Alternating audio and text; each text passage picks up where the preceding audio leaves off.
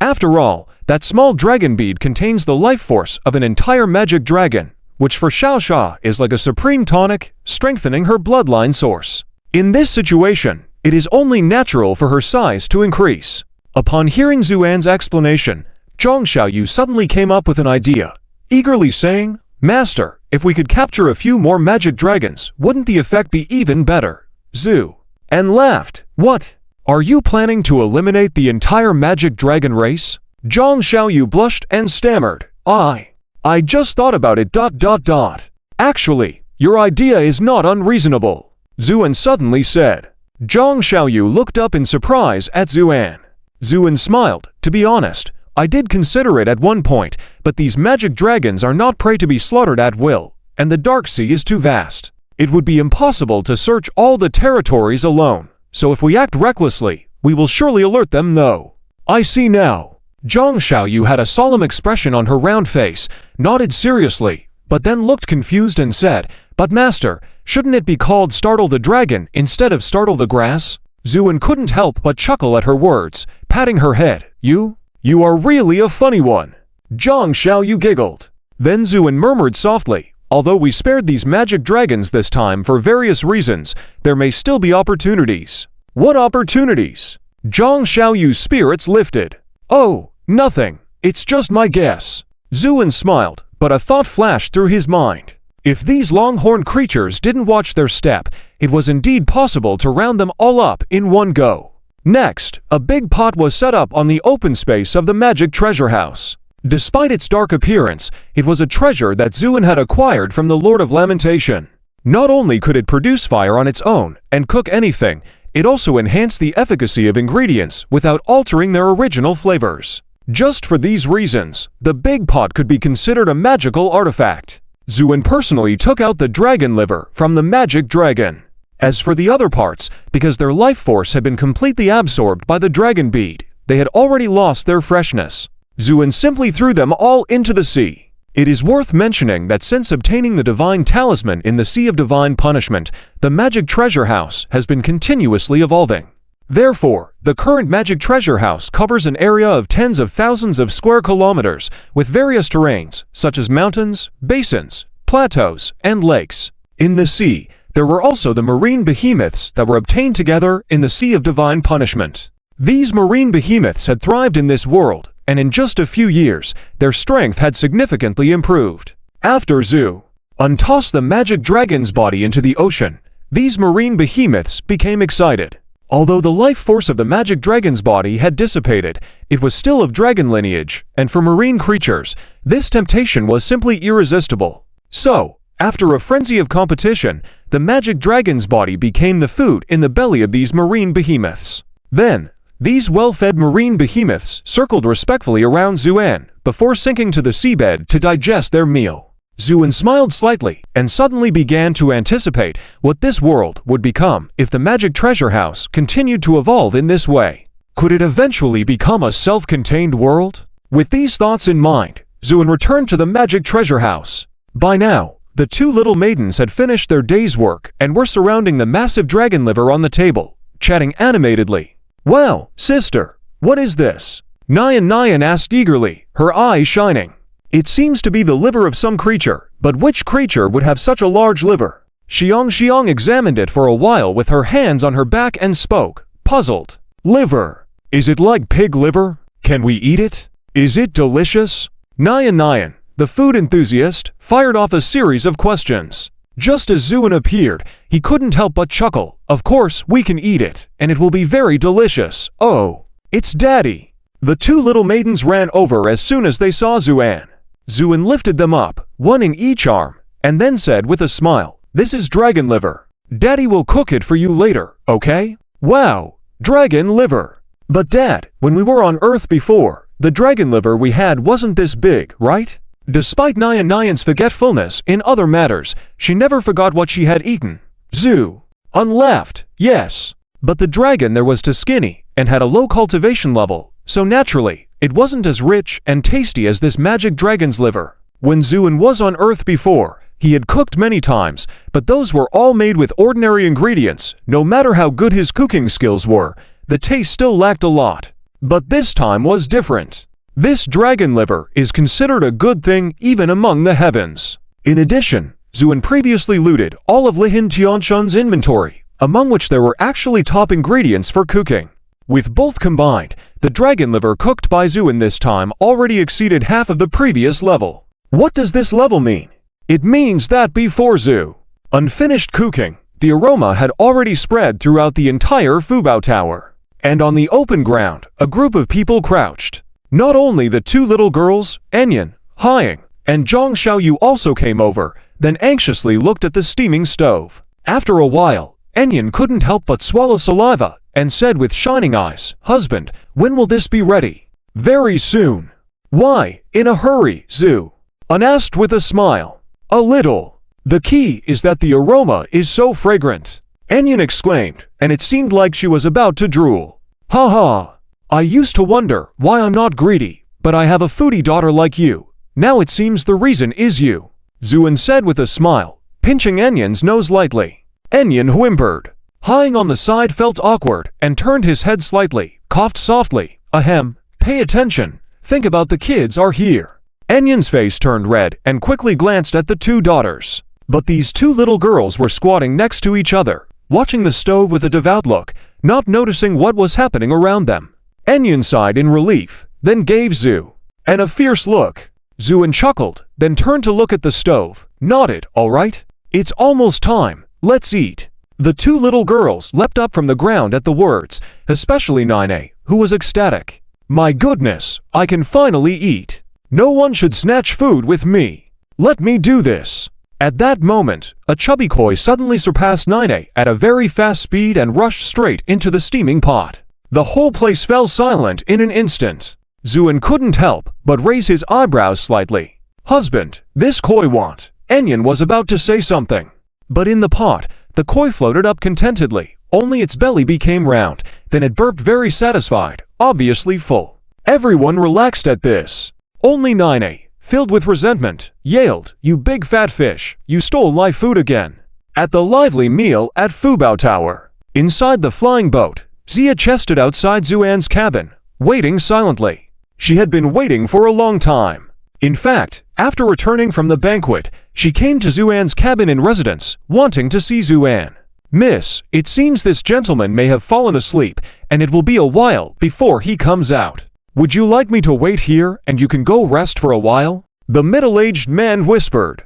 Zia shook her head. "No need. It is only by me waiting here personally that can show the sincerity of our Zia family." But the middle-aged man wanted to say something more. Zia said lightly, "Don't say any more. Do you think with the strength of this gentleman, how many families will try to recruit him at any cost once he gets off the ship? How much chance will our Zia family have then?" Hearing Zia say so, the middle-aged man swallowed all his remaining words and nodded helplessly. "Miss is right. I made a wrong judgment before, thinking that this gentleman was just an ordinary cultivator, so I just briefly tried to recruit him, almost missing a great opportunity. Fortunately, it's not too late now. There is still a chance to make up for it. Especially now there are no other families on the flying boat. This is a rare opportunity for our Zia family. If we don't handle it well now, we will have even fewer chances." Zia said lightly. The night passed like this. By the next day, Zuin had just returned from Fubao Tower only to notice the unusual situation outside. He paused for a moment and then smiled slightly. "Come in. The door is unlocked." His voice reached outside. Zia took a deep breath and then pushed the door open. "Sir." Zia bowed respectfully to Zuan. Zuan remained indifferent, glanced at Zia then said, "Speak. You have been waiting outside for so long just to see me. What is it?" Zia said solemnly, "Sir, please forgive me for my neglect of you earlier. I didn't expect that you would be such a strong individual." Zuin waved his hand. "If you came to see me just to say these things, then there's no need to continue."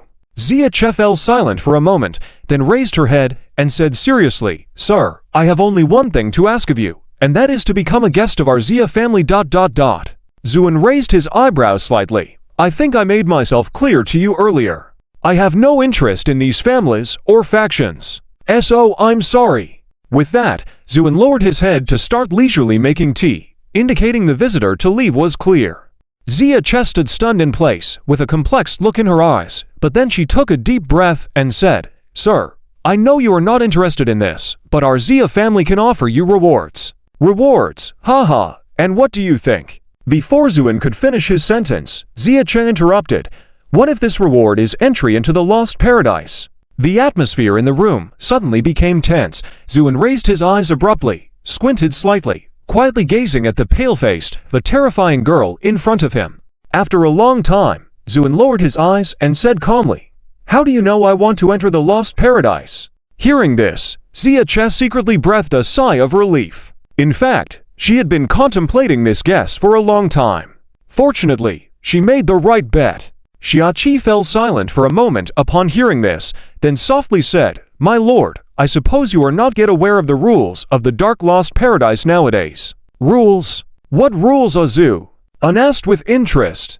"It's simple. The real Dark Lost Paradise only opens once every 10 years, and when it does, not only do you need strong power, but also connections and various relationships to enter." "Oh, I haven't heard about this," Zuin said nonchalantly. Xiaoqi smiled bitterly. "Of course you haven't heard. In reality, this rule was established not too long ago, because in recent years, more and more people have sought refuge in the Dark Lost Paradise. From initially having no thresholds, the true Lost Paradise has evolved to its current state." With a solemn expression, Xiaoqi continued, "And our Zia family happens to have a spot to enter the Lost Paradise. So, as long as you agree to become an honored guest of our Zia family, we will do our best to help you enter the Lost Paradise." Xiaoqi looked at Zuan, her heart pounding. After hearing this, Zuan's eyes flickered with an inexplicable light. Then he said with a smirk, "That sounds interesting. But what exactly do you want me to do for your Zia family? After all, just being a guest doesn't seem worth the effort you are willing to put in."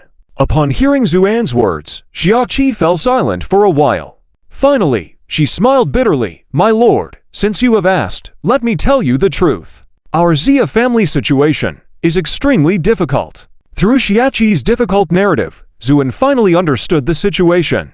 Where there are people, there will be conflicts, especially in this dark place where the competition between various forces has intensified to almost a boiling point. Xiaoqi's Zia family was no exception, and due to the strategic location of the ancestral cliff, the struggles here were even more fierce than in other cities. Despite the challenges, the Zia family managed to remain among the top 10 forces at the ancestral cliff, which was a source of pride for Xiaoqi. However, a recent shift in the balance of power occurred. The Zia family's archenemy, the powerful Zhang family, inexplicably recruited several highly skilled cultivators. Under their leadership, the Zhang family rapidly expanded its influence, directly threatening the Zia family. Initially unfazed, the Zia family soon realized the gravity of the situation as the Zhang family's forces overwhelmed their defenses. Desperate, the Zia family launched counterattacks, but to no avail against the strength of the skilled cultivators. This led to the darkest hour for the Zia family, with their territory being gradually lost, and they were barely holding on. For Xiaoqi, tasked with seeking help beyond the dark territory, encountering Zuan, who had slain a dragon single-handedly, brought a glimmer of hope in their dire situation. Hence, she fervently sought Zuan to become an honored guest of the Zia family, with the sole purpose of boosting their strength to resist the threatening Zhang family. After listening to Xiaoqi's story, Zuan remained silent, observing her closely. Xiaoqi, feeling increasingly nervous under his gaze, tentatively asked, "My lord, do you?" Zuan raised his hand to stop her, interrupted her words, "I have a question. Given the circumstances, why did you invite me to your Zia family before I revealed my strength? What were your intentions?" Hearing Zuan's question, Xiaoqi blushed and stuttered, because. Then she gritted her teeth and made up her mind, "Because when I saw you acting generously and with extraordinary elegance, I thought you were not an ordinary person, so instinctively I wanted to invite you to my family. After all, even though our Zia family's strength is diminished, we are still a force to be reckoned with in the ancestral cliff." Zuan nodded in response, "That makes sense." Xiaoqi breathed a sigh of relief, realizing her back was drenched in cold sweat. She did not voice her true feelings, as it would be too difficult for a young girl like her to express. "Would you be willing then?" Xiaoqi asked cautiously. "Let's not discuss that for now.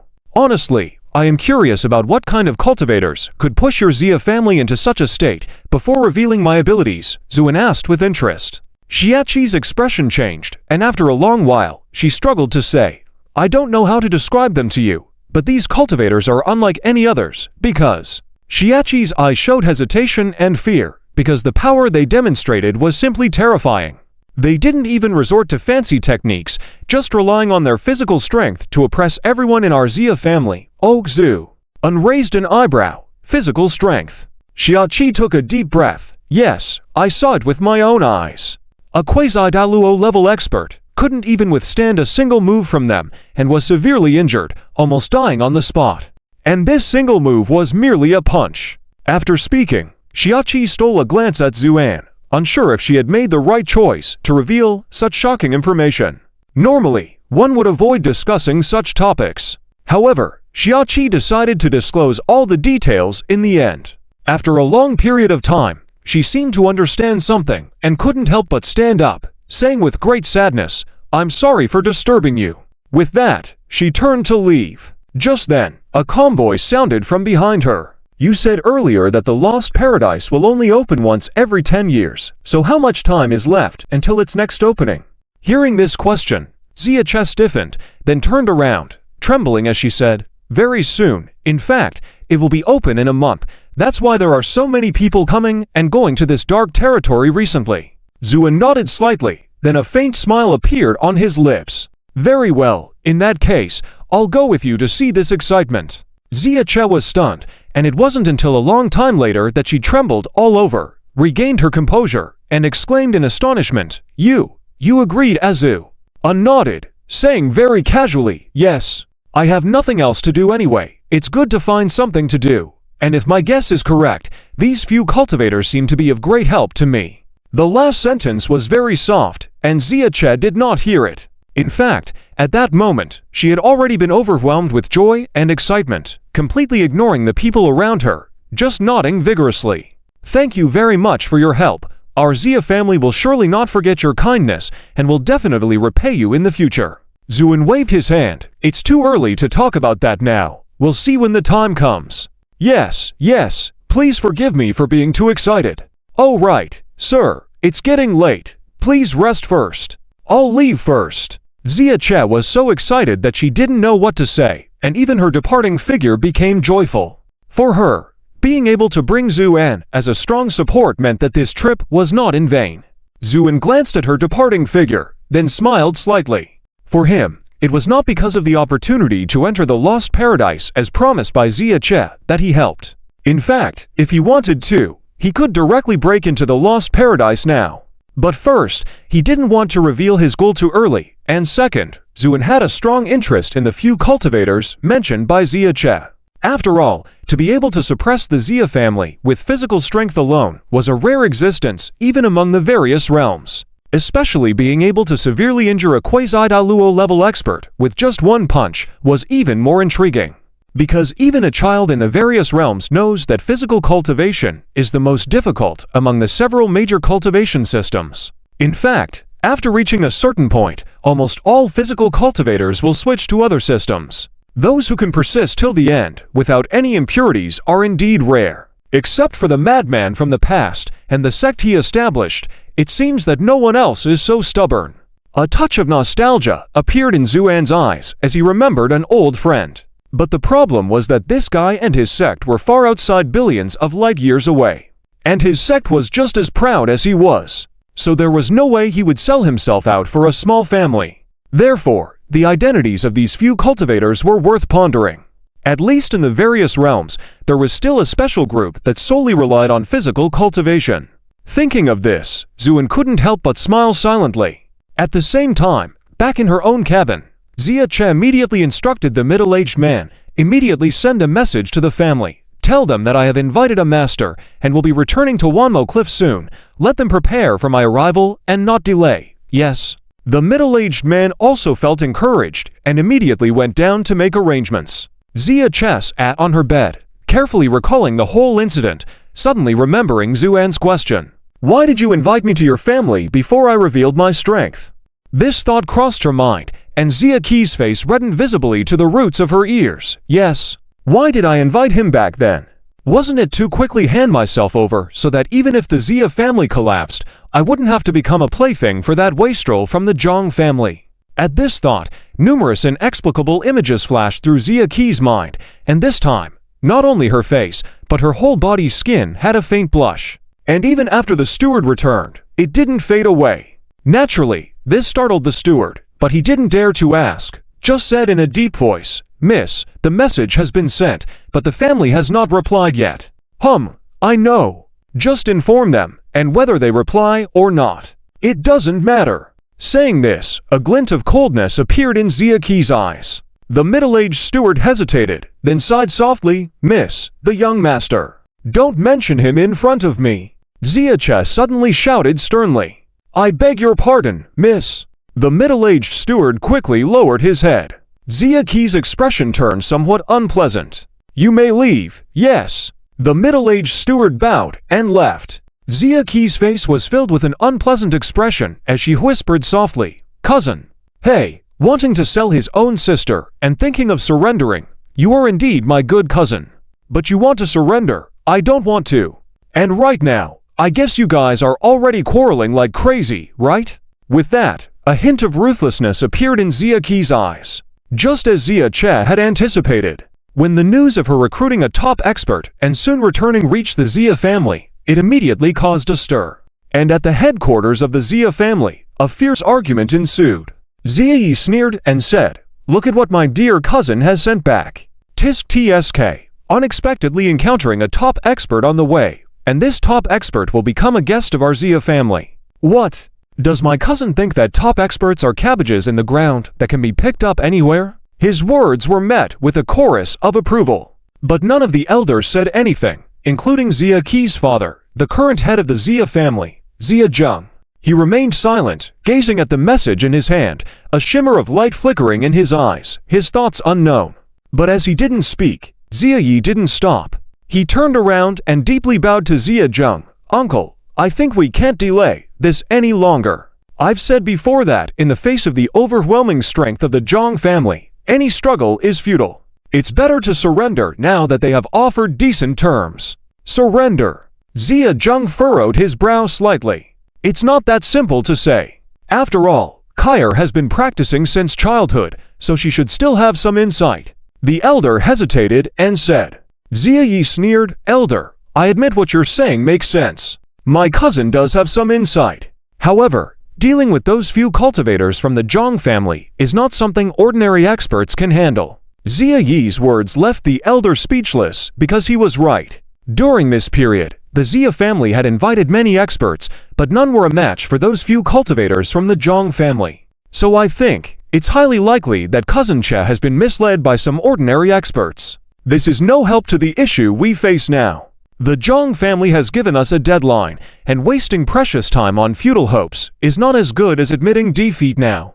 Xia Yi spoke confidently, and his logical words received many silent nods from the crowd. In fact, after this period of confrontation, due to immense pressure, many in the Xia family felt despair and believed surrendering to the Zhang family would be better than dragging it out. Xia Yi, with his enthusiastic attitude, represented this sentiment. While the elder felt reluctant, he couldn't deny that Xia Yi was right, so his gaze turned to the head of the family, Xia Zheng.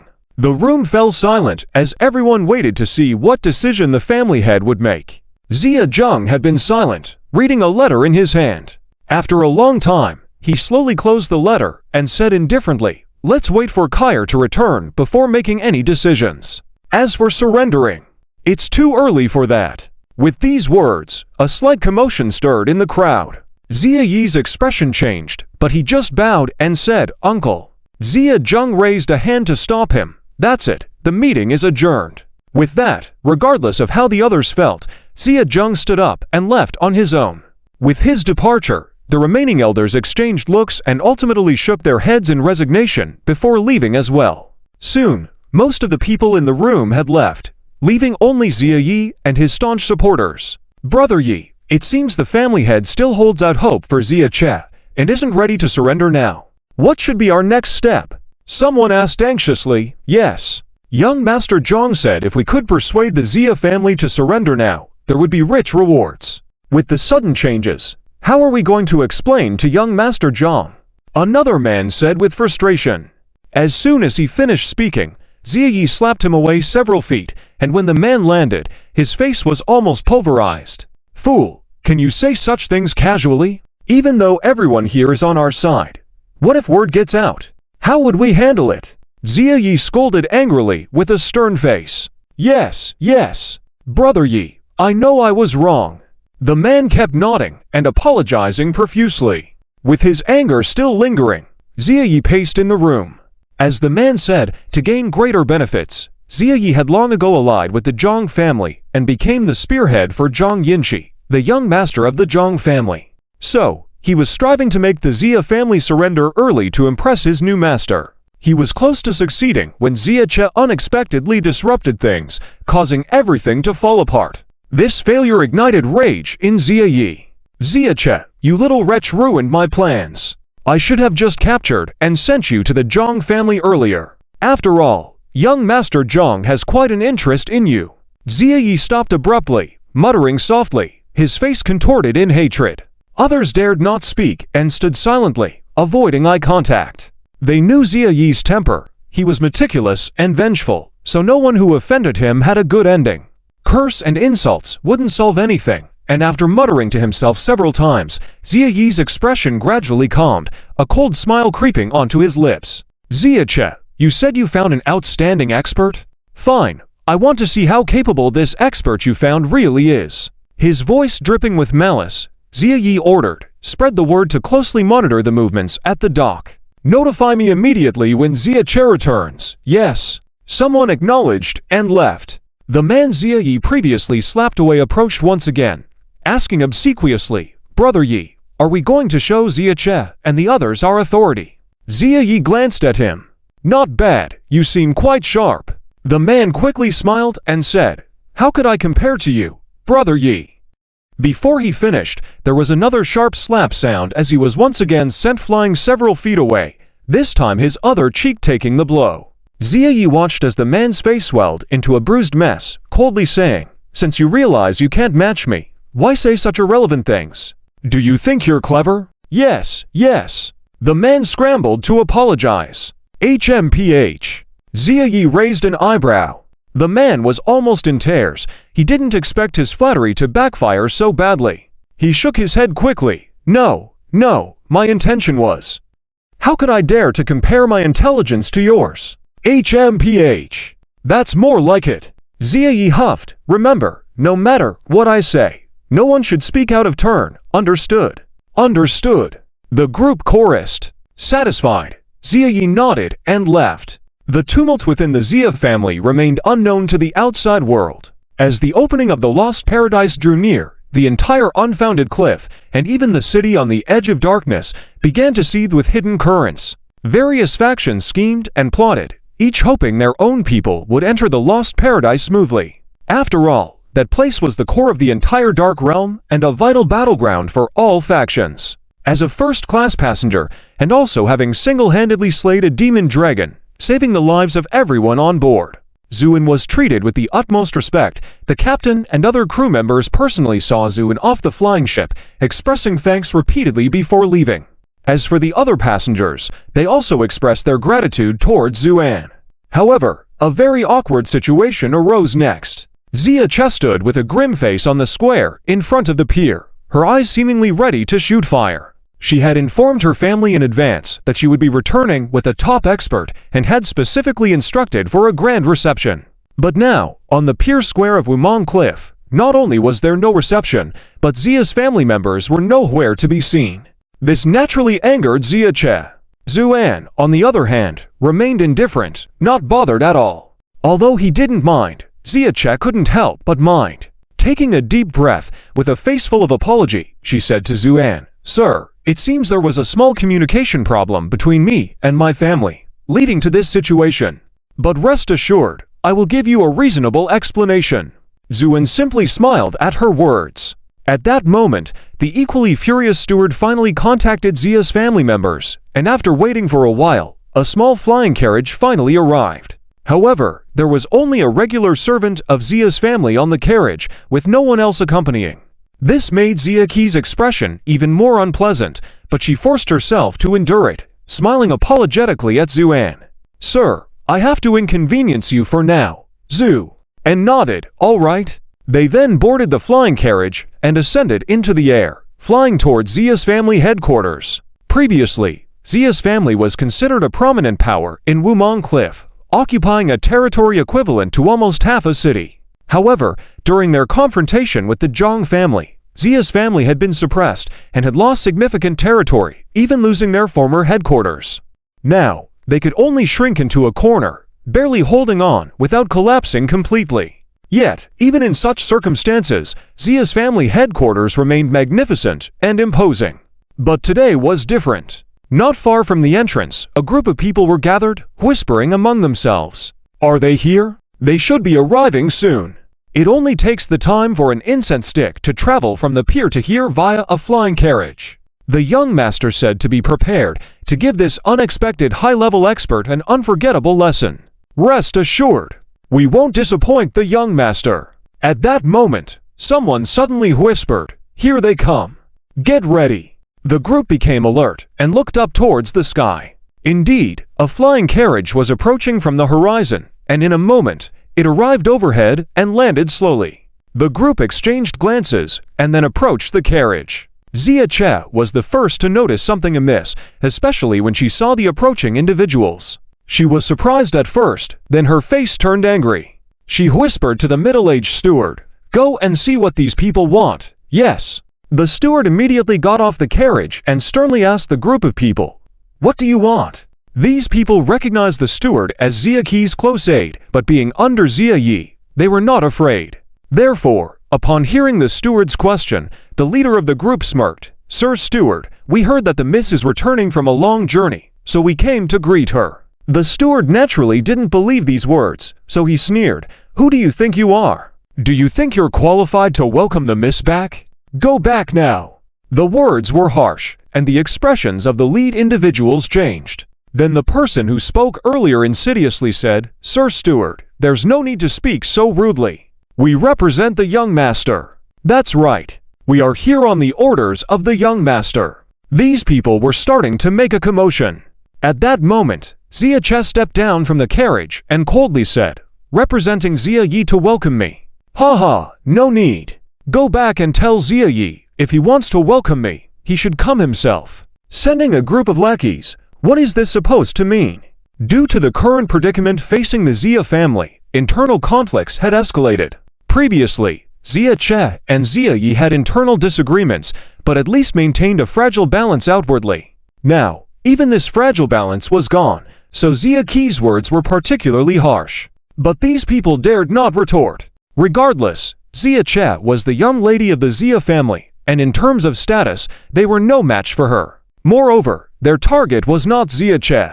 At the same time, Zuan also stepped down from the carriage. When he appeared in front of everyone, the expressions of these people brightened as they had never seen this unfamiliar face before. They assumed he was the person the young master wanted to deal with. So these people exchanged glances and then smiled. "Miss, our young master is busy at the moment and couldn't come to greet you. But he said recently there have been many bandits and swindlers swindling people, especially many pretending to be experts to deceive. Please be careful, you." Zia Che was furious and about to erupt. But these people paid no attention to her and turned their attention towards Zuan. "Kid, what are you here for? That's right, you don't look like a good person. Tell us, what are you doing at our Zia family?" Without exception, the underlings of Zia Yi were all practiced individuals with abilities. They excelled at fighting in groups. As for intimidating and posturing, they were adept at it. While speaking, these individuals surrounded Zuan without changing their expressions. The situation suddenly became tense. Zia Che was on the verge of losing her temper. No one welcoming her was one thing, but what was this about? Bullying the outnumbered? She was about to act. However, at that moment, Zuan smiled at her. "Are these people looking for trouble or death?" Zia Che was at a loss for words at how to respond to this question. But these people were getting agitated. "What? How dare you talk to me like that? Hit him! Let him know who's in charge." Since these people were looking for a reason to act, Upon hearing Zuan's words, they immediately surged forward to attack him. As mentioned earlier, these individuals were skilled in group combat, and their coordination was seamless. While individually they might not be powerful, when working together, they had the strength to repel even a quasi-Luo level expert. This was why Xia Yi had sent them. Xia Che was getting anxious. No. She wanted to stop the situation, fearing that Zuan might get hurt unprepared. But before she could voice her concern, Zuan stomped his foot abruptly. The ground vibrated, and then he raised his fist, blasting it directly into the group charging towards him. With a thunderous boom, the previously menacing group was sent flying into the air, then scattered on the ground, wailing in pain. Just as Xia Che and his group's flying carriage had just appeared, in a building near the gate, Xia Yi stood by the window, observing the situation. Although those people were under his command, Xia Yi himself was not suitable to show himself. After all, she was his cousin. Even if they had many conflicts between them, they couldn't show it on the surface. So he appeared here to observe the situation. Everything went smoothly at the beginning. Xia Che could not bear the ridicule and sarcasm from his subordinates, which made him furious. Seeing this, Xia Yi showed a hint of satisfaction. He enjoyed this feeling. Then Zuan's appearance made Xia Yi sneer. Although Xia Yi was not the most outstanding among the younger generation of the Xia family in terms of strength, he still had insight. In his eyes, this young man in white, other than looking good, had an ordinary aura, far from being considered a top master. This eased his mind a bit. But at the same time, his gaze towards Xia Che became somewhat strange. Although he was certain that his cousin had been fooled, Zuan's appearance and demeanor sparked some thoughts in him. Could it be that this is his cousin's love interest?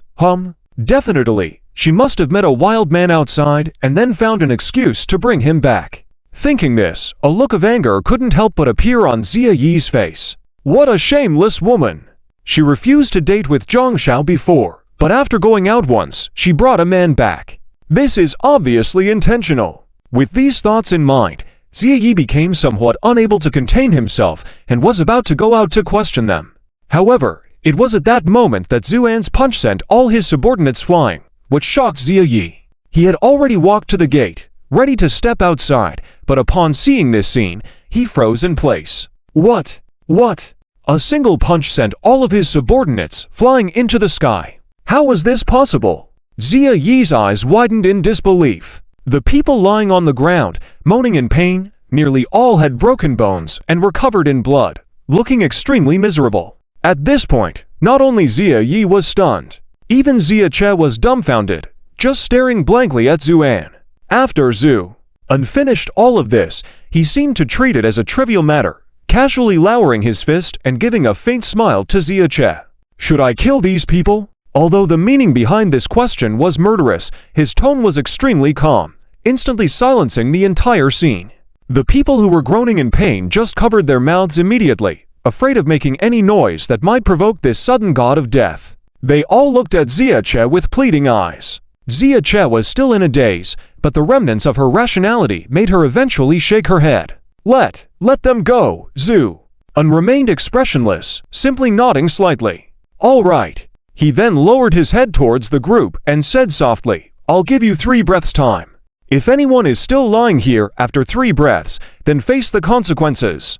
Now, let's begin. ... Although Zuan was smiling, his smile appeared extremely sinister in the eyes of those people. Before he could finish, the group sprang up from the ground, running away like scared rabbits. Even those who were seriously injured did not hesitate to flee. Some were holding their arms, while others ran on their hands, showing incredible agility. Even those with broken limbs didn't give up. Their bodies twisted and rolled on the ground, their speed increasing until some even surpassed the uninjured. Only one unfortunate individual, whose spine was broken by immense force and lost sensation below the neck, could only yell for help. Hey, brothers, please take me with you. Unfortunately, in such a life and death situation, any brotherhood and loyalty had to be set aside. So even if he screamed himself hoarse, not a single person stopped even for a moment. At that moment, Zuan somewhat jokingly uttered, "2." Hearing this call, the unfortunate person trembled, then had a sudden realization. His eyes lit up, and he protruded his tongue. His tongue extended, propped on the ground, and he swiftly ran away, dragging himself along. This bizarre escape technique left everyone astonished, including Zuan, who shook his head with a slight smile. What determination! In just a breath's time, the injured soldiers who were lying on the ground moments ago had vanished. Zuan turned to Ziache, who was still stunned, and smiled faintly. Aren't we going in? Ziache shuddered and regained some clarity before nodding. Of course, let's go in.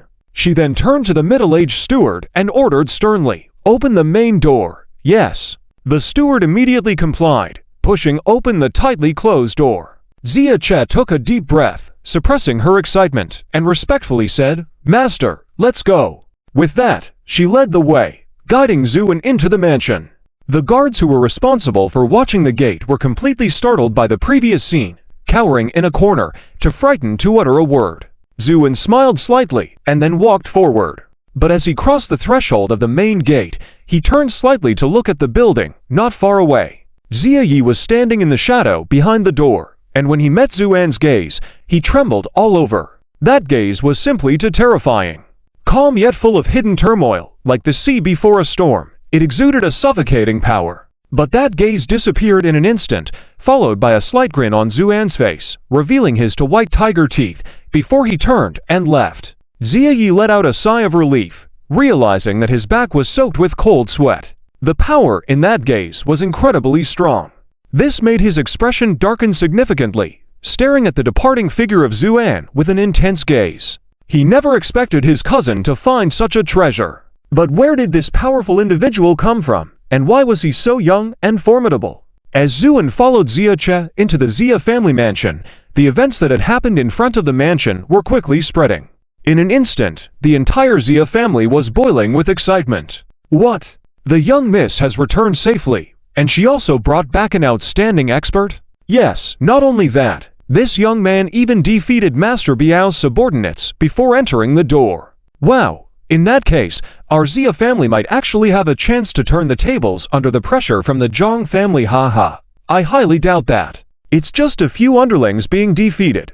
How can it compare to the top martial artists of the Zhang family? You can't say that. Who knows what the future holds? In any case, everyone was talking about it. But the impact of this news was immediate. Many elders who had previously held doubts and reservations about the matter now became more interested. In this situation, Zuan and the others were immediately invited to the Elders' Hall as soon as they entered the mansion.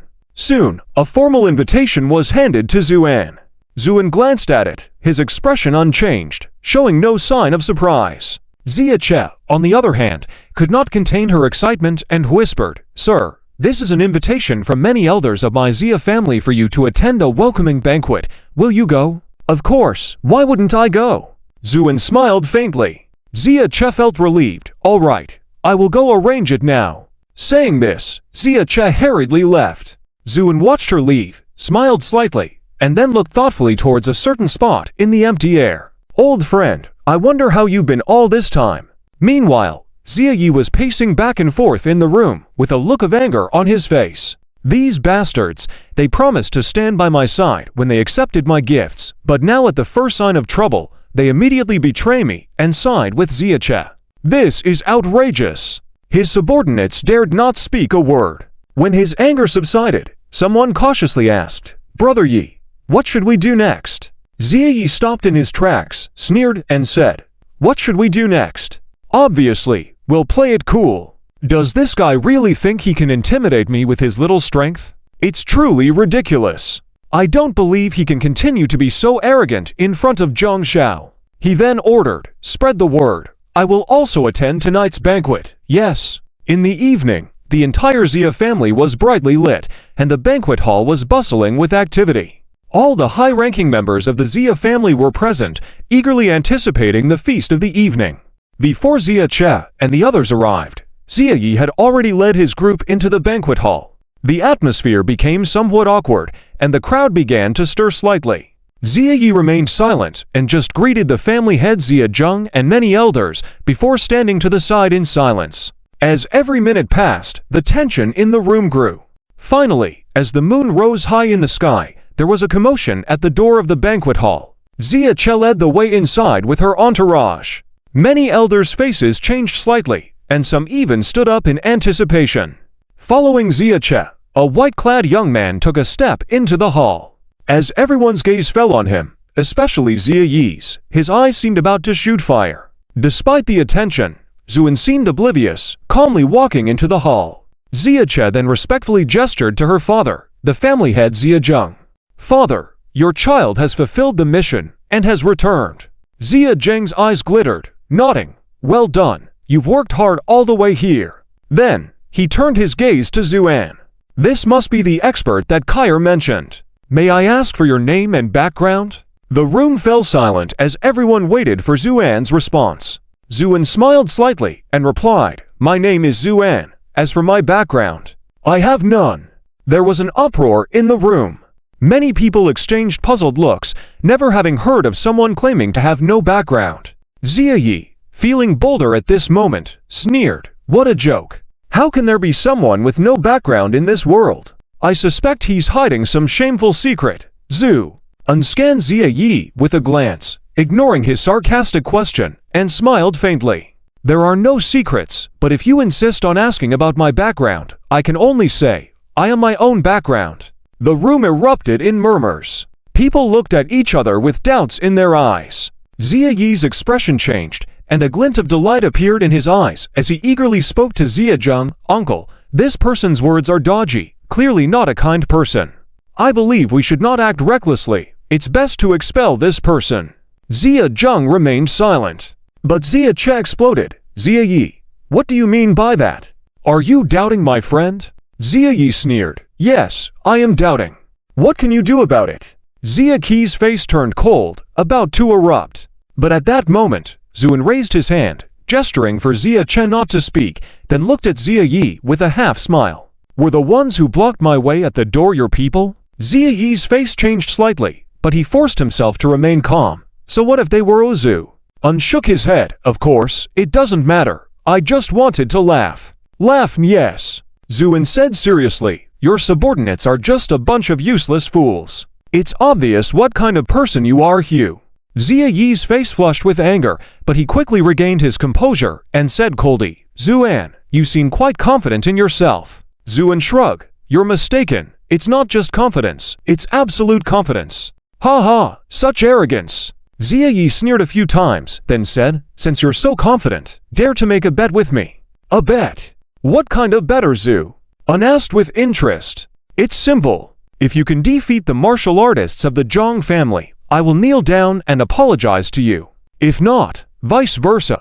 Do you dare to bet?" This statement caused Xia Che to pale, because this proposal was too ruthless. Before she could refuse, Zuin nodded without hesitation. "All right. Since there's nothing else to do, I might as well play with you." As soon as these words were spoken, the whole room fell into silence instantaneously. Many people's eyes widened gradually, looking at Zuan with surprise written all over their faces. Even Xia Zheng and many elders of the Xia family were not exceptions, all shocked by Zuan's words. Xia Yi was also momentarily stunned, because he didn't expect Zuan to agree so readily, rendering his many prepared arguments useless in an instant. But soon, a smug smile crept onto Xia Yi's lips. "Good.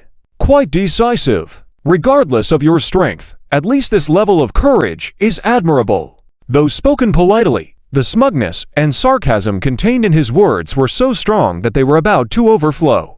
In contrast to Xia Yi's satisfaction, Xia Qi's expression turned extremely ugly. She never expected this seemingly refined young man in white would act so decisively. He didn't even discuss it with her and simply agreed directly. Clearly, he had fallen for Xia Yi's provocation. Xia Che sighed internally, opened her mouth to say something, but ultimately closed it in resignation, because it was already too late to say anything now. Facing all of this, Zuin just smiled faintly, his eyes shimmering, not saying anything.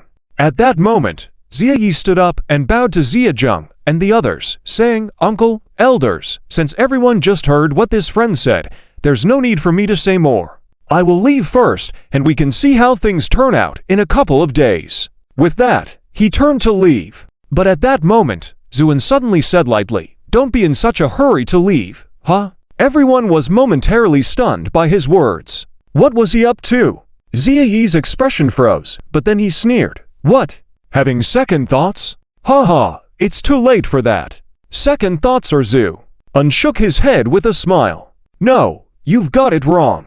I just find time precious, so there's no need to wait for a few days to see how things turn out. Xia Yi's face turned cold. What do you mean by that, Zhu? An ignored him and turned to Xia Zheng beside him.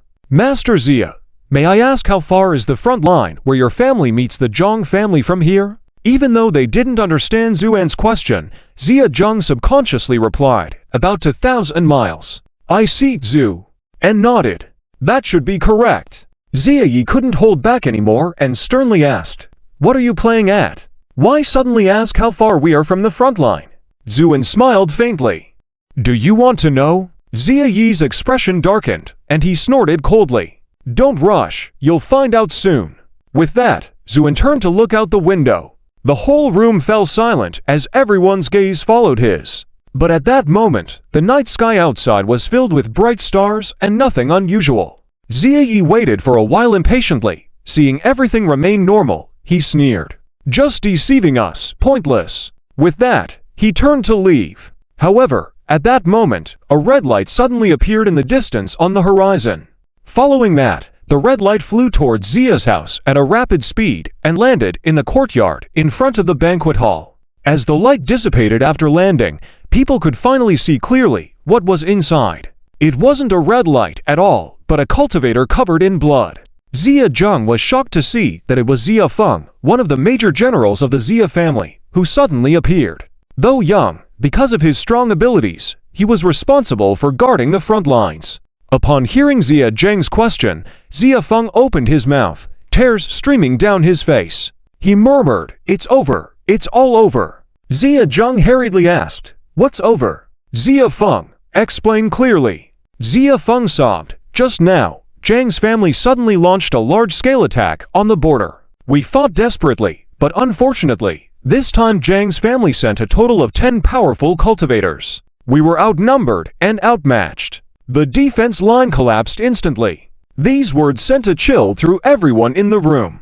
Xia Zheng staggered, nearly falling, but managed to ask shakily, what did you say? Zhang's family sent 10 powerful cultivators this time. Weren't there only 3 before? Everything I say is true. Zhang's family clearly got reinforcements of these powerful cultivators. So what? The elder asked tremblingly. So the border has already fallen. Xia's warriors either died in battle or were captured.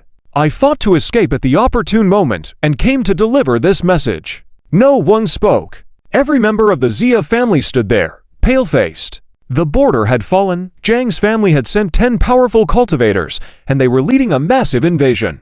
Everyone knew what that meant. Therefore, everyone's hearts were filled with despair. Xia Feng trembled as he spoke. Master, it's better to make a decision soon.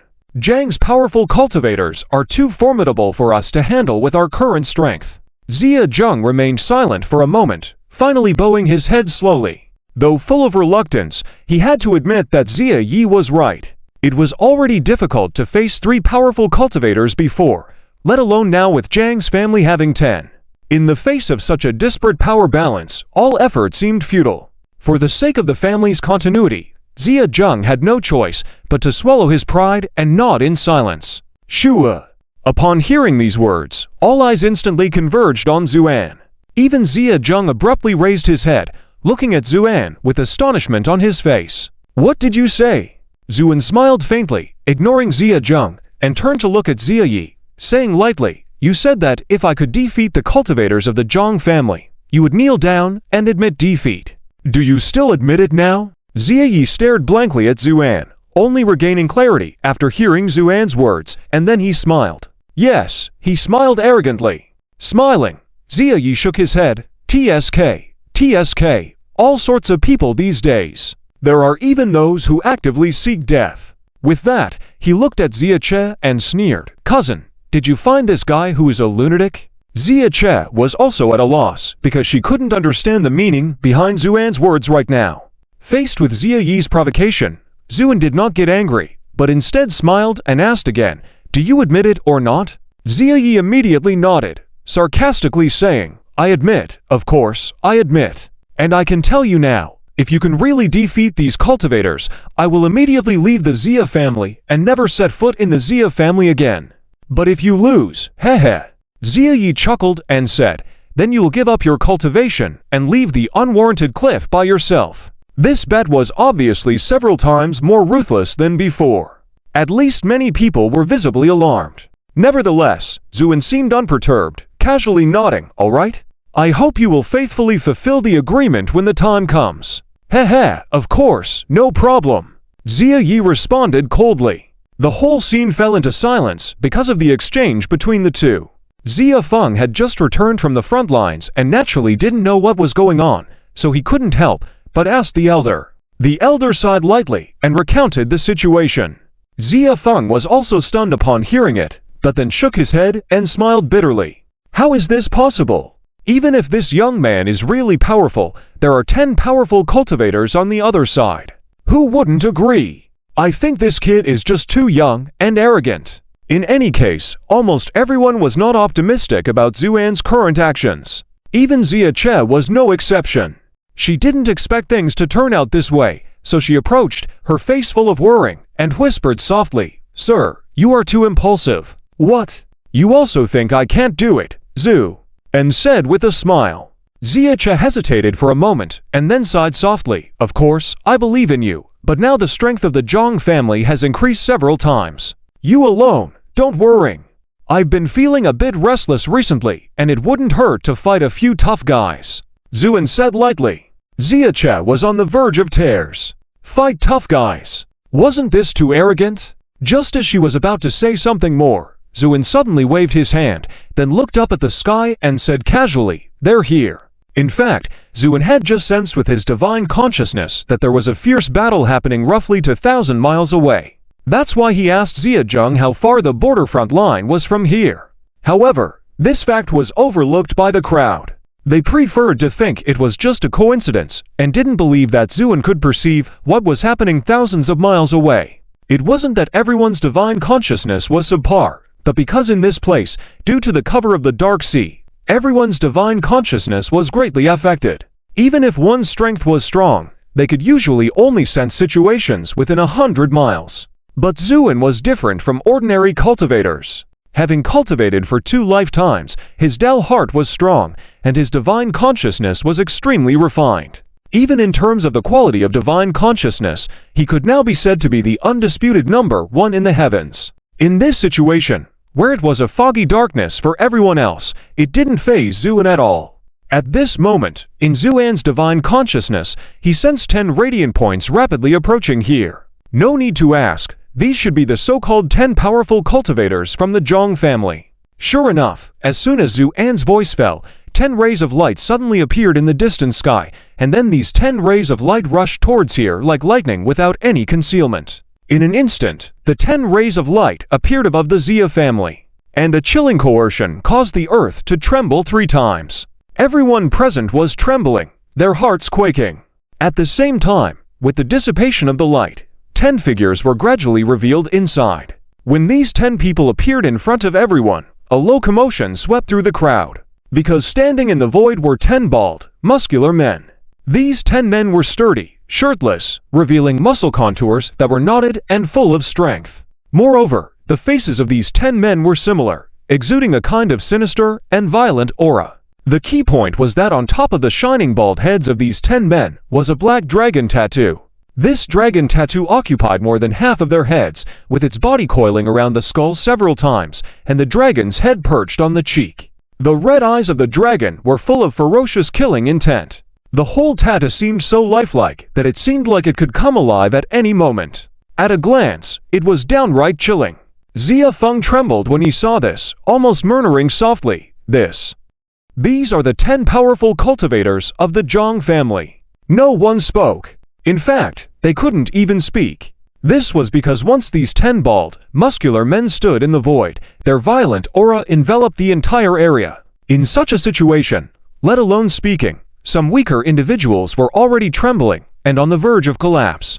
At the same time, the leader of these 10 men looked down at the ground from above, then coldly smiled. Surrender now and you may be spared, otherwise, there will be no mercy. The words were harsh but filled with infinite killing intent. Many showed expressions of despair. However, at that moment, Zuan, with interest, looked over the 10 muscular men, then smiled faintly. I guessed right indeed. It is you guys, Upon hearing Zuan's words, the vertical pupils of the 10 men were instantly filled with fierce killing intent, then lowered their heads to look. Yes, the eyes of these 10 men were all similar to those of reptiles, with vertical pupils. Once the words were spoken, Zuan stomped heavily on the ground, shooting up like a cannonball towards the group of strong men.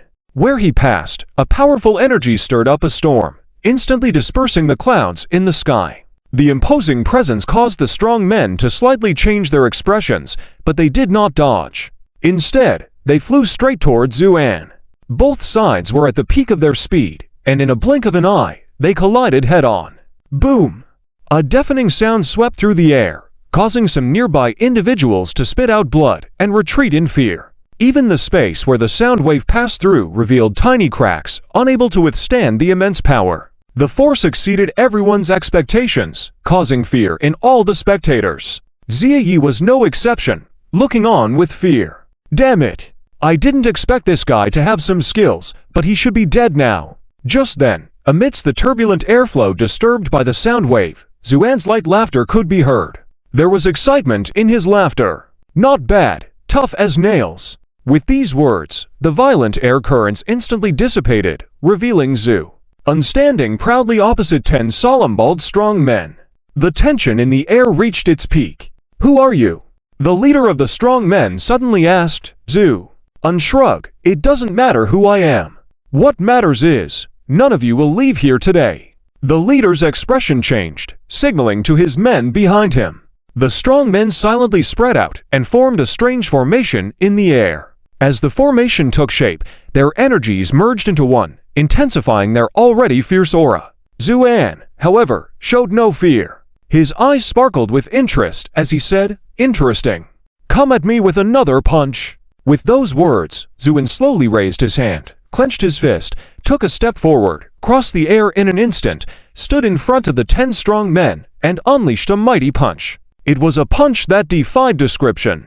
The moment the punch landed, the entire world seemed to invert. The power was so immense that the space ahead emitted crackling sounds, as if it would shatter at any moment. The 10 strong men paled, but with no way to retreat, they could only brace themselves and counter the attack head-on.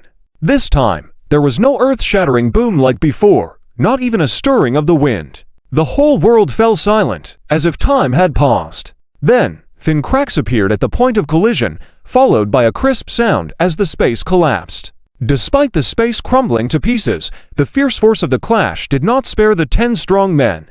The one in front bore the brunt of the impact, his skin and muscles seemingly stripped away by an invisible force. He spat blood, his body sent flying by the immense energy. As the 10 had formed a united front, his retreat caused the formation to shatter, and the overpowering force overwhelmed them like a storm, tossing them away helplessly. The onlookers were stunned. They could hardly believe the turn of events. From utter despair, even contemplating surrender, the Xia family and the spectators were dumbfounded at the outcome.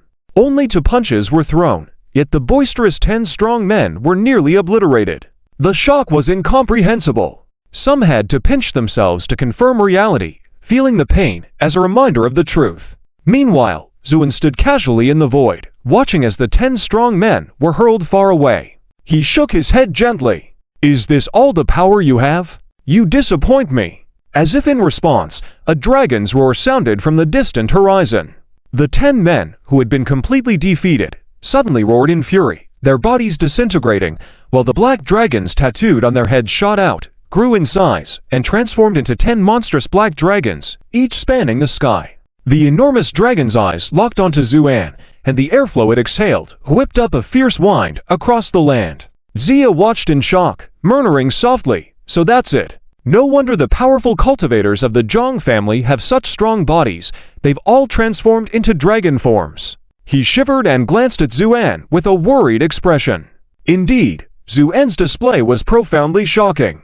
Throughout the confrontation, he relied solely on his physical strength to battle the 10 strong men, nearly wiping out the Xia family with only 2 punches. Such power was unheard of. Yet now, Zuan faced not just the 10 men but 10 dragon forms. There was a sense of worrying among Xia Che, Xia Che, and most of the Xia family members, as Zuin was fighting on behalf of their family. Xia Yi, however, smirked upon seeing the dragon forms.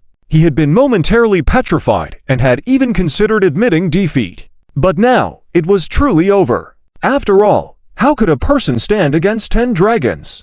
Despite the attention of all, Zuin remained calm, gazing at the dragons with excitement in his eyes. Excellent, 10 more dragon blood pearls. His words, though soft, echoed throughout the area, puzzling the spectators. The 10 dragons, however, understood instantly and erupted in anger. Kill! One dragon roared menacingly and lunged at Zuan, with the rest following suit, unleashing their overwhelming power in an attempt to overwhelm him. Nice to meet you, Zu. Un chuckled lightly, not evading or dodging, but instead directly met the opponent head-on. Boom! The two collided in mid-air. Immediately after, before the crowd could react, there was a series of loud noises. In the sky, dragons danced wildly, twisting and killing any visible signs of life. In the midst of it, a faint figure dashed around, as if in a place with no one around. With each loud noise, a dragon's body would tremble, backing away repeatedly. In an instant, the 10 imposing demon dragons were once again blasted away. Each dragon was injured, blood flowing down their scales, fear appearing in their eyes for the first time. They couldn't understand why this white-clothed young man was so strong. Even against 10 dragons, he was using his physical strength to clash with them. It was unbelievable. The dragons knew how powerful they were, especially against one opponent, and yet they were still defeated. This white-clothed young man was utterly crushing them. How could they not feel fear? In this situation, the dragons began to slowly retreat. But Zuan clearly wasn't going to let them off easily. He calmly moved his fingers, and a crisp cracking sound came from his joints. Not bad, to take my punch and survive. It seems the dragon race's bloodline talent is indeed powerful enough, even though a species tainted by the abyssal aura still has tough skin and flesh. But that's all there is to it. With a grim smile on his face, Zuin continued, Next, I hope you can handle my punch. At his words, the dragons trembled in fear. Simultaneously, Zuin took a step forward. This shattered the dragons' psychological defenses, causing them to turn their bodies and scatter in all directions, fleeing. Watching these 10 dragons fleeing frantically, the mouths of the Xia family members slightly dropped open, hardly believing what they were seeing. Especially Xia Yi, his eyes almost bulging out. He thought the white-clothed young man was in trouble this time, but who could have expected that, after just a brief encounter, these seemingly arrogant and powerful dragons would scatter like startled chickens. It was beyond Xia Yi's comprehension, muttering softly, How is this possible? But the ironclad fact obviously wouldn't change by anyone's will. Zuin watched the fleeing dragons with a slight smile. Run? Do you think you can still escape? With those words, Zuan's eyes suddenly gleamed brightly, and in an instant, he disappeared from his original position. At the same time, above the heads of these 10 dragons, 10 illusions of Zuin appeared. Although they were illusions, their aura was strong, and a palm reached out and pressed down directly. By the time the dragons realized something was wrong, it was too late. Zuan's palm fell, causing the dragons to freeze in midair. Then Zuin grabbed the dragon tendons at the back of their necks. Dragon tendons were the dragon's weakness. Once caught, they would instantly lose their resistance. These 10 dragons were no exception, as they whimpered weakly, unable to move. Zuan's 10 illusions then gathered the helpless dragons towards the center. When they reached the middle, Zuan's actual body gradually materialized above their heads and looked down with interest at these dragons that had completely lost their dignity and were like limp eels. Spare us, my lord. With frightened eyes, the 10 dragons all begged for mercy. At this moment, they were more terrified than anyone else, as Zuan's strength was truly terrifying. Just the transformation of his body into 10 was enough to inspire awe, so they chose without hesitation to surrender and beg for mercy. As for their dignity, for these demon clans, what dignity could be more important than their lives? Hearing the dragons pleading for mercy one after another, many people showed strange expressions. Especially Xia Feng, who had just returned from the front line, was dumbfounded.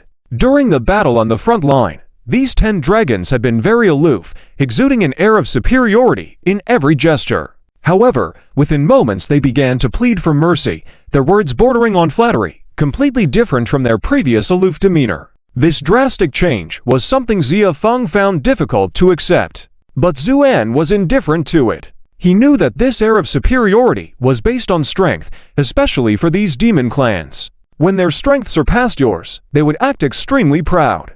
But once you subdue them, they would fawn over you without limits. This was the way of survival for the demon clans. So Zuan was used to it. Begging for my mercy, Zhu. An asked casually. Yes, yes, yes. As long as you spare us, we are willing to bow down to you and obey your every command. The dragons hurriedly replied.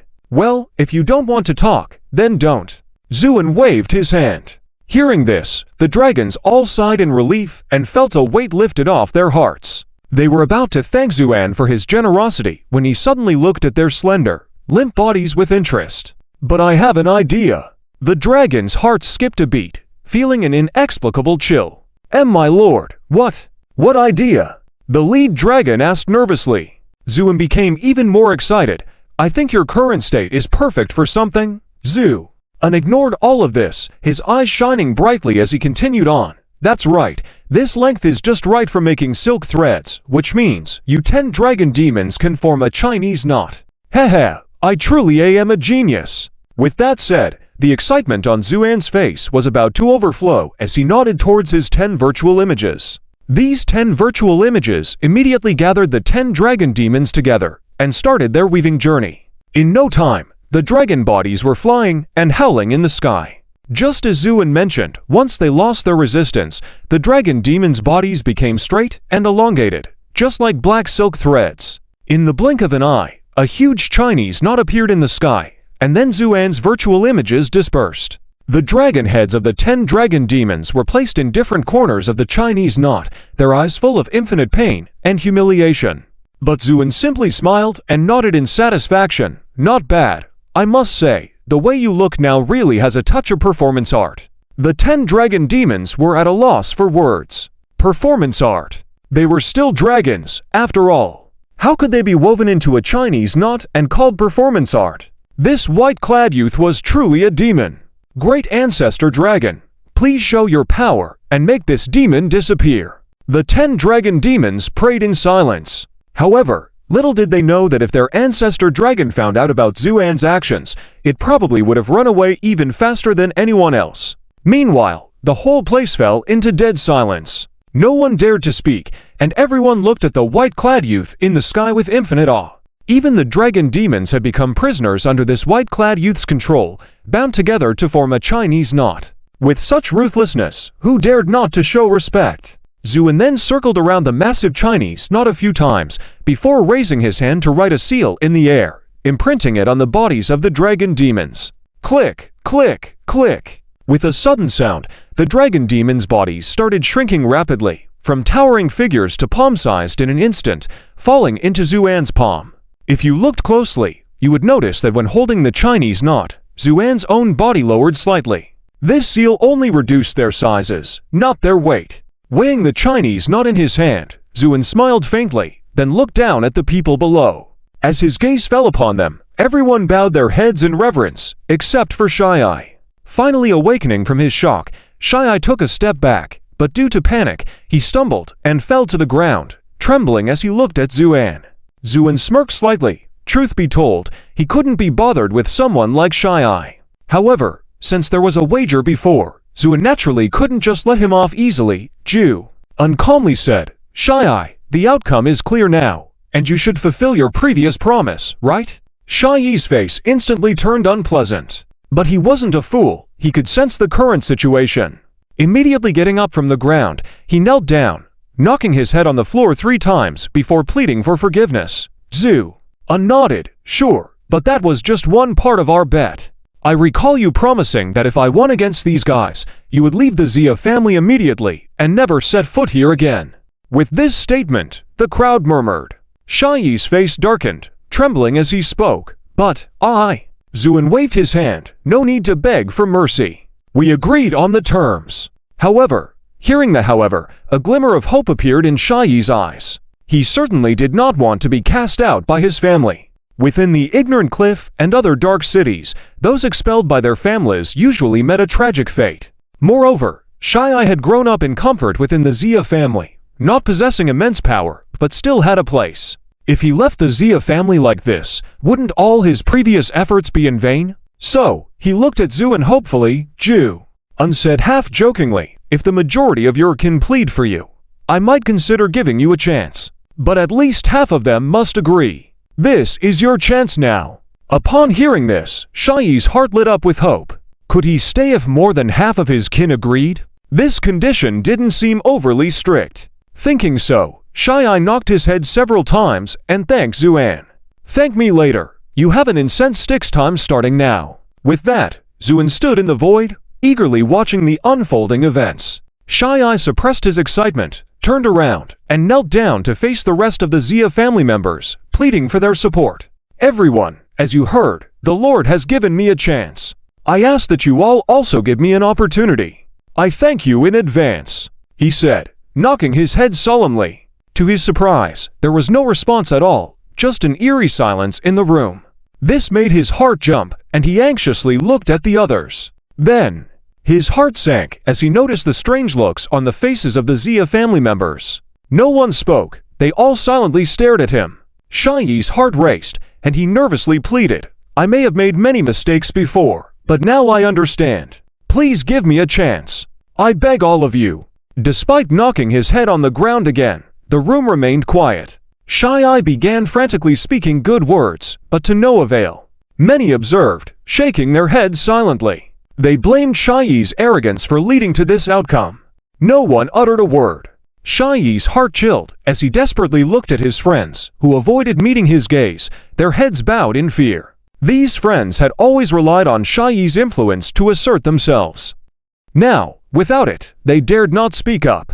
Besides, some of them had directed mocking comments at Zuan previously, fearing retaliation. Witnessing this, Shai's eyes widened in despair. You, all of you. Shai shuddered all over and finally understood everything. Yes, he was so foolish. He had actually thought that this was an opportunity given to him by Zuan. In reality, if Zuan truly wanted to spare him, why would he go to such lengths? And now, with Zuan's extraordinary performance before, even if there were people in the Zia family who wanted to let him go, how could they dare to risk offending Zuan by stepping forward? Shai suddenly understood many things, then raised his head to look at Zuan in the sky, a hint of despair appearing on his face. He slowly stood up and said, I understand. Since that's the case, then I'll leave. With that, he looked at Zia Che with complex eyes, then nervously smiled.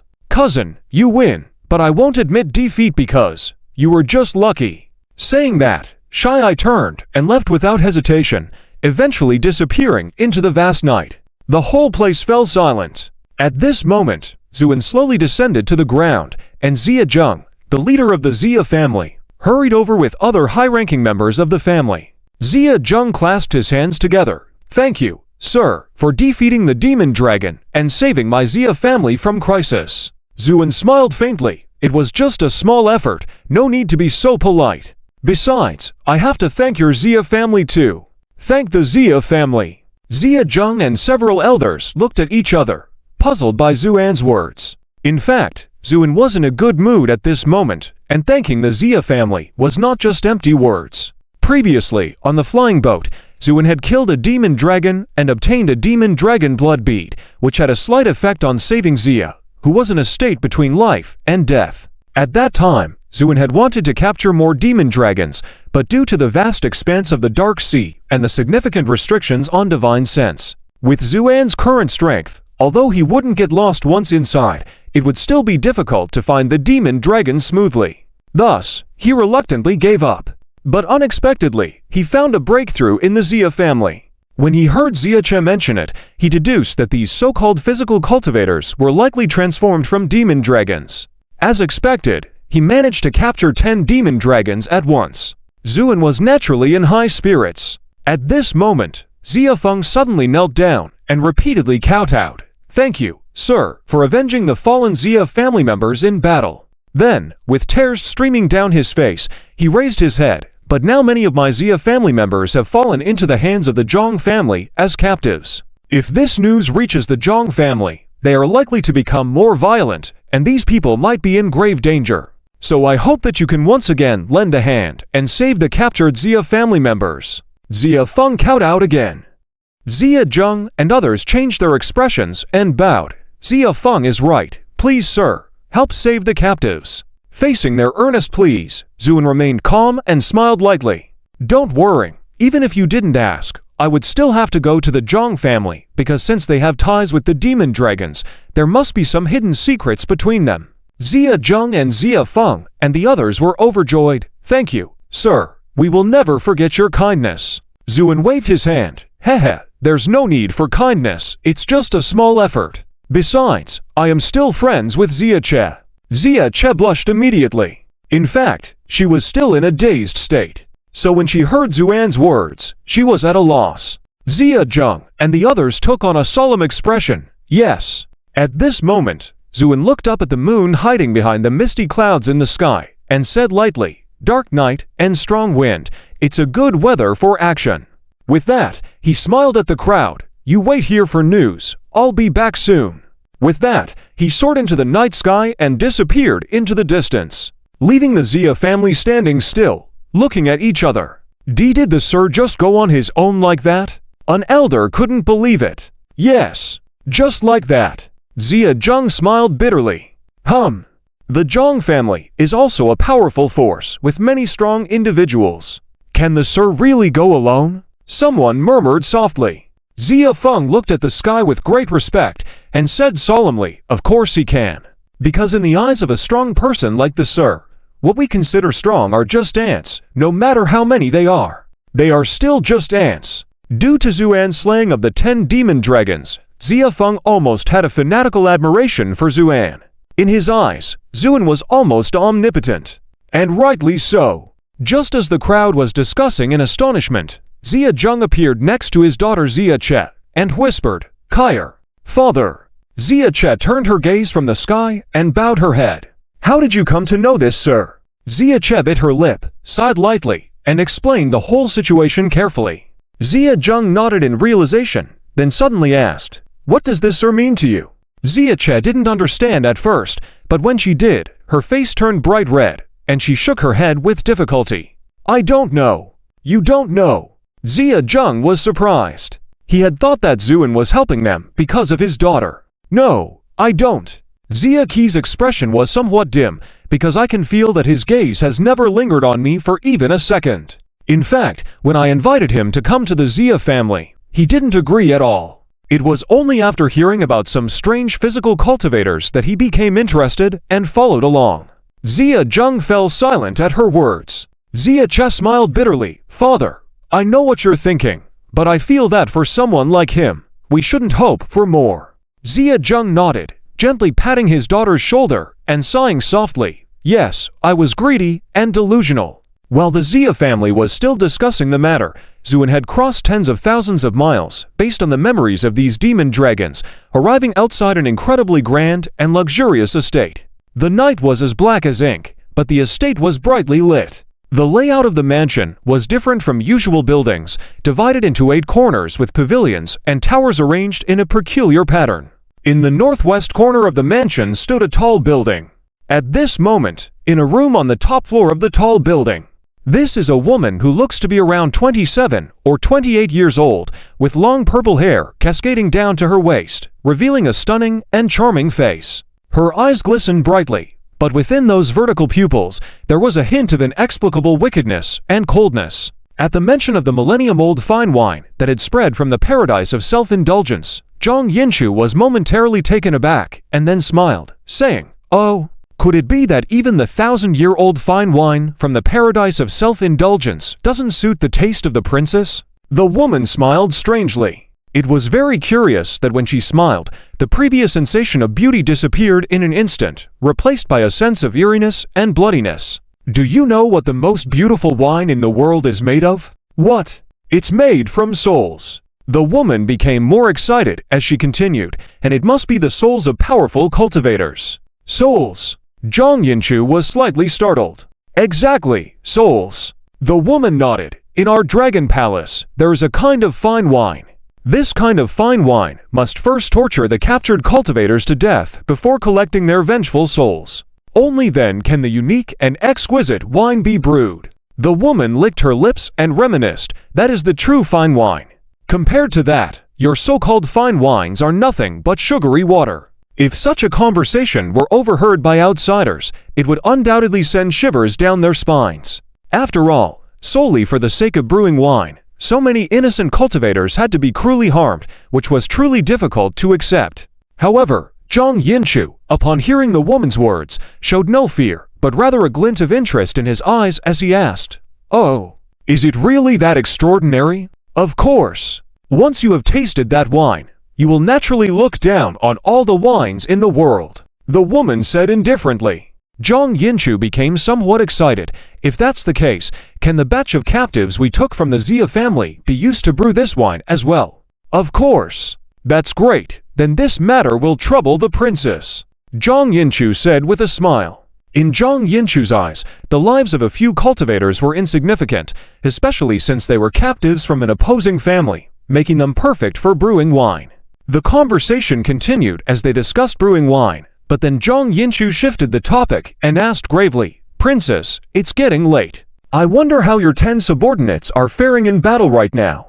The woman revealed a cold smile. "I think, Zhang, you should consider how to quickly unify the idol cliff according to the agreement. After all, after conquering the place, it will be up to your Zhang family to take over. As for my subordinates, a mere idol cliff, who among them can match my dragon guards?" The woman showed a proud expression. Zhang Yinchu nodded repeatedly. Yes, it's all my fault for overthinking. Rest assured, as soon as your subordinates wipe out the Xia family, my Zhang family will immediately be able to completely subdue them. However, at that moment, a sigh came from the night sky outside the window. Upon hearing this, Zhang Yinchu rose abruptly and sternly shouted, Who is talking? If you have the guts, don't hide, show yourself now." Zhang Yinchu was truly shaken because even now, within his range of perception, there was no abnormality. Yet, the voice sounded genuine, and it was unmistakably close. This indicated that the speaker was extremely skilled at concealing their presence. Hence, he proceeded with caution. "Heh, why shout loudly? I've been here all along.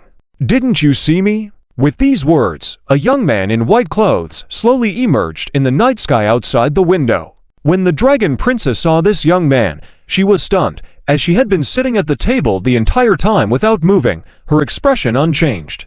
A hint of inexplicable light flickered in her vertical pupils, and a faint smile appeared on her lips as she looked on with interest.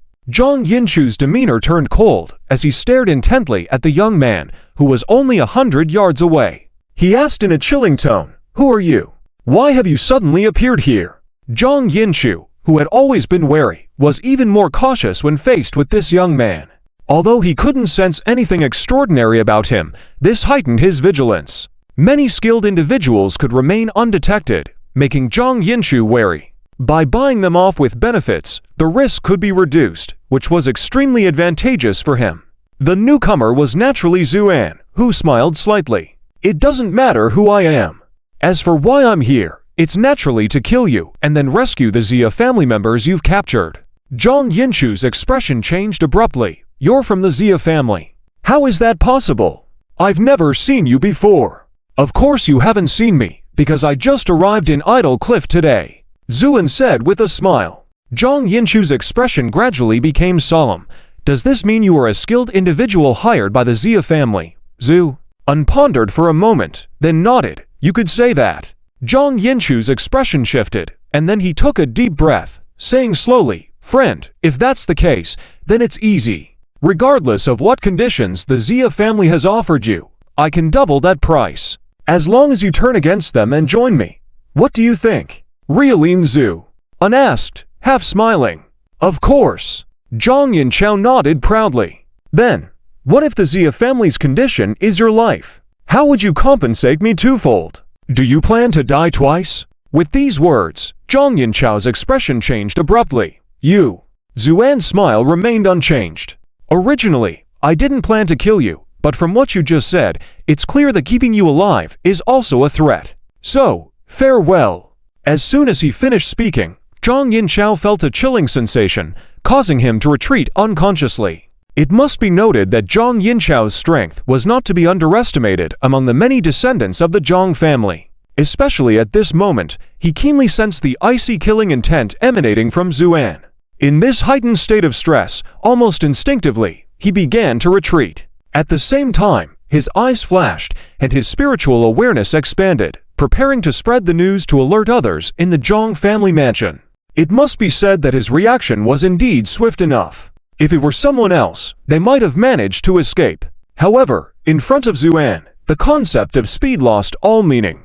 Just as Zhang Yinchao's spiritual awareness seemed to scatter and his body was about to crash into the wall to escape, Zuan sighed softly.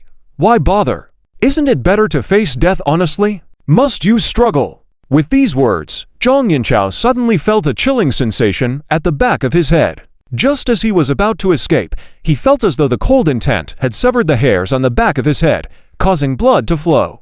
In this critical moment, Zhang Yinchao roared, reversing his cultivation base instantly, changing his rush backward into a forward charge. This rapid change shook Zhang Yinchao to the core, causing him to sustain significant internal injuries. But compared to his own life, it was all worth it. Therefore, Zhang Yinchao sighed in relief, thinking it was all over. But it was at this moment that a cold blade suddenly appeared before his forehead. Because Zhang Yinchao was moving rapidly forward, he had no time to dodge and was pierced in the forehead by the blade. With a muffled sound, Zhang Yinchao's eyes widened, filled with disbelief. If it were just a regular injury, it wouldn't have posed a serious threat to Zhang Yinchao. After all, his strength was considerable among the younger generation. However, this blade not only penetrated his forehead, but also released an extremely powerful killing force in an instant. Zhang Yinchao felt as though something had exploded in his forehead. The once calm sea of his consciousness was instantly engulfed in waves of shock, followed by a violent force that shattered his soul. Zhang Yinchao trembled, his face blank, standing still. Then, he coughed up a mouthful of blood, staring at Zuan in infinite horror. Who are you? Zuan smiled faintly. Since you're almost dead, I'll tell you. My name is Zuan. Remember it? Zuan. Zhang Yinchao whispered, his eyes filled with astonishment and unwillingness. Why? I don't want to die. As his words fell, Zhang Yinchao's body instantly disintegrated into a puddle of gooey flesh, collapsing on the ground. At that moment, the once lively and spirited young master of the Zhang family became nothing but a pile of bloody flesh. Zuan, who had orchestrated all this, seemed as if he had just done a trivial act. He glanced at the blood and flesh on the ground, then turned to the woman sitting quietly at the table and smiled faintly. Don't you want to say something? What should I say? The woman smiled indifferently and said, Feel regret for the death of this young Master Zhang. Don't be ridiculous. Whether he lives or dies, what does it have to do with me or Zhu? Unshrug. You're right. After all, for creatures like you dragons, emotions are just a joke. The woman didn't care, not even a hint of change in her smile. She observed Zuan with interest. I didn't expect you to understand our dragon clan so well. Ignoring her words, Zuan walked to the woman's side and sat down, half smiling. Aren't you afraid? Afraid? Why should I be afraid? The woman retorted, then said calmly, At our level, we should all understand that there are no eternal enemies, only eternal benefits. Zhang Yinchao died at your hands, which means you are more worthy of cooperation than the Zhang family. So, for me, it's just changing one partner for another. Who I cooperate with is not important at all. With a slight smile, the woman extended her hand to Zuan. Let me introduce myself. I am Mo Chunqing, the eldest princess of the Mo Dragon clan. Faced with the friendly gesture of the Mo Dragon princess, Zuan remained unmoved. Instead, he looked at Mo Chunqing deeply and said calmly, It sounds good, but are you so confident that I won't kill you? Seeing Zhu, a nod reaching out, Mo Chunqing showed no embarrassment. She withdrew her hand naturally, then smiled slightly. It's not about confidence, it's certainty. Because any normal person would understand that killing me would bring them no benefit, only endless trouble. Mo Chunqing raised her head proudly. My father is the supreme Mo Dragon King. If anyone dares to harm me, the king will not let them go. Moreover, cooperating with our Mo Dragon clan will only bring endless benefits. So, when comparing the two, the choice should be obvious to anyone who isn't a fool. After hearing Mo Chunqing's words, Zuan gently applauded. Excellent. Truly worthy of being the eldest princess of the Mo Dragon clan. Your logic is impeccable. Mo Chunqing smiled slightly. So, should we discuss our collaboration now? Impossible. Mo Chunqing immediately retorted firmly. Those 10 magic dragons are all close attendants of my father king. Once they form a formation, it cannot be broken by ordinary forces. Is this what you were talking about? Before Mo Chunqing could finish, Zuan had already opened his hand, revealing a small and exquisite Chinese knot in the palm of his hand. However, this Chinese knot was woven from the body of a magic dragon. Seeing this scene, Mo Chunqing's eyes widened instantly. This.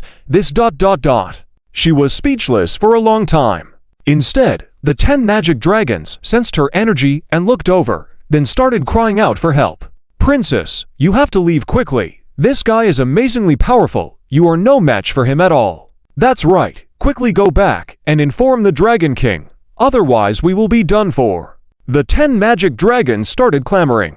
Unable to believe anymore, Mo Chunqing's complexion changed. What do you want exactly? It's simple. I am very interested in your dragon clan, but the dark sea is too vast. Even I have limitations, so ... A dangerous glint flashed in Zuan's eyes. I want you to be a bait. As soon as he finished speaking, Mo Chunqing suddenly attacked. Scales appeared on her once smooth skin, her slender fingers transformed into sharp dragon claws. With a swift sound of wind, she aimed straight at Zuan. The force of this strike was extremely strong. Even a powerful being would meet their end if caught off guard. However, just as her palm was about to strike, it suddenly became motionless. This was because a hand, as if carved from green jade, firmly held her wrist, immobilizing her completely. However, Mo Chunqing reacted swiftly. She let out a long howl, and her body quickly expanded, revealing a terrifying dragon body beneath the ruptured skin. For an ordinary person, just witnessing this scene was enough to cause great shock, let alone facing the increasing power that came with it. As her arms grew stronger, Zuan's hand appeared increasingly fragile. In such a situation, a sly smile appeared in Zuan's eyes. The majestic dragon bloodline. If this blood is used to brew wine, wouldn't it be incredibly exquisite? Mo Chunqing remained silent, her eyes filled with icy determination. Die! With that, Mo Chunqing whipped her body, and her dragon tail cut through the air, aiming for Zuan's face. However, in the face of such an attack, Zuan didn't even raise an eyebrow.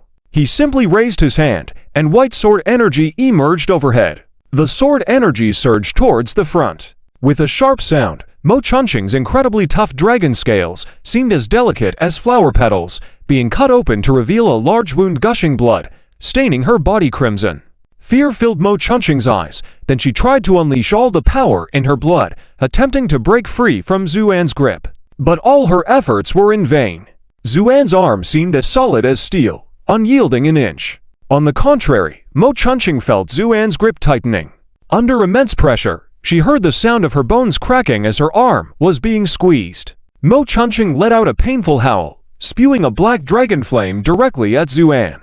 Where the flame passed, the light dimmed, and the space withered, showing its strong toxicity. However, Zuan exhaled lightly, and a powerful airflow blew away the dragon flame.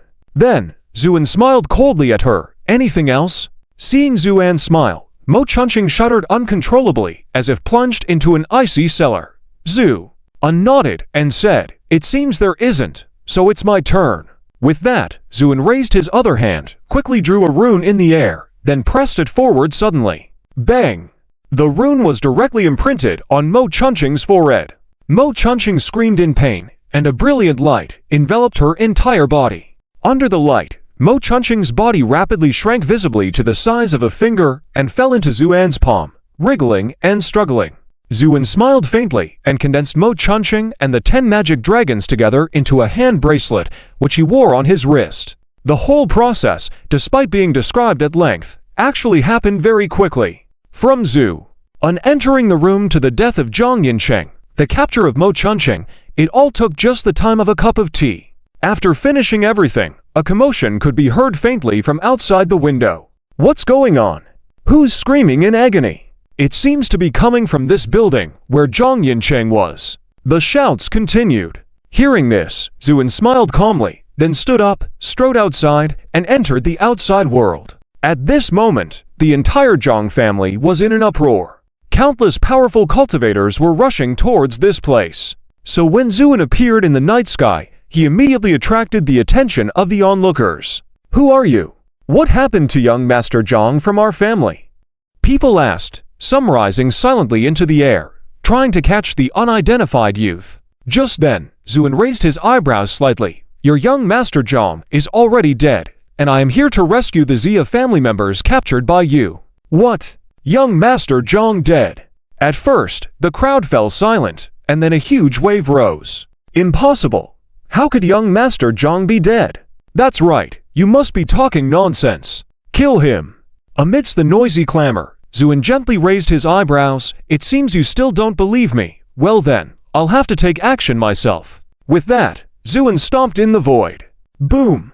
With that stomp, the heavens and the earth trembled. A surging force descended from above, smashing most of the Zhang family estate into pieces. As for the rowdy and excited members of the Zhang family, they were crushed into a pulp by this force. But that was not all. Following this massive impact, the flat ground sank directly, forming a huge pit. At the bottom of the pit, a dungeon emerged. The dungeon walls had already collapsed from the force, revealing the figures of the people inside. The entire field was as quiet as death. The members of the Zhang family, who were fortunate enough to survive, were dumbfounded as they stared at the scene before them, almost unable to believe their eyes. One kick. Just one kick. And more than half of the Zhang family mansion turned into ruins, with numerous Zhang family experts falling with it. This level of strength was beyond their comprehension. The captured members of the Xia family were also shocked, but when they heard Zuan's words, they quickly regained their composure. They exchanged a glance, seeing the joy in each other's eyes. The person who had single-handedly destroyed the Zhang family turned out to be here to save them. Naturally, they were overjoyed. At the same time, Zuin waved his hand, and a sword aura floated like a dragon in the area, directly cutting the ropes binding the Xia family members. Then Zuin casually said, "Can you still walk?" The Xia family members all had solemn expressions, bowing and saying, "Sir, we can move freely without hindrance." Zhu nodded. "Very well. Since that's the case, follow me." With that, Zuin turned and walked away. The Xia family members soared into the sky, following him and leaving the area. No one looked back at the surviving members of the Zhang family from beginning to end, because both Zuan and these Xia family members knew that the Zhang family was finished. Although many had survived, the loss of their elite and experts had sealed their fate, so no one spared a glance in their direction. It wasn't until the figures of the crowd had disappeared in the distant sky that the surviving members of the Zhang family cautiously emerged, their faces filled with fear and disbelief as they looked at the scene before them. The deep pits in the ground, collapsed houses, and fallen experts. Everything seemed like a nightmare, leaving the Zhang family members with ashen faces.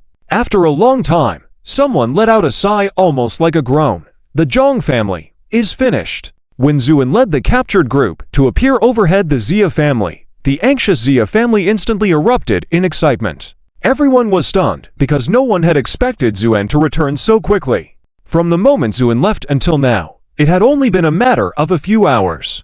In such a short time, Zuin had safely brought back all the captives. It was truly a miracle. Those who had been worried about Zuin going alone now relaxed. Led by Xia Zheng, all the Xia family elders respectfully stood, welcoming Zuan's return. Once Zuin landed, Xia Zheng stepped forward, extremely respectful, and said, "Xia family welcomes Sir's return." Zuin simply replied, "All right, all the captives are here. Any missing?" Xia Zheng shook his head excitedly. "Everyone is here, not missing anyone." But as for the Zhang family, Zuin smiled slightly and shook his head. "There is no more Zhang family." Xia Zheng and the other elders present all had a drastic change in their expressions and wanted to speak. However, Zuin seemed indifferent to explaining anything. He just stretched lazily. "All right, I'm going back to rest, leaving the rest to you." With that, he left on his own. Xia Zheng quickly instructed someone to lead Zuin to rest, and then turned to ask the captives who were brought back by Zuan. "What happened exactly? How were you rescued? Tell me in detail. Do not leave out anything." The captives looked at each other, and one person stepped forward, showing a bitter smile, and said, "Family head, to be honest, we also don't know what happened. We were taken to the Zhang family mansion, then locked in the dungeon. We assumed it was certain death, but suddenly, the ground shook violently, and our dungeon collapsed. And then, Zia Zheng hurriedly asked. And then, the person swallowed hard. We found that the once prosperous Zhang family mansion had become a ruin, with countless corpses, and this person was standing in the sky. He effortlessly cut the ropes binding us, and then brought us back here. Is it that simple? Zia Zheng couldn't believe it. Yes, it's that simple.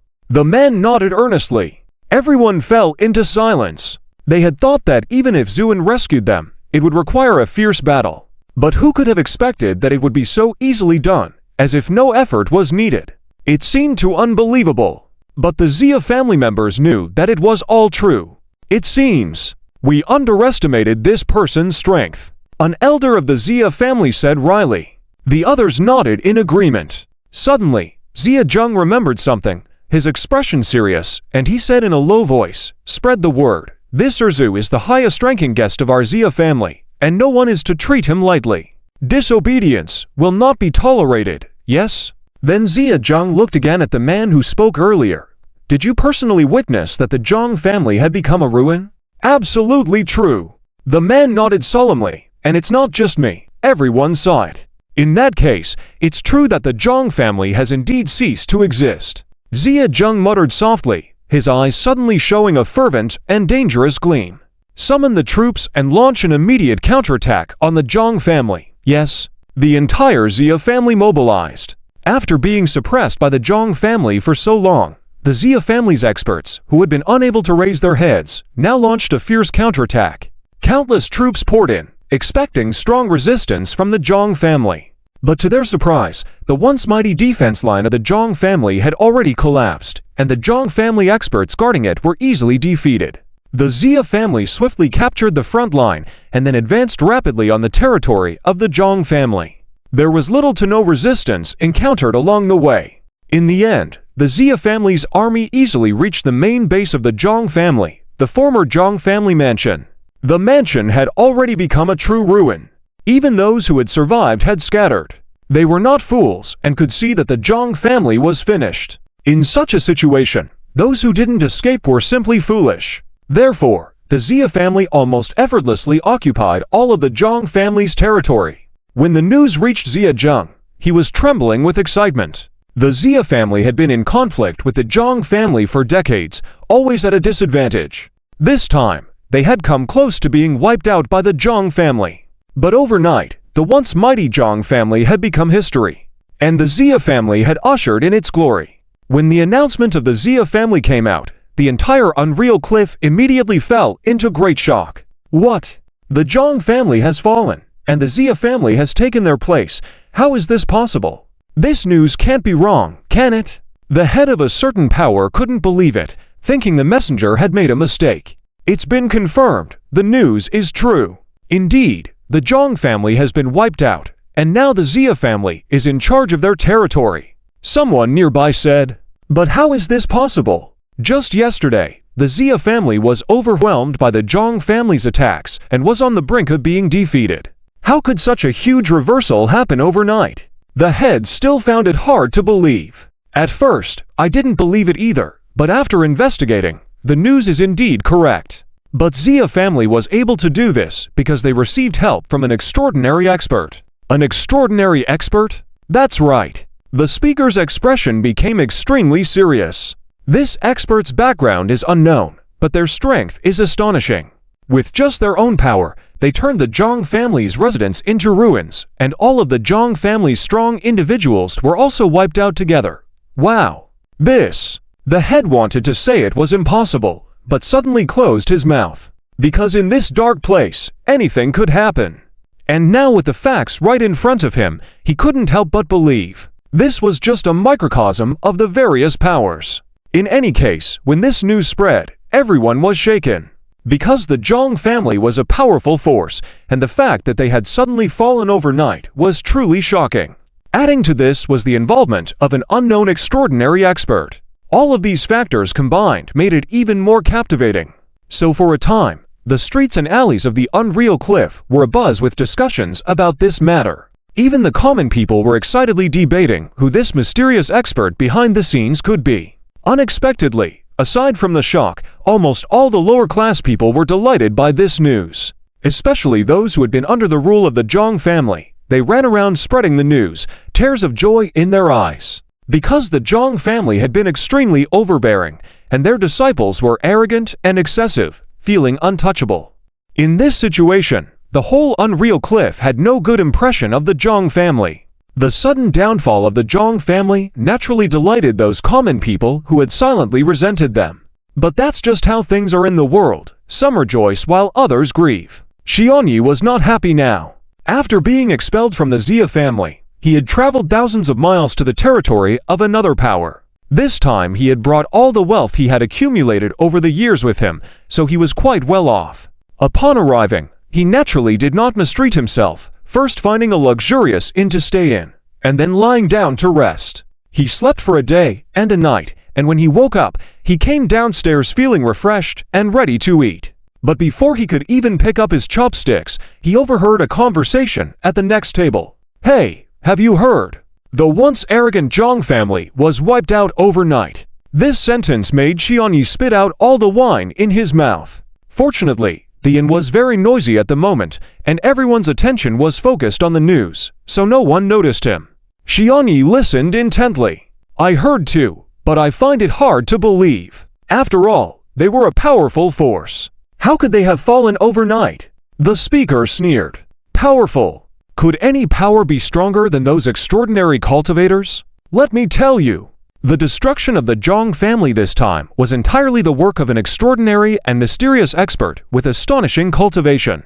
It's said that with just one step, he turned the entire Zhang family residence into ruins." Upon hearing this, there was a chorus of astonishment in the room. An expert with astonishing cultivation. If that's the case, it does make sense. Someone sighed. Heh, in the end, this is a huge windfall for the Xia family. They were originally being suppressed by the Zhang family, but they suddenly gained such a large territory overnight. I believe the Xia family will become one of the top powers in the Unreal Cliff in no time. The crowd nodded in agreement. Xianyi didn't catch the rest of the conversation, as at that moment, he was trembling uncontrollably, his eyes red, his hands clenched tightly. He was full of regret and fear. Regret because if he hadn't been expelled from the Xia family, with the current power of the Xia family, he would have advanced further, gained more resources, and acquired more wealth. But now he had been cast out, becoming a stray dog, and all the power of the Xia family no longer had anything to do with him. How could he not feel infinite regret? And fear because Xianyi knew better than anyone else who was behind this. It could only be the white-clad youth. And the thought that he had once opposed such an extraordinary expert made Xianyi's scalp tingle. In this tortured state, Xianyi sat numbly in his chair, his mind in turmoil, thinking about who knows what. He hadn't even touched the food that was brought to him. It's unclear how much time passed. Suddenly, Xianyi was startled awake by a loud reprimanding voice. "Our boss is here. Make way." The voice was loud, and Xianyi frowned slightly, unable to help turning to look. Two people walked in from the door of the inn, one with a sharp mouth and monkey cheeks, the other with triangular eyes. Both had a rude demeanor, scolding passers-by, even scolding the innkeeper, who could only stand obediently on either side of the door. This sight surprised Xianyi. Unlike the ordinary people, Xianyi could see at a glance that these two were cultivators. Although their cultivation seemed mediocre, the fact that people with such cultivation were acting as frontline soldiers made him wonder about the background of their master. As Xianyi pondered this, a light cough was heard from outside the door, followed by the entrance of a man dressed in luxurious clothing, exuding a majestic aura, with a dignified face. As he entered, a powerful aura immediately spread out, quieting the entire inn. At the same time, the man looked around the room and nodded slightly. "The environment here is decent. Let's dine here, yes?" The man with triangular eyes responded immediately, and then turned to scold the storekeeper. "Didn't you hear? Our boss wants to dine here. It's a blessing that you won't have in 8 lifetimes. You must serve well, understand?" Yes. The storekeeper was also overwhelmed by the man's aura and quickly nodded and bowed. Soon, a server led the man to a private dining area. Dare to ask, "Sir, what would you like to eat?" The cautious storekeeper asked. "What do I want to eat?" "I want to eat dragon liver." "Do you have it here?" The man glanced at the storekeeper and asked with a sneer. The storekeeper's face immediately fell. You're joking. That kind of rare item is not something my small shop would have. Hey, I knew you wouldn't have it. But although dragon liver is rare, it's not really a divine object. I have personally hunted and killed a dragon before, so to me, it's just a slightly longer mudfish. The man arrogantly remarked. His words caused a stir among the onlookers. Killing a dragon isn't a big deal. Then what is? Who is this person? Such a strong presence.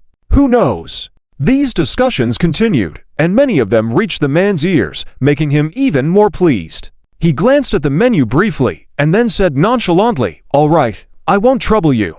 Just prepare some of your most expensive and best dishes. And remember to bring some good wine." "Yes, sir." The storekeeper wiped the cold sweat off his forehead and hurried to make the arrangements. Ziyi watched quietly from afar. Especially when he heard the man mention killing a dragon, his eyes lit up and he suddenly thought of something, showing excitement on his face. He took a deep breath and then stood up and walked towards the man. By this time, the dishes had been served and the man was busy eating. As Ziyi approached, the man with triangular eyes noticed him first and couldn't help but ask, "Who are you? What do you want?" Ziyi immediately stopped in his tracks, then smiled and said, "Friend, I mean no harm. I just admire your imposing demeanor and wanted to get closer to you."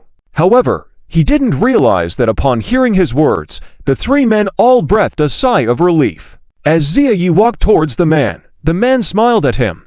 "Oh, want to get closer? Then please, have a seat." Ziyi was delighted and quickly sat down across from him. "Tell me, what's on your mind?" the man asked in a casual manner. Ziyi's expression turned serious, and he lowered his voice, saying, "Sir, I hope you don't find my question presumptuous, but with your strength, how many dragons could you handle?" The man was momentarily surprised, then laughed. "Oh, I hadn't thought about it, but to tell you the truth, when I killed that dragon, I only used less than 10% of my power." Ziyi pondered for a moment, his eyes shining even brighter. If killing a dragon only required less than 10% of his power, then handling 10 dragons wouldn't be a problem at all, right? Thinking so, he became solemn and said softly, "Sir, I have an enemy whom I wish to eliminate swiftly. However, their strength surpasses mine significantly, and I wouldn't be able to do it alone.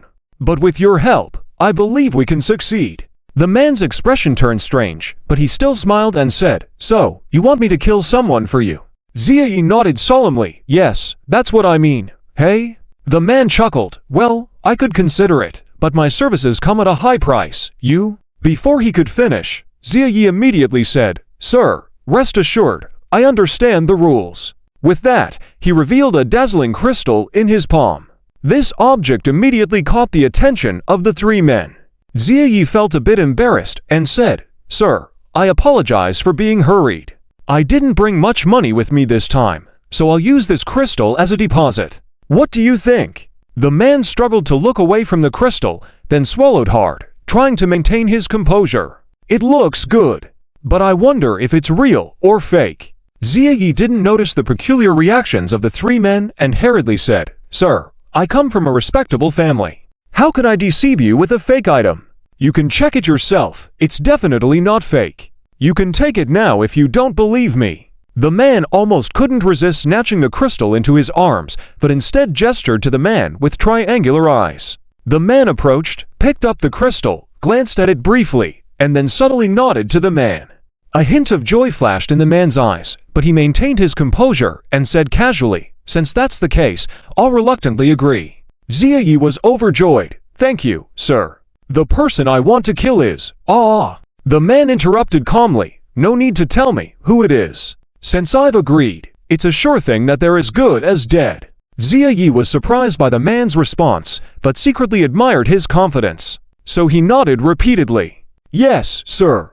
The man smiled and resumed enjoying his meal. Finally, when he finished eating and raised his hand, the storekeeper hurried over. "Sir, how was the meal?" "The taste was average, but for a small establishment like yours, it's not bad.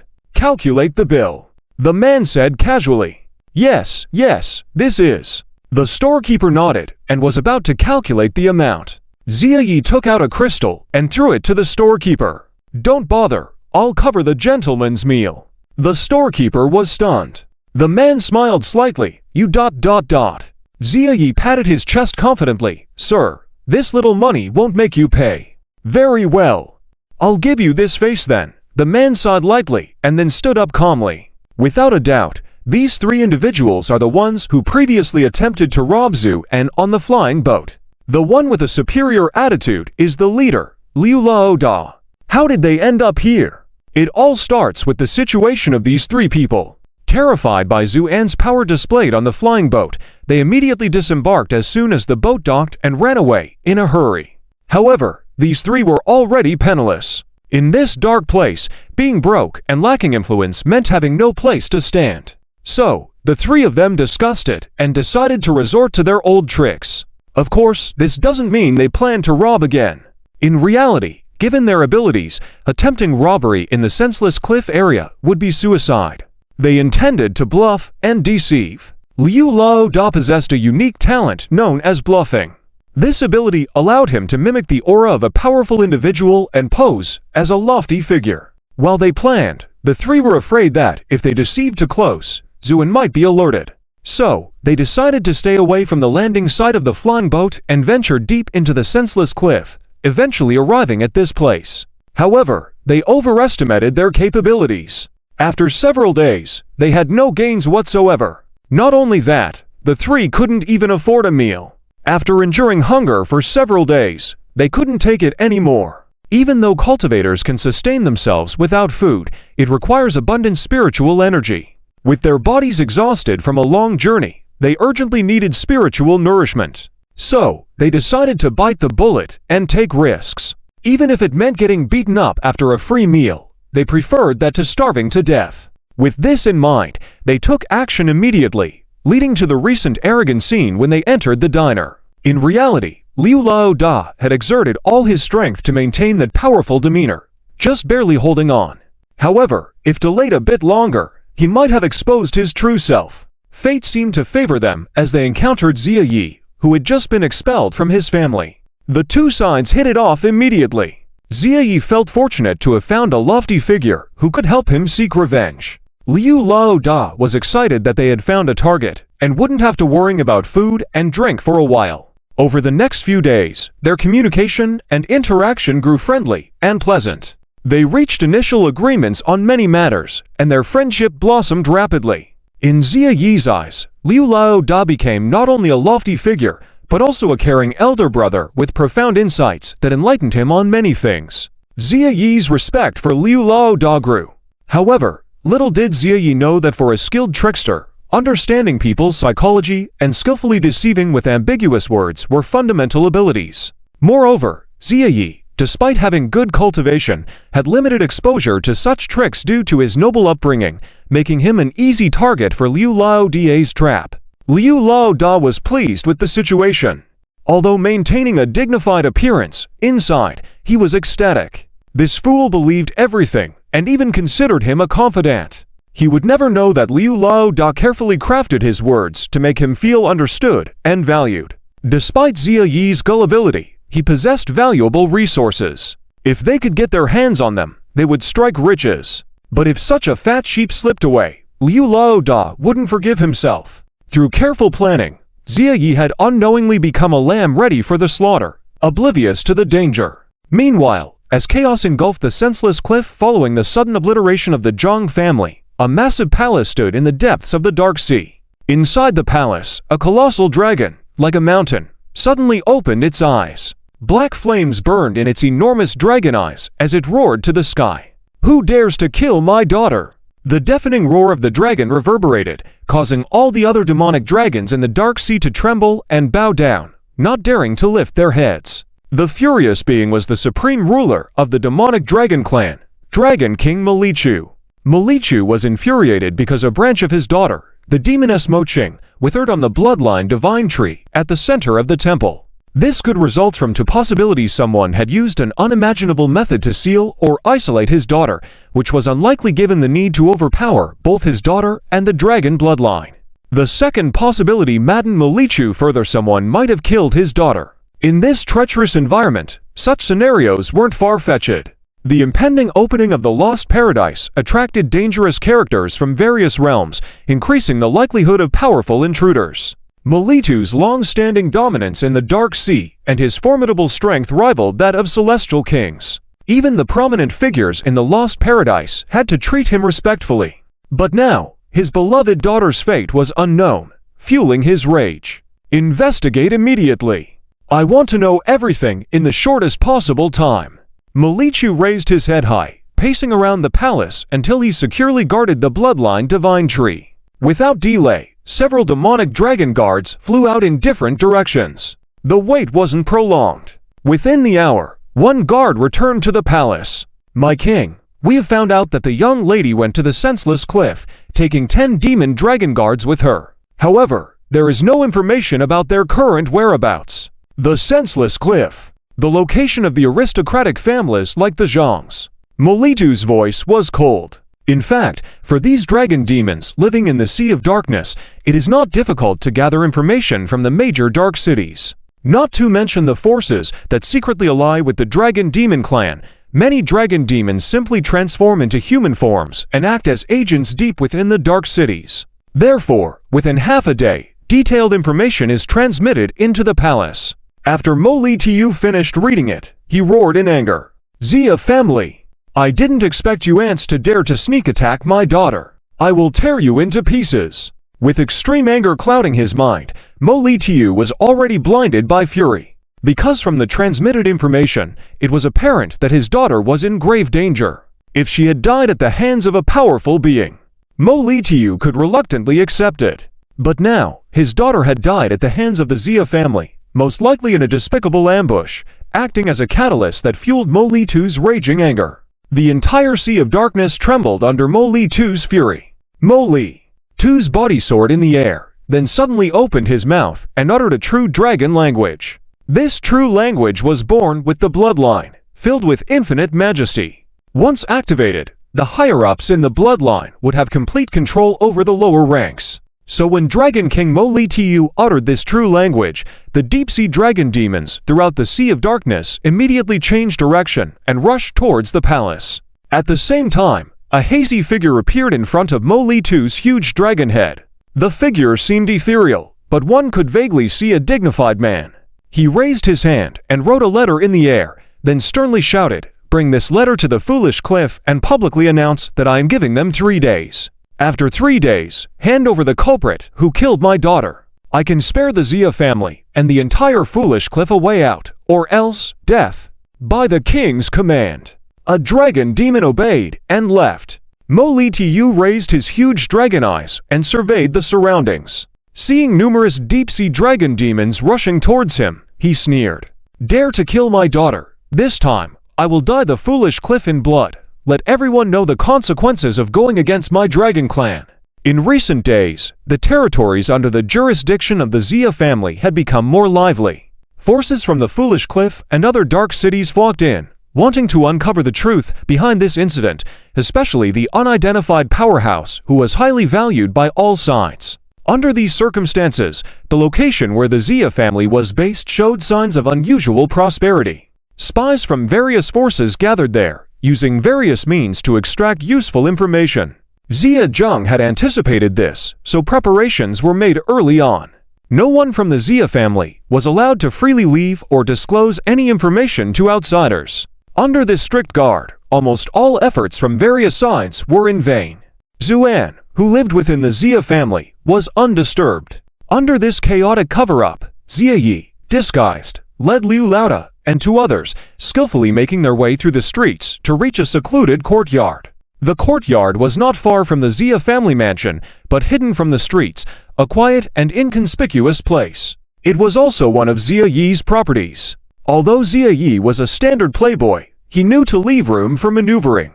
This courtyard was something he had secretly kept, and now it came in handy. "Mr. Liu, this will be our residence for the next few days. Please come in," Zia Yi respectfully said. Liu Lauda glanced at the serene courtyard and nodded in satisfaction. Not bad. Quiet amidst the bustle, a good place. Zia, I didn't expect you to have such a plan. After days of contact, or rather deception, Xia Yi was already deeply convinced of Liu Laoda and the other's identities and strength. Hence, he was now referred to as Xia by Liu Laoda. Hearing this nickname from Liu Laoda, Xia Yi was actually excited and nodded repeatedly, saying, "You flatter me, sir." Liu Laoda smiled contentedly, then strode into the courtyard with hands behind his back. Due to the dust-avoiding pearl, the room was quite clean. Liu Laoda sat at the head, calmly asking, "Xia, who do you want us to kill after bringing us here from afar?" A tinge of resentment flashed in Xia Yi's eyes, and after a moment of contemplation, he softly replied, "Sir, this person is very cunning. I'm not sure if he's still here, so I can't tell you yet." Liu Laoda casually asked. He wouldn't genuinely risk his life for Xia Yi. But there were still benefits to be gained, so he followed along.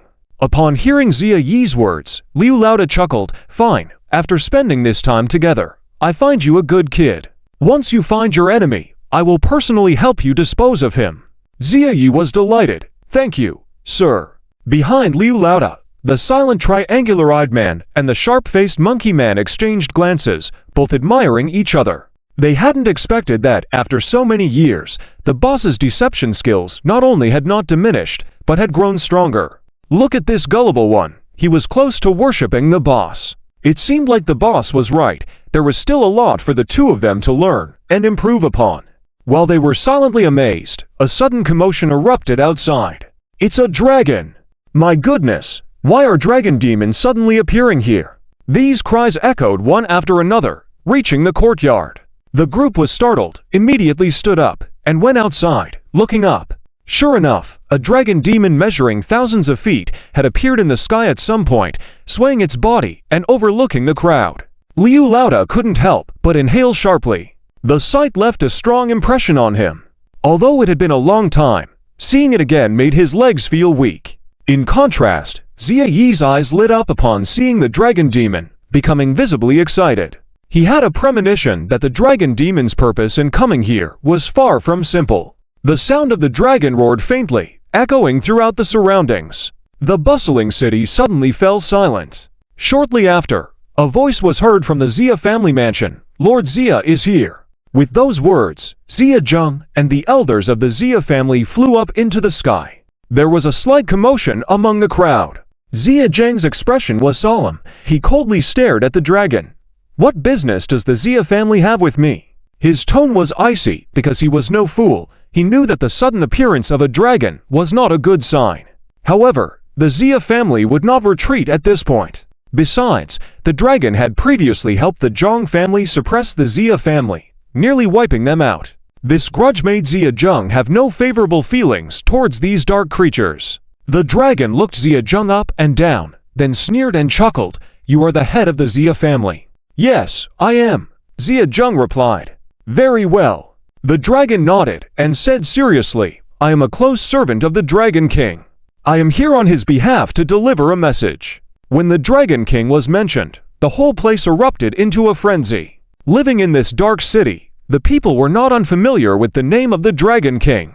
For centuries, he had ruled in the Dark Sea, earning respect even from the beings in the Lost Paradise. It was unexpected that he would make an appearance now. Xia Zheng's expression changed, but as the head of the family, even if he was shaken inwardly, he showed no outward signs of disturbance. He simply spoke in a low voice. "Oh, a message." "What message?" The dragon sneered. "Naturally, it's about your Xia family." With those words, a letter emitting a dazzling black flame appeared in front of the dragon's forehead.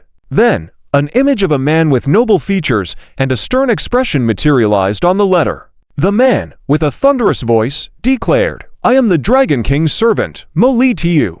My daughter perished at the hands of your Xia family. Now, you have 3 days to hand over the murderer, or I will stain the Wumong Cliff with blood, demanding justice for my daughter from everyone." As the image faded and the letter turned into a stream of light flying towards Xia Zheng, the dragon coldly smiled at Xia Zheng. "Lord Xia, in 3 days, our king will come in person. I hope you can take care of yourself by then." With that, the dragon turned, swaying its body, and vanished into the sky.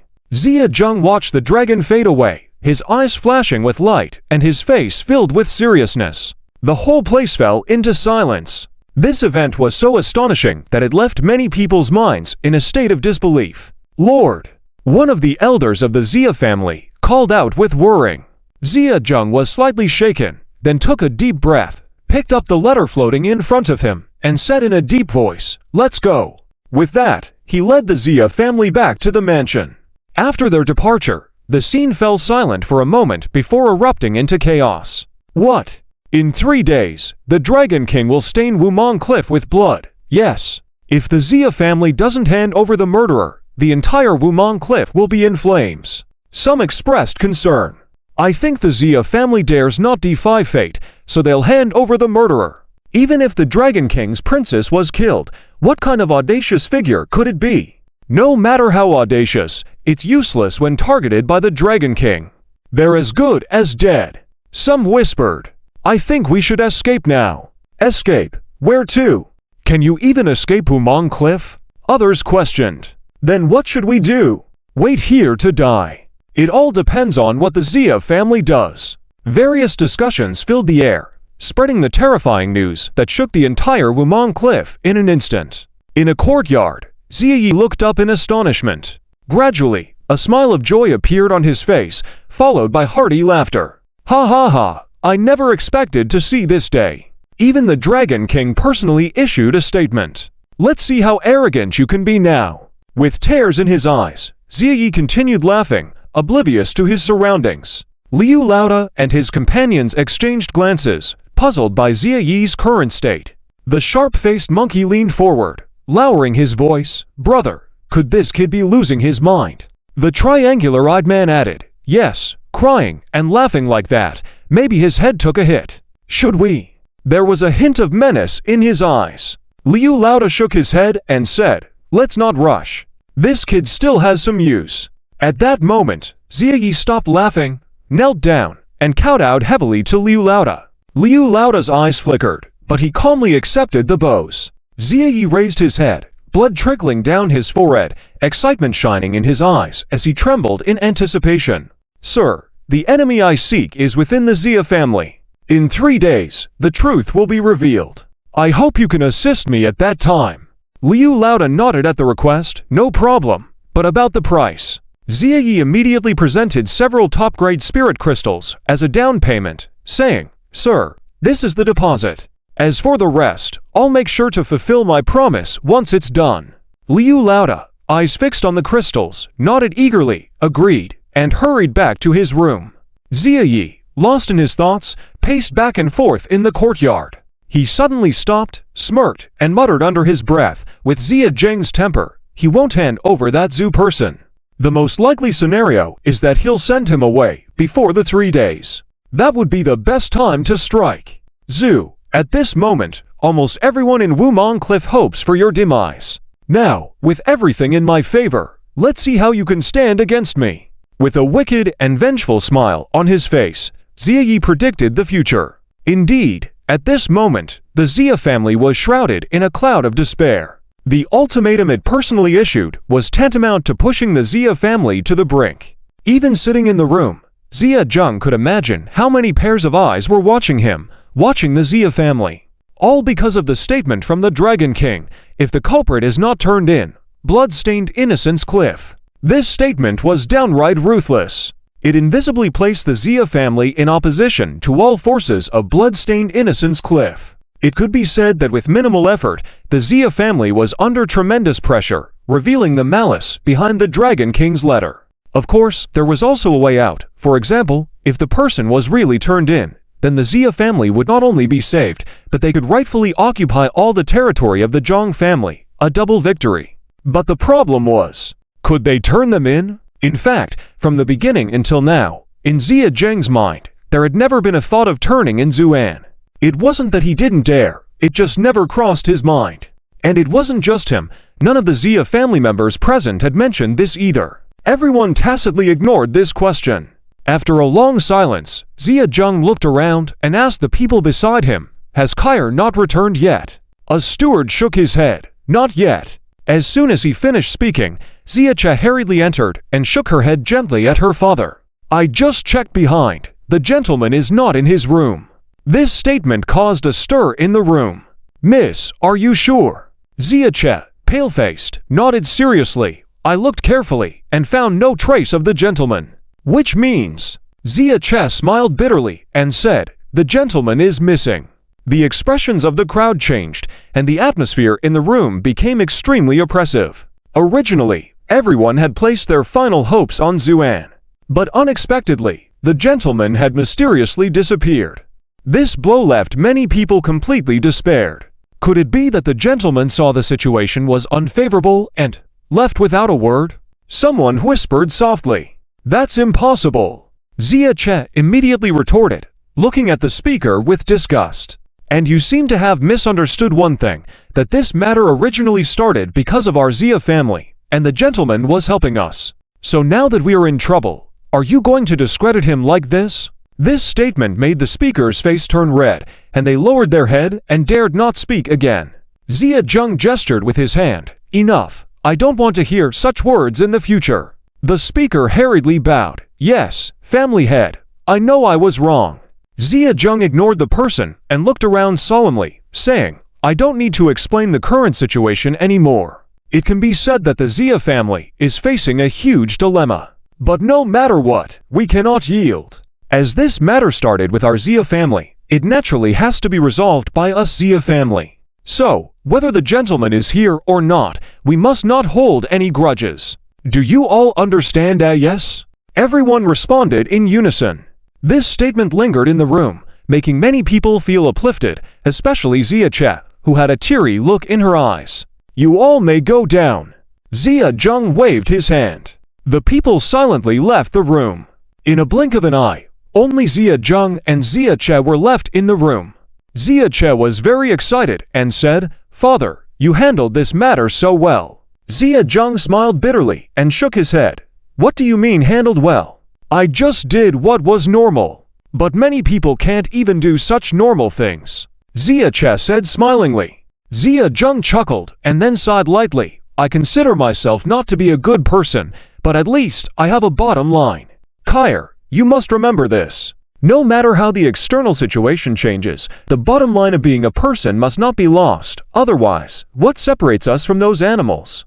Zia-che solemnly nodded. Yes, I understand.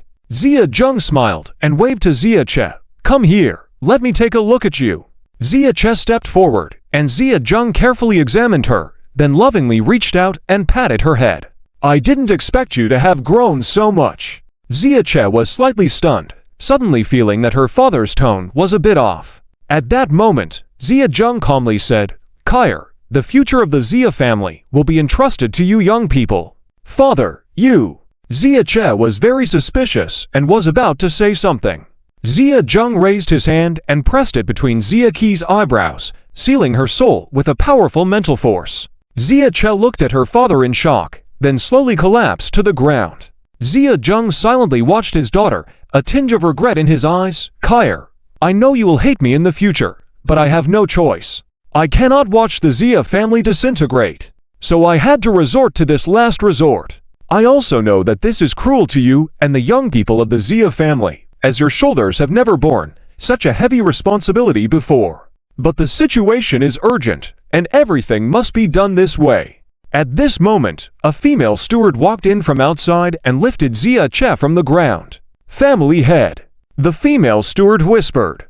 Zia-jung turned his head, lightly gesturing with his hand. The female steward carried Zia-che out. Then the elders of the Zia family entered through another door. The hall fell silent. After a long time, Zia-jung wiped his eyes lightly and said, Is everything arranged? The elders nodded in unison. Everything has been arranged.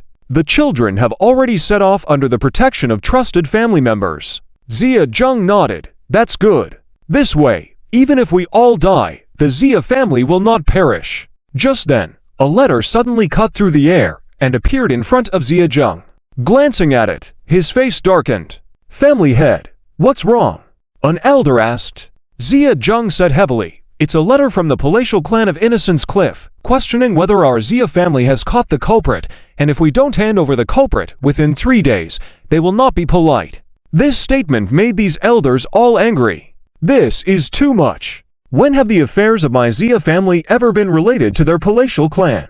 That's right, just a small family, and they still dare to be impolite to our Zia family. Just as the people were clamoring, streams of light flew in from outside the window, and letters appeared in the room one by one. In an instant, dozens of letters floated in the air, creating a magnificent scene. All the elders fell silent, because at this moment, almost all the forces of Innocence Cliff had sent letters to the Zia family. Without asking, they were all questions. This scene silenced them all. Where has Zuin gone at this moment? He certainly hasn't left the Wumong Cliff. In fact, he hasn't even stepped out of the room. The reason why everyone couldn't find him is because at this moment he has already returned to the Fubao Tower. With the gradual improvement and strengthening of the rules within the Fubao Tower, it has formed its own world inside. Once inside, the connection with the surrounding world is severed. This is why Long Wang Molilichu saw the branch representing his daughter suddenly wither in the bloodline divine tree. The power of isolation is so strong that it can cut off even the connection between bloodlines. At this moment, Zuin stands in front of the dragon egg transformed by Xiaosha, his eyes flickering as if contemplating something. Zhang Xiaoyu, however, couldn't contain her excitement and asked eagerly, "Sir, have you caught new demon dragons?" Zhu smiled and nodded, "Yes, and more than one." With that, Zuan's wrist flipped, and in his palm appeared a bracelet made from refined demon dragons. Zhang Xiaoyu's eyes brightened. "That's great. Hurry and refine these fellows into demon dragon blood beads." Zuin shook his head. "Of course we will refine them, but not now."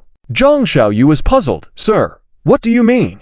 Zuin said calmly, "I suddenly had a better idea just now. If successful, although it cannot resurrect Xiaosha, it can greatly increase Xiaosha's bloodline capacity. So, these demon dragons cannot die yet." With that, Zuin gently touched the bracelet, releasing a seal. As the most powerful presence in the bracelet, Demon Qingjing immediately recovered and began to struggle frantically. Even though she was oppressed by the seal and unable to act, her mind was clear. She heard clearly the conversation between Zuan and Zhang Xiaoyu. Especially when she heard about refining demon dragon blood beads, she gasped. For a demon dragon, once transformed into a blood bead, the implications were clear to Demon Qingjing. So when she sensed a slight loosening of the seal, she immediately began to struggle madly and shouted, "What do you want to do? Release me now. I am the noble and unrivaled dragon princess. If you dare to kill me, my father will definitely shred you to pieces." The threats sounded intimidating, but at this moment, Demon Qingjing appeared both fierce and fearful. At least Zuin just smiled faintly. "Okay, stop yelling. You should know very well that screaming in this place is pointless, so I advise you to be honest, or one slight tremor from me, and you might be dead right now." As soon as Zuan's words fell, Demon Qingjing immediately closed her mouth. After a while, she couldn't help but speak in a low voice again. "Sir, I think there must be some misunderstanding between us. How about this? You release me first, and I promise to give you a satisfactory answer." "What do you think?" "Oh, a satisfactory answer. Let's hear it. If it truly satisfies me, I might let you go," Zuin said with interest. Demon Qingjing, hearing this, was overjoyed and quickly said, "Sir, as long as you release me, my demon dragon clan can provide you with a huge amount of wealth." "What do you think?" "A huge amount of wealth," Zhu repeated with a faint smile, his tone icy. Demon Qingjing felt a tremor in her heart, then she quickly understood and continued, "I was confused. Sir, you are incredibly powerful, with cultivation beyond compare. Naturally you wouldn't care about wealth, but if you spare me, my father will be grateful for your kindness. With the help of my demon dragon clan, you will have no obstacles at the Wumong Cliff, and even in the entire Dark Land. What do you think?" It had to be said, Demon Qingjing's eloquence was quite impressive, and she understood human nature well. The two conditions she promised, wealth and power, were things many people dreamed of. If it were someone else, they might have been moved by Demon Qingjing's offers. But after listening, Zuin didn't even blink his eyes, just smiled faintly. "It sounds quite enticing." However, Zuan's eyes showed a touch of coldness. "If I truly wanted those things, I could obtain them myself. Why would I need the help of your demon dragon clan?" Demon Qingjing was taken aback. Zuin lightly weighed the demon dragon bracelet in his hand and continued, "Furthermore, as I mentioned before, your greatest value is to be a bait. Because what truly interests me is your demon dragon clan." Demon Kinjing was shocked, her scales all over her body rattling. She wanted to say something, but Zuin clearly didn't want to hear her speak any longer. With a light touch of his palm, the seal that had just been removed was restored. Demon Kinjing felt her body stiffen instantly, filled with despair as she looked at Zuan, her eyes overflowing with hatred and resentment, seemingly questioning why he was exterminating the Demon Dragon clan. Zuin remained indifferent, just saying calmly, "I know you must have many grievances, but all of this is of your own making. The seeds were sown when you acted recklessly. I am just here to reclaim what is due." With that, Zuin waved his hand, and the bracelet turned into a streak of light, floating above Xiaosha's dragon egg. After completing all this, Zuin smiled slightly at Zhang Xiaoyu beside him. "I leave it to you here. Make sure to keep an eye on this bracelet." Zhang Xiaoyu was excited, nodding vigorously. "Sir, rest assured, I will complete the task without any mistakes." "Mistakes?" Zuin chuckled, shaking his head. "There won't be any mistakes. At worst, if I don't refine them in time, these demon dragons will be completely absorbed by Xiaosha." Zhang Xiaoyu nodded as if she understood. "Oh, I see." Zuin chuckled. "See what? You act as if you really understand." Zhang Xiaoyu, embarrassed, stuck out her tongue, about to say something. At that moment, Zuan's expression suddenly changed, exclaiming, "Yanner." With that, he rushed out like a cannonball, causing walls to collapse and dust to fill the air in his wake. Zhang Xiaoyu was also startled, not knowing what had happened, and hurried to follow. Rewinding time a few minutes earlier. Just as Zuin was thinking about how to use the Demon Dragon clan to lay the groundwork for Xiaosha's awakening, Anyan was in the front living room teaching two little maid servants how to write with a brush. Anyan stood quietly behind, occasionally correcting her and feeling secretly delighted most of the time. Truly, she did not disappoint as her own daughter. Even though she was so young, her handwriting was already so beautiful. Foxying, sitting on the sofa not far away, naturally witnessed this scene. Especially when she noticed the triumphant look on Yan's face, she couldn't help but find it a little amusing. Sister Yan's current appearance is indeed quite charming. However, at this moment, Yan suddenly felt her vision darkening. The sensation came on fiercely and progressed rapidly. Before she knew it, Yan felt the world spinning around her. She reached out to grab the table in front of her, but her hand grasped nothing, causing her to fall to the ground with a thud. This sudden turn of events naturally frightened the two little girls. "Mom, what happened? Mom, are you okay?" The two little girls cried with a quivering voice. Foxying was also shocked and immediately rushed over to try to help Yan, lying on the ground. Just then, Zuan, who had knocked down several walls in a row, finally arrived. "Don't touch her, Zhu!" and shouted. Foxying immediately withdrew her hand. At the same time, Zuan rushed forward. The two little girls, faces pale and tearful, addressed Zuan. "Dad, Mom was fine just a moment ago, and then this happened." Zuan suppressed his emotions and said in a deep voice, "Don't worry, Dad is here. Mom will be fine." With that, Zuan crouched down and carefully observed Yan's condition with his spiritual sense. At this moment, Zhang Xiaoyu also arrived. But nobody dared to speak, and the room fell into a dreadful silence. After a long while, Zuan finally exhaled. "How is she?" Foxying asked anxiously. Zuan replied with a grave expression, "It's because of the seal." "The seal!" Foxying exclaimed in shock. "Zhu!" and nodded. The faces of everyone present turned extremely grim. The fact that there was a seal on Yan's body was known to all. However, after such a long time, without any issues, people had assumed that the seal had disappeared. Even if it hadn't, it was assumed that there wouldn't be any major problems. But unexpectedly, this incident occurred at this moment. "What do we do?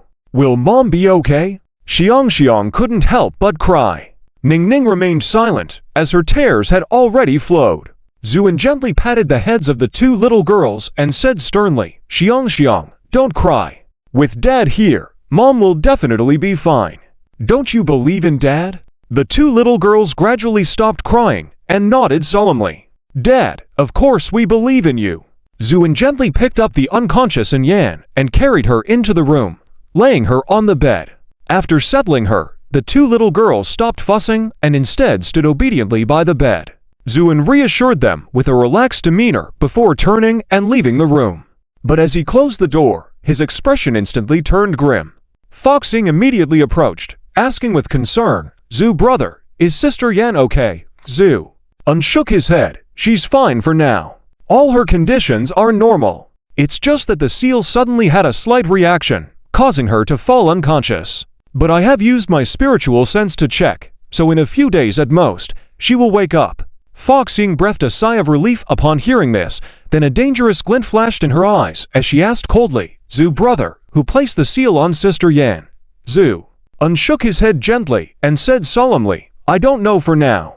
But judging from the aura, it should be a celestial king who cast the seal." "Celestial king?" Foxing was slightly startled, then said with hatred, "Even in the realm of the heavens, a celestial king can be considered a powerful figure. Why would such an existence harm Sister Yan?" "I also thought about this question before, but now I don't want to think about it. Because no matter the reason, no matter who it is, they are doomed."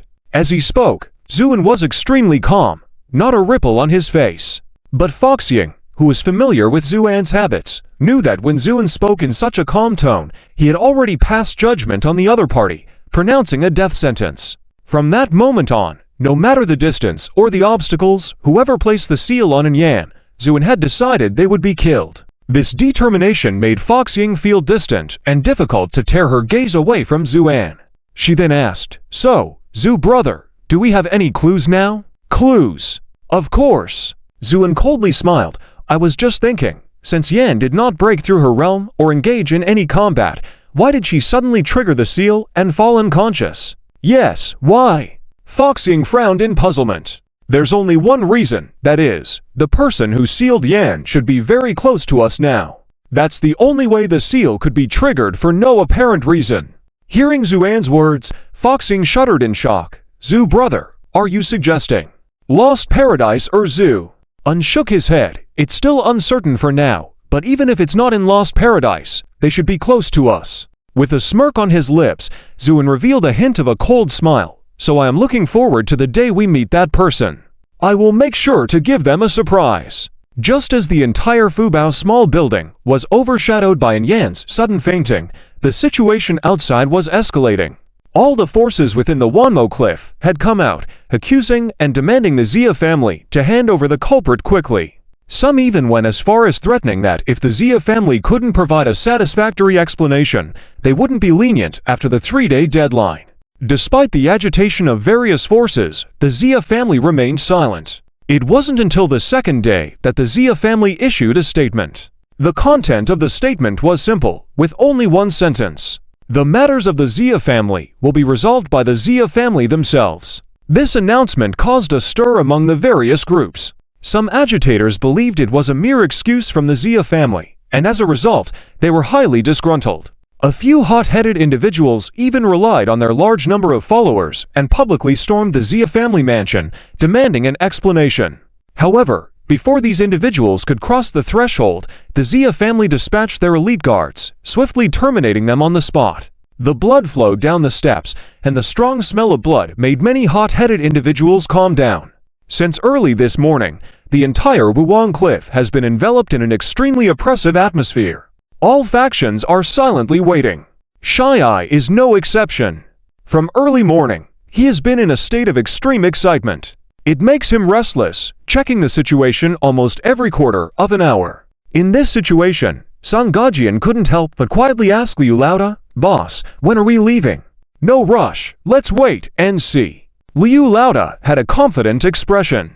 In fact, he was very clear that even if they left now, they wouldn't get far. Because the demon dragon clearly stated that if the Shi family couldn't provide a satisfactory answer, Wuwang Cliff would be stained with blood, and they too would probably be buried with it. Instead of that, it's better to stay here and see how things unfold. Moreover, Liu Laoda was still thinking about the good things that hadn't been squeezed out of Shy-Eye yet. Under this eerie atmosphere of hidden thoughts, outside the city of Wuwang Cliff, a black line appeared on the distant horizon. Following that, at a terrifying speed, this black line flew towards here. In an instant, a mass of black clouds rolled over, pressing down on the city. When they got closer, people could see clearly that it wasn't black clouds, but countless abyssal dragons. The number of these dragons was so vast that it seemed endless. And at the front of the army, there was a large banner with a bright red character embroidered on it, Slaughter. This scene was so imposing that it sent shivers down people's spines. At least everyone in Wuwang Cliff who witnessed this scene was stunned. In the courtyard, Liu Lauda and the others' faces all changed. Due to their encounter on the flying boat, they had a deep shadow when it came to these abyssal dragons. However, Shy-Eye, on the other hand, eyes gleaming, full of admiration, said, "Sir, have you seen this? This is a perfect creation. Only beings like this have the qualifications to harness such immense power."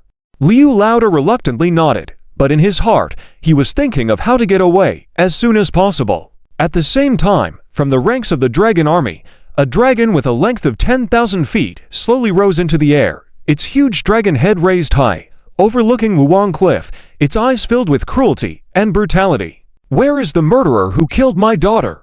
The voice was like thunder, causing the whole Wuwang Cliff to tremble. All eyes instantly focused on the Shi family mansion in the center. In this situation, a commanding voice came from the Shi family mansion. "The Shi family is here." A group of people soared into the air, with Shi Zheng, the head of the Shi family, leading the way. His appearance made the demon dragon army tremble slightly. Maga Lichu looked at Shi Zheng up and down, then sneered coldly. "Are you the head of the Shi family?" Shi Zheng nodded, then saluted. "The head of the Shi family greets the esteemed demon dragon king." His voice was calm, and his demeanor was neither humble or overbearing. This performance secretly impressed many people. After all, the other party was the demon dragon king, a figure comparable to an immortal king.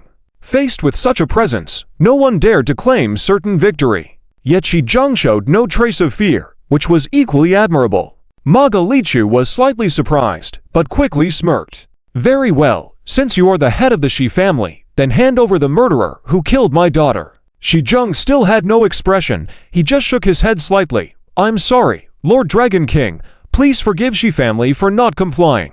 "What did you say?" Maga Lichu roared, a huge dragon might instantly spreading out, pushing Shi Zheng and the others back far away. There was an uproar throughout the crowd. "What is Shi Zheng trying to do? Is he trying to kill us?" Someone shouted angrily. "Exactly. Is he out of his mind? How dare he defy the demon dragon king?"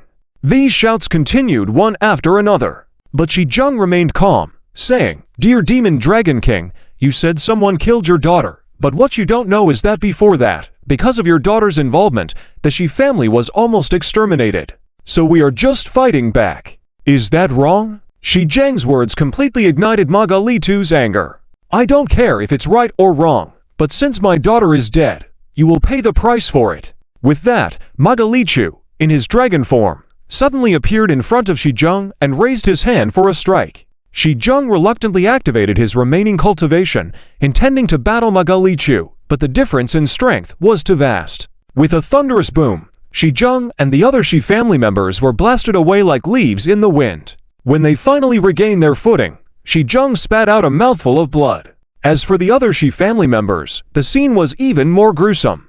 Just one strike, and almost the entire Shi family was wiped out. This directly proved the absolute strength of Maga Lichu. "I ask you again, where is the murderer who killed my daughter? Will you hand them over or not?" Before Maga Lichu's brow, a dignified man gradually appeared, shouting harshly with a face full of murderous intent. Shi Zheng wiped the blood from the corner of his mouth, his face pale, but he smiled. "The Shi family's affairs cannot be meddled with by the likes of you, so we won't hand them over." These words made everyone in the audience change color. Maga Lichu laughed in anger. "Very well. You have the backbone. Since that's the case, I will fulfill your wishes." With that, the man formed by Maga Lichu disappeared in a flash, appearing in front of Shi Zheng, then slapped him. Shi Zheng struggled to use his remaining cultivation to fight back, but the gap in strength was too great. With a muffled sound, Shi Zheng was flung away like a kite with a broken string. "Head of the family!" The Shi family elders all exclaimed in shock, and then angrily roared. "Black mudfish, we're fighting you!" Amid the cries of battle, the Shi family members rushed forward, ready to fight Maga Lichu to the death. Maga Lichu's face showed a brutal expression, he prepared to unleash a slaughter. But just then, a light scolding voice was heard from the sky. "Stop!" With that, a figure rushed forward and appeared before everyone. When the person who spoke was seen, Shi Zheng, who was already heavily injured, was enraged. Another mouthful of blood was spit out, because the one who appeared in the midst was DRIZZLE, who had been sent away 3 days ago. The whole place fell into silence. People looked at each other and started whispering. What?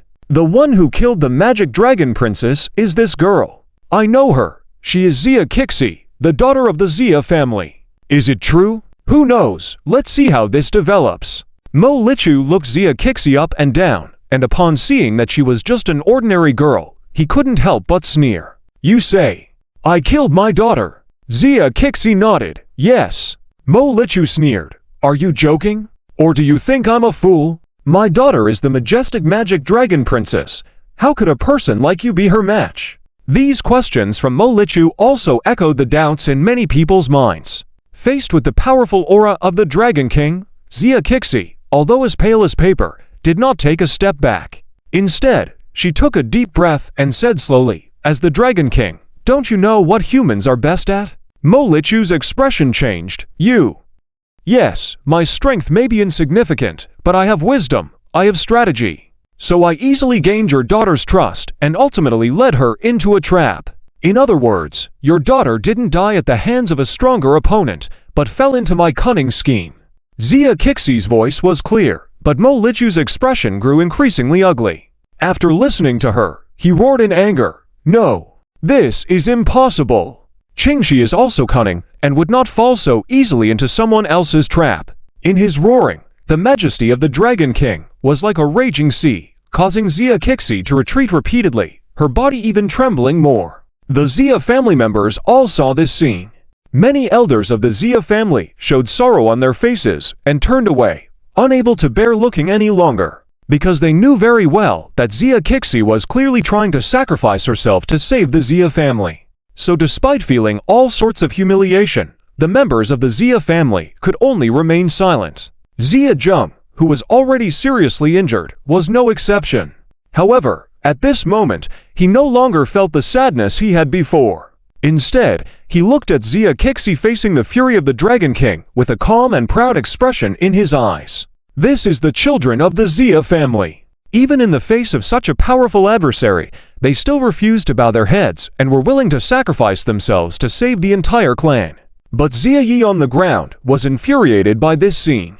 DRIZZLE, you despicable person, you are sacrificing yourself to protect him. I don't understand. What does he have that's worth you doing this? At this moment, manhwaedit vented his anger, then suddenly looked down, staring coldly at DRIZZLE. Woman, are you deceiving me? This question made many people's faces change. manhwaedit continued in a fierce tone. Do you think you can make me believe with just a few words? You are too naive. Humans are indeed good at deceit and schemes, but my dragon clan originates from the abyss. How could we fall so easily into your traps? Therefore, what you are saying is clearly an attempt to conceal something. Am I right? As the king of the dragon clan, manhwaedit had survived for at least thousands of years. Even if you were a fool, living for that long would make anyone clever. manhwaedit was not foolish. Therefore, his direct and penetrating words struck at the heart of the matter, making many members of the DRIZZLE family turn pale, watching DRIZZLE with worrying. Ziyi on the ground sighed in relief upon hearing this, then smirked. Indeed, you truly are the king of dragons. You see through these tricks so easily. DRIZZLE, let's see what you have in store now. Surprisingly, DRIZZLE did not panic as everyone expected. Instead, she looked calmly at manhwaedit and said slowly, so, you don't believe me now? Of course not. And I'm tired of your tricks. I will give you one last chance. Hand over the murderer of my daughter, or die. manhwaedit's face was stern as he spoke. However, upon hearing this, DRIZZLE smiled, lifted her hand slowly, and a shiny white object appeared in her palm, resembling a dragon tendon. What if I have this as proof? DRIZZLE said in a solemn tone. When manhwaedit saw the object in DRIZZLe's hand, his expression suddenly changed, and an infinite rage appeared in his eyes. Dragon tendon? DRIZZLe nodded. Yes, it is the dragon tendon of your dragon clan. Now, do you believe me? Boom! DRIZZle's words were like a heavy bomb that not only shocked the people at Wumong Cliff, but also caused turmoil among the dragons in the sky. It is indeed the dragon tendon of our dragon clan. Damn it! How dare the humans treat our dragon clan this way? They must die. At that moment, the sky rang with the sound of battle cries. The killing intent on Mo Lichu's face solidified to an almost tangible extent. With a wave of his hand, a huge force instantly pulled Xia Kixi, who was standing far away, towards him. The violent dragon aura bound Xia Kixi, suspending her in mid-air, unable to move. Then Mo Lichu shouted angrily, "What is the truth? How did you kill my daughter? Speak now." Facing the dragon's aura at such close range, Xia Kixi's spirit was immediately greatly damaged. But even so, she showed no fear, just raised her head to look at the furious Mo Lichu, with a smile of relief on her face, then slowly closed her eyes. This dragon tendon was the one left by the dragon that Zuan killed on the flying boat. It was of no use to Zuan, so he gave it to Xia Kixi. Xia Kixi had been carrying it with her, and unexpectedly, it came in handy this time. As for death, boom! The whole place erupted with excitement. No one had expected that this matter would have so many twists and turns. When Xia heard the familiar voice, she was first stunned, then suddenly opened her eyes wide. Sure enough, the person speaking was Xia Yi. When Xia saw that familiar face, an infinite rage surged in her heart. If looks could kill, Xia Yi would have died long ago under her gaze. Xia Yi, you.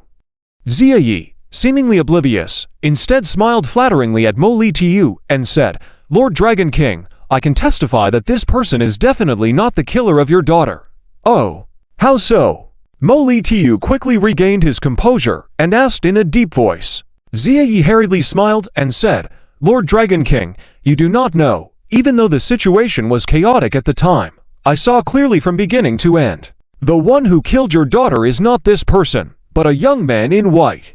Upon hearing this, Mo Lichu's expression suddenly turned ferocious. He raised his hand and grabbed Xia by the neck, lifting her slowly into the air. Xia struggled with all her might, her face gradually turning red.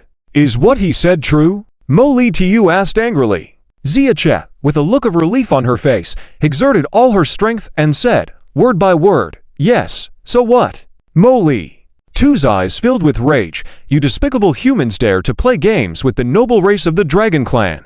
Now tell me, who is the killer? Or I will make you die without a burial place right now." Such furious dragon power made the surrounding world tremble. But facing this, Xia laughed out loud. "Are you scared?" Her laughter was full of mockery. Mo Lichu's expression became even more serious, his fingers tightening, his tone icy as he asked, "What nonsense are you spouting? How can the noble race of the Dragon Clan be afraid?" Xia Qi's expression became more relaxed. "You are indeed scared," she said. Turning her head towards Xia Yi, she continued, "Cousin, this is the last time I will call you cousin, because I think you are really pitiful. To betray the dignity of the entire human race for your own selfish gain, TSK. I wonder what fate awaits you in the future." Xia Yi's face darkened, about to speak.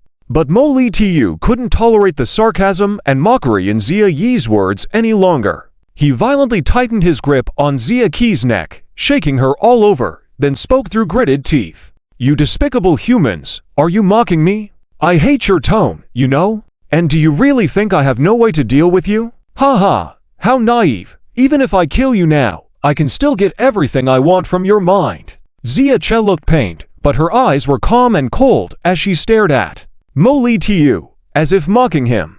A sensitive part deep within Mo Lichu was touched, and his inner anger surged even more. "Die!" he shouted, and with a forceful squeeze, he seemed about to snap Xia Qi's neck.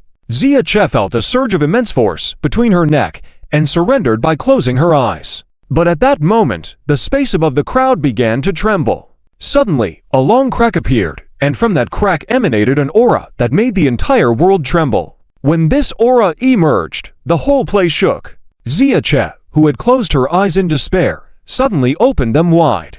Because at that moment, in the narrow crack, the figure of a young man began to emerge. This young man, dressed in white, had a tall and slender figure, giving a sense of inexplicable peace just from his back alone.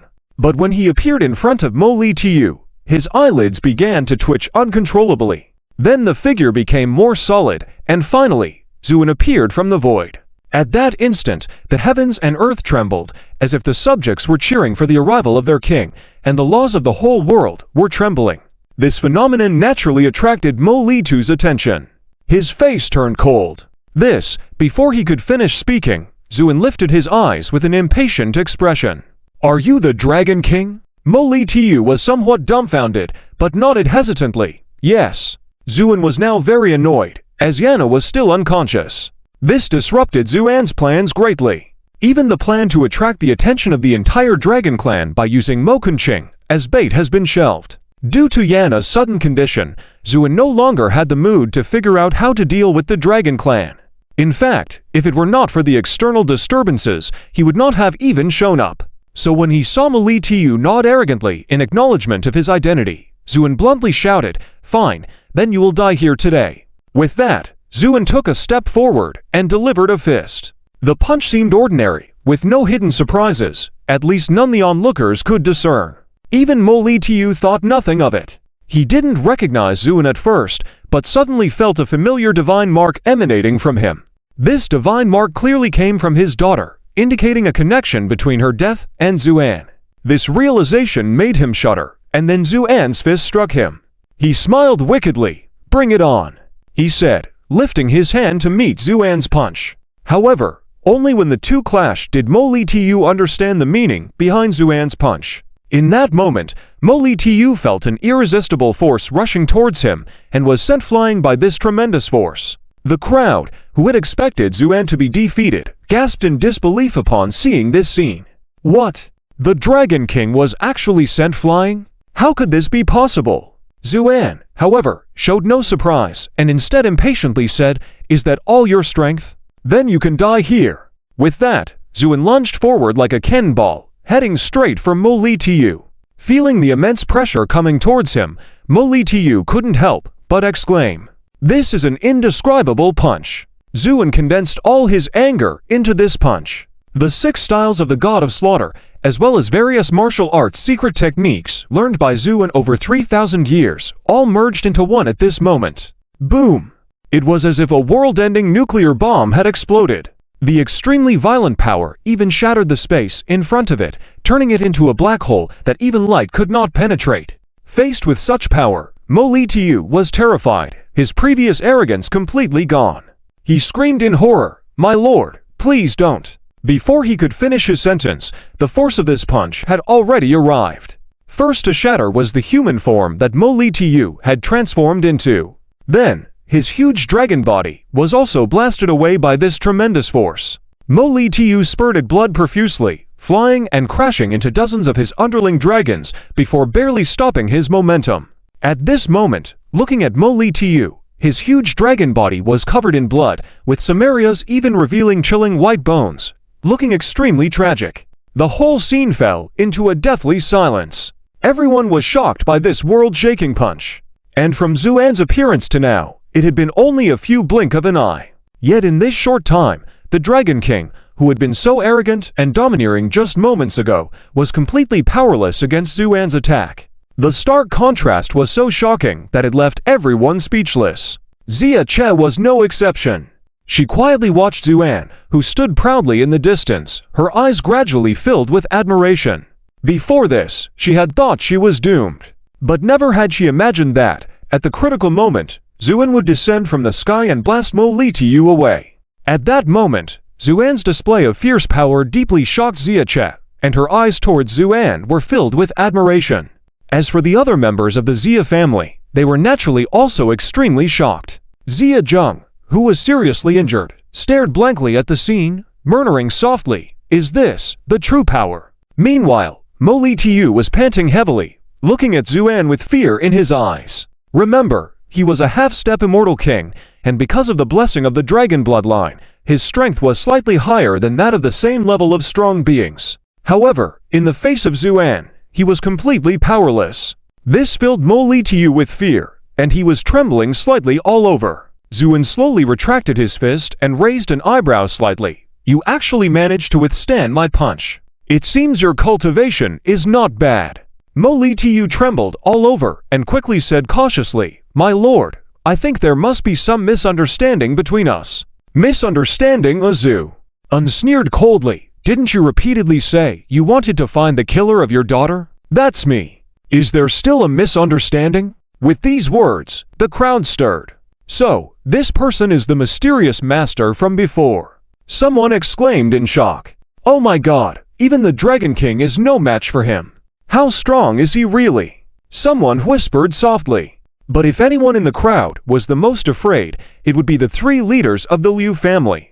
They looked pale as they watched the scene in the sky, until after a long time, the leader with triangular eyes swallowed hard and tremblingly said, Leader, isn't that the person from the flying boat?" The leader of the Liu family was even more trembling, filled with cold sweat. "Why, yes." Then the three fell silent. If they could, they would have wanted to run as far away as possible, as far away from Zuan as they could, because they all remembered what Zuan had said to them before.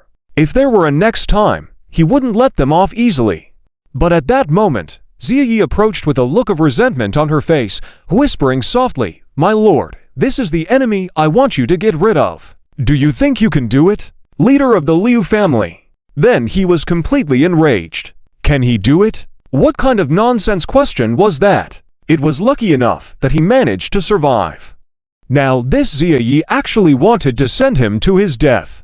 Doesn't he see the current situation clearly? This is an opponent even the Dragon King couldn't handle. With that thought, he flashed a murderous look at the leader with triangular eyes and the guy with the sharp features, and signaled to them. They understood, and then they smiled and said to Ziyi, "Who is our leader? Of course, we have what it takes. But it's not the right time to talk here. Let's hide and wait for the right moment." Ziyi was delighted at the words, nodding repeatedly, "Good."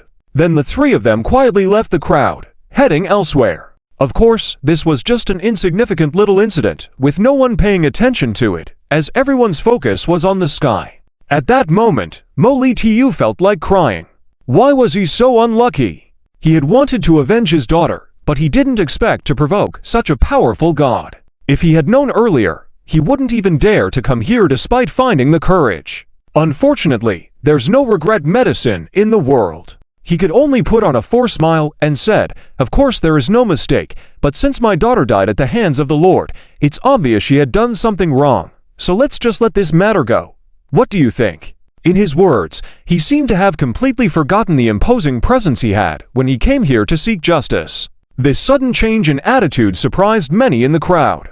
No one had expected to see the Dragon King, such a powerful figure, go from arrogance to humility. Ignored this sentiment. As a member of the demon race, obedience to the strong was a rule ingrained in its bones.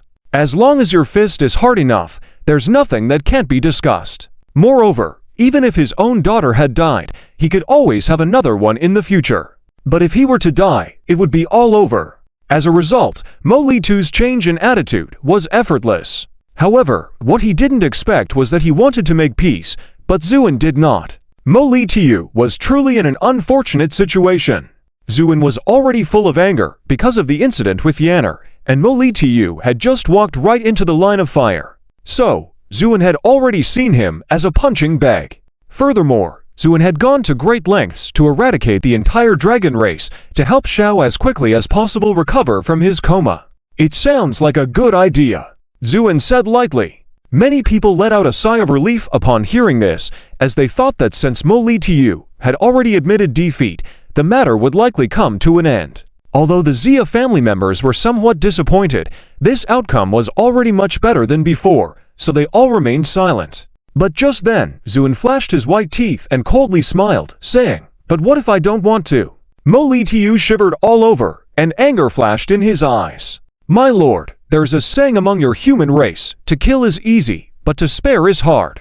I have already admitted defeat, why do you have to be so overbearing?"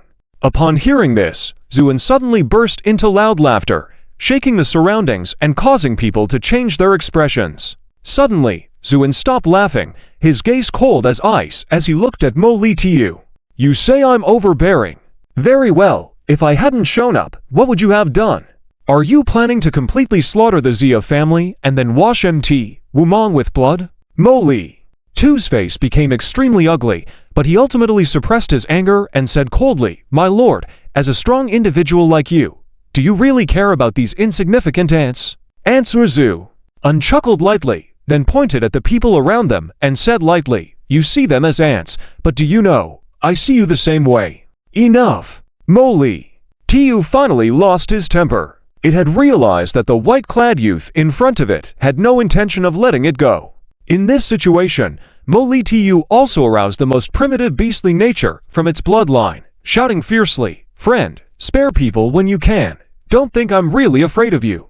And no matter how powerful you are, my dragon demon clan is not to be trifled with. If provoked, my dragon demon clan is willing to fight to the death." Faced with Moly Tiu's intimidating words, Zuan just coldly smiled, then said softly, "Fight to the death? Very well. Let's see how you will fare against me in a fight to the death." Before he could finish his words, Moly Tiu suddenly roared, "Demon Dragon! Devouring Heaven!" With his words, the demon dragons within a radius of thousands of feet didn't even have the chance to cry out before they were turned to pieces and transformed into a sky filled with essence blood. Immediately, this essence blood surged madly into Moly Tiu's body. Crack! With a sound like firecrackers, Moly Tiu's body started to grow wildly, like it was being inflated. In just a moment, Moly Tiu's body had grown to be tens of thousands of feet tall. It raised its dragon head, nearly 1,000 feet in size, and stared at Zuan with cold eyes, then sneered coldly, "Guy." With that one word spoken, an immense force that directly affected the laws of heaven and earth instantly descended upon Zuan's head. The space twisted into a spiral shape and then shattered with a snap. The fragments of space turned into sharp weapons, creating a violent tornado that cut through everything within its range. Even powerful individuals within the range were shaken to the point of spitting out blood, then turned pale with fear and retreated madly. However, this attack also exacted a heavy price from Moly Tiu. It coughed up blood heavily, and its once dazzling dragon eyes dimmed considerably. Yet, it still laughed heartily. "Indeed, you are still young. You didn't even try to dodge, not knowing that my strike would make even a king of immortals think twice, let alone you. Now, I want to see how you can survive." Seeing this, Xia Che exclaimed, "My lord!" All of the Xia family members were shaken because the power of this strike was too terrifying. Their hearts were in their throats as they all looked gravely at this space storm. Just as Moly Tiu was filled with joy, thinking Zuan was doomed, a voice sighed lightly within the storm. "If you were at the level of an immortal king, this blow might hurt me, but at the half-step immortal king level, you dare be so arrogant before me." Following the voice, a hand made of jade-like material reached out from the space storm and grasped it tightly. With a crack, the raging space storm instantly solidified and was absorbed into that hand. The wind stopped, revealing Zuan standing calmly in the midst. Moly Tiu's eyes widened in disbelief and it shouted, "How is this possible?" Zuan paid no attention to its shock, only raised his gaze, eyes sparkling with radiant light. He took a step forward and coldly yelled, "Witness my sword! Horizontal sky!" Boom! With Zuan's command, countless sword radiance as white as snow suddenly appeared in the entire world, making everything around shimmer, as if in a dream. Then, these sword radiance collapsed and rushed towards Zuan. With a series of cracking sounds, these countless sword radiance gradually condensed into a massive sword that could span the sky. Moly Tiu was horrified. Its keen intuition as a member of the demon clan made it sense a very dangerous threat. Almost instantly, it understood that this sword was something it could not contend with. With quick thinking, just as the thought crossed its mind, it turned around and fled without hesitation. As the sovereign of the abyssal demon dragons, its spatial control was indeed powerful enough. At least, as soon as it turned around, a spatial rift appeared in front of it, and as long as it could escape into it, Moly Tiu was confident it could flee far away. Unfortunately, in front of Zuan, all struggles were futile. Before Moly Tiu's body could enter the rift, the sword, full of infinite ferocity, came crashing down. "No!" Moly Tiu screamed in agony, burning its essence blood in an attempt to resist the sword. However, upon contact, the sword cleaved through it effortlessly like a hot knife through butter. The world fell into silence, and Moly Tiu's body was frozen in midair. After a few breaths, it turned its head to look at Zuan with difficulty. What kind of swordsmanship is this?" Zuan, expressionless, said calmly, "This is my swordsmanship." "So that's it," Moly Tiu murmured softly, then the light in its eyes quickly faded. With a crack, its entire body exploded, turning into a sky filled with essence blood. A single sword strike. A demon dragon king equivalent to an immortal king had fallen. No one dared to speak, and everyone looked at the white-clad young man in the void with infinite fear in their eyes. As for the demon dragons in the sky, they were in chaos and started to scatter in all directions. As soon as these words were spoken, the lotus flower trembled lightly, and then opened vigorously.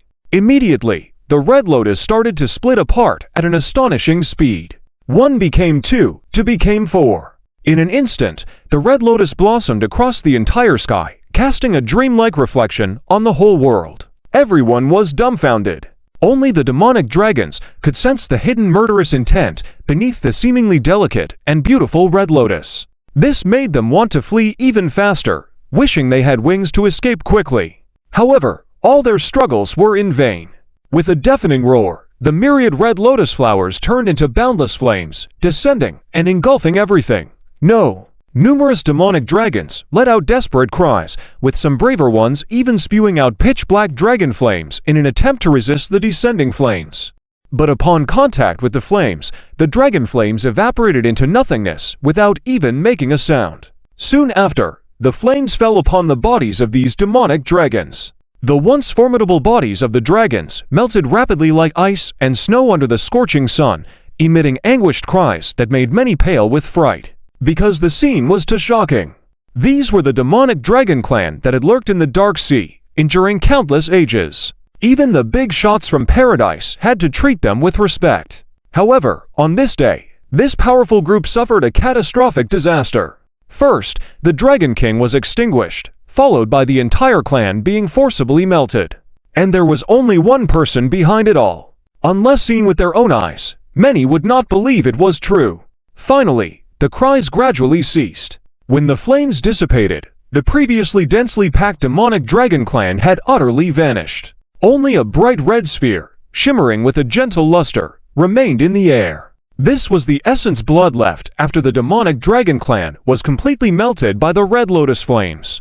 Zuin actually had two types of flames. One was pure white, and the other was vivid red. The pure white flame was highly destructive, aiming to annihilate all creation. The vivid red flame was all-encompassing, focusing on melting and uniting the world. Zuin had obtained these two flames from an extremely mysterious place when he was still an immortal. At the time of his fall, these two flames unexpectedly were reborn with his divine soul. Furthermore, there were subtle changes in their nature. Typically, Zuin would not use both flames simultaneously unless in special circumstances, as it was unnecessary. This time was no exception. Zuan's goal was not only to eradicate this abyssal demon dragon clan, but also to extract their essence blood to help awaken Zisha. Hence, he utilized the red lotus flames. At this moment, Zuin raised his hand, and the essence blood fell into his palm. Then he looked around the whole scene. Wherever his gaze traveled, everyone bowed their heads, their faces filled with fear. Especially those various forces that had previously disrespected the Xia family now turned pale, trembling uncontrollably. Although in general, the law does not blame the masses, in reality, strength meant everything. If one's strength was formidable enough, they could dictate all rules. And who knew what this unbelievably powerful white-clothed youth was thinking? What if he decided to investigate past events? Under this anxiety, many people's heads were nearly lowered to their chests, bodies bent over, doing their best to avoid attracting Zuan's attention. But they were all mistaken. To Zuan, he couldn't be bothered with the fluctuating loyalties of these opportunistic forces, as this was just human nature. As long as human nature existed, such behavior would persist. So, Zuan merely glanced at them indifferently, then turned his gaze towards the Xia family. The Xia family members quivered in unison, hastily standing straight and respectful. When Zuan's gaze passed over them, it ultimately stopped on Xia Zheng, who was severely injured and could only sit on the ground. Silence once again enveloped the venue, and the atmosphere became heavy. The heartbeats of the Xia family members accelerated, unsure of what the white-clothed youth intended to do. Finally, Zuan slowly spoke, "The Xia family has done well." As soon as these words were out, the Xia family members collectively released a sigh of relief. Xia Zheng even bowed to the sky, managing to support himself as he said, "Thank you for the praise, sir." Zuan waved his hand. No need to thank me. I did not praise you. This is all the result of the Xia family's efforts. After all, being able to stick to your principles when facing the threat of the demonic dragon clan is already commendable. Xia Zheng smiled, but the smile aggravated his injuries, causing crimson blood to trickle from his lips. Father! Xia Che exclaimed. Seeing this, a glint of light flickered in Zuan's eyes. Then, he separated a strand from the essence blood and flicked it with his finger. The blood essence flew directly into Xia Zheng's brow. Xia Zheng looked stunned for a moment, then a crackling sound echoed from within his body, and his complexion visibly began to improve at a discernible pace. In the blink of an eye, Xia Zheng, who had just been seriously injured, seemed reborn, leaping up from the ground with a rosy complexion, overflowing with excitement as he faced Zuan. Thank you, sir, for saving my life. Zuan smiled faintly. As I said, no need to thank me. This is what you deserve, and the thread of blood essence I gave you has condensed at least one dragon's vitality. It will greatly benefit your future cultivation, potentially enabling breakthroughs beyond the current realm. Xia Zheng became even more excited upon hearing this. For over 100 years, he had been stuck at his current realm, thinking that any breakthrough was hopeless in this lifetime. However, he had received such a grand gift. But since Zuan said not to thank him, he could only deeply bow in gratitude. Yes, Zuan nodded, then shifted his gaze to Xia Che beside him. When he saw this graceful and courageous young woman, a hint of admiration crossed Zuan's eyes. Stepping forward at the critical moment, willing to sacrifice herself to save her family. Regardless of the outcome, her courage alone was enough to be admired. After speaking, he raised his gaze to look at the people in the distance and calmly said, "What you came here for, you know best in your hearts. I can let it go, but remember, if anyone dares to offend again, first consider whether you have the power to resist the Dragon Clan." With these words, Zuan turned around, holding the blood energy in his hand, and flew directly into the treasure building, leaving the crowd looking at each other in silence. It wasn't until a long time later that someone sighed softly. After this battle, this gentleman will surely have a place in the Lost Paradise. The crowd fell silent. Meanwhile, in a corner somewhere, Xia Yi, who was heavily injured due to the sudden attack of the three men led by Liu Laoda, roared in anger like a furious tiger. What do you want to do? What do we want to do? Of course, we want you dead. Liu Laoda grinned maliciously. Why?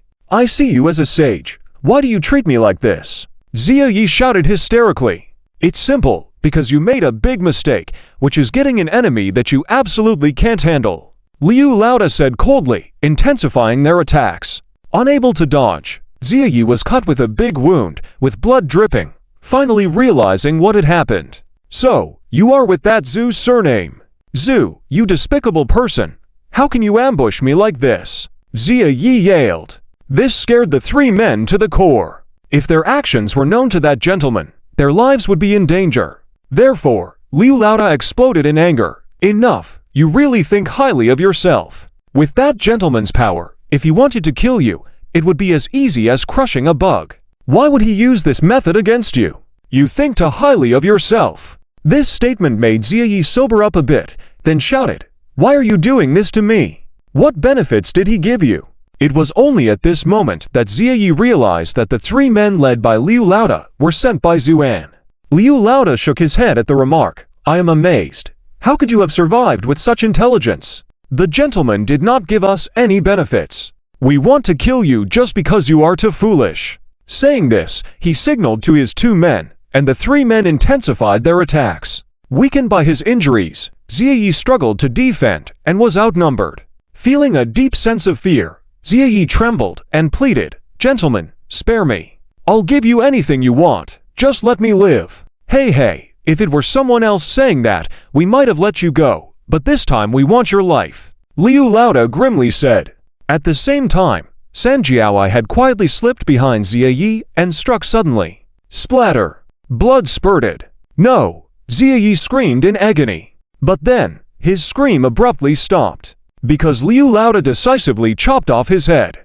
In that moment of death, Xia Yi felt deep regret. He should not have been tempted by Zhang Yinqi's persuasion to betray his family and serve the Zhang family. Unfortunately, it was all too late. In an instant, his spirit sank into darkness, never to awaken again. The three men Liu Lauda looked at each other and finally breathed a sigh of relief. Of course, Zuin was unaware of these events. Even if he knew, he couldn't be bothered by the likes of Ziyi. At this moment, he had returned to the treasure building and then arrived at Anyan's room.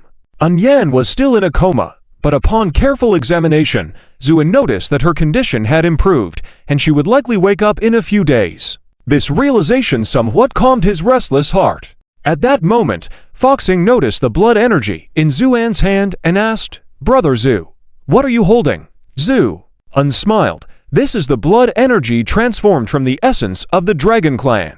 It's prepared for Little Shaw." Hearing this, Zhang Xiaoyu's eyes lit up. "Master, does that mean Little Shaw will wake up soon?" "Certainly not so quickly. These are just preparations for her awakening. To truly wake her up, we need the dragon pool." Zhang Xiaoyu felt a bit disappointed, but understood the importance of patience in this matter. "When I was away, did anything unusual happen with Little Shaw Zhu?" An asked. Zhang Xiaoyu shook her head. "I just checked. Everything is normal." "Very good." With that, Zuan entered Little Sha's sleeping room. The wall that was collapsed by Zuan before had returned to its original state. With the continuous evolution of the treasure building, all forms could be changed. The appearance remained the same as everyone had grown accustomed to it. As for repairing the damaged wall, it was just a small command from the Godfish Talisman. The dragon egg transformed by Little Shaw was quietly placed in the center of the room, while the dragon hand chain floated above it. Everything remained unchanged. Zuin exhaled lightly, then waved his hand, and the hand chain flew into his hand. With a crisp sound, all the prohibitions attached to the dragon hand chain were lifted. In that moment, the once despondent and unconscious Mo Chunqing abruptly opened her eyes. Zuin smiled at her. "It's time to go." Mo Chunqing's pupils shrank to the size of pins, and she tried to escape with all her strength. But before she could move, Zuin grabbed her neck and shook his head gently. "Stop struggling. Isn't it most important for a family to be together? So, I've eradicated your entire dragon clan, so you won't be alone." With that, Zuin opened his palm, and the blood energy soared into the air and floated above. When Mo Chunqing saw the blood energy, she trembled all over, especially when she felt the familiar aura within. She couldn't help but cry out, "Father King." Then she looked at Zuan with infinite resentment. "What have you done to my Father King?" Zhu shrugged. "As you can see, your Father King has now turned into a pool of blood." "You devil!" Mo Chunqing was struck with thunder, roaring angrily. "Compared to the sins committed by your dragon clan, I fall far short," Zuin said indifferently, then smiled slyly. "Goodbye." Flames ignited, first refining the 10 dragons that were still in a state of confusion and not fully awakened.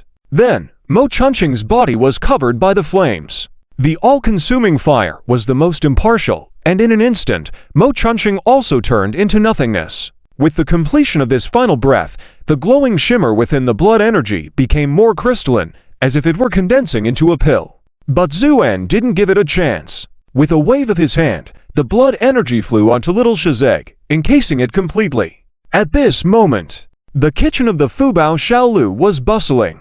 Seeing that their mother's condition was gradually improving, and she would soon wake up, the two little girls finally let go of their anxious hearts and regained their lively spirits. Then, they both started clinging to Zuan. Yes, literally clinging. Zuan had been busy traveling through various realms recently and hadn't had time to play with his two daughters for a long time. So when they finally had the chance, the girls were almost glued to Zuan and didn't leave their father's side. Zuan felt incredibly happy about the two accessories that had suddenly appeared on him. He also felt that he owed a lot to his two daughters recently. Taking advantage of the free time he had now, Zuan took the role of Anyan and spent his days with his two daughters practicing calligraphy, painting, and playing games. Of course, there was one more important thing, cooking for his two daughters. And today was no exception. Zuan squatted down, smiling, and asked, "Tell Daddy, what do you two want to eat today?" The girls tilted their heads, bumped them together, and earnestly pondered the question. For these two foodies, being able to eat a meal cooked by their father was the happiest thing in the world. So they took the decision seriously. "Can't decide? How about I suggest some dishes, braised pork, sweet and sour fish?" Zuan said with a smile. The two girls couldn't help but salivate at the suggestions, and after a brief discussion, Nine seemed to make a major decision, her little face serious. Daddy, we want to eat egg fried rice. Egg fried rice? Zuen was taken aback. The two girls nodded earnestly. Yes, egg fried rice. Then Nine carefully asked, can we? This unexpected decision also surprised Zuan, and he couldn't help but smile and say, of course, but why egg fried rice? It's too simple. Because the first meal you cooked for us when you came back was egg fried rice. Xiong said softly. Nine nodded heavily. Zuan was stunned by their words and fell silent. He never expected that the two young girls, who were still very young at the time, remembered a simple meal of egg fried rice so clearly. Watching his two daughters, who were growing more beautiful by the day, Zuan felt a deep sense of guilt in his heart, and then he nodded heavily. All right, let's make egg fried rice. Okay. The two girls cheered. Zuan laughed and reached out to pat his two daughters' heads, and this time, Daddy will teach you how to cook. How about that? Wow, that's great. The two girls cheered even more. So the father and daughters went to the kitchen, starting to teach the girls how to cook step by step. First, you need to prepare the ingredients you need. It could be complicated or simple, but I usually prefer the simplest method. Zuan picked up an egg, lightly cracked it on the edge of a bowl, and then opened the shell. The golden egg yolk fell into the fine white porcelain bowl, looking beautiful. The two girls blinked their big eyes, full of curiosity. Here, let each of you crack an egg. Just follow the method I showed you earlier. Zuan instructed with a smile. The two girls were all excited at this instruction. Xiong picked up an egg first and lightly cracked it on the edge of the bowl. Click! With a soft sound, the egg didn't break, but the bowl did. Xiong was dumbfounded, then embarrassedly scratched the back of his head. Dad, this. Zuan waved his hand, broke the bowl directly, and then smiled and said, you used too much force obviously. Then he took out another bowl. This time it was Nine's turn. She successfully cracked the egg, but in her excitement, she accidentally spilled the egg all over the floor. Zuan wasn't in a hurry. After clearing up the mess, he patiently taught the two girls how to cook. See, when stirring the egg mixture, you should stir quickly in one direction. Before he finished speaking, a chopstick turned into a black shadow and flew out at lightning speed. Bang! A muffled sound. The chopstick directly nailed into the wall, leaving behind a deep hole. The force was so great that even the wall above it dropped a lot of dust. Immediately after, the divine symbol Jinli outside let out a whimper. Xiong stood still in embarrassment, holding the only chopstick left in his hand. Zuan turned his gaze away from the wall, somewhat amused, and said, Xiong, when I said stir quickly, I didn't mean to make it fly away. Xiong stuck out his tongue apologetically. Sorry, Dad, I didn't mean to. Zuan sighed helplessly. In fact, he also noticed the problem. With the passage of time, the two little girls were gradually growing up. With their growth also came their powers, which were inherited from their bloodline and gave them unique abilities. However, this also brought a problem. How to skillfully control this power for two immature little girls became a major challenge. Otherwise, as just now, stirring an egg could turn a chopstick into a deadly weapon. But Nine didn't seem to think about it that way, as she looked adoringly at Xiong. Wow, sister is so amazing. I want to learn too. With that, she began to stir the egg like Xiong and deliberately let go of the chopstick in her hand. The chopstick turned into a cold light and flew out about a meter away and fell to the ground with a snap. The atmosphere suddenly became awkward. After a moment, Zuan forced back a smile and said, well, Nine's flying chopstick wasn't bad. Nine's face turned red with anger. She stomped her foot. Give it back to me. With a command, the chopstick that had fallen to the ground suddenly rose into the air and then, in a fierce manner, thrust straight towards a distance. Seeing this, Zuan's expression changed, and in the nick of time, he waved his hand, and a sword light shot out, completely shredding the chopstick just before it hit the wall. Moreover, this kind of natural talent for speaking and acting accordingly, Zuan hadn't even seen it when he was a celestial venerable. If this talent were to develop over time, what would it evolve into? It's really hard to imagine. But then Zuan relaxed again. No matter what it turns into, thinking of Xiong and Nyan as his daughters, as long as he is there, even if against the world, he will protect them throughout their lives. Because of these two small episodes, when cooking later, Zooin only allowed the two of them to watch by the side and not allow them to help anymore. But these two little girls are obviously not content to just watch. Even if they couldn't help, they had to stand out in some way. Unable to help, they simply started cheering on the side. That's right, cheering. When Zooin was beating eggs, the two little girls shouted and waved flags. Wow, Dad is so amazing! When Zooin poured the eggs into the hot pan and stirred, the two little girls exclaimed admiringly, Wow, Dad is so great!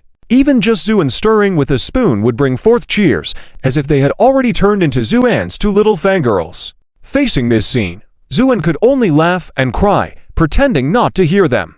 But then, a soft voice came from outside the kitchen door. What are you doing? It smells so good. The father and daughters all turned around to see Yan standing behind the door. And when she saw them looking at her, she couldn't help but brush back the hair by her ear, smiling brightly and saying, Oh, you three, sneaking food behind my back. As soon as she spoke, the two little girls swiftly pounced into Yan's arms. Mom, you're finally awake. Yes, Mom, we missed you so much. The two little girls said with tearful voices. Yan's nose tingled, almost shedding tears, but quickly regained composure, smiling and saying, all right, I'm fine. Stop crying. After soothing them for a while, the two little girls finally stopped crying. Then Yan looked up at Zooin, who had been silently watching her the whole time. Husband. Yan was a little shy under Zooin's gaze and couldn't help but speak with a trembling voice. Zooin smiled slightly, averted his gaze, and nodded slightly. Yes, it's good that you're awake. Then he turned around and said lightly, What do you want to eat? I'll cook today. The egg-fried rice was already done, and the two little girls were devouring it outside the kitchen. Only Zooin and Yan were left in the kitchen. Zooin had a white towel draped around his neck, bustling around cooking. The aroma of the food, the clattering of utensils, mixed with the roaring fire, composed a melody full of earthly warmth. Yan stood behind Zooin quietly watching, and in a trance, it seemed like she was back in the small room from long ago. Back then, she was pregnant with Xiong and Nyan, eagerly awaiting Zooin's return from work every day with a big belly. When he came back, she would stand at the kitchen door, excitedly chatting while admiring her husband's cooking.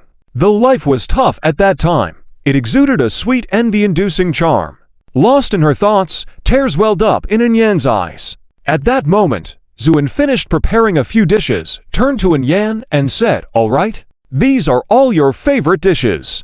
Yan quickly averted her gaze, covering up the tears in her eyes, then jokingly said, Look at me, you're the one cooking, yet I got smoke in my eyes. Zooin's eyes flashed with a faint light, then he smiled as if nothing had happened. That's because you're clumsy. Okay, let's bring it to our room. Let's have a drink today. Huxi and Zhang Xiaoyu were currently in Zhao Sha's room, so they hadn't come out. After finishing the egg-fried rice, the two little girls went upstairs to rest. During this time when Yan was in a coma, they hadn't rested well either, but now seeing their mom safe and sound, they finally felt relieved and went to rest. It was only Zooin and Yan left sitting in the room.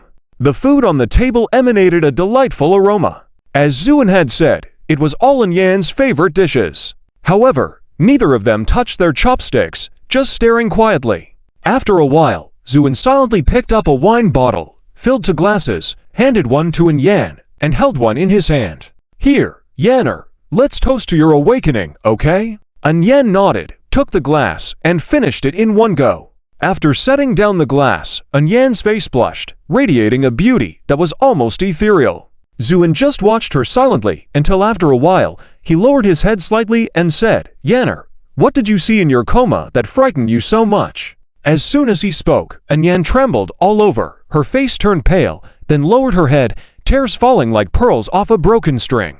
At that moment, a warm and strong arm wrapped around her shoulder, pulling her into an embrace. All right, don't cry, with me here, nobody can hurt you, Zooin said calmly, but his eyes were seething with fierce murderous intent. In Zooin's arms, Yan gradually stopped shaking. Zooin gently stroked Yan's hair and softly said, Good, now tell me, what did you see? After a moment of silence, Yan finally spoke in a mosquito-like voice, Husband, in the coma's dream, I saw a woman. Oh, a woman. Zuan's heart skipped a beat, suddenly recalling the time back on Earth when Anyan's seal was first triggered and he saw a giant eye in the spiritual world. At that time, although Zuan's cultivation hadn't recovered at all, relying on his strong spiritual power, he still managed to break through that eye. And within that eye, Zuan sensed a vague presence. Besides the power of an immortal king, there seemed to be a scent of a woman. Anyan nodded, but she started trembling again, as if recalling a terrifying scene. Yes, but this woman was different. When I saw her in the dream, although it was just a look, I felt an extremely terrifying pressure. Saying this, Anyan trembled even more violently. Anyan gradually returned to normal, and then murmured almost dreamily, "I can't describe that feeling.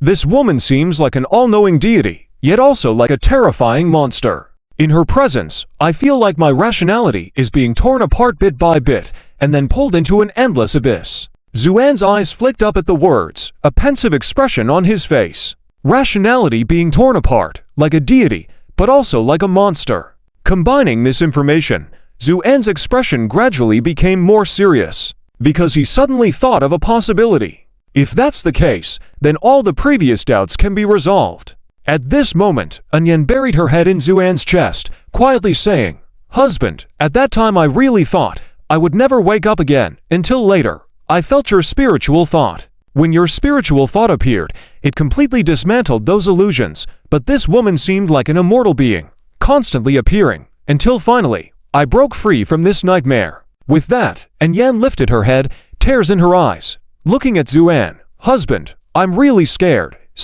that I will forever sleep and never see you again." Zuan smiled gently, patting her head lightly. "Silly girl, what are you thinking so much for? With me here, no one can take you away from my side." But that woman, Anyan's eyes once again showed fear. It was clear the deep shadow left on her. "What about that woman, Zu?" And said calmly, "The feeling she gives me is like unbeatable, even imperceptible. So I'm afraid I will lose, Zu." And chuckled. Anyan did not speak, but silence sometimes meant consent. Seeing this, Zuan smiled. "All right? Stop overthinking. Don't you believe in your husband's strength? And the reason you find that woman so terrifying is simply because she has placed a seal on you." Anyan nodded, but a moment later, she gathered the courage to lift her head. "Husband, do you know who she is, Zu?" An nodded. "If my guess is correct, it should be those guys. Because only they would use such despicable mental means to intimidate and control others." At this point, a cold killing intent flashed in Zuan's eyes.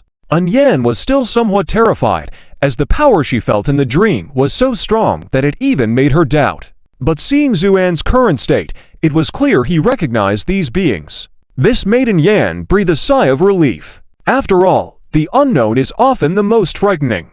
"All right, Yanner, your mind is clearly traumatized now. Next, I will use my spiritual thought to enter your mind. Remember not to be nervous, it will be fine soon, understood?" Zuan said gently. Yan nodded. Zuan took a deep breath, his eyes suddenly bursting with brilliant light, and a surge of spiritual thought directly entered Anyan's mind. The whole process went smoothly, indicating that Anyan had completely let go of her mind to Zuan. This required complete and unconditional trust. Seeing this, Zuan felt a mix of pain and anger, the hurt of Anyan's unwavering trust. Anger that someone dared to harm someone as beautiful and kind as her. Anyan was the most important person in his life. This made a wave of world-destroying anger rise in Zuan's heart.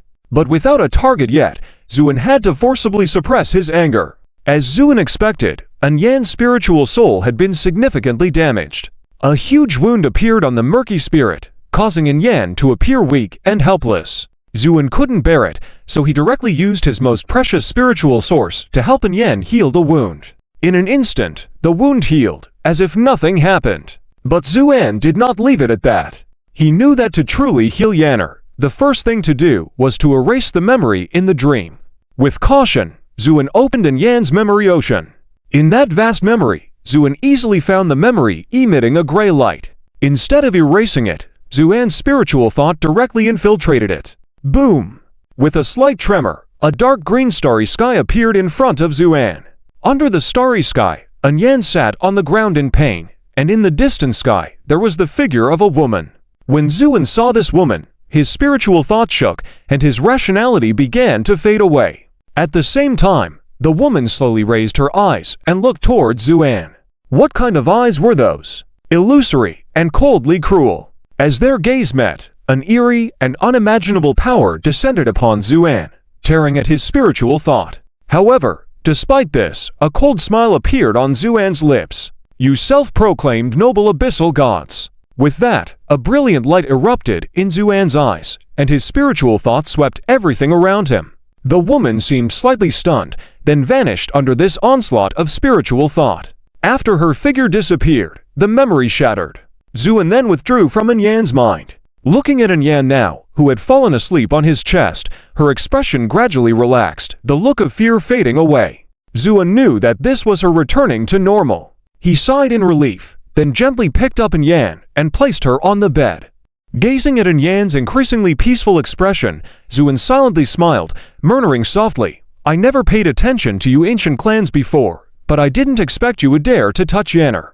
Don't blame me for not being polite. Anyan slept for over 3 hours. When she woke up again, she felt refreshed and better than ever. She stretched lazily and yawned contentedly. Xuan's indulgent smile reached out and gently stroked Anyan's cheek, softly saying, because I was waiting for you to wake up.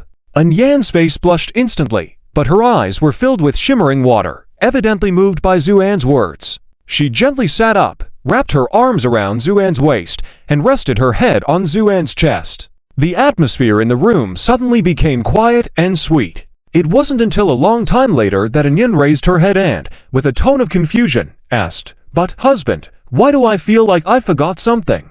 Looking at Anyan's bewildered face, Xuan didn't say a word. Instead, he bent down and gently kissed her forehead. This gesture instantly softened Anyan. When Xuan stood up again, Anyan seemed as if she were drunk, with a faint blush covering her whole body. Ju unsmiled and looked at Anyan's indescribably shy expression, softly saying, If you forget, then forget it, as long as you haven't forgotten me. Anyan snorted softly, lightly hitting Xuan, then wriggled in Xuan's embrace like a little cat, whispering, What nonsense! How could I forget you? Xuan chuckled and lifted Anyan around the waist. Anyan shrieked, then saw Xuan's mischievous smile and tremblingly asked, Husband, what are you going to do? Leaning in close to Anyan's ear, Xuan chuckled softly, Can you guess what I want to do? The warm breath he exhaled made Anyan shiver slightly. Why aren't you talking, Xu? And continued, teasingly, I have no idea what you want to do, but you're a big troublemaker, so it's up to you. After saying this, Anyan couldn't contain her shyness, closed her eyes, and blushed even more like she had a fever. Xuan was briefly surprised by her appearance, suddenly feeling a pang of guilt for teasing her, so he said in a serious tone, Yanner, Anyan answered in a dazed tone, You just woke up from a coma, and your body is still weak. I didn't mean anything else, I just wanted you to have a drink with me. Just as Xuan finished speaking, Anyan, puzzled, opened her eyes and looked at Xuan. Seeing Xuan's hesitant smile, she realized she had been teased. Feeling a mix of anger and embarrassment, she bit down on Xuan's arm directly. Ju unsucked in a sharp breath. Leaving aside everything else, Anyan had quite a bite. It hurt Xu, and a lot. But he didn't dare say anything, and could only grimace, saying, Yanner, I wasn't intentionally teasing you. Ouch, be gentle, you've bitten through. Anyan finally released her grip, leaving a deep bite mark on Xuan's arm, nearly bringing him to tears. Anyan looked proud of herself, jumped out of Xuan's arms, and said defiantly, I don't care, you were teasing me just now. So, this is your punishment, Xu. Unrubbed his arm with a troubled expression, sighing, all right, consider it as being bitten by a dog. Huh? Anyan raised an eyebrow, but her fingers pinched Xuan's waist as she asked softly, Who's the dog you're talking about? It's me, I give up. Xuan surrendered immediately. That's more like it. Anyan let go of her grip, intending to keep up a cold demeanor, but she couldn't help but burst into laughter first. Xuan joined in her laughter. He felt relieved seeing the cheerful and lovely Anyan return. Come on.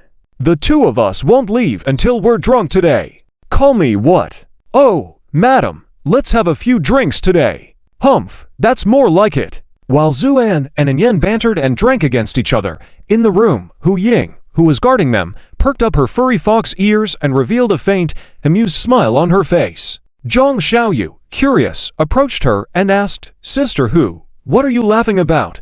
"Huh? Was I laughing?" Hu Ying was slightly startled and asked back. Zhang Xiaoyu nodded repeatedly. "Of course, you were. And it looked really creepy." Creepy. A few black lines appeared on Hu Ying's forehead. "Yes. Like those perverted guys eavesdropping in movies," Zhang Xiaoyu said seriously. Hu Ying's eye twitched, restraining her anger, and said mildly, "Wait, what kind of movies do you usually watch? How can there be perverts?" "Detective crime shows. They're really exciting. ... Hu Ying finally couldn't bear it and tapped Zhang Xiaoyu's head hard. "There's a problem. Anyway, you're a girl. How can you watch such movies?" And I wasn't laughing creepily. I was laughing warmly as an auntie. Tears filled Zhang Xiaoyu's eyes from the tap, and she could only nod silently. "Oh." Hu Ying, still annoyed, sighed and said, "Later, bring the movie to my room." "Huh?" Zhang Xiaoyu's eyes widened. "What's wrong?" "I want to critically watch it." "Oh." Zhang Xiaoyu left bewildered. Hu Ying stood there, took a deep breath, and touched her cheek with her hand. "Heck, was I really looking creepy when I smiled just now?" She murmured to herself. "No way, I'm the top fox girl in the realms. I couldn't be creepy." Hu Ying muttered to herself, then turned and left. The turmoil finally subsided. Zuan spent a few more warm and sweet days with Yan and their two daughters in the Symbol Treasure Tower. Only as the opening day of the Lost Paradise approached did he leave the tower and return to the Unreal Peak. By now, Unreal Peak had undergone a tremendous transformation compared to a month ago. The complete extermination of the abyssal dragon race had shocked not only the Unreal Peak, but the entire Dark Domain as well. Zuan's sudden emergence also became a widely discussed marvel. Meanwhile, the atmosphere in the Xia family today is a bit strange. Ever since Zuan, who disappeared after annihilating the Demon Dragon clan, has now returned. However, no one is happy about it because they all know what it means. It is clear that this great man is about to leave. Although it was expected, many people still feel a sense of loss as it is about to happen. In the tea room in the backyard, Zuan is sitting in the middle with Xia accompanying him. Xia Che, at this moment, is standing not far away with her head down silently. Ju smiles faintly. "Miss Xia." "Ah." Xia Che subconsciously lifts her head, looking puzzled at Zuan. "I mentioned before that I would give you a thank you gift. Here it is. Now it's yours." With that, Zuan casually gestures, and a divine thought flies into Xia Qi's mind. Xia Che shudders, her face changing expression rapidly, but in a moment, all those expressions turn into shock. This is," Zuan calmly says, "this is a set of cultivation techniques tailored to your talents and the characteristics of your Xia family's techniques, specifically designed to help you and your family." With that said, Xia Zheng, in the distance, is wide-eyed. This is not just a bit helpful, it is simply the most precious gift. A set of cultivation techniques tailored for the family is extremely precious, and Xia Zheng, as the patriarch, knows this very well. Not to mention, it is custom-made. The implications behind this are rich. At least Xia Zheng hasn't heard of anyone casually tailoring techniques to individuals like this. Even the big shots in Paradise of Sorrow cannot. Thus, Xia Zheng's gaze towards Zuan gained something more. If before there was only respect, now there is also a hint of admiration and awe. Because Xia Zheng vaguely realizes that the white-clad young man in front of him is even more powerful than he imagined, and his background is unimaginably significant. In this aspect, he guessed correctly because even in the myriad realms, there are very few who can easily tailor techniques like Zuan can.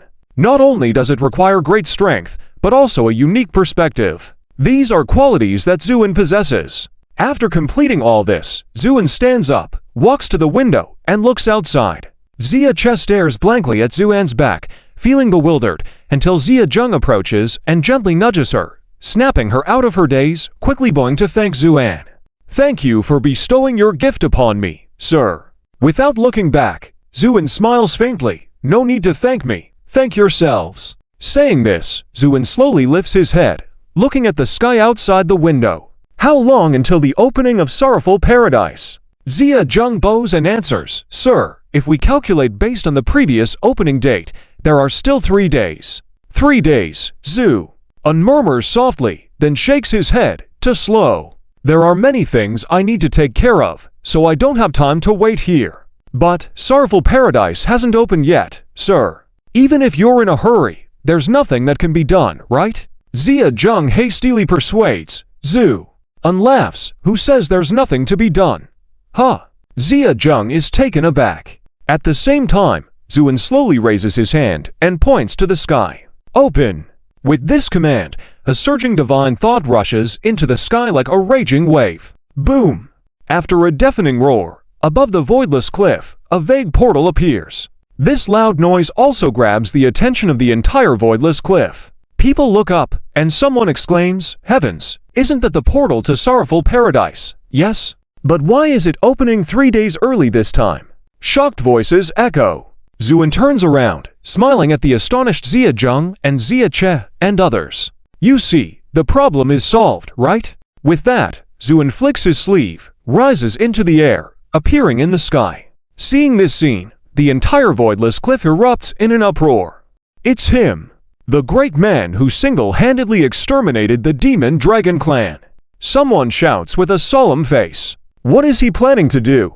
Could it be that the early opening of the portal to Sorrowful Paradise is also related to this great man? Amidst the exclamations, Zuan overlooks the city below, faintly smiling, then takes a step and transforms into a white light, flying straight into the portal, disappearing. Sir. Seeing Zhu vanish through the portal, Zia Che suddenly calls out, tears streaming down her face. Zia Zheng initially wanted to say something, but ultimately, all the words he thought of turned into a long sigh. This is a strange world. The entire city is like a 1,000-layered cake, divided into 13 layers. Yes, these 13 layers are all parts of Sorrowful Paradise. However, each layer is inhabited by different people. When you stand in the lower level of the city, you can look up and see the dazzling lights of the upper city, where people indulge in luxury. These cities are stacked on top of each other, and under good lighting conditions, one can even see the 5 layers above. But beyond that, they are beyond sight.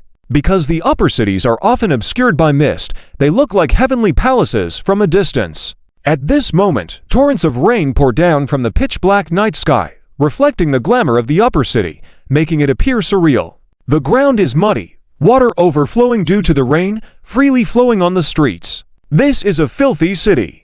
Not just because of the corpses floating from the drains due to the rain, but also because of the chaos here. This is the lowest level city of Sorrowful Paradise, a city devoid of rules and in complete chaos. Only 2 types of people can survive here, the ruthless and the even more ruthless. At this moment, a person walks down a dark alley. The black umbrella is like a castle, shielding from the pouring rain.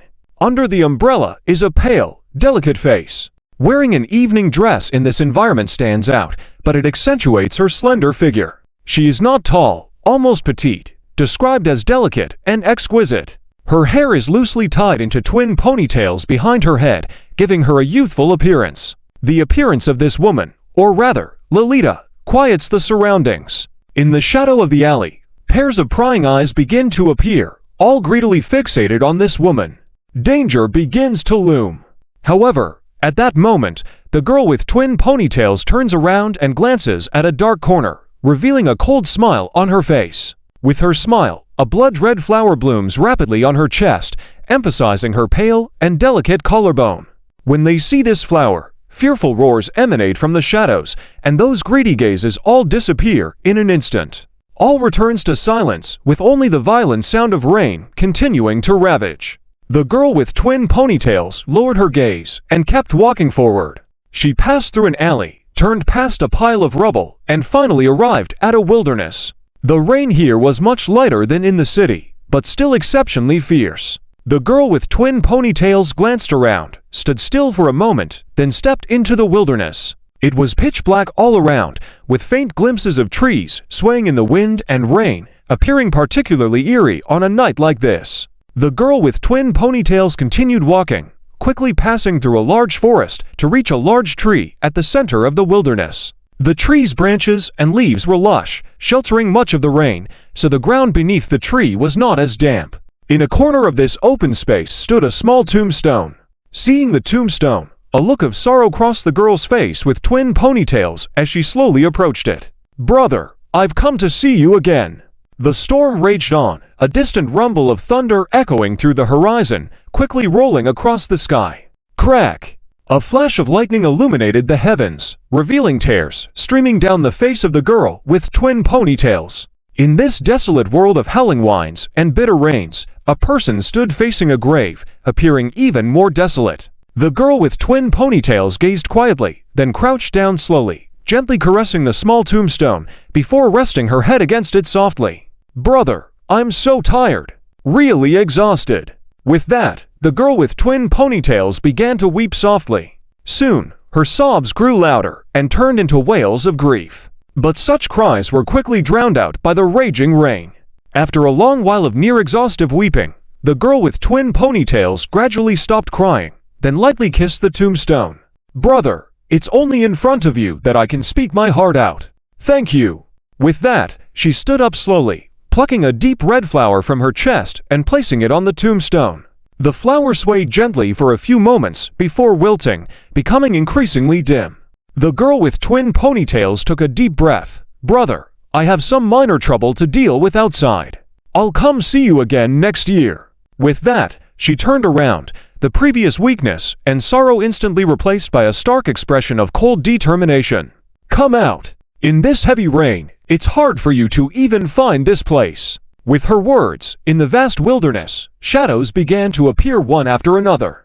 Crack! Just then, another flash of lightning streaked across the sky. The glaring light illuminated the figures emerging in the wilderness, each person dressed in thick raincoats with their faces obscured in the shadows, except for a fallen star emblem on their chests. On a stormy night, the sudden appearance of this silent group of people felt like evil spirits crawling out of hell. The girl with twin ponytails grew cold. Xingluo sect. Haha, didn't expect that, just to deal with me. Xingluo sect would deploy so many people, truly pulling out all the stops. Laughter echoed from the crowd. Madam of the infamous flower sect, it is only fitting for such a spectacle. Oh, so you set up a trap long ago just for me. The girl with twin ponytails lightly remarked, her eyes gleaming dangerously. The crowd parted to open a way, and a man with a faint smile and elegant attire walked out, smiling at the girl with twin ponytails. "Luo Lanting, you are right. We've planned for a long time to deal with you."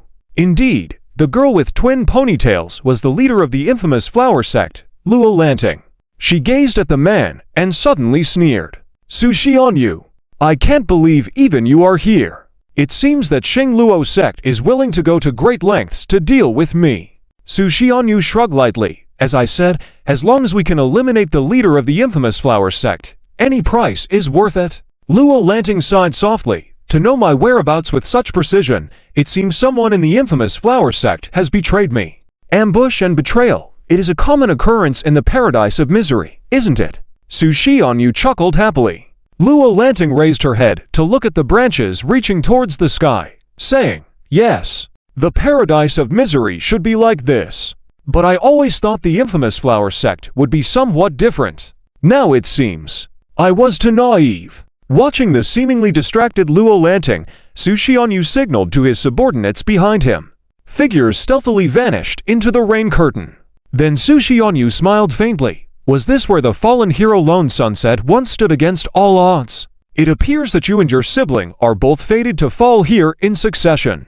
Sushi on you's words clearly concealed malice, intending to deliberately provoke Luo Lanting with past events. For those who danced on the edge of death, living by the blade, once the prey fell into anger, it meant she was not far from death. Indeed, a flash of anger flickered in Luo Lanting's eyes. But it lasted for a very short moment, quickly returning to normal. However, for these assassins, that was enough. Suddenly, figures rose from the darkness, surging violent energy turning raindrops into deadly weapons. Thud! After a few muffled sounds, trees began to crack. These centuries-old trees, with trunks as hard as stone, were pierced through like a sieve. It was easy to imagine what would happen if those raindrops landed on a person. However, just as these raindrops were about to reach Luo Lanting, ready to pierce her, a large black umbrella suddenly opened, shielding her from the raindrops. Silently, those raindrops containing violent star power disappeared without a sound. A great danger surged within. The Xingluo assassins at the forefront began to hastily retreat. But then, the giant umbrella slowly lifted, revealing Luo Lanting's delicate face. Her eyes radiated light, as she spoke softly, "You want to attack and then leave. There's no such easy way out in this world." With her words, under Luo Lanting's cheek, a tattoo of a flower emerged, exuding a dangerous and eerie beauty. The flower of extreme evil. Seeing this magnificent scene, Su Xianyu and others retreated like snakes and scorpions, afraid of being tainted even a little bit. At this moment, these fallen assassins had not yet died, but being alive was even more unbearable than death. They struggled on the ground, trying to scream, but not a sound came out, making the flower of extreme evil even more vibrant. When the flower of extreme evil reached the peak of blooming, a loud bang was heard. The heads of these fallen assassins began to explode one by one. After a series of muffled thuds, none of the assassins who had rushed forward before were left, all lying dead on the ground. The rain continued to ruthlessly wash the earth. The blood on the ground gathered into pools, emitting a nauseating bloody smell. Su Xianyu's face became extremely ugly. Although he had greatly exaggerated the strength of Luo Lanting, he had not expected the power of the flower of extreme evil to exceed his imagination. With just a glance, he had lost 1/5 of his subordinates, while Luo Lanting remained unscathed. This result was simply unacceptable. Meanwhile, Luo Lanting, holding the giant umbrella, slowly walked out from under the big tree. Her exquisite high heels stepped on the muddy blood puddles, giving off a cruel beauty. If this so-called power of the starry array is only this much, I am very disappointed.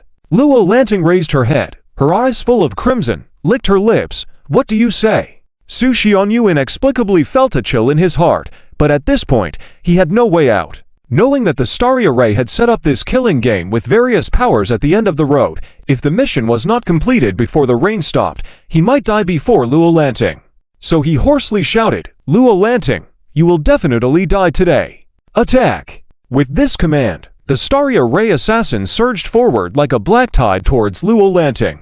Faced with such a fierce killing game, Luo Lanting showed no fear. Instead, she casually tugged at the hair on her cheek, bit it in her mouth, then suddenly raised her eyes and pressed the handle of the giant umbrella. With a crisp sound, the umbrella handle cracked in half, and then Luo Lanting pulled it out abruptly. Swish! A long sword like a pool of autumn water suddenly appeared in Luo Lanting's hand. Luo Lanting swirled the sword, exhaled, and whispered, "Kill." With that, she stepped forward to meet the oncoming starry array assassins. A sword light, like a dragon entering the sea, plunged into the black tide formed by the starry array assassins. Under the white sword light, the flower of blood was blooming wildly. After some time, Luo Lanting's sword cut off a starry array assassin lurking underground, then turned and beheaded another assassin attempting to ambush her. Holding the sword in hand, she remained vigilant, looking around. At this moment, her exquisite evening gown had already been soaked with rain and blood, a huge wound running diagonally from her left shoulder down almost to her stomach. Although the bleeding had been stopped, under the washing of the rain, the wound appeared ominously pale. Luo Lanting breathed slightly heavily, the flower tattoo on her face becoming more prominent. The eyes of the starry array assassins were filled with fear at this moment. From the beginning of the battle to now, countless starry array assassins had died under Luo Lanting's sword. This godlike method made these assassins, accustomed to death, shudder with fear. So the situation at this moment fell into a stalemate. You can't go on. Su Xianyu, who had been watching from the sidelines and had not acted throughout the process, suddenly emerged from the shadows and grinned maliciously. Luo Lanting breathed slightly heavily but did not speak. To be honest, I'm surprised that you can hold on under the combined siege of so many people, but unfortunately, you can't get through after all. Su Xianyu's expression became more and more triumphant. I've been waiting on the sidelines without making a move, just for this moment. Now I am full of energy, my cultivation is complete, it's the peak time for me. But you are heavily injured, so what do you have to fight against me? Luo Lanting's face grew increasingly unsightly. She snorted coldly, you can try. Ha ha ha! Su Xianyu laughed heartily. I like your stubbornness, so you will die in my hands, and your head will be my best trophy. With that, Su Xianyu's body suddenly turned into countless starlights, dispersing into the darkness. As the great guardian of the starry array, His strength was naturally not comparable to those ordinary assassins. This technique of turning into stars was elusive like hanging horns on a deer. He seemed to have disappeared, yet seemed to be everywhere. In this situation, the darkness became even more dangerous. Luo Lanting's face turned pale, but at this moment she slowly closed her eyes, as if giving up resistance. Just then, a figure made up of faint starlight appeared beside Luo Lanting, and then with a malicious smile, prepared to strike. But at that moment, Luo Lanting suddenly opened her eyes. A hint of mockery flickered in her crimson eyes. The feeling of triumph that Su Xianyu had instantly turned into extreme danger, making his bones tremble. Not good. He had been tricked. This thought had just crossed his mind when he instinctively started to retreat. But it was all too late. For Luo Lanting softly uttered, "Extreme evil, here." Click. A barely audible sound. Su Xianyu let out an extremely desperate scream. No. But the cry abruptly stopped because at that moment, his mouth, nose, and body were covered with the flower of extreme evil. Bang! Su Xianyu, turned into a dried corpse, unwillingly collapsed. His strong life force kept him from dying at that moment. He just widened his eyes, looking resentfully at Luo Lanting. Luo Lanting smiled, spat out a mouthful of blood, wiped the blood from the corner of her mouth as if nothing had happened, and then said casually, "Sorry, you are my best collection."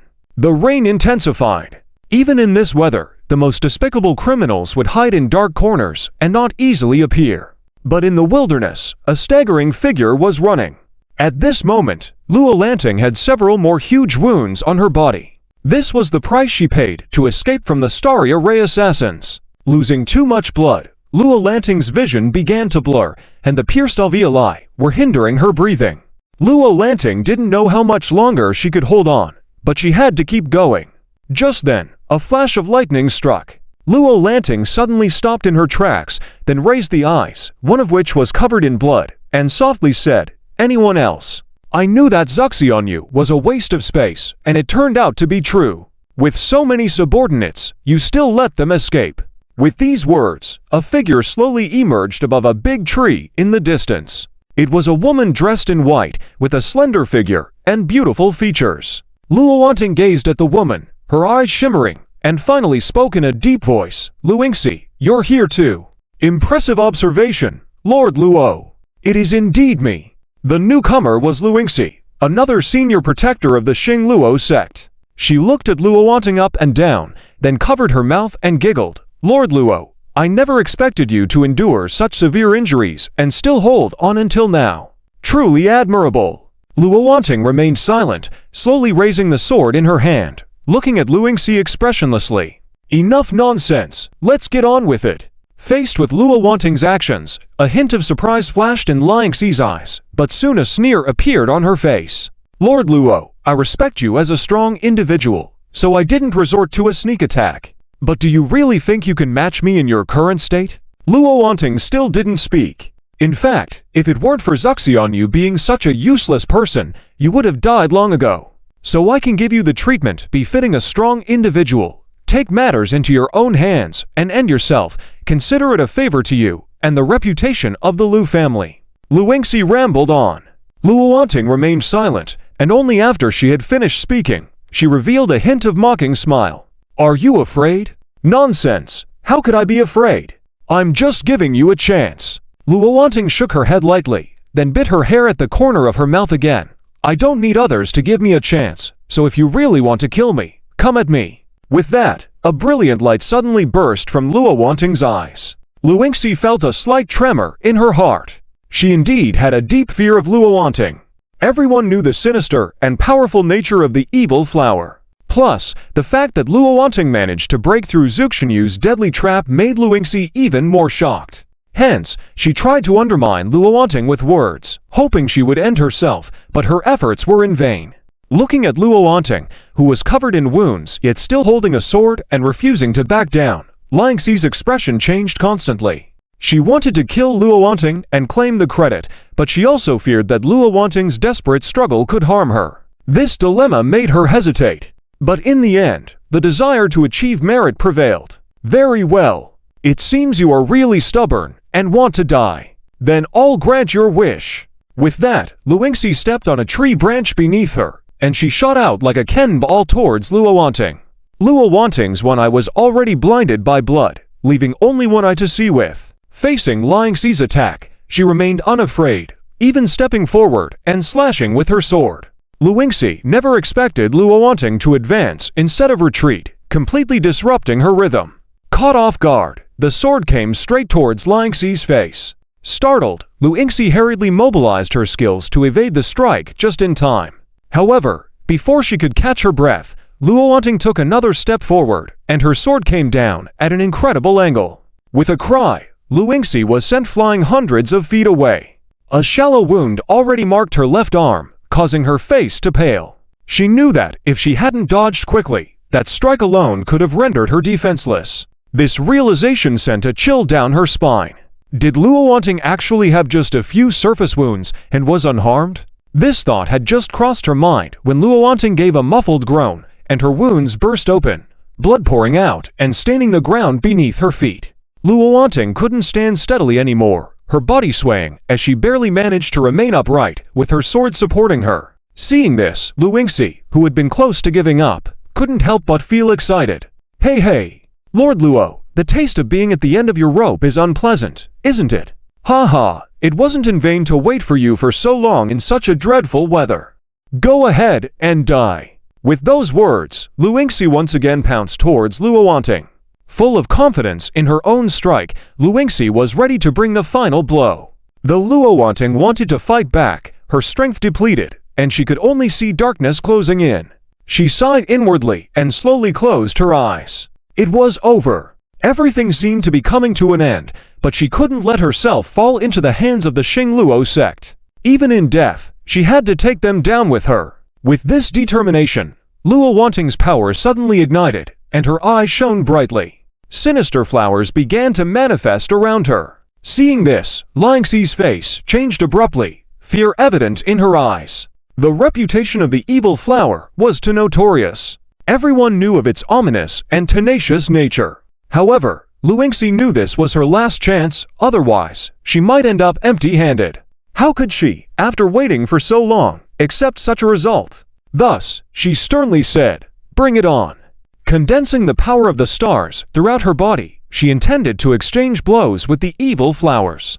At the same time, fueled by Luowanting's almost manic display of power, the evil flowers began to bloom slowly. Once they bloomed, Luowanting would perish. But at that moment, the airflow above suddenly disturbed, and the space began to distort, revealing a portal. Zuin stepped out calmly, looking somewhat surprised at the nearly blooming evil flowers on the ground. His disciple! This scene naturally caught the attention of Luingxi and Luowanting, but they were both too focused on their battle to care about anything else. Zuin unshook his head lightly. There's a hint of his aura, but why is it so weak? Oh well, regardless of the situation, they must be related to him. Let me help you out a bit. With that, Zuin casually waved his hand. Before it even hits the ground, the deer's drink has already turned into a flowing light, crazily fleeing away. She is a very clever person. In fact, there are no fools who can survive in a lost paradise. This suddenly appeared white-clothed youth is obviously not an ordinary person. Just by waving casually and sending herself flying, it can be seen that his strength is absolutely extraordinary. Coupled with the desperate fallen Lanting, the deer's drink creek immediately recognized that her ambush this time was a complete failure. It's already impossible to succeed. With this thought, she did not hesitate to give up her target and turned around to escape. Zuin did not pursue. For this kind of small fry, Zuin couldn't be bothered to pay attention. With a flash in his eyes, a divine thought quietly attached itself to the frantically fleeing deer's drinking creek. Then he turned to look with interest at Fallen Lanting in front of him. Fallen Lanting was now close to unconsciousness, but facing this sudden situation, she couldn't help but be startled, then fiercely bit her tongue to keep herself alert. "Who are you?" Fallen Lanting asked in a deep voice. Zuin smiled slightly. "Who I am is not important, the key is, who taught you this?" With those words, Zuin reached out, and in the palm of his hand, slowly appeared an extremely evil flower blooming. Fallen Lanting was shocked, looking unbelievably at the extremely evil flower blooming in Zuan's hand. "How is this possible? How could you have an extremely evil flower, Zu?"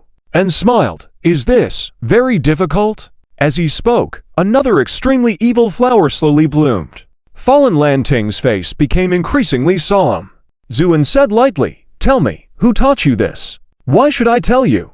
Fallen Lanting slowly retreated a step, gripping her long sword with both hands, her face full of vigilance. "Go ahead." Zuin was slightly surprised at the situation, then he understood, smiling as he looked at Fallen Lanting, who was on guard as if facing a great enemy. "It seems you have some misunderstanding. I don't have any ill intentions. In fact, I am good friends with the person who taught you this ability, but as far as I know, he no longer takes disciples, so I'm curious, how did you learn this? And also so weak." After hearing Zuan's explanation, Fallen Lanting still had some doubts, but still said with vigilance, "How do I know if you and the people of Crossing Luodao are not working together?" Zuan was slightly startled. "Crossing Luodao? Are you talking about the person who just escaped?" "Of course." "Very well, since you suspect, I'll prove it to you." With that, Zuan slowly raised his hand.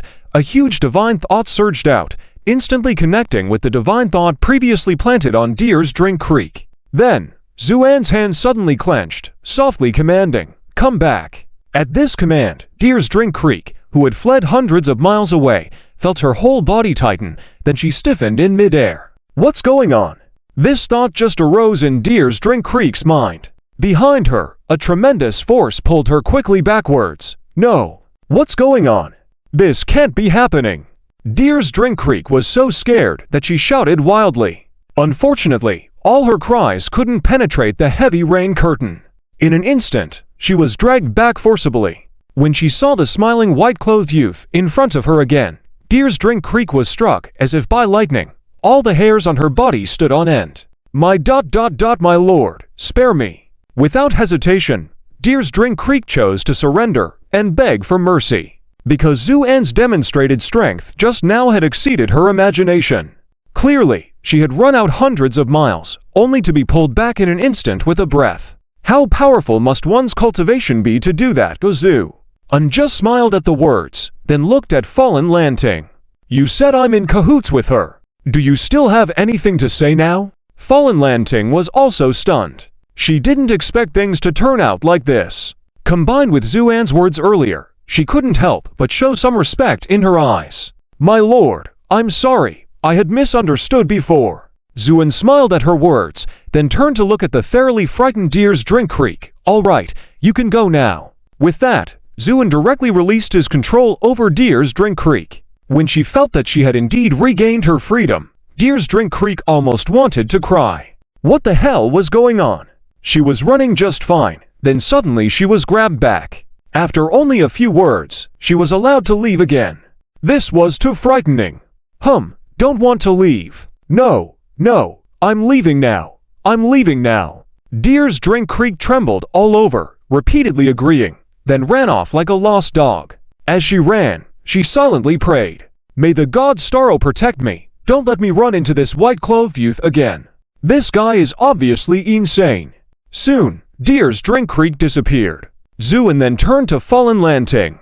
"Now can you tell me who taught you the extremely evil flower?" Fallen Lanting's face showed a trace of sadness, then she slowly lowered her head. "My lord, actually, I learned the extremely evil flower from my brother." "Your brother?" "Yes." Fallen Lanting nodded heavily. "No wonder your extremely evil flower is so weak. So where is your brother now, Azu?" Asked with interest. Fallen Lanting smiled sadly. "He's already dead." A moment later, under the big tree, Zuan stood in front of the tombstone, silently gazing at this small grave mound. The extremely evil flower that Fallen Lanting had placed on the tombstone had withered, making the grave mound seem so unremarkable. It's hard to imagine that this was the tomb of fallen Kengyang, who had fought alone in all directions and ultimately died heroically. After a long time, Zuan withdrew his gaze and sighed lightly. He was indeed his true disciple. But why? You, with your character, if your disciple was killed by someone, you would definitely not let it go, but this time there has been no response, and under normal circumstances, your disciple should not be in such a low-level city. So, what happened while I was away? Zuan muttered to himself. Fallen Lanting, who stood not far behind him, did not hear these words. Even up to now, when Llewellyn Pavilion closes his eyes, he can still smell the intense, nauseating bloody scent from that night. At this moment, Zuin slowly turns around to look at Llewellyn Pavilion.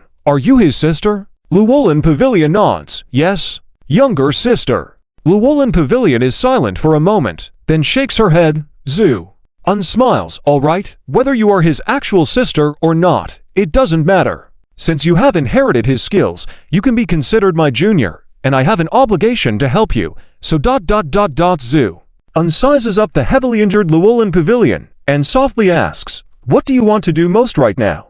Without any hesitation, Llewellyn Pavilion immediately says, seek revenge. Zuin is slightly surprised. Revenge? He thought this young girl would say something about healing, but didn't expect revenge to be the first thing she mentioned. Llewellyn Pavilion firmly nods. Yes, it's revenge. As she says this, a brilliant light shines from her uninjured eye, making others take notice. Oh, how do you plan to seek revenge? Zuin finds himself increasingly interested in this seemingly delicate girl. Of course, I must seek revenge against Xinglu Dao. But before that, I must find the traitor in the evil flower, and also, my allies. Speaking of this, a mocking expression appears on Llewellyn Pavilion's face. Xinglu Dao has used such a massive deployment, I refuse to believe that all the forces in the city are unaware. So the only possibility is that my allies all knew what Xinglu Dao was planning to do, but they all chose to stand by and watch from the sidelines. Therefore, they must also pay the price. Zuin watches the twin-tailed Lolita quietly, then nods with a smile that is not quite a smile. Very well, I will help you this time. Thank you, sir. Llewellyn Pavilion sincerely bows. At this moment, she is certain that this young man in white, who looks only slightly older than her, indeed has a close connection to her brother's master.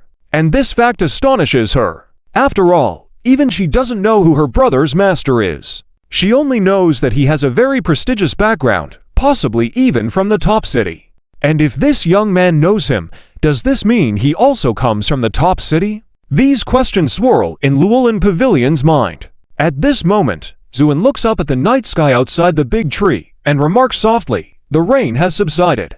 Llewellyn Pavilion also looks outside. Indeed, the once dense rain has become sparse, leaving only a damp and cold wind raging.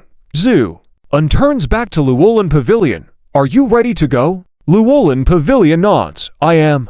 Excellent. Then, let's depart now. With that, Zuin lightly steps on his toe and flies into the night like an arrow released from a bow.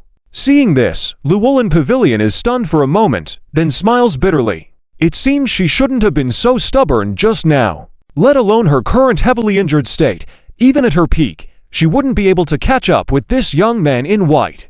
While hesitating, a burst of light suddenly flies from the darkness and enters Llewellyn Pavilion's body. Immediately, she feels a lightness throughout her body, and even her previous injuries seem to have improved significantly. Keep up! Zuin's voice rings in her ear. Llewellyn Pavilion lowers her head in awe. Yes. And flies into the darkness. Headquarters of the evil flower. The atmosphere in the room is tense. By now, the rain outside has gradually stopped. Jaodian, leaning against the window, feels increasingly restless. She keeps peeking out the window, but the small path outside remains empty. As time passes and everything remains unchanged, Jaodian gradually calms down. It seems that things are progressing smoothly. Otherwise, she would have returned by now. With this thought, a middle-aged woman with a solemn expression walks over. Has the master not returned yet? Jaodian immediately conceals all the joy in her eyes and puts on a grave expression, bowing her head. Not yet. Ah. I advised the master not to go alone, but she wouldn't listen. The middle-aged woman sighs softly. She should be fine. The master is extraordinarily powerful. Who would dare to harm her? Jaodian says tentatively. That's true, but who knows? And this heavy rain is just so unfortunate. It gives me a sense of foreboding, as if something big is about to happen. Jaodian falls silent, just bowing her head deeply, secretly pleased. Heh. Your premonition is correct. Because from now on, Llewellyn Pavilion will never be able to return. Just as this thought crosses her mind, the middle-aged woman suddenly exclaims, Who goes there? As soon as she finished speaking, a calm female voice emerges from the darkness. It's me. As soon as this voice is heard, the room erupts in excitement. Many people who have been eagerly anticipating stand up, their faces full of joy, exclaiming, "It's the master! The master has returned!" These shouts resound one after another. However, Jeodian feels her heart growing colder and looks outside in astonishment. Under the faint light from the upper city, two figures are rushing towards them from a distance. In an instant, they land in the room. Leading the way is Llewellyn Pavilion, the master of the evil flower. However, at this moment, she looks utterly miserable. Her body is soaked in blood, and several gaping wounds are horrifying to behold. Seeing this scene, everyone in the room is stunned and alarmed. "Master! Master! What happened to you?" Llewellyn Pavilion waves her hand lightly. "It's nothing. Just ran into an ambush set by Xing Ludao." Xing Ludao's ambush. This simple statement makes many people's expressions freeze. Though Llewellyn Pavilion says it so nonchalantly, everyone knows the tremendous danger implied in those words. "Master, what exactly happened?" the middle-aged woman asks urgently. "The situation is simple. Xing Ludao learned of my whereabouts in advance and set up a deadly trap to take my life." Llewellyn Pavilion says calmly. "Learned of your whereabouts in advance, you mean? There is a traitor within the evil flower." Someone asks in shock. Llewellyn Pavilion nods. "You could say that." Boom! The room erupts. The middle-aged woman is the first to react, bursting out, her face full of murderous intent. "Master, who is the traitor? I will slay her now." The whole place fell silent in an instant. Everyone looked at each other, seeing the shock and suspicion in each other's eyes. Zhuang Dian was struck as if by lightning, burying his head deeply to hide the panic and unease in his eyes. The middle-aged woman said in a deep voice, "Master, you are right. Only the people in this room know where you went tonight. But the question is, who is the traitor?" Luo Lanting surveyed the room with a solemn expression, and as her gaze passed over them, everyone looked back at her with seriousness. After a while, Luo Lanting softly said, "Indeed, who is the traitor?" Zhuang Dian felt a slight relief in his heart. Thankfully, it seemed like she still didn't know the true situation. But just then, Zuan, who had been standing aside, suddenly stepped forward towards her. All eyes in the room turned to him. Many people looked surprised, not knowing the role of this young man in white. Although Luo Lanting and Zuan had returned together just now, everyone subconsciously ignored Zuan, even assuming he was a skilled expert recruited by Master Luo Lanting. At this moment, Zuan looked quietly at Zhuang Dian, who had lowered her head deeply and was trembling slightly all over, and said lightly, "What are you afraid of?" "Huh?" Zhuang Dian was startled, then raised her head and pretended to be puzzled, afraid. "I'm not afraid at all, no." "Then it seems I was mistaken." Zuan smiled slightly. But before Zhuang Dian could relax, Zuan suddenly said, "However, how come I noticed that when you saw your master return, there was no joy on your face, but instead a look of disappointment in your eyes? Where did you see that? How could I possibly be disappointed? You must have misunderstood." Zhuang Dian forced a smile and said, "Is that so? Could it be that I misunderstood again?" Zuan said lightly. Zhuang Dian's expression gradually darkened, and she said with a hint of hostility, "Indeed, you are mistaken. And who are you to question me? This gentleman is the one who rescued me from the deadly trap on Xingluo Road. Any doubts?" Luo Lanting, who had walked to Zuan's side at some point, spoke coldly. A slight commotion swept through the room. No one had expected that this young man in white was the one who rescued Luo Lanting. Zhuang Dian's heart became even more flustered, but she still forced herself to smile confidently. "I apologize for my disrespect earlier, knowing now that you are the one who saved our master." Zuan smiled slightly. "No need to apologize. But now you must answer me. What was the reason for the disappointment on your face just now? Or perhaps, are you the traitor who leaked the information?" With these words, many people looked at Zhuang Dian with extremely unfriendly eyes. Zhuang Dian's face turned even paler. She turned to Luo Lanting on the side. "Master, I did not betray you. I did not leak your whereabouts. You must believe me. Luo Lanting remained silent like still water, just watching her quietly without saying a word. Seeing Luo Lanting's reaction, Zhuang Dian's heart gradually sank, and she stomped her foot in frustration. "Fine. Since none of you trust me, what's the point of staying here? I'd rather leave and spare myself from your suspicion." She turned to walk away angrily. But at that moment, a figure rushed up and blocked Zhuang Dian's path before she could say anything. The person swiftly plunged a knife into Zhuang Dian's chest, blood gushing out and staining the ground beneath her feet. Zhuang Dian's eyes widened in shock as she looked at the person before her. The middle-aged woman, with a look of hatred, gazed at her and said in a deep voice, daring to betray the extreme evil flower and nearly causing harm to the master, "Your crime deserves death." Zhuang Dian's mouth moved silently, as if trying to say something. But then, the middle-aged woman raised another handful of disgust and swiftly slashed the knife through Zhuang Dian's throat. This dagger was obviously not ordinary. It not only severed Zhuang Dian's throat, but also her soul.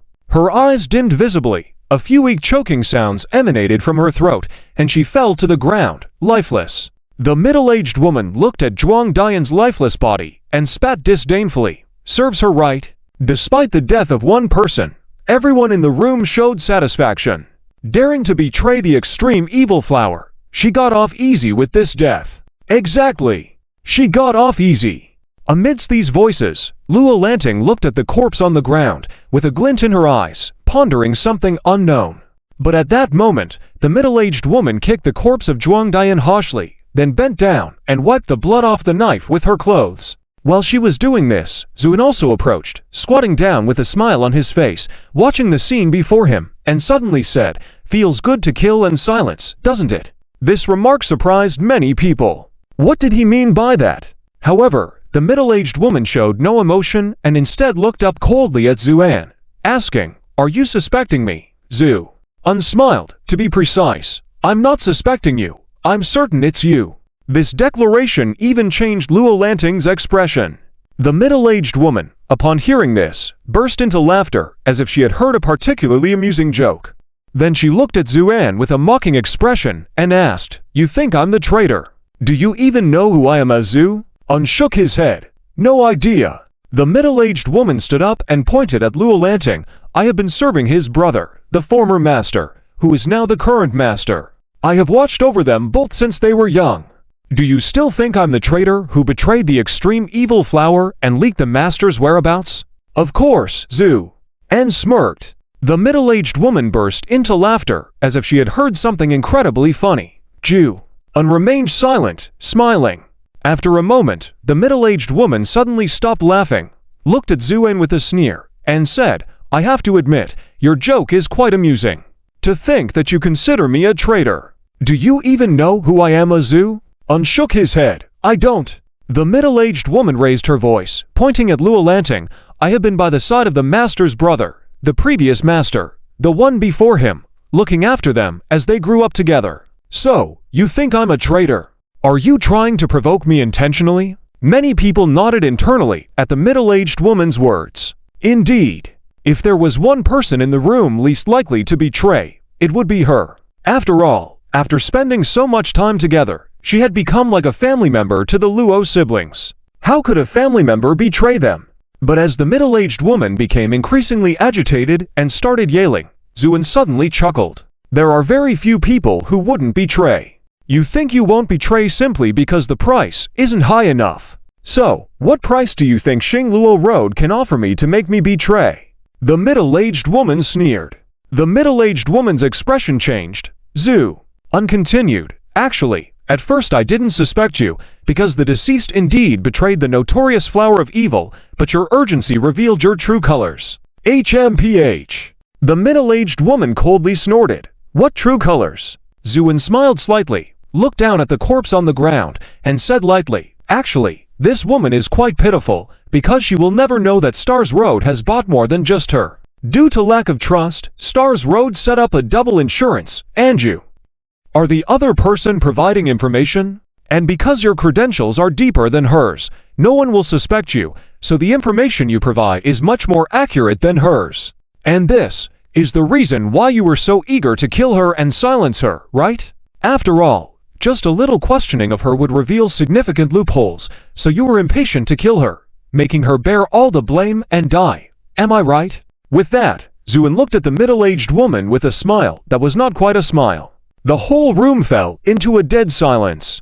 Everyone's gaze was fixed on the middle-aged woman, many showing expressions of doubt and uncertainty.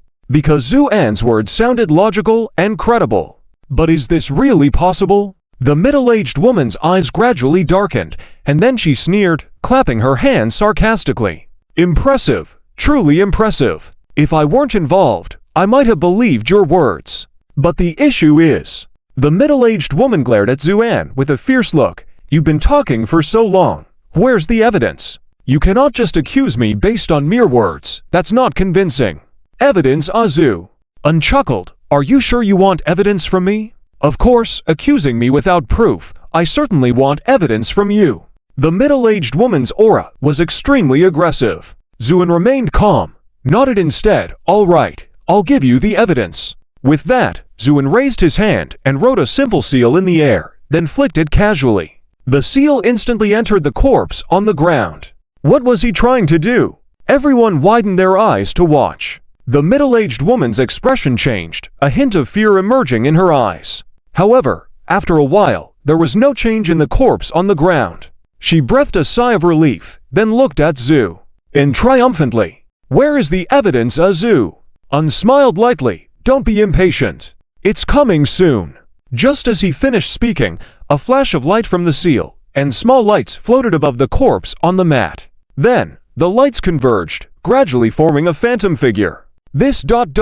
How is this possible? The middle-aged woman was struck like lightning, looking incredulously at the scene before her. She had wielded a bewitched blade, capable of severing a person's soul in order to prevent any leakage of secrets. She never expected the shattered soul to miraculously reassemble itself. It was simply unbelievable, almost like a myth. The onlookers were equally shocked. Zhu An just smiled lightly. Fortunately, not much time has passed since death, so it managed to reform. He winked at the middle-aged woman. See that? This is the evidence I provide you. Would you like to hear her version of events now? The middle-aged woman shuddered, snapped out of her horror, and her face turned pale. She lowered her head. No need. I did indeed leak information to Stars Road. Boom. The entire room was in an uproar. Everyone looked at the middle-aged woman with disbelief. As she had previously mentioned, if anyone in the Flower of Evil was least likely to betray, it was her. Yet, it turned out that this seemingly unlikely person had become the traitor who almost set the sect master on a path to death. The contrast was simply staggering. Luo Lanting's face turned pale as she stared at the middle-aged woman. Then a few words escaped from her clenched teeth. Why? The middle-aged woman smiled sadly. It's simple, because Stars Road promised me the chance to return to the upper city. Just because of that. Luo Lanting trembled slightly, asking coldly, Isn't that enough? The middle-aged woman's voice rose suddenly, and a spiteful look appeared on her face. I've had enough of this place, and I've already sacrificed enough for you siblings of the Luo family. Do you want me to spend the rest of my life in this dirty, chaotic city? Luo Lanting fell silent for a moment, then said in a deep voice, But why didn't you tell me face to face? As long as you had spoken to me directly, I would have let you go. Speak directly to you. Ha ha! Would that have made a difference? Have you ever considered our feelings? This is all your fault. The middle-aged woman hysterically shouted. My fault? Is seeking vengeance for my brother also my fault? Does that mean my brother deserved to die? Luo Lanting was also enraged. Ha ha ha, indeed, you are still deluded. Do you think you can avenge your brother by yourself? Give up. It's absolutely impossible. The middle-aged woman's face filled with madness. You think Stars Road and various forces are the culprits, but they are mere pawns following orders. The conspiracy is far greater than you can imagine, and behind the scenes is a figure of immense power. You, me, and all the forces are just pieces on the chessboard. These words caused Luo Lanting's face to pale, and she rushed forward, grabbing the middle-aged woman by the neck, urgently asking, What do you know? What conspiracy? Who is the real killer of my brother? The middle-aged woman made no resistance, only gazed at Luo Lanting with a gaze mixed with pity and mockery, then coldly laughed. It's useless. The person you can't even imagine, the death of your brother, was just a minor accident. Forget about seeking revenge in your lifetime. Ha ha ha. Everyone was dumbfounded. No one knew what Zhu An meant by suddenly saying such a sentence. The middle-aged woman was first stunned, then angrily burst into laughter, saying, Such shameless boasting. That is an existence beyond your imagination, you? Zuin impatiently waved his hand. Enough with these cliches. Regardless of the nature of the other party, daring to act this way, he is doomed. Because I said so. The middle-aged woman's eyes gradually widened, seemingly unable to believe that the white-clad youth in front of her would be so arrogant. Ju and ignored her completely and turned to Luo Lanting, saying, "You don't need to ask her. She definitely doesn't know the real inside story. So you handle the rest yourself." Luo Lanting nodded, understood. Zuin waved his hand, and the soul hovering above the body of the deceased broke apart once again and disappeared. Then Zuin turned around and walked straight to a chair in the center, sitting down calmly and watching quietly. Somehow, when the middle-aged woman saw this scene, she felt her heart tighten instantly. The previous arrogance was gone, replaced by a sense of fear and unease. "Master," she lowered her head, a fawning smile appearing on her face. "Master, this." Luo Lanting remained calm, with eyes as cold as frost. "I'll say it again. You really don't need to hold such a grudge. Just tell me, and I will let you go immediately, even find a way for you to return to the upper city." The middle-aged woman's face showed embarrassment, murmuring, "Yes, master, I know I was wrong." However, Luo Lanting seemed not to have heard her words, continuing calmly, "But you betrayed me, almost making it impossible for me to return." The middle-aged woman's face grew even paler, her eyes increasingly fearful. As if sensing what would happen next, she cried out hoarsely, "No, no, please. I really didn't want to kill you, but you brought this upon yourself. Don't blame me," Luo Lanting said softly. Then, a flash of light appeared in her eyes, and the markings on her face gradually manifested. Evil flowers bloomed all over the body of the middle-aged woman in an instant. The screams abruptly stopped as these evil flowers instantly drained all of the woman's blood and slowly blossomed. Luo Lanting let go of her hand. Before the body hit the ground, it turned into ashes and vanished. The whole place fell into silence. Many people's minds were still processing the events. Within just half an hour since Luo Lanting's return, such unexpected twists and turns had occurred. Even those least likely to betray had turned traitor. This shook the onlookers to their core. After dealing with the traitor, Luo Lanting took a deep breath and turned to Zuan, bowing slightly. "Sir, the matter has been handled." Zuan smiled. "Internal matters have been taken care of, so now it's time for external matters, right?" Luo Lanting nodded. "That's right. Then let's settle everything tonight. I feel like many people won't be able to sleep tonight anyway." Luo Lanting's eyes also flashed with a cold light. "Good. I'll go inform all parties now." Just as Zuan said, at this moment, in this city, many people couldn't fall asleep. Manhwaedit, the master of the Balian court, was one of them. Since nightfall, his mood had become extremely irritable. He even killed two maids over a trivial matter. But this didn't calm him down, instead, increasing his unease.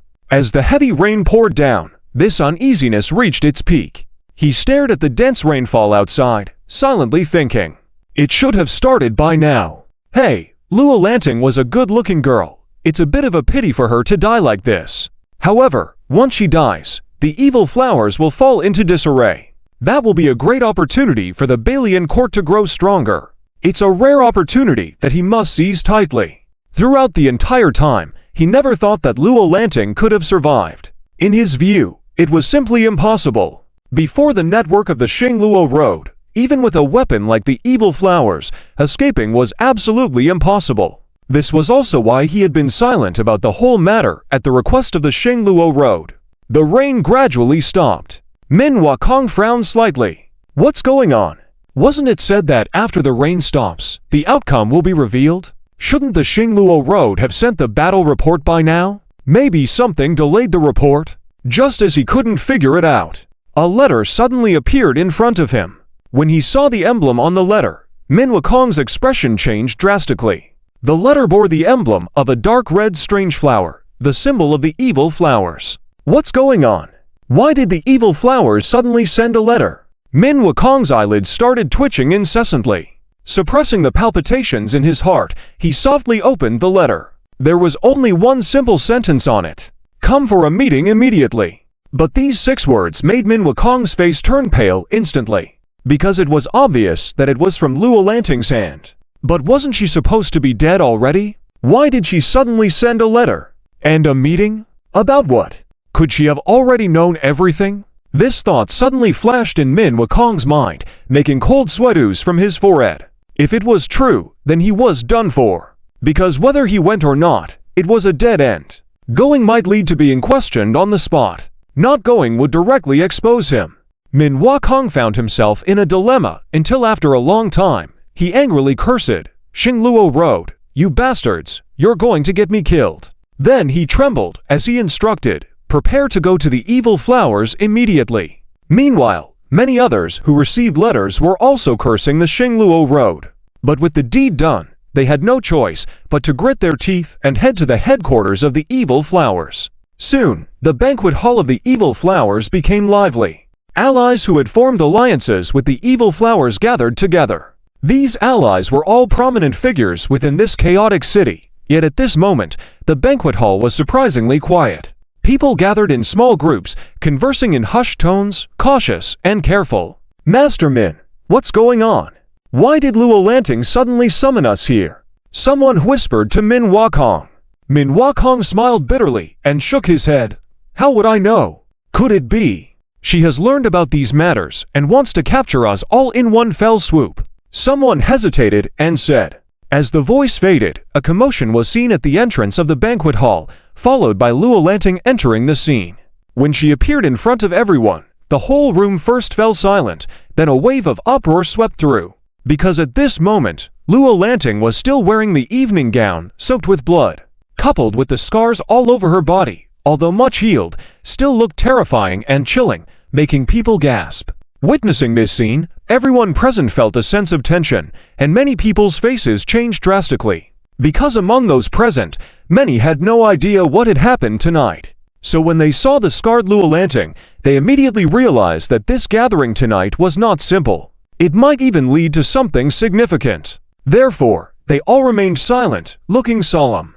As for people like Min Huafeng, the owner of the Balian sect who knew the truth, their faces were also unpleasant at this moment. Because Luo Lanting appeared in this image, it was clearly a display of power to them. The implications behind it were even more thought-provoking and terrifying. In this tense atmosphere, no one noticed Zhu entering behind Luo Lanting. Even if someone did, they simply thought he was a skilled person recruited by Luo Lanting. Soon, the commotion in the banquet hall gradually subsided. After Luo Lanting stood in the center, she looked around expressionlessly. The hall fell silent, and one could even hear people's breathing.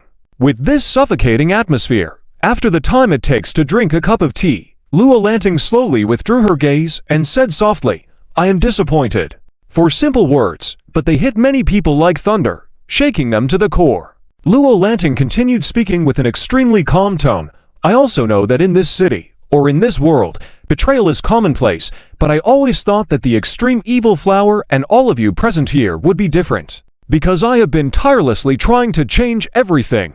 But I have failed." Luo Lanting's tone showed no ripples, but to the ears of the listeners, it was filled with extreme weariness and disappointment. This made many people lower their heads silently.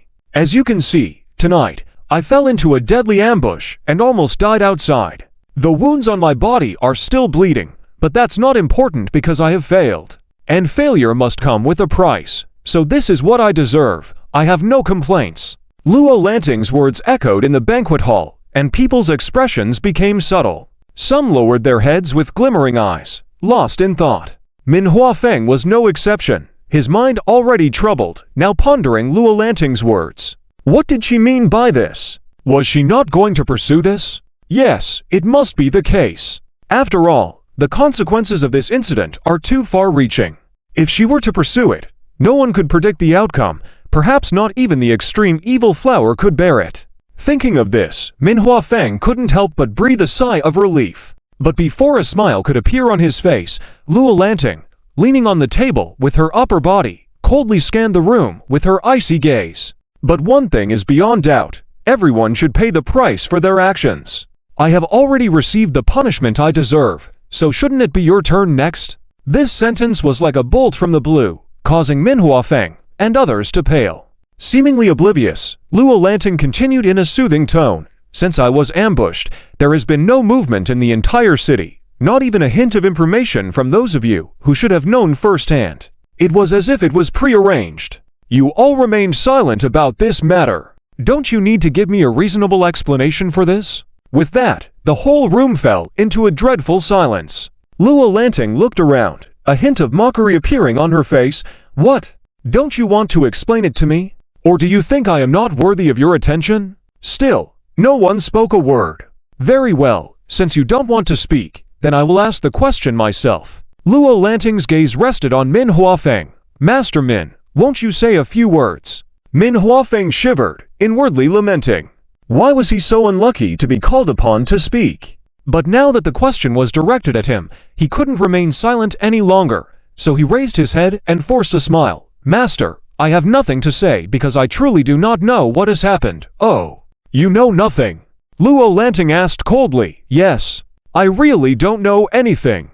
In fact, I haven't been feeling well recently, so I went to bed early tonight and didn't notice anything unusual. Min Huafeng said sincerely. You mean you didn't even know it was raining tonight? Luo Lanting asked sternly. I did know about that. Min Huafeng hesitated to say. Luo Lanting smiled. Master Min, do you know why I asked you first? I have no idea. Because your Balian sect is the closest to where I was ambushed, and despite being so close, there were so many Star Road killers. You tell me you know nothing. Do you think I would believe that? Or do you think, Master Min, that I am a fool? Min Huafeng was speechless, his eyes shifting, his face gradually darkening. Master Luo, what you said makes sense. Yes, how could I not know about such a large-scale presence of Star Road killers? But I want to clarify one thing in advance. My Balian sect and your extreme evil flower are only allied, not superior or subordinate.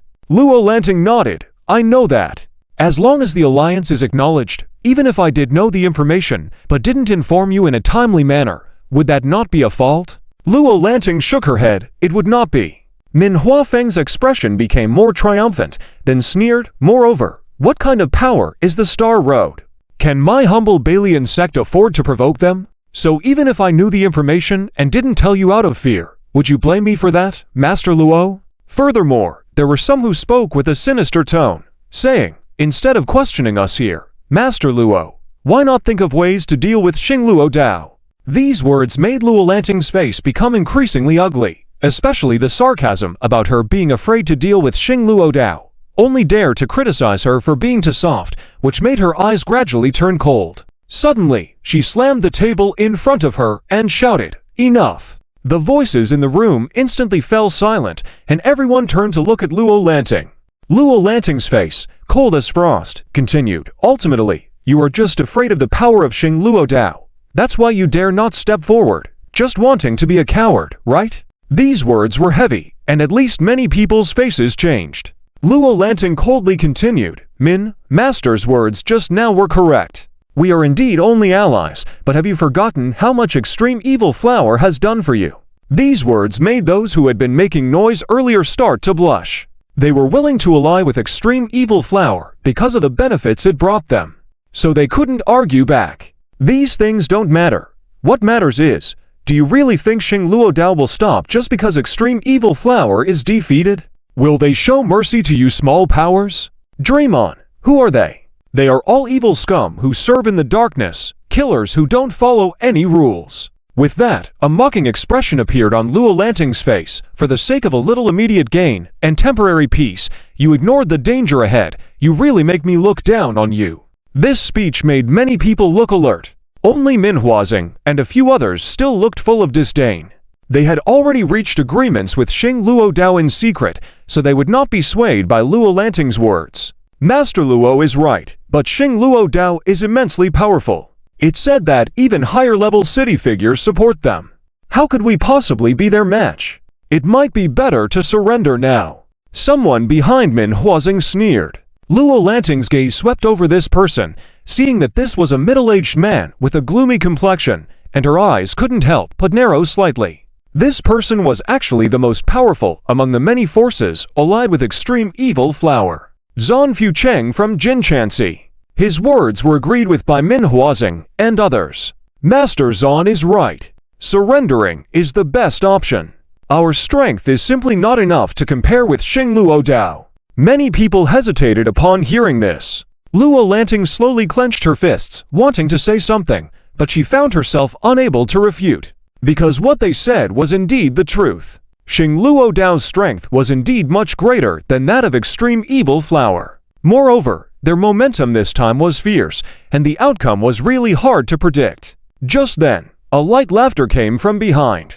Then, someone spoke lightly. "You are all scared enough to want to surrender just from hearing their name. You guys really are so timid. Who is talking nonsense?" Zhan Fucheng roared angrily, his eyes glaring. Everyone's gaze then turned to the speaker. They saw a white-clad youth sitting in the main seat behind Luo Lanting and the others. When they saw everyone looking at him, he raised his head and smiled slightly. "It was me. Any problems?" The speaker was naturally Zuan, and he looked at Zhan Fucheng with a smile. "What?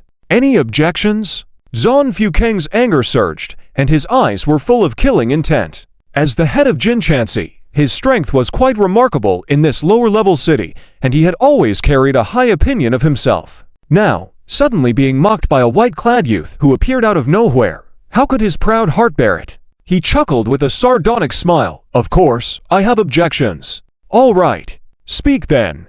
Zuan casually raised a brow and said calmly. This made Zhan Fucheng even more infuriated and full of mockery. He said, "Young man, you say we are scared, but do you know the strength of Xing Luo Dao?" "I have no idea." Zuan shook his head.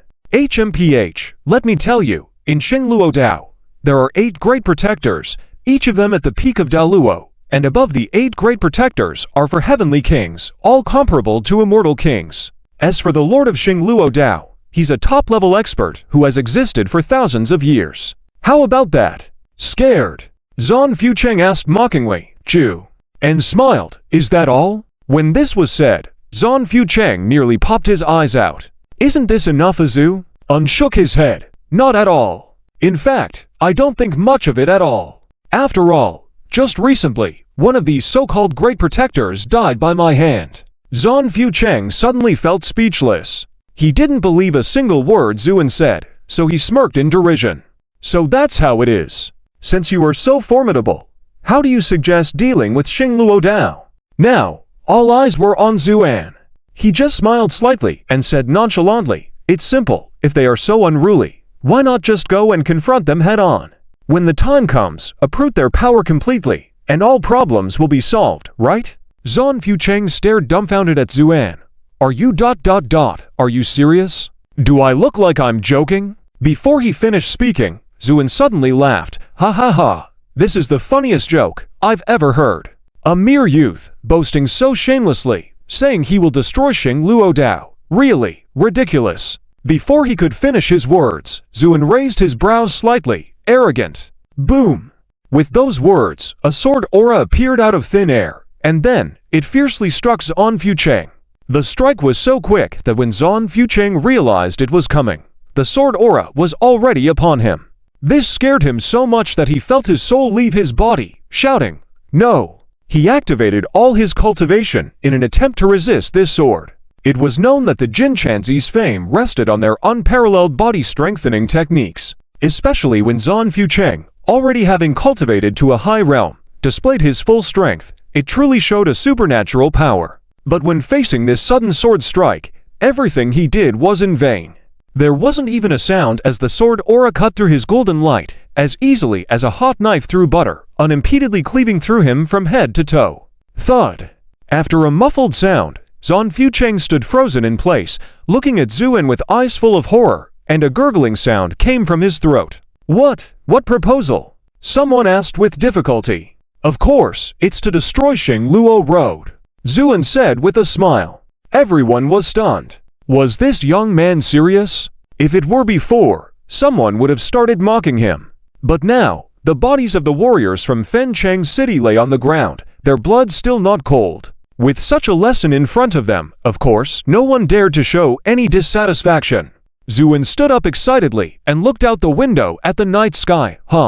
It's not too late yet. If we leave now, we might even be back in time for breakfast before sunrise. So, Zuan looked at Luo Lanting and asked, "Shall we take action?" Luo Lanting looked deeply at Zuan and then nodded solemnly. Everything depends on your orders. Only then did everyone understand that this young man in white had a far more powerful identity than they had imagined. All right, no time to waste. Let's move now, Zuin said, and he eagerly walked out. Luo Lanting signaled to those behind him, and members of the Jai-Flower immediately got up to follow. In a moment, the once lively banquet hall was now mostly empty. The remaining people were from various factions, and after a hesitant look at each other, they reluctantly swallowed hard. Should we follow them to see what happens? Someone tentatively asked. The rest nodded in agreement, saying, yes, let's go see. So many others followed Luo Lanting and the group. Soon, only Minhua Feng and his group remained in the banquet hall. Looking at each other, someone hesitantly said, can this guy really succeed? Minhua Feng was about to mock this person's daydream, but when he saw the bodies of Fencheng City on the ground, those words suddenly stuck in his throat, unable to come out. Thinking back to the confident and commanding attitude of the young man just now, Minhua Feng's mind suddenly raised a ridiculous idea. Could this young man really approach Xingluo Road? But how could that be possible? Not to mention the strength of Xingluo Road, even the powerful figures behind it would not allow such a thing to happen. With these thoughts in mind, Minhua Feng hesitated for a moment before finally gritting his teeth and saying, let's go. Let's follow them. I want to see how powerful this wild card young man is. Zuin had never been to the base of Xingluo Road, but on the way, he was at the forefront and never took a wrong turn. Even Luo Lanting was a bit surprised watching Zhu navigate with such ease. How did he know the way? In fact, Zuin was solely relying on the divine consciousness left by Lu Yingxi to guide him and make his way. He was clear that he did not have time to linger in this lower-level city. Lost Paradise had as many as 13 levels of cities. He had to reach the top level in the shortest time possible, find Fan Mingshu, and handle many things. With this in mind, Zuin was not interested in playing any tricks and first helped the successor of this old acquaintance resolve internal and external affairs before rushing to Xingluo Road. Meanwhile, within the main base of Xingluo Road, chaos reigned. However, it had nothing to do with their anticipation of Zuan's imminent arrival. Even the most daring person wouldn't dare to cause trouble here because it was the headquarters of Xingluo Road. Anyone with a bit of sense would know that causing trouble here was as good as seeking death, or even worse. At this moment, the main base of Xingluo Road was in turmoil due to the news brought back by Lu Yingxi. What? Master Su and his followers are all defeated. Not a single person escaped. This can't be true. A man with a red face shook his head. Exactly, just a Luo Lanting. Even with her Jai-Flower being powerful, it's impossible for her to defeat Su Xianyu and so many followers together. Another seductive woman said disbelievingly. The crowd began to murmur again. Just then, an old man sitting in the middle looked at the pale-faced Lu Yingxi. Lu Guardian, are all the things you said true? Reporting to the chief, what I said is all true.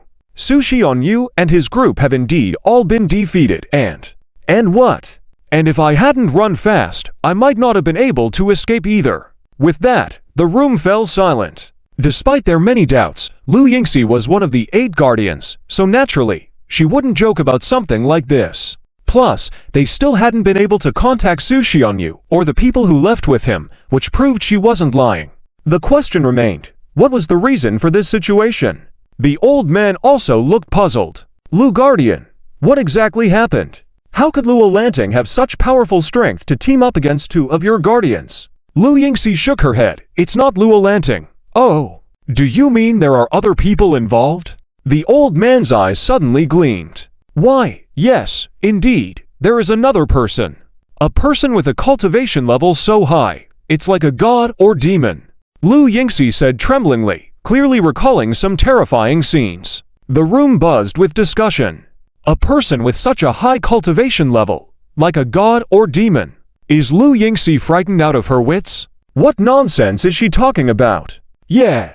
Why does it all sound so unbelievable? Amid these discussions, the old man raised his eyebrows and solemnly said, tell the story in detail. What exactly happened? Lu Yingxi reluctantly repeated how she had laid an ambush outside, encountered the injured Luo Lanting, intended to capture her, but was then thwarted by a sudden appearance of a young man in white, and so on. Her words echoed in the room, and gradually, everyone's expression turned serious. Finally, after she finished, the old man's face showed a contemplative look. "Are you saying that a single person managed to overpower you to the point where you couldn't escape? He even caught you back, just with a few words after you tried to flee?" "Yes. I dare not speak falsely. If it is true, then this person's strength is definitely not to be underestimated. He might even be on par with me," the old man said firmly. The people gasped in shock. After all, this elderly man was Tianwang, one of the 4 kings of Xingluo Road. "Who is it?" The expression of the heavenly king of Star Kill changed, and with a deep drink, he leapt into the courtyard. It should be noted that with his strength, no matter where he was, everything within a radius of 10 miles would be vividly reflected in his divine thoughts. However, even under this all-around, no dead-angle detection, there was no trace of the person who spoke. This means that he quietly approached without a sound, and throughout the process, the heavenly king of Star Kill had no sense of it. This was very frightening to think about, because if the other party took advantage of this opportunity to launch a surprise attack, the Star Kill knew he had lost the initiative. And that's why he was so moved. At this moment, not only him, but also several major guardians of the Xingluo Dao, as well as other people, came to the courtyard. Then they saw Zhu standing above the sky, with a calm smile on his face. At the sight of him, Lu Yingxi trembled all over, then screamed hoarsely, "It's him! Your Highness, this is the person who saved Luo Lanting!" Boom! The whole scene was in an uproar. Many people looked in shock at Zhu standing in the void, all with a big question mark in their minds. Is this the person Lu Yingxi considers as a deity? Doesn't he look extraordinary at all? He's nothing more than an outstanding young man in white, and even his momentum seems plain and unremarkable. How powerful could he be? Many people's skeptical eyes turned into disdain. Only the face of the heavenly king of Star Kill became more solemn. Because the Dao Lord and the other 3 heavenly kings were not present, the Star Luo Dao's headquarters belonged to him in terms of strength. Combined with years of training and tempering in the Lost Garden, the heavenly king of Star Kill had developed a pair of sharp and precise eyes. This was a necessary skill to survive in the Lost Garden, because many times, someone who seemed ordinary could be a dark big shot of a certain faction. And it was up to oneself to distinguish and discern. Especially for them, the strong ones in the lower cities, once they make a mistake, it could mean paying for it with their lives. In this situation, Star Kill quickly noticed the different details on Zuan. The most prominent was his eyes. Star Kill had seen many strong individuals, and he had even had the privilege of witnessing the big shots of the mid-level cities. But no matter how strong they were, none had eyes as dark and unfathomable as Zuan's. This made Star Kill's heart tighten gradually. The second most important difference was that when Star Kill tried to detect the other party with his divine thoughts, there was nothing but emptiness. In other words, although this young man in white was standing in front of him, he did not exist in his divine thoughts. This stark contrast made people feel uncomfortable to the point of almost spitting blood. But Star Kill's expression became even more serious because he understood that this phenomenon generally only appeared in quasi-immortal king-level strong individuals. It indicated that they had already transcended the world and created their own realm. Could it be that this young man in white was a quasi-immortal king-level strong individual from a certain stellar sect? Otherwise, how could he have such formidable strength at such a young age? These thoughts flashed through Star Kill's mind, and then he calmed down, bowing politely to Zuan. "My friend, you saved Luo Lanting. I, of the Star Luo Dao, have not said anything yet. How come you suddenly appeared at the headquarters of my Star Luo Dao? May I ask, what does this mean?" Star Kill's tone was very polite. So polite that many in the Star Luo Dao were amazed. It was known that those who could be among the 4 heavenly kings of the Star Luo Dao were all ruthless characters. Such beings generally did not care about politeness before resorting to violence. Moreover, judging by the name Star Kill, it was clear how irritable this great heavenly king's temper was. Yet today, what had happened to this heavenly king? Why was he so kind to this mysterious young man in white? The crowd was puzzled. Meanwhile, Zuan was leisurely assessing the people of the Star Luo Dao until he heard Star Kill's words. Then he withdrew his gaze and raised the corner of his mouth, showing a hint of indifference in his smile. "It means nothing. I just wanted to see how powerful the so-called Star Luo Dao really is. But the result? Zhuan shook his head. I am disappointed. As soon as these words were spoken, an uproar erupted in the audience. Where did this brat come from? So arrogant. Exactly, daring to insult our Star Luo Dao, seeking death. Amidst the clamor, Starkill's expression darkened, and he coldly said, My friend, I respect you as a strong individual, but that does not mean you can insult the Star Luo Dao in this manner. Zhuan smiled. Do you think I am insulting? You are mistaken because in my eyes, pointing all around, Zhuan said, you are all trash. Boom! This statement was like a heavy bomb, completely detonating the audience. Rascal, you will definitely pay for this statement. I will twist your head off and make it into a wine vessel. The one who spoke was one of the 8 guardians of the Star Luo Dao, the man who had a red face earlier. Starkill's expression also became extremely unpleasant. If possible, he really did not want to confront this unknown, mysterious young man in white. But now that things had come to this point, and Zhuan had directly insulted them, as one of the 4 heavenly kings of the Star Luo Dao, he naturally could not back down. He took a deep breath. Kid, did you consider the consequences before saying that? Zhuan did not answer his question, but suddenly seemed to remember something, and lightly chuckled. I take back what I just said, because it was inaccurate. At least compared to them, you are not bad. You can't be called trash, just a little stronger than trash, barely qualifying as a scrap. Now, even if Starkill had a good temper, he could no longer bear it. He roared, attack! With a command given, the sky was suddenly filled with endless star power. This star power converged together, forming dots of light that illuminated the entire sky. But beneath this beautiful scene, there was a terrifying killing intent. This was a combined attack by all the subordinates of the Star Luo Dao, named the Sea of Starlight, and its power was strong enough to shake the entire city. At the same time, this scene was finally witnessed by the Evil Flower and its followers who had arrived at the scene. Luo Lanting shuddered all over, exclaiming, No! But at that moment, Starkill, with a ferocious smile, roared, Kill! Boom! No! Luo Lanting's face was pale, and she trembled uncontrollably. Although she had only known Zhu Bian for less than half a day, she held great respect for this mysterious young man.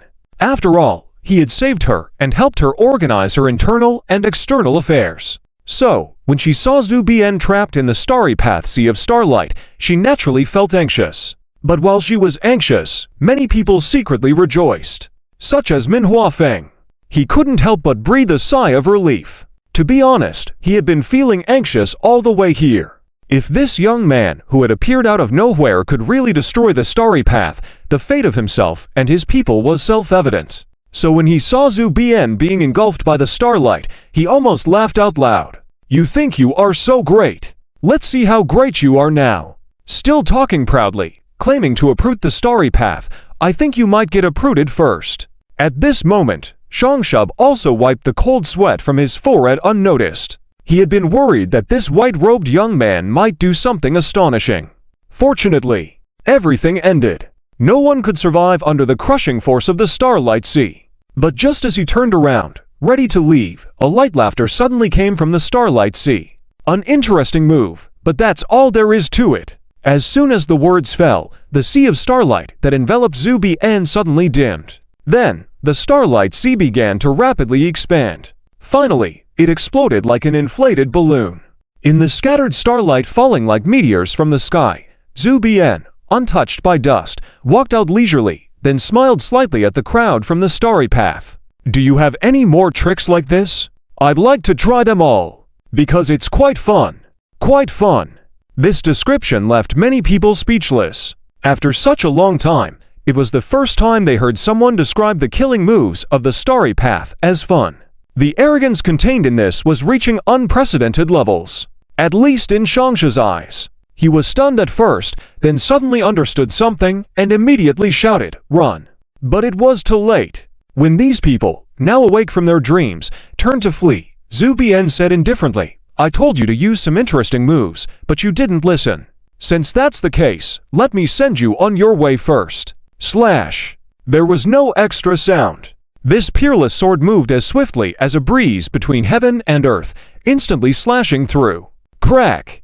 Everything within the range of the sword light was halved. This included all objects, naturally including people. Those who had just been ready to confront Zhu Bian were now standing dumbly, as if turned into wood or mud. It was unclear who made the first move, but a series of cracking sounds like shattering porcelain came from within their bodies. Following that, their bodies showed countless fine cracks on the surface. Boom!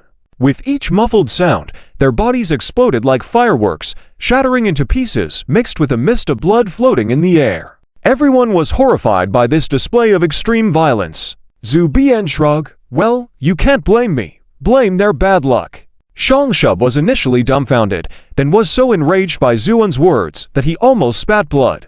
Daring to kill my elite, the Starry Path is now your enemy. Shangshub shouted angrily. Zhu Bian just smiled faintly. There is no need to be enemies with me, because I came to resolve this matter. Didn't you ask me earlier what I wanted to do? I will tell you now. I want to approach you Starry Path completely. What do you think about that? Are you happy? Shangshub was so infuriated by Zhu Bian that he was trembling.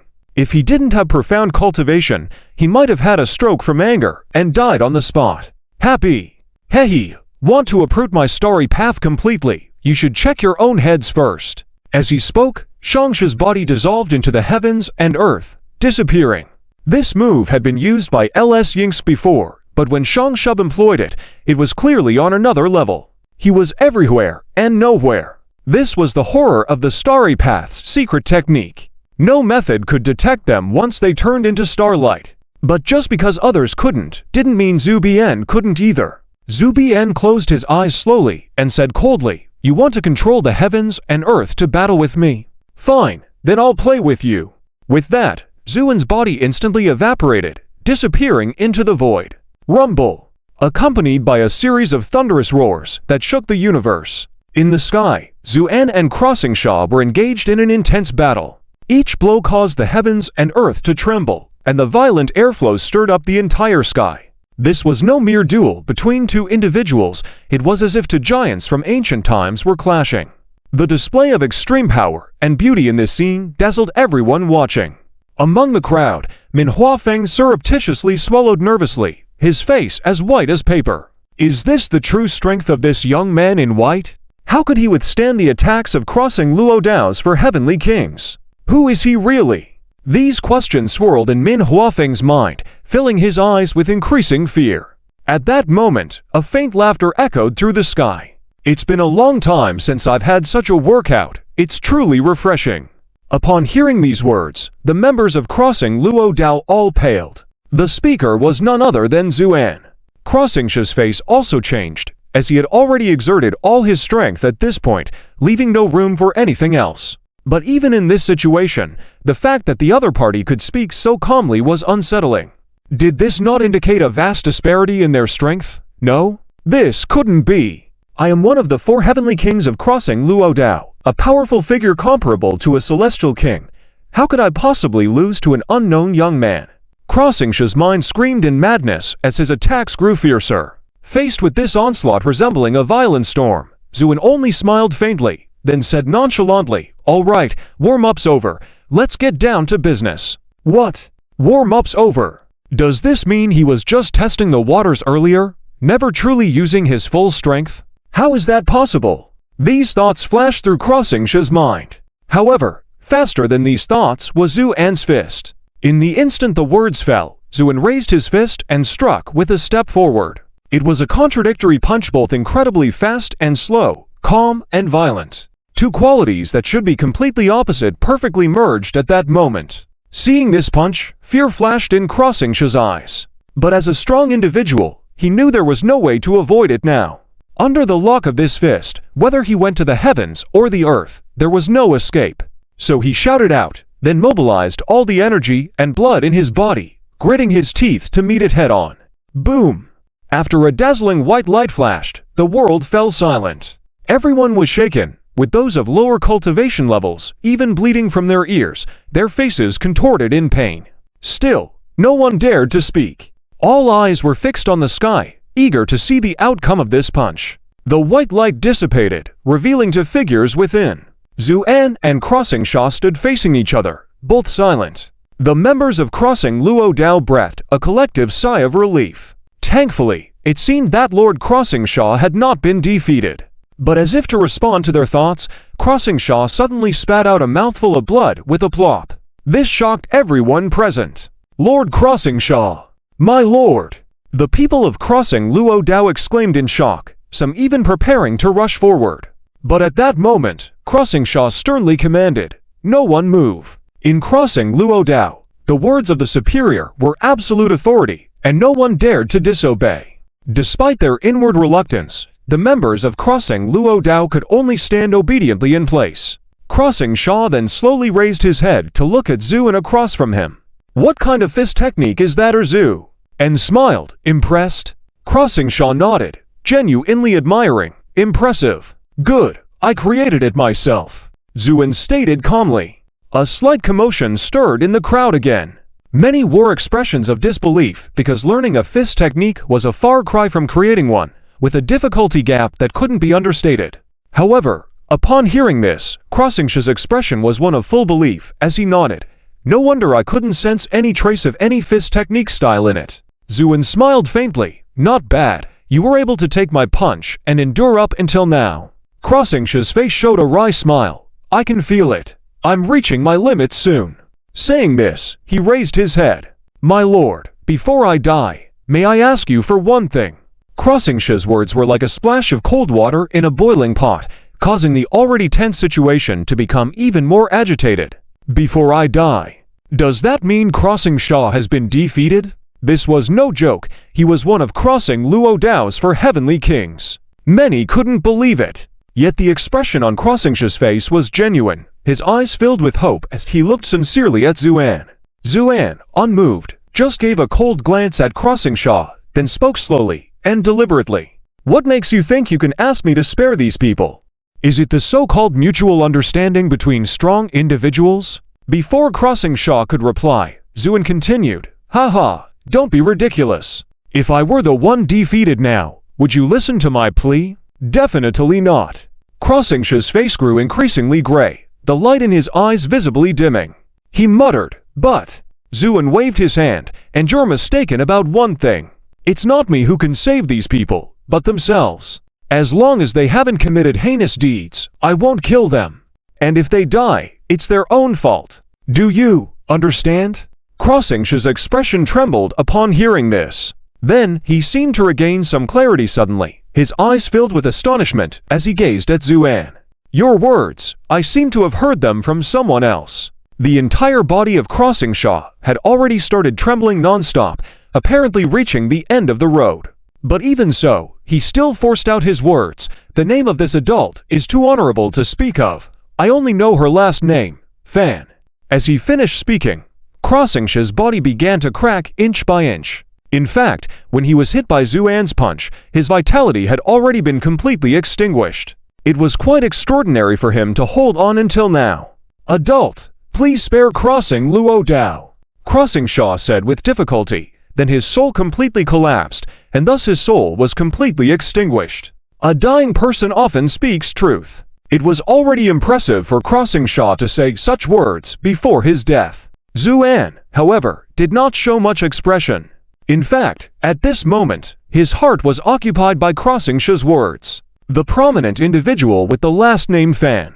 Could it be her? It should be. It seemed that after this long period of time, Zhu, you have also grown up. Thinking of this, Zhu smiled contentedly, then lowered his head to look at the trembling Crossing Luo Dao people. "Although I can't be bothered with this guy, a dying person's words are often sincere, so I'll give him a chance." Initially, the crowd was engulfed in infinite horror due to Crossing Shaw's death, but upon hearing this, they all secretly breathed a sigh of relief. At this moment, Crossing Luo Dao no longer exuded the arrogance it had before. Especially those who had thought of flying up to challenge Zhu were now even paler, not daring to lift their heads. They had felt fearless before, because they believed that they had Crossing Shaw Tianwang backing them up. But it was utterly unexpected that the esteemed Crossing Shaw, who they believed was invincible in their eyes, was killed by this white-clad young man with a punch. It was practically like a fairy tale, making it hard to believe. However, the fact that it happened right in front of them forced everyone to believe it. In this situation, Zuan's tone of relaxation led many to believe they could save their lives. But just then, Zuan's next words plunged these people into despair. I originally planned to capture you all in one fell swoop, but now things have changed. Let your own good and evil judgments decide everything. What does that mean? Let their own good and evil judgments decide. Crossing Luo Dao, along with everyone else, were all dumbfounded. Zuan smiled faintly, then uttered, "Seek the sword of evil, now." With that command, countless white sword spirits floated in the air. Zuan casually tapped his ear, and casually said, "Proceed." Boom! The sword spirits rained down, as if it were pouring, engulfing all the people of crossing Luo Dao. Shortly after, cries of agony emanated from within. What kind of sword technique is this? No! I don't want to die. Please spare me, my lord. Ah! Various sounds mixed together, unable to mask the sound of the sword spirits cutting through flesh. In the blink of an eye, the sword spirits returned to silence. With a wave of his hand, Zuan dispersed the sword spirits. A strange and bloody scene unfolded before them. The ground was littered with severed limbs dripping with blood. Bodies lay twisted in various postures, their faces frozen in the fear before death. Gasp! Everyone inhaled sharply at the sight, looking at Zuan with awe in their eyes. They couldn't fathom how one's cultivation could be so high to obliterate the entirety of crossing Luo Dao with just a single sword. Zuan was not surprised by this outcome. Crossing Luo Dao had occupied the lower city for so long and was adept at using bloody methods to gain profits, so the appearance of these disciples was not a surprise. Their complete destruction was their own fault. After this was done, a faint glimmer of dawn appeared in the sky. Zuan stretched lazily, then turned to smile at Luo Lanting and the others. All right, it's settled. Let's go back and have breakfast. Seeing Zuan smiles, Luo Lanting couldn't help but smile wryly, but still nodded seriously. Yes. Zuan then turned excitedly, flying towards the headquarters of the extreme evil flower. Luo Lanting glanced deeply at the now turned into a dead zone headquarters of crossing Luo Dao, and solemnly instructed, "Leave some people here to clean up the mess, yes?" Then, Luo Lanting soared after Zuan as they left. Soon, the members of the extreme evil flower began to clean up the scene with joy on their faces. For them, the eradication of crossing Luo Dao was excellent news, naturally making them happy. As for the others, most had already left. Only a few people, including manhwaedit Zhang, stood awkwardly in place. After a long while, someone quietly asked, "Min Guanju, what should we do now?" Manhwaedit Zhang laughed bitterly. "What else can we do? Crossing Luo Dao is gone. Naturally, everyone should hurry back to their respective homes. Or, during this time of celebration, should we try to mend our relationship with the extreme evil flower?" Someone suggested. "Ha ha! Don't be naive. Are the people of the extreme evil flower fools? We betrayed the alliance before. Now you want to restore relations. Is that possible?" Manhwaedit Zhang coldly retorted. "Does that mean it's over?" Some still held on to their unwillingness. Manhwaedit Zhang was too lazy to say anything more, turning around and leaving. Today, Zuan's display of strength had completely shattered his courage. Thus, all he wanted now was to stay as far away from Zuan as possible. As for everything else, he had already pushed it out of his mind. He didn't even plan to return to Bailianguan, but to run to some remote corner to hide. After all, who knows if this white-clothed young man who killed without spilling blood might suddenly remember traitors like him. With that determination, he turned to leave. But at that moment, several figures suddenly blocked his path. Manhwaedit Zhang looked up and paled instantly, quickly smiling ingratiatingly. What are you going to do?" The ones blocking Manhwaedit Zhang were indeed elite elders of the extreme evil flower, as ordered by Luo Lanting before leaving. He had always remembered the betrayal of these people. "Min Guanju, where are you planning to go?" The lead elder smiled slyly. Manhwaedit Zhang trembled inside, but continued to force a smile. I suddenly remembered something, and was planning to go back to Bailianguan first." "Oh, going back to Bailianguan? Why yes. Ha ha ha." Manhwaedit Zhang kept laughing foolishly, trying to conceal his fear.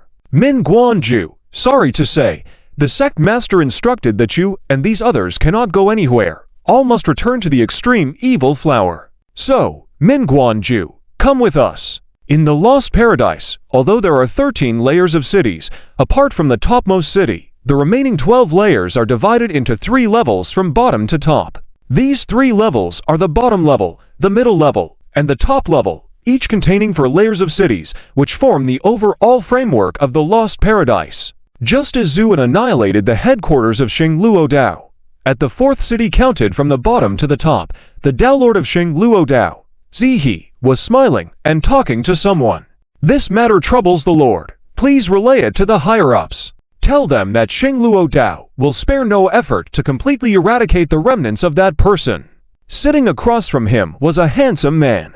Upon hearing Zihe's words, the man smiled lightly. "I will naturally explain this matter to the Father God, but whether the Father God will report it to the higher-ups is not within my control." "Understood, understood. I will trouble the Lord with everything." Zihe nodded and bowed, handing over a spatial ring. "Inside are some luminous crystals, specially prepared for you, my Lord Go." "Luminous crystals?" The man was slightly surprised, then a playful look appeared on his face. "That's right. I heard that the Lord likes these crystals, so I collected some, hoping you will like them." The man casually opened the spatial ring, took out a sparkling crystal, and nodded. Not bad. It seems you are quite attentive." "I dare not. I should do this." Zihe smiled so much that his face was about to crack. If someone else had seen this scene at this moment, they would surely be very surprised. After all, Zihe, as the Dao Lord of Xingluo Dao, had never been seen acting so deferentially before. "Rest assured, I won't just take your things for free. I will definitely speak up for you in front of the Father God." Zihe was overjoyed at his words, nodding repeatedly. Thank you, my lord. Z will never forget your help. But the premise is that you have to handle this matter well, after all. The elimination of the remnants of that person was personally ordered from above. Even my Father God takes it very seriously. Lord, please rest assured. I have made thorough preparations before coming. Every wicked person will be dealt with. No one will escape. As Zihe spoke, a fierce look appeared on his face. Very well. I'll be waiting for your good news, the man said with a smile. Yes. Z will not fail in his mission. Zihe nodded repeatedly. All right, you may leave now. The man waved his hand impatiently. Yes. Zihe bowed and was about to leave. But at that moment, a tremor from within shook Zihe to his core, causing him to stand frozen in place. What's wrong?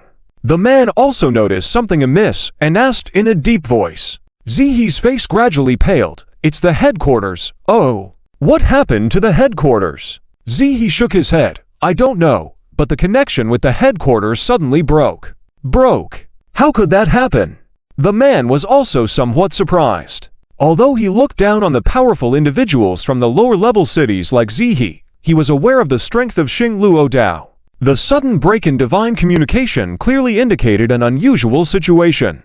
Zihe's expression became very solemn, hesitating as he said, it might be due to the disruption of divine consciousness caused by spatial fluctuations. Just as he was trying to come up with a reasonable explanation, a commotion of footsteps came from outside the door. Then the other 3 great generals of Xingluo Dao entered with anxious expressions. My lord, Dao Lord, did something happen to the headquarters? Why else would the connection suddenly break? Hearing this, Zihe's expression changed completely. If only he had lost contact with the headquarters, he could still explain it with reasons like spatial fluctuations. But with so many people feeling something amiss at the same time, it couldn't be explained by other reasons. The only explanation was that something had happened to the headquarters. This thought made Zihe's hair stand on end, and his face turned extremely ugly. Did something really happen? Speaking of this, Zihe turned to the man and bowed before him.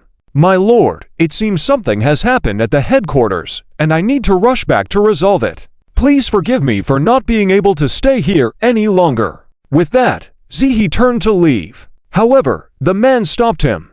Hold on. What else, my lord? The man asked in a serious tone. How long have you been away from the bottom-level city? We left the day before yesterday. So, you have only been away for 2 days, yet during this short time, something has happened to your headquarters. What does that indicate? It indicates. Zihe realized what was happening, his eyes showing a touch of fear. The man nodded. Yes, it means that the person taking action is obviously not ordinary. Otherwise, it would not be possible for them to silently deal with Xing Luo Dao in such a short time. What should we do? Zihe asked anxiously. Hehe.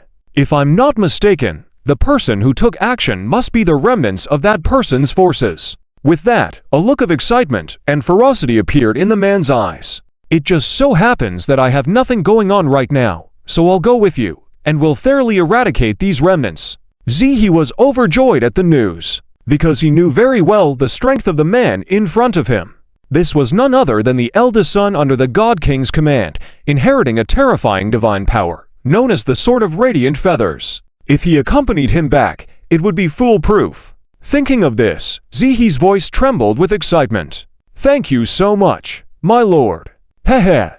No need to be so polite. After all, you are also working for my father god. The man stood up, patted Zihe on the shoulder, and said very cordially. Zihe was so grateful that he nodded repeatedly. Yes. Time is of the essence. Let's set off now. The man said with a smile. As the place of the bottom-level city, this fourth-layer city was some distance from the lowest level. However, under the guidance of the man, the group returned to the bottom-level city in a very short time.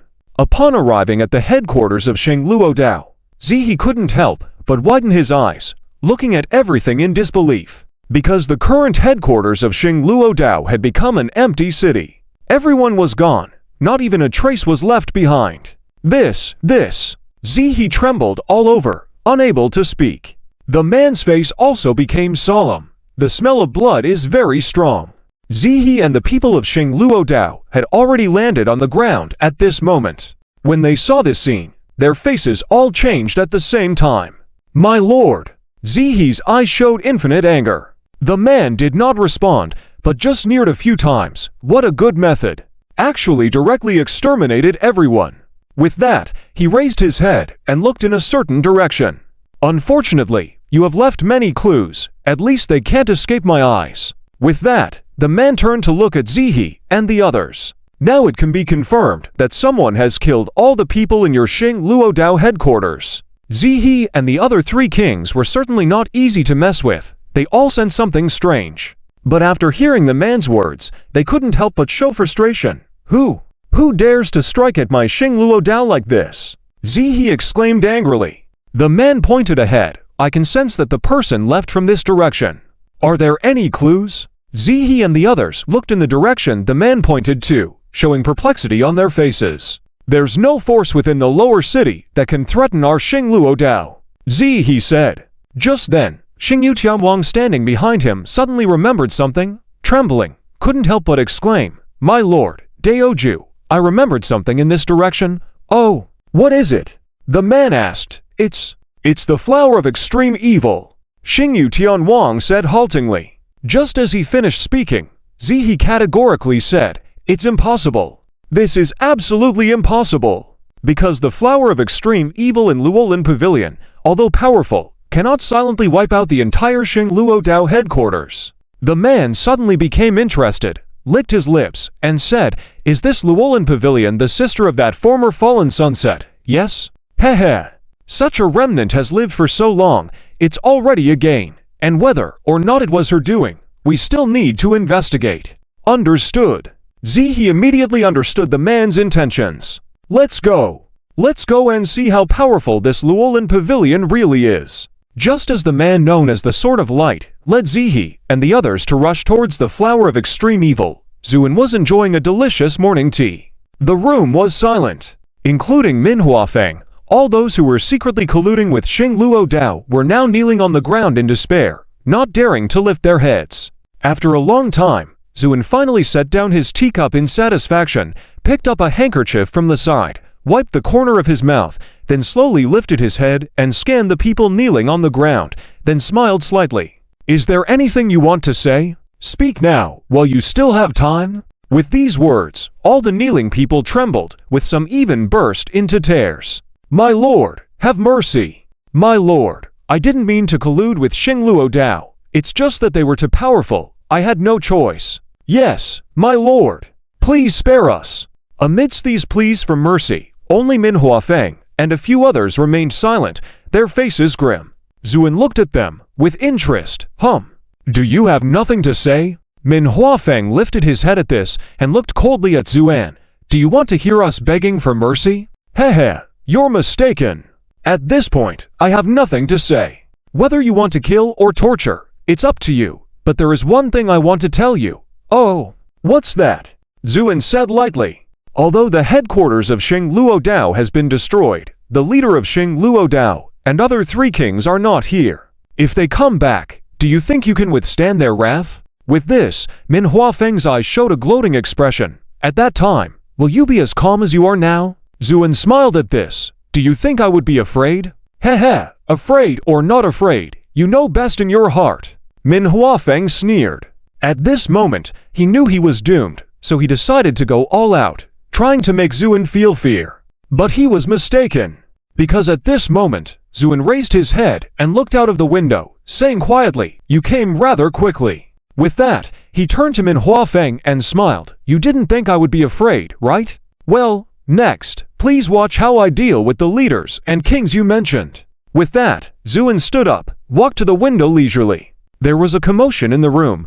People did not understand what was happening, but they saw dozens of rays of light flying madly from the sky, arriving instantly above the headquarters of the Flower of Extreme Evil. Leading them was the Sword of Light. Standing behind him were the leader of Xing Luo Dao, Zihe, and the 3 kings, Xingyu, Xingge, and Xingmi. Their appearance made the heavens and earth first quiet, then stirred up a huge wave. Min Huafeng, and all the others already in despair, were delighted to see this scene.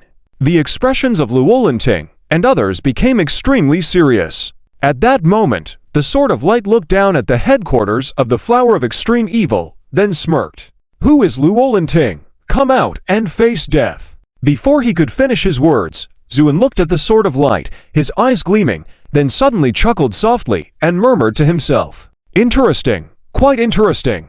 Unexpectedly, you've come here. So let's deal with all of you in one swoop. With that, Zuan ascended to the sky in one step, standing opposite Xing Luo Dao's men. Zuan's movement was extremely fast. At least Xing Luo Dao's people were totally unprepared. They were startled and took a step back. The Sword of Light's expression also changed. Then he carefully examined the white-clothed young man in front of him.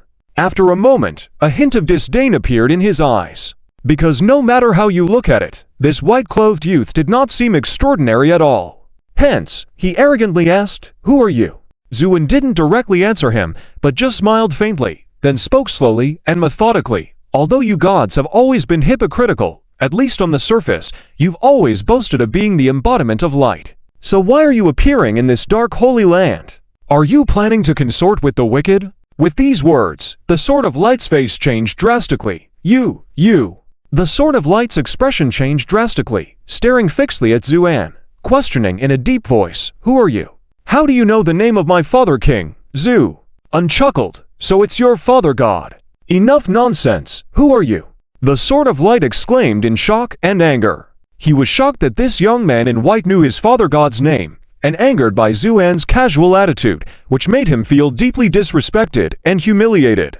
"Oh, don't be so impatient." Zuan was not at all angry, instead spoke slowly and deliberately. "Well, you and your father king are actually old acquaintances of mine." "Acquaintances, yes." Zuan nodded with a smile that was not a smile. "I remember back when on Earth, your father king once descended a godson, who I ended up eliminating. You should already know about this, right?" "What?" With this revelation, the eyes of the Sword of Light widened instantly, and his whole body trembled. Of course, he knew about this. Because the godson sent to Earth back then was his own blood brother. Let's briefly recap what happened back then. Before Zuan left Earth, the European Church of Light had been secretly targeting the Chinese nation. Later, due to Zuan's sudden appearance, the Church of Light came under immense pressure. So they started praying to their revered deities, hoping for help. And the deity worshipped by the Church of Light was the Father King of the Sword of Light, the Bright God King. At that time, the Bright God King also coveted the fortune that was about to appear on Earth, so he spared no effort in using his divine power to send down a godson, attempting to control Earth. Thinking it would be an easy task, the result turned out to be a big mistake. This descending godson was directly obliterated by Zuan, even annihilating a manifestation of the Bright God King. The enormous impact caused the bright God King to flee with his entire divine realm to this paradise lost. Thinking they could finally breathe a sigh of relief, they never expected to coincidentally encounter this guy again. But at this moment, a thought suddenly flickered in the Sword of Light's mind. When his own brother died, it was largely due to the restrictions of Earth's celestial laws, which forced him to compress his power to 1,000th just to descend. But in this paradise lost, there were no such constraints, and he now appeared in his complete form. And the killer of his brother didn't seem all that tough. If he could seize this opportunity to wipe him out in one fell swoop, it would also be removing a burden for the Father King. These thoughts flashed through the Sword of Light's mind, making his gaze towards Zuin gradually turn cold and fierce. I know this matter very well, and it is indeed quite a coincidence. Meeting you here again. Zuin also smiled. Perhaps it's destiny. Hey, destiny! Do you know that it was my brother who died because of your actions, and because of that, my bright god realm was forced to relocate here? And you talk to me about destiny? The Sword of Light roared with all his might. Is that so? I'm truly sorry about that. But am I wrong in what I said? Just so you know, I hadn't planned on coming to settle scores with you so-called Bright God tribe, but now that I've encountered you here, I can't help but take care of it. So, you are destined to die by my hands, isn't that fate? After hearing Zuan's words, the Sword of Light was absolutely furious. Arrogant to the extreme, thinking that you can wipe out my Bright God tribe. Such wishful thinking. With that, he raised his hand suddenly, and the clothes on his back tore apart in an instant, revealing two huge white wings extending from them. The wings were covered densely with feathers that shimmered with a cold light. With a gentle flap, he soared high into the sky, then looked down coldly at Zuan. A violent aura of light from the Sword of Light swept over the heavens and the earth, sending chills down people's spines. Zuan looked up, showing no trace of fear on his face, but rather smiled even more happily. So, it turns out you are a birdman. Originally accumulating his momentum, the Sword of Light grunted in frustration at the remark. I am a noble archangel, yet you dare to make fun of me. Truly unforgivable. Light feather sword strike. With that, the two wings behind the Sword of Light suddenly stretched out, and with a flap, countless beams of light feathers turned into unmatched sharp sword energy, directly aimed at Zuan. This was also the origin of the name Sword of Light. Zuan showed no reaction to any of this. Only until these sword energies were nearly upon him did he casually say, "Do you even qualify to be called a sword?" With a wave of his hand, as if encountering an invisible wall, the surging sword energies came to a stop at Zuan's feet, clashing together before ultimately dissipating into nothingness. The Sword of Light's expression changed slightly, but he did not expect to annihilate this young man in white with just one move. His eyes flickered with light, divine patterns appearing on his forehead. Then he stepped forward. God said, "Let there be light." With a sound, a divine voice faintly sounded, causing vibrations all around. Endless power of light surged out, enveloping the heavens with a great radiance. However, beneath this holy spectacle lay a terrifying intent to kill. The power of light, like maggots in bones, madly rushed towards Zuan, attempting to strangle him. Zuan remained calm as water, and these powers of light could only come within 1 yard of him before they could no longer advance. Zuan stood as steady as a rock in the vast ocean, then looked with interest at the Sword of Light in the high sky, saying lightly, "I must admit, the strength of you gods may not be much, but when it comes to putting on a show, you are all masters. Take this move for example, its destructive power aside, the style is quite something. Telling the gods to have light. Do you think light is something you gods can control?" The sarcasm in this statement infuriated the Sword of Light. God said, "Those who do not believe in me shall perish." Boom! The initially surging power of light suddenly multiplied by countless times, causing even the space to begin showing tiny cracks. But amidst this overwhelming force, a voice from the Sea of Light came from Zuan. "I say, all gods shall die, and I shall reign alone." His tone was calm but carried an undeniable authority. Boom! Seeing Zuan smile, the Sword of Radiant Feathers suddenly felt an extreme danger in his heart. Only at this moment did he understand why the Father God, despite knowing that his brother had been killed, not only did not seek revenge, but also fled to this place. It turns out that this young man is far more terrifying than he had imagined. At least the strength he just displayed is beyond the comprehension of the Sword of Radiant Feathers. And incomprehension means a huge gap in strength. With this thought, the Sword of Radiant Feathers' fighting spirit completely disappeared, his wings suddenly flapped, his figure instantly reversed, and he was about to flee. In terms of speed, the Sword of Radiant Feathers had absolute confidence, because with the blessing of the Radiant Wings, no one could catch up to him. This stemmed from the powerful bloodline talent of the Archangel, and it was almost insurmountable. But just as his figure flickered slightly, and was about to fade away and disappear in place, there was suddenly someone blowing on the back of his neck. This startled him. At the same time, he heard Zuin lightly chuckle. "What? You want to run away now?" The Sword of Radiant Feathers was so scared that he almost screamed. How did this guy suddenly appear behind him?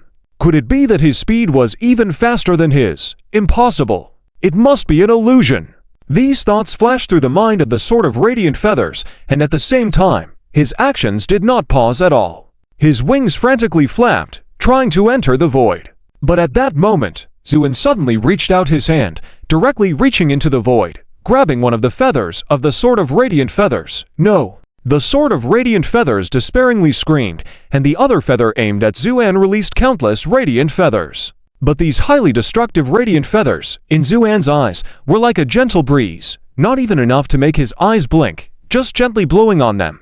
Poof! These radiant feathers were directly extinguished. Then, Zuin grabbed the feather of the Sword of Radiant Feathers, exerted force, lifted it firmly, and slammed it on the ground. Crash! Amidst the rising smoke and dust, a deep pit appeared on the ground, created by the body of the Sword of Radiant Feathers being smashed into it. And this was just the beginning. Zuin vigorously swung the Sword of Radiant Feathers with both hands, then ruthlessly slammed it on the ground. Bang! Bang! In a continuous series of thumps, the earth kept trembling, accompanied by the pitiful screams of the Sword of Radiant Feathers. Finally, when Zuin finally stopped, there were already several large pits on the ground. As for the Sword of Radiant Feathers, he lay on the ground in a sorry state, barely breathing. This scene made many people secretly swallow their saliva, because the violence contained in this scene was truly too shocking. You should know that the opponent was a dignified archangel, but in Zuan's hands, he was like a toy, nearly smashed to death. At this point, Zuin released his grip. The body of the Sword of Radiant Feathers lay limp on the ground, its wings constantly retracting until only a small, pitiful wing remained. Zuin landed in front of him, then slowly squatted down, quietly looking at him. The Sword of Radiant Feathers was indeed knocked unconscious. In theory, his body was extremely strong, and he should not have been injured so easily. But in Zuan's hands, all his strength and cultivation were ineffective, unable to make a move. That's why he ended up in such a sorry state. Is there anything else you want to say? Zuin softly asked. Master, spare me. The Sword of Radiant Feathers pleaded in fear. Zuin chuckled, shaking his head. I am not quite satisfied with that answer. Oh well, I'll ask your father king about it then. With that, Zuin raised his hand and pointed at the forehead of the Sword of Radiant Feathers. Splatter! Amidst the splattering of blood, the body of the Sword of Radiant Feathers began to struggle frantically. But it was all in vain.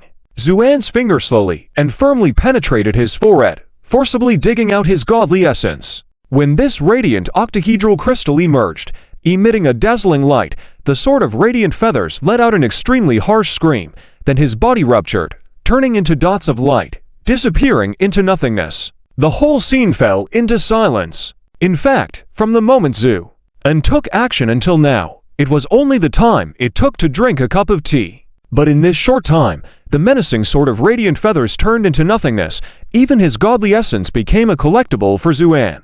This fact left everyone speechless. As for Zihi, who had followed the Sword of Radiant Feathers, hoping he would avenge Star Road, he was now standing dumbfounded, unable to control his disheveled appearance in the wind. Can't see me, can't see me, can't see me. Don't laugh. This is what Zihi and the others are really thinking right now. They are praying that Zuin would not remember them. Unfortunately, things went against their wishes. Zuin withdrew his gaze from the octahedral crystal in his hand, then looked at Zihi and the others. Their faces turned pale. Zuan's lips gradually curled up, revealing a faint smile. You are people from Star Road. As soon as his words fell, Luo Tia stepped forward and respectfully said, Sir, These people are indeed from Star Road, and the leader is the Lord of Star Road, Zihi. Behind him are the three great kings of Star Road. Zuin nodded slightly at the words, then calmly asked, "So, here comes the question. What are you up to by coming here with such momentum, even bringing a helper? Are you here to avenge the people of Star Road?" His voice was calm and indifferent, as if he was stating a trivial matter. But upon hearing Zuan's question, Zihi and the others were secretly anxious. If they had known that it was such a killing god who destroyed the headquarters of Star Road, they would never have come. But now, regrets were useless. Zihi took a deep breath, bowed to Zuan, and very respectfully said, "Sir, we are indeed all from Star Road, but we did not come here for revenge." "Then what are you planning to do, Zu?" An asked leisurely, "Yes. Why did so many of them come? Did they come to make friends with the flower of extreme evil? Joking aside, not even a fool would believe that. Course to come." "Exactly. We were originally paying a visit to him in a city at the lower tier. Never expected that coincidentally, he got wind of the incident at the headquarters of Shengluo Dao, and insisted on following us. Helpless, we had to agree." Zihi Yue spoke more smoothly, adding many details, attempting to make the whole thing more believable. But Zuin just smiled as he listened. "Actually, it's normal for you to come seeking revenge on me. After all, your Shengluo Dao headquarters was indeed destroyed by me. Every wrong has a source, and seeking revenge is justifiable." Hehe. Zihi's smile was extremely stiff, but inside he was cursing wildly. "Yes, the situation is indeed as you described, but can we dare to speak the truth?" Therefore, he hurriedly smiled and said, "My subordinates have always been unruly, so this time being killed by you, sir, can be considered their retribution." As he spoke, cold sweat began to seep out of Zihi's back. In reality, if strength were to be compared, Zihi was not inferior to the light feather sword at all, except that he didn't have the strange talents possessed by the light feather sword. But that didn't mean he lacked power. On the contrary, being able to manage Shengluo Dao for so many years without falling proved Zihi's strength. So he didn't need to be so submissive. But at this moment, Zihi was already scared out of his wits by Zuan. From the beginning until now, Zuan had remained calm. Even when he obliterated the light feather sword and extracted its divine nature, there was no extra expression on his face. This feeling was enough to send chills down one's spine. Furthermore, no matter how he observed, Zihi couldn't sense even the slightest anomaly about Zuan. And at this moment, the absence of anomaly was the biggest anomaly. That was why he had to be so honest. As for dignity, for someone like Zihi, surviving was the most important thing. What value could dignity hold? Well said. Zuan lightly applauded, his face full of admiration. But what surprises me the most is that you even know about retribution. Zihi forced a smile. Sir, of course, I understand retribution, you? Zuan directly cut him off. Since you understand retribution, then what do you think? What kind of ending do you deserve? Zihi and the Shengluo Dao people behind him all paled, sir. Zihi's face turned extremely ugly, speaking softly, Zuan didn't pay them any attention, raising his eyebrows slightly and asking in a deep voice. Zihi's expression gradually darkened, staring fiercely at Zuan, then took a slow breath. Must you be so thorough in exterminating us? Did I say I must exterminate you? I was simply asking what you think you deserve. Zuan smiled as he spoke. Zihi finally couldn't hold back. Even a clay figure has a temper. Not to mention, he believed his attitude had been submissive enough. If that didn't satisfy Zuan, then it was obviously that he didn't know any better. With this thought in mind, he subtly gestured to the people behind him. The gazes of all the Shengluo Dao people turned cold. Friend, you have already destroyed the headquarters of my Shengluo Dao, and now you're so aggressive, don't you think you're going too far? Zihi tried to distract Zuan's attention with words. But Zuan just smiled faintly, then shook his head and sighed lightly. You still don't understand. It's not that I'm being too aggressive, I'm just asking what you deserve. Attack! As Zuan's words fell, Zihi roared in anger. The timing of the attack was just right. Right after Zuan finished speaking, his momentum hadn't fully recovered. The command was as heavy as a mountain. The Shengluo Dao people, who were already prepared in secret, rushed forward, each unleashing their most powerful moves, attempting to defeat the proudly standing young man in white before them. They were getting closer and closer. When everyone had already rushed up close, many could even see the floating hair on Zuan's forehead. Suddenly, Zuan raised his head, his eyes showing a cold look. Since no matter how many times I ask, you don't respond, I'll have to take action personally and arrange a result for you all. Many people looked puzzled by Zuan's words, not understanding what he meant. But for Zihi, who was closest, there was an inexplicable tightness in his chest, as if he sensed a terrifying danger. In that moment, Zihi truly wanted to turn and flee, as far away as possible. But at this moment, he had already rushed up to Zuan, and he knew that in just a moment, his long-prepared ultimate move would be released, and regardless of how powerful this guy was, he probably wouldn't be able to withstand it. The temptation was too great. So great that Zihi couldn't help but suppress his uneasiness and continue charging forward. But it was at this moment that the corners of Zuan's mouth gradually lifted. Then he whispered softly, "If someone dies, it's at my will." His voice was clear, echoing through the heavens and earth. The Xingluo Dao people felt as if their bodies had sunk, almost being crushed by a violent force, and their speed slowed down. Zhu. Uncontinued, only when planted in the fire can the red lotus bloom. As he finished speaking, he raised his gaze, a flash of light appearing in his eyes, and a small golden lotus flower appeared in his pupils. When they saw this almost eerie scene, the closest Zihi shook violently, then unbelievably shouted, "How is this possible?" His voice was filled with infinite despair, because Zihi could feel a powerful force rising from Zuan's body. Under this terrifying pressure, Zihi felt truly small for the first time. He wanted to escape. But it was already too late, because at that moment, countless red lotus flowers appeared out of nowhere above Zihi and the others, their roots suddenly diving down. Plump! No one could resist such an attack. The roots instantly penetrated their minds. Then, countless lights began to surge upward from the roots. In an instant, these red lotuses began to sway gently, then slowly blossom. When the lotus flowers bloomed angrily, including Zihi, all the people of Xingluo Dao looked very stunned. Until after a long time, Zihi finally said in an unclear voice, "A good move, a good technique." As he spoke, all the people of Xingluo Dao trembled, then their bodies turned into flying ash, dissipated between heaven and earth. This scene terrified everyone. Everyone knew that Zuan was powerful. But what people didn't expect was that he was so powerful. Those were all the elites of Xingluo Dao. Yet they were all killed in one move by Zuan. Luo Lanting respectfully pushed open the door and entered the room.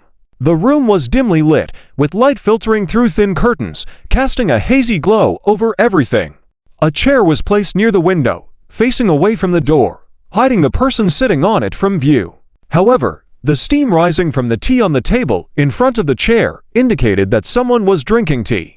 Luo Lanting's demeanor became even more respectful as she bowed and asked, "My lord, did you call for me?" After a moment of silence, the chair turned slightly, revealing Zuan sitting on it, holding a teacup and looking at Luo Lanting with a smile that was not quite a smile. "Have all the matters been taken care of?" Zuan asked. "Yes, my lord, everything has been taken care of. The territory under the jurisdiction of Xingluo Dao has all fallen under the rule of Jai Zhihua. As for those who betrayed my allies, they have also been dealt with," Luo Lanting replied with a hint of tears in her eyes. She had been waiting for this day for a long time. When her brother died in front of her, she vowed to exact revenge on their enemies, with Xingluo Dao being a key target. However, due to the difference in power, Luo Lanting had been forced to adopt a defensive stance for years, unable to eliminate Xingluo Dao on her own. Today, the goal was suddenly achieved. All the members of Xingluo Dao were killed by Zuan alone. Though she did not personally avenge her brother, Luo Lanting was content. This was why she held Zuan in even greater respect. After hearing this, Zuan nodded slightly and said, "Very good. But, do you think this matter will end here?" Luo Lanting's expression turned grave as this was also a concern that had been weighing on her mind. The celestial beings who could occupy the lower realms must have extremely formidable power. Moreover, the fact that the son of the God King, Guangyu's sword, had perished here indicated that the matter would not end easily. The celestial beings of light would surely not give up easily, posing a challenge for Jai Zhihua. Seeing the seriousness on Luo Lanting's face, Zuan smiled slightly and said, "Don't be so nervous. They are just a group of hypocritical celestial beings. I don't even bother with them." And what I mentioned earlier is not related to them. This statement puzzled Luo Lanting.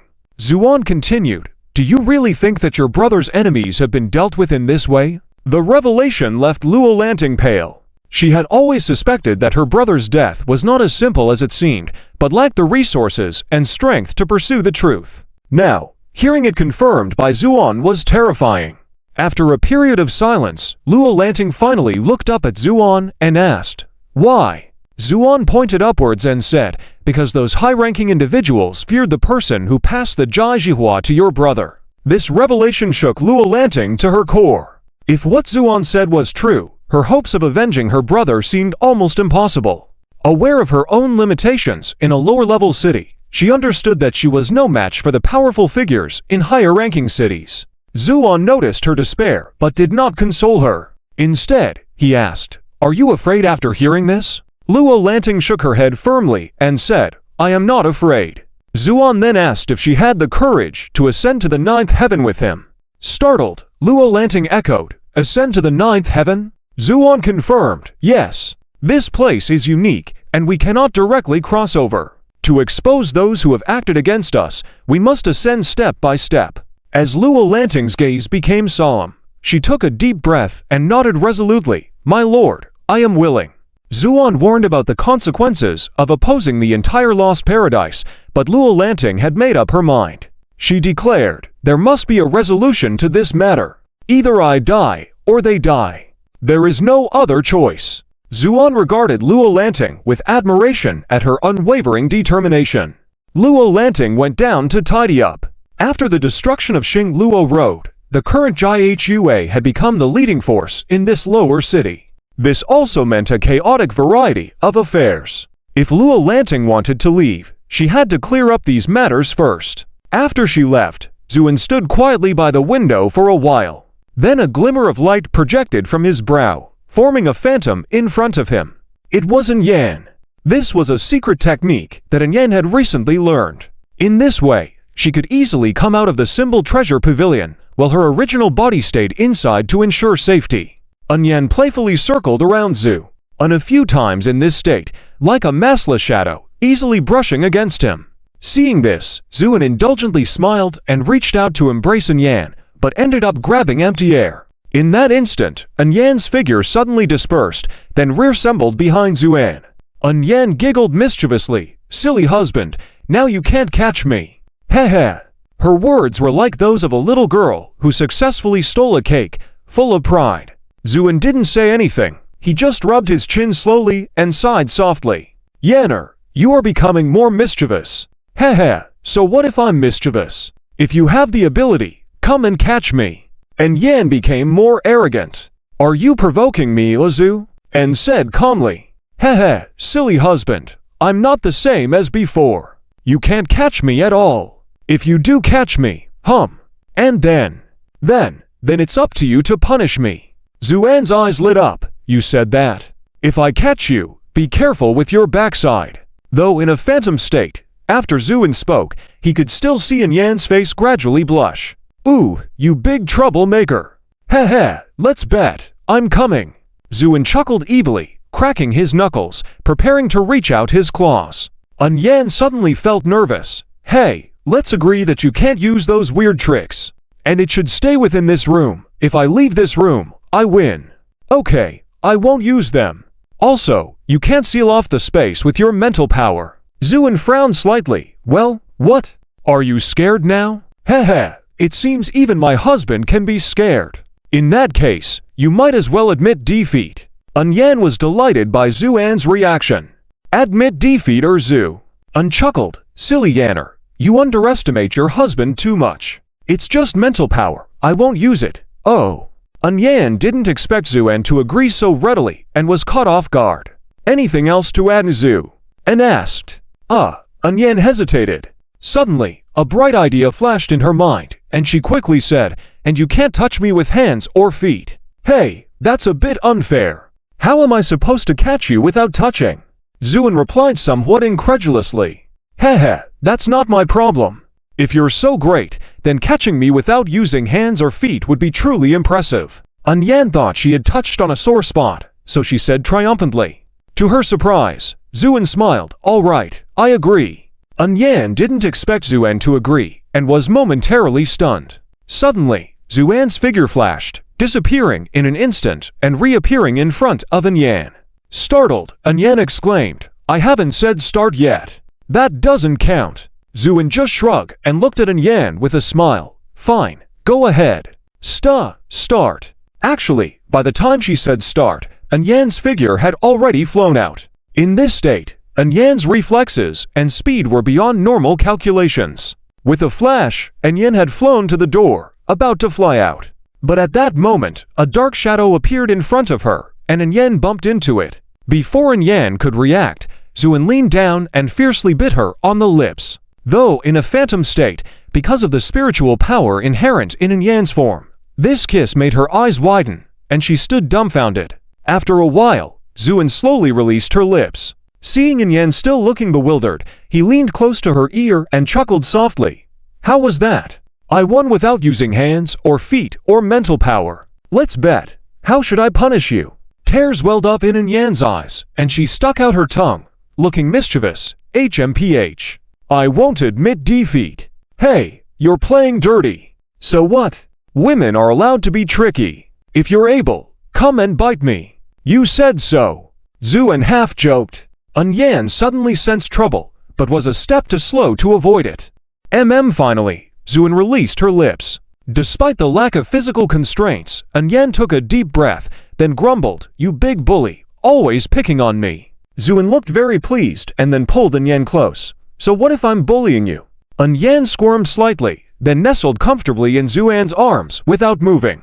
They stayed like that for a while until Yan softly said, Husband, why do you have to involve this girl? Isn't it too dangerous for her? Yan was referring to Lua Lanting. Zhu smiled and said, Because this matter is closely related to her, and I have a feeling that she will be a key figure in this. Husband, who is that old acquaintance you mentioned? He's a very interesting fellow. Oh. Yan fell silent for a moment, then suddenly said, In such a dark and chaotic place, will it be tough for Zhu Meng to be here alone? Zuan also fell silent for a moment before speaking softly. Yes, but this is the path she chose, and the road to the Dark King is destined to be lonely, so she can only bear it alone. Yan felt a bit melancholic and leaned her head gently on Zuan's chest. Husband, Zhu Meng is really not easy. You have to help her more. I will. Just as the two were enjoying this cozy atmosphere. This is closely related to their level of mental maturity. Hey, what are Mommy and Daddy doing? Nyan asked curiously. Shh, Daddy is whispering to Mommy. Xiong responded. One sentence scared Yan, who immediately broke free from Zuan's embrace and tried to calm down, saying, How did you two come out? Heh. Daddy, what secret are you telling Mommy? Nyan asked curiously, ignoring Yan's question. Even though Zuan's transformation was largely due to her own efforts, without its help, it would have been difficult for her to break through the limits of the Fubaozi. The two little girls were the same, but they couldn't be as flexible as Yan. Even their time to stay outside was limited.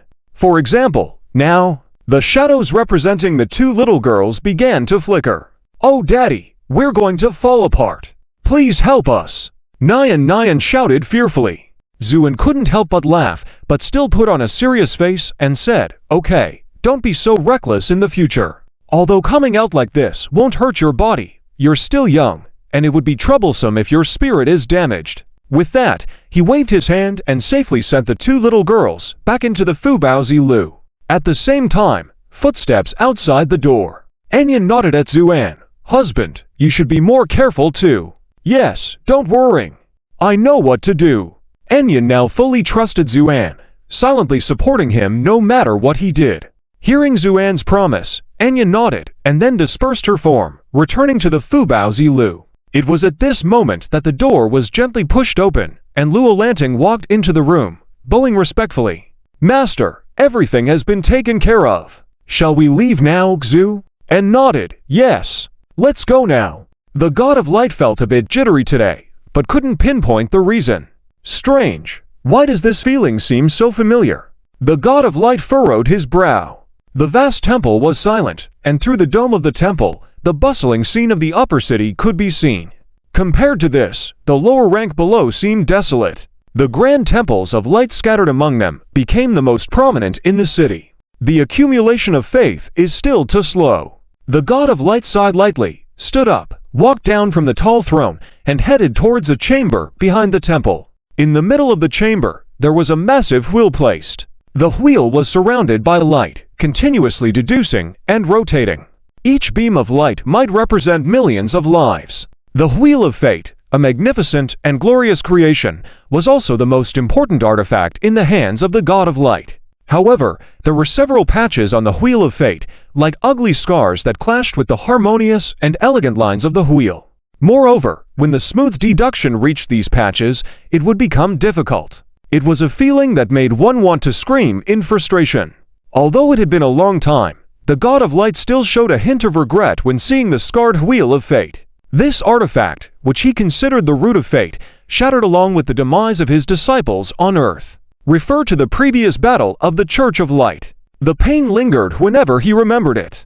The reason why the God of Light abandoned his lofty position and took with him the whole divine nation into this paradise was also closely related to the events on earth. Now looking back, he wasn't sure if it was right or wrong. Despite his significant improvement in divine power, he had also lost the dignity of being a god king and could only be a minor king among the lower ranks. Only the God of Light truly understood the taste of this. Thinking of this, the God of Light sighed softly, then sharpened his focus, leaving all these distractions behind. Today, he felt a bit jittery, without a clear reason, thus he came to the Wheel of Fate to try to deduce something.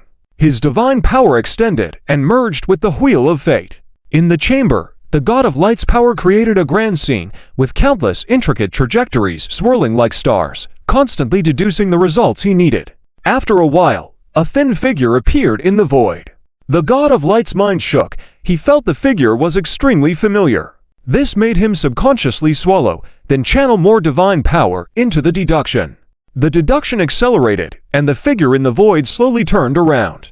The moment the God of Light saw the face, he was struck by lightning and exclaimed, "You?" At the same time, the figure smiled slightly at the God of Light, saying, "Peeking into destiny. That's an interesting toy." With those words, the figure suddenly vanished, followed by a series of explosions coming from the Wheel of Fate. Numerous fine cracks appeared on its surface, followed by continuous bursts. In an instant, the Wheel of Fate was shattered into pieces, leaving only a few patches falling to the ground, making crisp sounds. The God of Light stood frozen, his face full of astonishment and fear. The figure just now had triggered all his memories. He was certain that this person was the one who killed his disciple on Earth and forced him to flee here. How is this possible? How could he come here? The God of Light murmured softly. Suddenly, he remembered something. Looking down at the shattered Wheel of Fate on the ground, his face alternating between pale and flushed, his trembling lips saying, Why did it break again?" Then he roared to the sky, "Do you think I'm still the same God of Light as before? I've grown exponentially stronger now, so no matter who you are, I will kill you." At the same time, end of text. Flaner stood in front of the casino, complaining softly to his companion, "I really hate standing guard at the entrance. It's so stupid. Is anyone daring enough to cause trouble here?" His companion, also a member of the Divine Guard, shrugged upon hearing Flaner's words. "Well, since we were sent here to guard, let's just do it properly. It's better than those guys in Paradon. They've been working without rest for 2 days and nights, conducting surveillance throughout the city." Flaner's face lit up at the news. "This is the best news I've heard recently. Just thinking of how unlucky Paradon is, I can't help but laugh." The Divine Guard chuckled but did not say anything. However, Flaner was not willing to let it go. He looked around and seeing everything calm, as usual, he approached his companion with a mysterious look on his face, whispering, "Hey, do you know why the Divine King suddenly ordered a citywide curfew and instructed us to pay close attention to the people entering the city, especially human youth? Is something big about to happen?" Seeing Flaner's curiosity, the companion's expression turned serious. "Flaner,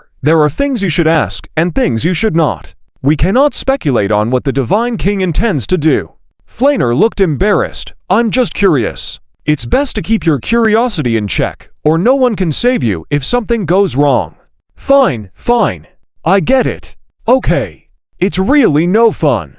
Flaner muttered to himself as he turned back to his post, still very curious. 2 days ago, the Divine King suddenly issued two decrees, closing the entire city and strictly enforcing a citywide search, focusing on young human teenagers. The city was thrown into chaos. Many Divine Guards turned the city upside down, but couldn't find the person the Divine King mentioned. However, the tension did not ease, it only heightened. Even the gambling halls reserved for the pleasure of the gods had heightened security measures. Flaner was assigned to guard the entrance of this casino in such circumstances. For him, who was already accustomed to laziness, this task was extremely boring.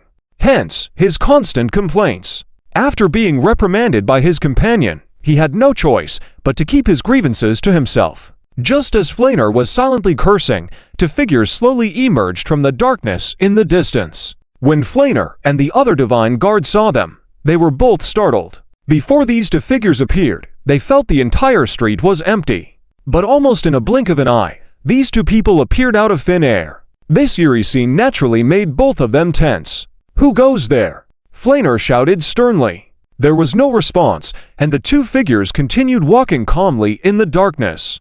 Flaner and his companion exchanged a glance, both seeing the seriousness in each other's eyes. The companion nodded slightly at Flaner, indicating for him to go deliver a message. Flaner understood and was about to leave when the two figures stepped out of the darkness and into the light. Leading the way was a young man in white, followed by a girl in black with twin ponytails. Despite the peaceful and eerie night, this duo gave an aesthetically pleasing look. However, Flaner and his companion did not find them pleasing at all. On the contrary, their eyes widened and they trembled, because the young man was the person specifically sought by the Divine King himself. This was a big problem. While Flaner and his companion were in fear, Zuin stopped and looked at them before smiling slightly. "Excuse me, is this the Grand Illumination Casino?" The two were stiff, barely able to speak. Flaner quickly regained his composure and nodded frantically. "Why, yes. Thank you." Zuin nodded with a smile and walked towards the casino. Flaner and his companion struggled with indecision. They were tasked with standing guard here, which meant everyone entering the casino needed their approval. However, they couldn't dare to stop the white-clothed youth. Despite his unassuming appearance, his eyes were chilling. While they were hesitant, Zuin approached them. Flaner's companion took a step forward to try to stop Zuan. However, with a casual glance from Zuan, the guard stumbled back and fell to the ground, unable to get up. Seeing this, Flaner gasped and realized they were in trouble. When Zuin continued walking past them without paying them any attention, he said, "If I were you, I'd run as far as possible now because tonight, the city will be very restless." With that, Zuin entered the casino, followed closely by Luo Lanting, disappearing into the hallway. Flaner and his companion were dumbfounded. After a moment, Flaner shivered, then looked at his companion. The companion also looked at Flaner, and they both said in unison, "Let's go." With that, they immediately stood up and flew away from the scene. Grand Illumination Casino. The name was filled with irony. After all, illumination was usually a positive term, while a casino often had associations with darkness. Yet, when combined, it created a surreal and almost magical feeling. But the name was fitting because only the divine beings from the Kingdom of Light could enter this casino. Yes, the divine spirits under the rule of the Divine King of Light. Doesn't it sound ridiculous? In just a few short years, under the guise of a temple, casinos flourished throughout this city. These deities used to be hypocritical, but at least they maintained a sense of dignity. However, once they arrived here, even the last vestige of their disguise was completely torn apart. All the deities became intoxicated, decadent. And as the Supreme King of Light overseeing everything, he turned a blind eye to this phenomenon, didn't care at all. Under such indulgence, the situation escalated and eventually became what it is now. This bright casino can be considered the largest casino in this city, with luxurious decorations and all kinds of gambling tools filling the spacious hall. Deity guards and many lower-ranking deities indulged themselves here. If not reminded, at first glance, you might even think you were back in a gambling city on Earth. The difference is that the people sitting around the gambling tables are no longer humans, but deities. This almost magical scene also left Luo Lanting dumbfounded. Although she came from the lost paradise, she had never seen such a sight and couldn't help but ask softly, "My lord, this?" Zuin smiled slightly. "Are you surprised?" Luo Lanting nodded, a bit. Then she looked around somewhat awkwardly, lowered her voice, and asked, "And I really don't understand. Why did we have to come here first?" "Don't worry, you'll know why soon," Zuin said, then walked towards the nearest gambling table, saying lightly, "Since we are here, let's play a few rounds. Let me give a brief introduction here. Although this casino looks similar to Earth's casinos, there are significant differences in many aspects. The main difference lies in the gambling tools. The gambling tools in the Bright Casino contain special divine power. After all, Earth's casinos deal with ordinary people, while here, they are all deities. Without specialized gambling tools, gambling would lose its meaning. For example, the table Zuin is currently at, although it looks like a roulette wheel on Earth, the structure inside is much more complex, with unique divine consciousness shields to prevent cheating through cultivation or divine consciousness. And because of the excitement and unpredictability of this form of gambling, it has attracted a large number of lower-level deities and guards to linger here. When Zuan, a newcomer, appeared in the crowd, he naturally drew a lot of attention. But because everyone was engrossed in their gambling at the moment, they just glanced at him and then ignored him. After all, those who can be here are probably not outsiders. Zuin quietly watched for a while until a new round was about to begin. He casually dropped a crystal into a designated area. The crystal emitted a faint halo, a very high-quality bright crystal. Many people looked at Zuan with surprise at this scene, but no one said anything. Soon, the roulette wheel slowly started, and everyone's mood fluctuated as the wheel turned. "Stop, stop, stop!" These shouts were continuous and very noisy. Only Zuin stood quietly in the crowd, his expression calm as water, showing no emotion at all. Finally, the roulette wheel slowly stopped, and the pointer pointed to a number. Those who won were excited, while those who didn't were full of frustration. Zuin naturally won. So a crystal turned into 10. Some people nearby looked at Zuin with envy, wondering how this young man could have such good luck. Zuin didn't say anything, and didn't even blink, directly threw those 10 crystals out, betting on a number. This raised a lot of curious eyes. The middle-aged man standing behind the gambling table also cast a sharp glance at Zuan. Seeing that he was just an ordinary young man, he retracted his gaze, then waved to his subordinate. The roulette continued to spin. This time the shouts were even louder. People seemed to want to vent all their dissatisfaction. But in the end, the roulette slowly stopped before a number. The entire place was in an uproar, and many eyes turned to Zuan. Because this time, Zuan hit it again. This time, 10 crystals turned into 100. This was already considered a significant fortune. Many people looked at Zuan with envy, wondering where this white-clad young man came from and how he could have such good luck. The middle-aged man also felt surprised, then looked deeply at Zuan, and remained expressionless, and when the 100 crystals were brought before him, he didn't even glance at them, just threw them out again. The whole place fell silent. If previously Zuin had only attracted some attention, he now became the focus of everyone. After all, such a large bet in this hall was rare. The waiter in charge of the roulette wheel looked somewhat embarrassed at the middle-aged man. After some contemplation, the middle-aged man nodded. The roulette spun again. This time the cheers were much quieter. People were all focused, wanting to know the final result. This time the roulette seemed to take longer to turn, but eventually, it slowly stopped. When the pointer completely stopped, a great commotion erupted in the crowd. The Lord of God has won again. This time it's 1,000 crystals, which is not a small fortune. TSK. Who is this guy? How can he have such good luck? Amidst these discussions, the middle-aged man's expression turned somewhat unpleasant. 1,000 crystals really was a significant number, but he was not moved by it. The key was that this young man went from winning 1 crystal to 1,000 crystals in less than the time it takes an incense stick to burn. 3 turns, 100% winning rate, and on roulette. This was somewhat unbelievable. So he kept staring at Zuan, trying to retrieve information about this person from his mind. Unfortunately, he got nothing. At this point, 1,000 crystals had already been allocated to Zuan, forming a small mound in front of him. Zuan looked at these dazzling crystals, lightly running his finger over them, a hint of playfulness in his eyes. Then, he clasped his hands together, pushed the 1,000 crystals forward, placing them all in one area. The whole place fell silent instantly. Many people's mouths hung open in disbelief at the scene before them. Those were 1,000 crystals. Did he just go all in like that? The middle-aged man was even more shocked, his face dark as he looked at Zuan. "Friend, are you gambling this recklessly?" Zuan smiled slightly, recklessly. "I don't think so." The middle-aged man stared deeply at Zuan, then personally took action, starting to spin the roulette wheel.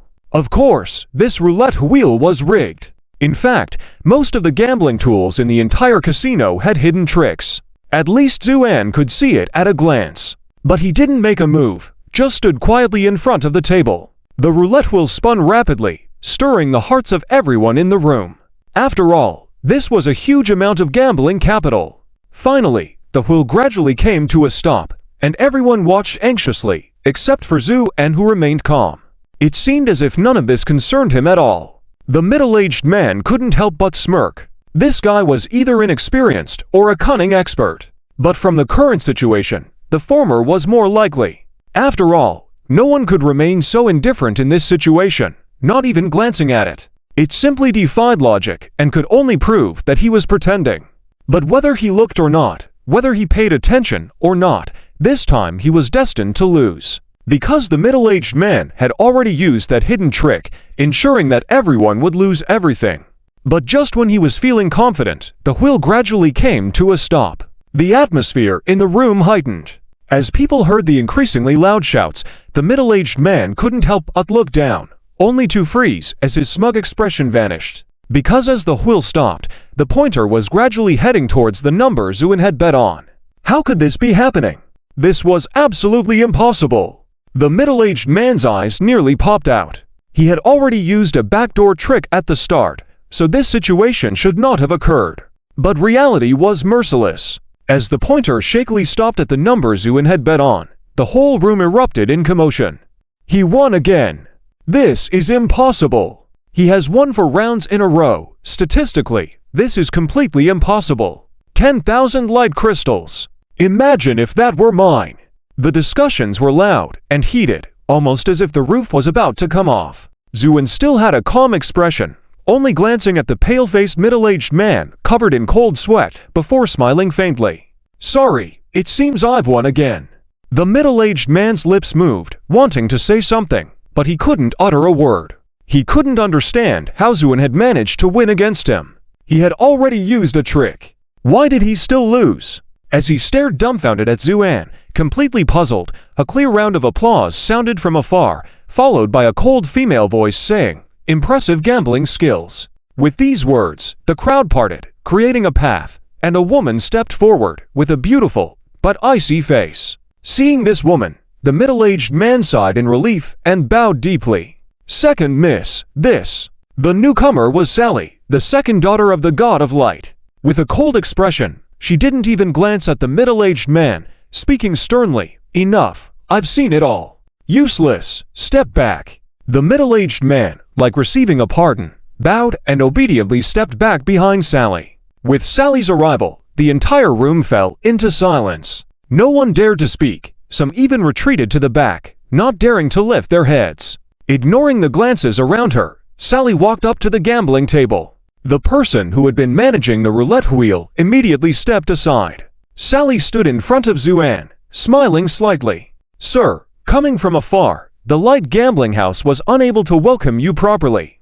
I apologize." Zuan raised his eyes slightly, glanced at Sally, and responded non-committally, "Oh, a change in personnel." Sally's smile remained, "Sir, your gambling stakes are too high, beyond what these subordinates of ours can handle, so naturally, I will step in." Zuan nodded. "So does that mean you can handle it from now on?" With this remark, many people standing behind Sally's expression changed slightly. Some even gazed at Zuan with intense hostility. Sally was the second daughter of the god of light. Her noble background ensured she was not an ordinary person.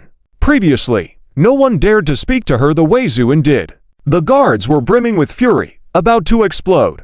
Sally raised her hand, halting her eager subordinates, and glanced coldly at Zuan.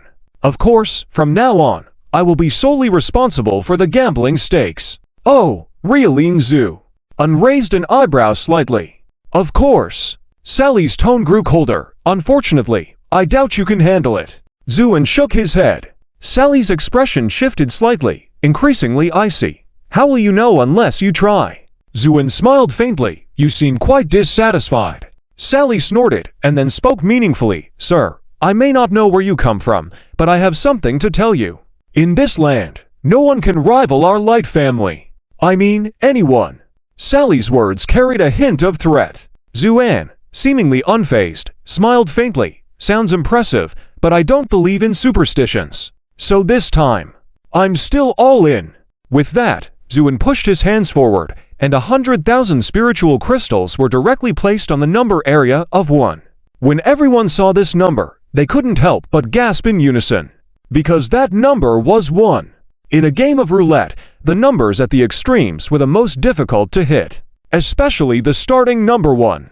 It was a once-in-100 years event. In general, no one would bet on this number. Therefore, the odds for this number were the highest, with a payout of 50 times the bet. Yet, despite this, no one bet on this number because the odds were just as slim. Now, Zuan had placed a substantial bet of 10,000 crystals on number 1. This meant that, if he won, he would gain 500,000 crystals. But if he lost, he would not only lose everything, but also stake his life. After a commotion settled, the room gradually grew silent. This inevitably made Sally's heart tighten gradually. Could it be? This guy really has some unknown secret technique that can control the roulette. No, this is absolutely impossible. Because the roulette was personally supervised by her father, the king, and no one could tamper with it. It was clear that this guy was just playing tricks. Thinking of this, a mysterious smile appeared on Sally's face, and she praised softly, well, regardless of the outcome, your courage is admirable. Zuan remained silent, just smiled slightly, then calmly sat on a nearby chair and said, enough talking, let's begin. All eyes instantly focused on Sally again. She took a deep breath, her eyes showing seriousness. After all, this time was different from the past. She carried the honor of the entire Bright Casino in her hands. So, she solemnly placed her hand on the roulette wheel and shouted, start. With a forceful push of her hand, the roulette wheel began to spin rapidly. At the same time, Sally directly used the back door of the roulette wheel with the highest authority. It must be said that she played this hand very beautifully, even deceiving everyone present. Only the middle-aged man standing behind Sally noticed the clues, excitement flashing in his eyes. He could be sure that under the control of this back door, Zuan would surely lose this time. It seemed that it had to be miss. If it were me, I would probably have been exposed by now. The middle-aged man sighed inwardly. Sally was even more pleased. She glanced at the rapidly spinning roulette wheel, then looked down on Zuan and sarcastically said, friend, what do you think the result of this round will be? Zuan shifted his gaze from the roulette wheel, then looked up at Sally with a slight smile. What do you think? Heh, I think you're destined to lose this time, friend. After all, it's extremely rare for one to show up on the roulette wheel. Zuan shook his head. You're wrong. I think this time the result will definitely show one. Oh. Sally sneered inwardly. Now that she had full control of the roulette wheel, she could stop it whenever she wanted. How could the result of one still appear? You don't believe me? Of course not. Well, I can prove it to you. Zuan shrugged, saying lightly. The relaxed tone of his words astonished Sally, even causing her to doubt herself for a moment. Could this guy really control the roulette wheel? No, absolutely not. Sally immediately dismissed her own thoughts. In her view, this was absolutely impossible. But at that moment, the speed of the roulette wheel suddenly slowed down. Everyone held their breath, eager to see the final result. Finally, in the midst of all eyes, the roulette wheel gradually slowed down its spin. The pointer crossed over one number after another, 27, 28, to 9. Finally, the pointer slowly passed 32 and stopped just before 1. Sally's eyes widened in an instant. But just as the pointer was about to settle, a force from somewhere suddenly made the pointer move forward to more spaces, ending up on 3. Boom! There was an uproar throughout the venue. Sally's mouth curled up in a slight smirk, about to say something to Zuan. But at that moment, just as the roulette wheel had slowly come to a stop, it seemed to move back to spaces due to some inertia. finally landing on one, and then remain motionless. The people who were about to cheer suddenly opened their mouths wide, their words stuck in their throats, unable to say a word, only making a choking sound. Sally almost bit her tongue off, stunned, staring at the scene before her. Meanwhile, Zuan smiled slightly. "I'm sorry, it seems I've won again." Sally looked up blankly at Zuan, her eyes gradually turning cold. The guards behind her even stepped forward, ready to take action. But at that moment, Sally raised her hand to stop everyone behind her, then said hoarsely, "Give it to him, miss." The middle-aged man was shocked, about to dissuade her. Sally gritted her teeth and said, "Didn't you hear me? I said give it to him, yes." The middle-aged man trembled all over, his face turning pale as he signaled to the men behind him.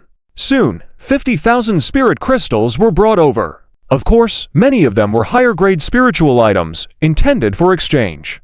Otherwise, even if the entire casino were emptied, it would not be possible to gather so many spirit crystals in such a short time. Yet, even with this, the table was still filled with piles of crystals. Zuan sat on the chair behind, almost being submerged by them.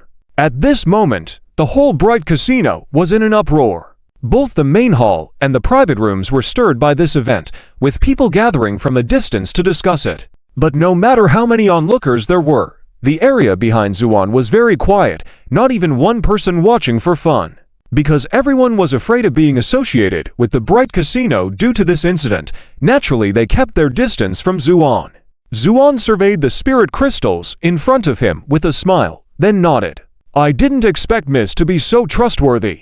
50,000 spirit crystals is not a small sum, yet you've exchanged them just like that." Sally's face turned white with a tinge of coldness in her eyes as she stared at Zuan.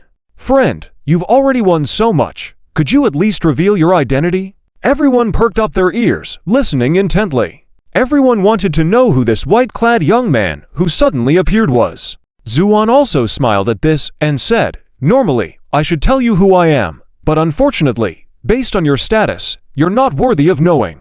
Boom! With those words, the whole place fell silent. Because it was no longer about humiliating Sally. It was like stomping her head into the mud and kicking it around. Indeed, Sally's face turned iron blue, staring at Zuan fiercely. "Have you considered the consequences when you said that?" "Consequences?" Zuan smiled faintly, then suddenly stood up, lightly patting the 50,000 spirit crystals in front of him and said, "Since you asked me, I'll show you what the real consequence is. All in with 50,000 spirit crystals, continue to bet on 1. What exactly does 50,000 spirit crystals mean? Attention! It's all about power. That is to say, once so many spirit crystals are condensed, this deity will soon be near its end. By comparison, one can also understand how astonishing Zuan's influence is now. Because if he wins again this time, he will win 250 billion spirit crystals. This number is even greater than the total sum of all the deities in the Radiant God realm. By then, not to mention the Radiant Casino, even if the entire Radiant God realm is pawned, it won't be enough. Therefore, when Zuan uttered these words, everyone knew that today's events would not end well. The timid ones had already begun to silently retreat. However, Sally had previously ordered the complete blockade of the entire Radiant Casino, so they could not leave. Sally's gaze suddenly became sharper than a needle, staring fixedly at Zuan. After a while, she slowly exhaled. "It seems that my friend is determined to gamble until the end today." Jew. And shrug. "So what? Can this large casino not handle this gambling game?" Sally looked at Zuan deeply, then nodded. "It can handle it, of course." Zuan smiled. "Then what's the hold-up? Let's begin." Sally's face turned ashen. At the same time, individuals with cold and icy expressions began to emerge from the crowd, silently appearing behind Zuan. The atmosphere in the casino hall became increasingly tense. Onlookers hid in corners, their faces pale as they watched what was unfolding in the distance. "All right, let's begin," Sally said lightly, then she spun the roulette wheel. This time, she did not use any tricks, not even glancing at the wheel once. Throughout, her gaze never left Zuan. Because in her view, regardless of the outcome, the white-clothed youth in front of her was as good as dead. Moreover, she didn't believe the roulette would land on one again in consecutive rounds. Cheating. Sally had carefully checked many times and found nothing unusual. Not to mention divine thoughts, she didn't even sense a hint of extra ripple. This only strengthened Sally's belief. It was unimaginable. When the roulette gradually stopped spinning, the pointer unexpectedly pointed to 1 again. This time, everyone's eyes widened in disbelief. No one dared to believe it was true. Zoo uncalmly smiled. Sorry, I've won again. This time it's 250 billion spirit crystals. Sally was momentarily stunned, then angrily pointed at Zuan. Catch him, he cheated. With a command, underlings swarmed up, ferociously wanting to execute this unknown youth. But just as their attacks were about to be unleashed, Zuan, sitting in a chair, suddenly disappeared. When he reappeared, he was already in front of Sally. Sally shuddered and immediately stepped back. Her reaction was not slow, but Zuan was quicker. With a sudden motion, Zuan grabbed Sally by the neck and lightly ordered, "Stop." In an instant, the hall was so quiet that you could hear a pin drop. Everyone stared wide-eyed, full of fear, at Zuan. No one expected Zuan to decisively capture Miss Sally in such a manner. And if anything were to happen to Miss Sally while in Zuan's hands, no one present would survive. Realizing this, many began to tremble. Sally stared incredulously at Zuan, wanting to say something, but unable to do to Zuan's grip, could only gaze at him full of resentment. Zuan paid no mind to this, and said calmly, "You really can keep your cool. Do you need me to kill your daughter before you'll reveal yourself?" Who was he talking to? Everyone couldn't help but wonder. Sally's eyes gradually widened as she saw a figure gradually appearing in the void behind Zuan. Soon, this figure let out a soft sigh. "So you've known all along that I'm here." Zuan released his grip on Sally's hand, lightly clapped his hands, then turned to smile faintly at the figure. "Of course, I sensed your presence the moment I entered this city. Isn't that right, Radiant God King?" What? That elusive ball of light was the Radiant God King? Everyone was shocked and astonished. The voice in the ball of light sighed. "Indeed, I couldn't hide from you." With those words, an image of the Radiant God King appeared above the ball of light. More accurately, it was one of his avatars. The Radiant God King's avatar gazed deeply at Zuan, sighed lightly, and asked, "What do you want, Zuan laughed. "Didn't you see it? I've won several rounds earlier. I'm willing to accept my losses. You gods shouldn't renege on your debts. You're clearly cheating." Sally rubbed her neck, angrily shouted, "Oh, do you have any evidence?" Sally was taken aback. She indeed had no evidence to prove that Zuan cheated. "If you have no evidence, then kindly keep quiet. Understand?" Zuan said indifferently. Sally closed her mouth, full of unwillingness. The Radiant God King's avatar suddenly spoke. "If I were to fulfill the wager, could you leave? I could consider it, but think it over carefully." "That's 250 billion spirit crystals," Zuan said coolly. Surprisingly, the Radiant God King's avatar promptly responded without hesitation, "I have considered it. As long as you can settle this matter, I will immediately hand over the spirit crystals." For the Radiant God King, getting rid of Zuan, the God Killer, was the best outcome. The shadow of Zuan on Earth had left a deep impact, one he still dared not think about. Zuan chuckled at the response. "You seem very scared." The Radiant God King remained silent, silently agreeing with Zuan's words. Zuan continued, "You don't need to offer so many spirit crystals either. I just have a few questions for you now. If you answer truthfully, I'll leave immediately." The Radiant God King's avatar appeared astonished. Zuan continued, "The first question is, you've long coveted Earth. So what really happened on Earth back then?" Sally quietly retreated to her father's side, looking wary at Zuan. The expression of the bright God King changed constantly, ultimately sighing lightly. "Why bother with this again? I have repeatedly yielded, even at such a great cost, so wouldn't it be better if you just took the thing and left? Why dig so deep?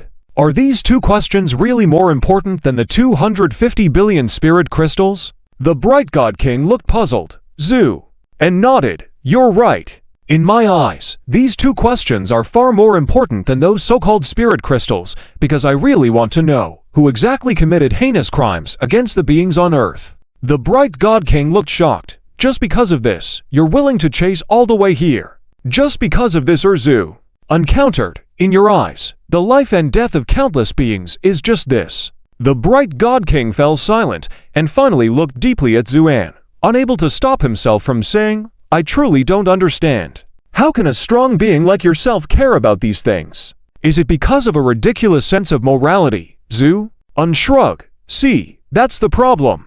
In the eyes of you self-proclaimed superior gods, morality is deemed ridiculous. But to me, every life deserves respect, especially the beings on Earth. The bright God King fell silent until after a long time, he looked at Xuan and said, I can only say, no comment on your questions. Xuan seemed to have already anticipated this ending and couldn't help but sigh lightly. What a pity. Then I can only ask you to die. With that said, the many divine beings present had faces that changed drastically. Especially Sully, who was signaling wildly to the guards in the distance. People began to silently converge, surrounding Xuan. The bright God King showed a hint of hesitation, unable to see through Xuan, but a sense of foreboding lingered in his heart, making him tremble with anxiety. Hence, he finally said, Is there really no room for redemption left, Zhu? And calmly replied, There is. Tell me the answers to the questions, and I can spare you. You know, that's simply impossible, because if I were to tell you, I'd have to die as well. So, then perish now. Before Xuan had finished speaking, Sully roared, Attack! With that command, all the guards moved in unison, completely surrounding Xuan. Boom! A violent explosion made everyone retreat. Sully's face bore a cold smile. No one could survive such an explosion, not even the divine beings. Therefore, this person was clearly doomed. Father, you don't need to worry. This man who dared to challenge you is already dead, Sully said respectfully. But instead of receiving praise from her father, there was just silence. This left her somewhat stunned, causing her to look up in bewilderment, only to find that the bright God King, who was just in front of her, had vanished without a trace. What's going on? How did father suddenly leave? Could it be that he had already anticipated that he would eliminate this person? These questions flooded her mind. Amidst the continuous explosions, Xuan, clad in white, slowly emerged from the center, calm and composed, not a single hair out of place. Witnessing this scene, Sully gasped in astonishment, her pupils shrinking to the size of needles. How could it be? How could he walk unscathed from the center of the explosion? Meanwhile, Xuan surveyed the scene, then sighed lightly. Such a pity. Treated as expendable without even realizing it. Oh well, I'll send you on your way first. The word expendable sent shivers down Sully's spine as she immediately connected the dots with her father's sudden departure. So father had already known of this young human's prowess, using us as a shield to escape. Despite not wanting to believe it, the facts were undeniable. Sully's reaction was swift, shouting, Stop him! Yet after uttering those words, she hesitated, then frantically dashed outside. The guards, bewildered, all charged forward as per Sully's command. Xuan showed no mercy. To this race accustomed to arrogance and slaughter, any mercy would be a crime against the beings who died by their hands. Zhu, unexhaled, raised his fist and struck out. The punch seemed to drain all vitality from the surroundings, reducing the nearest guards to rubble without a sound. Others, witnessing this horrific scene, were in utter terror, some attempting to flee. But it was too late. The force of the punch spread rapidly, leaving carnage in its wake. Hearing the sounds of shattering and screams behind him, Sully's scalp prickled, wishing she had more pairs of wings to fly further away. But before she could cross the threshold of the gambling den, a voice drifted from behind. Blame your usual arrogance. So rest in peace, no. Sully screamed in despair, her speed abruptly increasing. However, no matter how fast she was, she could not match the speed of Xuan's sword. A blade of light flew through the air. With a splatter, blood sprayed. Sully froze in place, eyes filled with fear. Xuan, without even sparing her a glance, brushed past and headed straight to the central temple in the city. As Xuan's footsteps faded into the distance, a thin red line suddenly appeared on Sully's throat. Following swiftly, this line expanded, causing Sully to collapse to the ground, the light in her eyes dimming rapidly with the flow of blood until she fell lifeless. Yes, with just one sword, Xuan completely extinguished the soul of this divine being with royal blood. Outside, a wind had risen unknowingly. Sensing something, the entire city fell into a fearful silence, even the most arrogant and boastful individuals now cowering in dark corners, shivering with fear. Zuin remained unperturbed, walking step by step.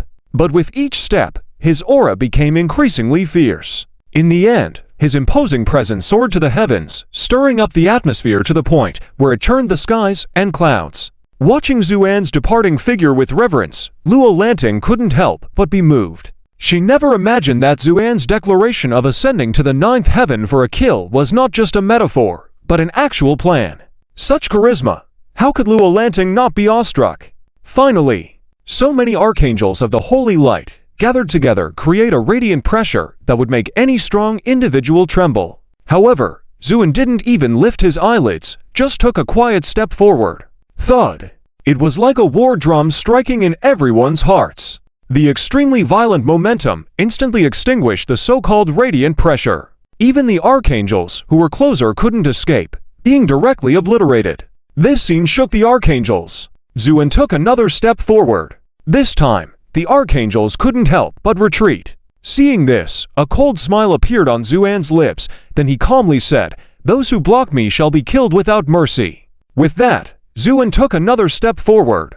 This time, the archangels couldn't bear it anymore. Almost simultaneously, they scattered and fled in bird and beast form. However, Zuin had no intention of letting them go. He raised his hand lightly, and a sword aura emerged directly from the light, killing everything around. Feathers fell, blood splattered.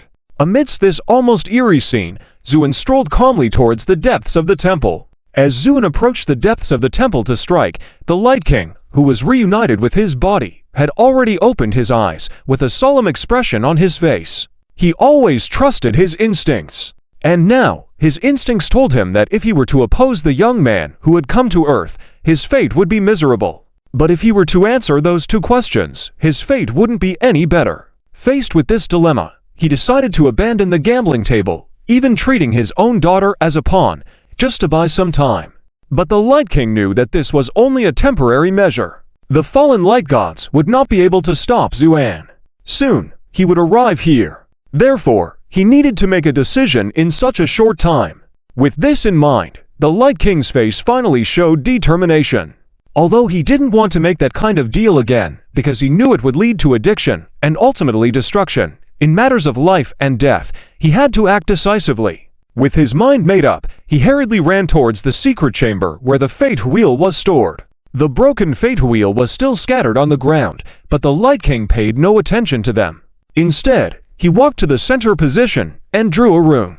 Click! The ground cracked open, revealing a staircase winding down into the darkness, as if leading to hell. The Light King rushed in, and after a moment, he entered a more hidden secret chamber. At first glance, this secret chamber looked like a meeting room, with a huge conference table occupying most of the space. Beside the conference table, there was only one chair. It was an incredibly luxurious chair in terms of design and material, with a crimson leather seat exuding an enticing sheen, tempting anyone to sit on it. The Light King clenched his teeth and sat on the chair. There was no abnormality, not even an extra sound. But at that moment, on the opposite side of the conference table, a dark and evil, yet strangely eerie mist suddenly appeared.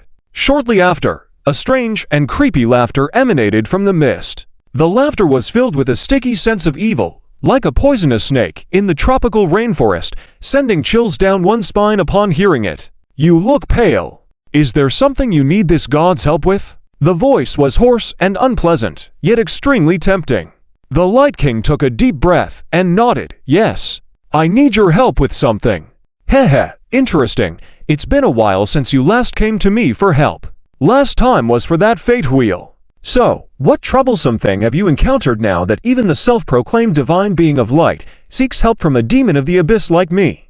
If anyone else were present and heard the words demon of the abyss, they would surely be shocked speechless. Abyssal demons were an extremely peculiar kind of existence. Possessing unimaginable powers, they took pleasure in seducing and manipulating souls. Even in the abyss, they were terrifying beings. It was known that the abyss was the largest realm among all the heavens.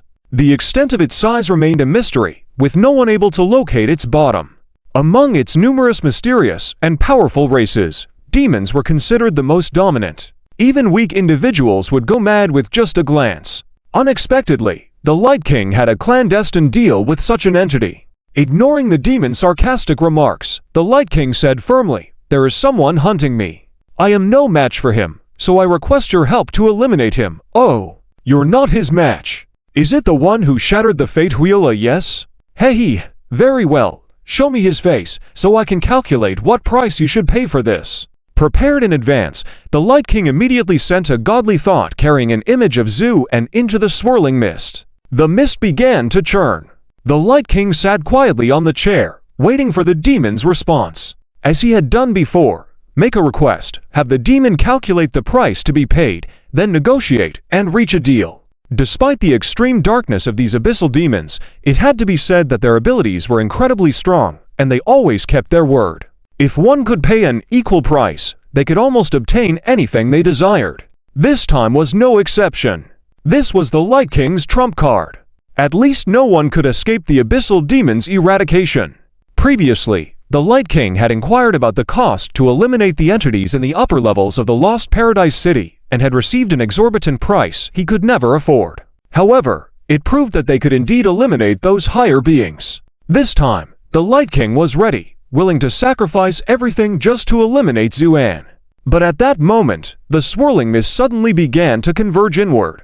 Soon, a giant rabbit faintly appeared in the mist. This was the first time the Light King had seen a tangible manifestation within the mist, so he quickly asked, "What price do I need to pay?" The rabbit lifted its head, glaring at the Light King with extreme malice and treachery. "You cannot afford the price." "What?" The Light King was taken aback, but was about to ask more questions when the rabbit continued, "Not just you. No one in the heavens can afford this price. However, aren't you supposed to be all-powerful?" The Light God King urgently shouted. The rabbit fell silent for a moment, then said faintly, "Yes, we demons always adhere to the principle of equivalence. As long as a sufficient price is paid, then we are indeed all-powerful. But the one you want to kill is an exception." "An exception? What do you mean?" "It means we are not his match. We don't even want to have the slightest connection with him."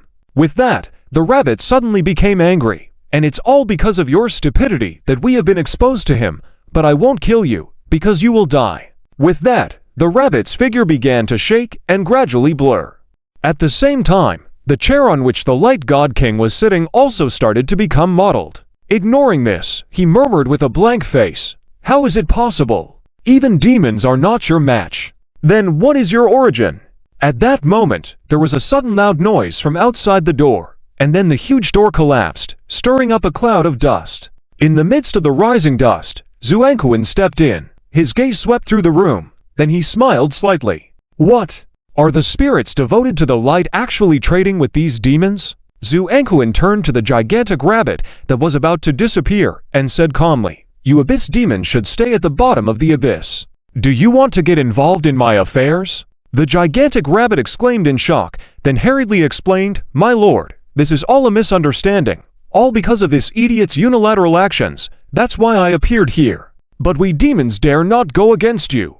"Enough!" Zu-an waved his hand. "I don't want to hear explanations. This matter, let's talk about it only after I personally visit the abyss in the future." The eyes of the huge rabbit showed regret and fear, but it could only deeply bow its head and say, "Yes." With that, it turned back into mist and disappeared. Bang!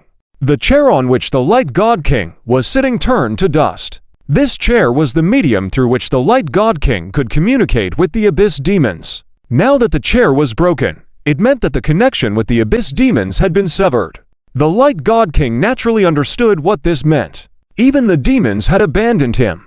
This revealed a terrible fact. The youth before him was feared even by the abyss demons. The Light God King felt regretful to the core upon realizing this, assuming he had intestines. "Tell me, what else do you have up your sleeve? Use them now before it's too late," Zu-an said calmly. The Light God King suddenly looked up, his eyes filled with despair. "My lord, do you really want to know what happened on Earth back then?" "Of course. But the consequences of this question are too heavy. If possible, I advise you not to inquire about this matter. The consequences are too heavy." Zu-an showed a faint smile. "I fear nothing more than bearing consequences."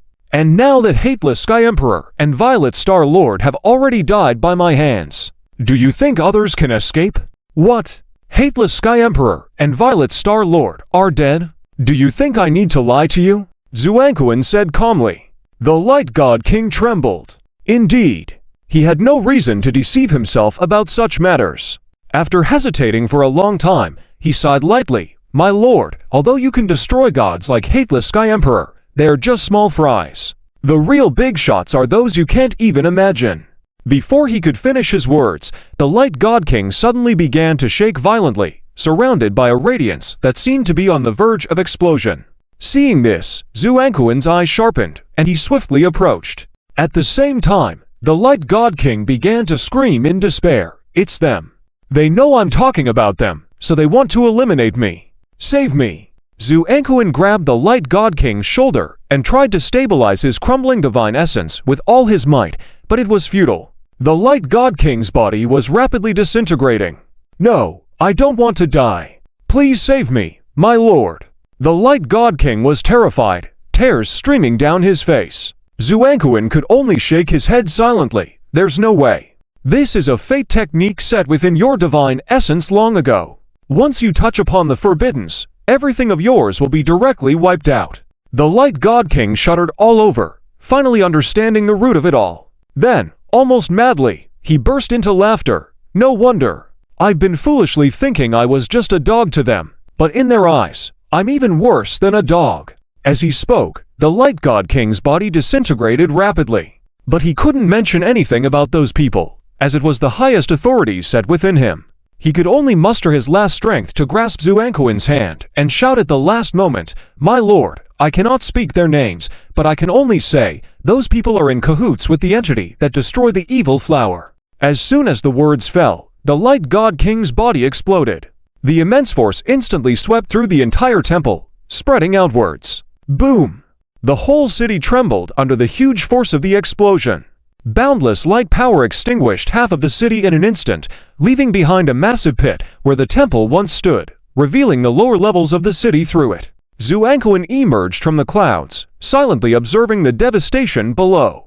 He had flown out of the temple in the nick of time during the final moment of crisis, so Zuankuin was unscathed. Pale-faced, Luo Lanting walked over. My lord, what did the Light God King say? Zuankuin said faintly. He said a lot, but he didn't say anything at all. Luo Lanting looked puzzled, not understanding the meaning. At that moment, Zuankuin looked up at the layers of cities in the sky and said calmly, Even when you are involved, you seem so passive. How powerful are the forces of these people? After this battle, the 4th level city, where the lower-ranking gods resided, was almost completely destroyed. The entire Light Clan perished. However, Zuankuin did not leave immediately, as he needed to carefully consider his next steps. In the Ghost Realm, Wei Li's mastery of the time technique clearly came from the Lost Paradise. But who taught him? The incident at the bottom tier level is such a big deal that the people in the higher tier city are naturally not blind. Almost simultaneously, a questioning letter from the upper tier city was sent over. This letter hovered over the position where the central temple used to be, apparently searching for the aura of the Light King. Unfortunately, all this is destined to be in vain. Just then, a hand carved like green jade reached out from the side and grabbed the letter. Zuin opened the letter, scanned it briefly, then a hint of a cold smile appeared on his face. With a pinch of his hand, the letter shattered. Master, what does it say? Asked Luo Lanting curiously. Nothing.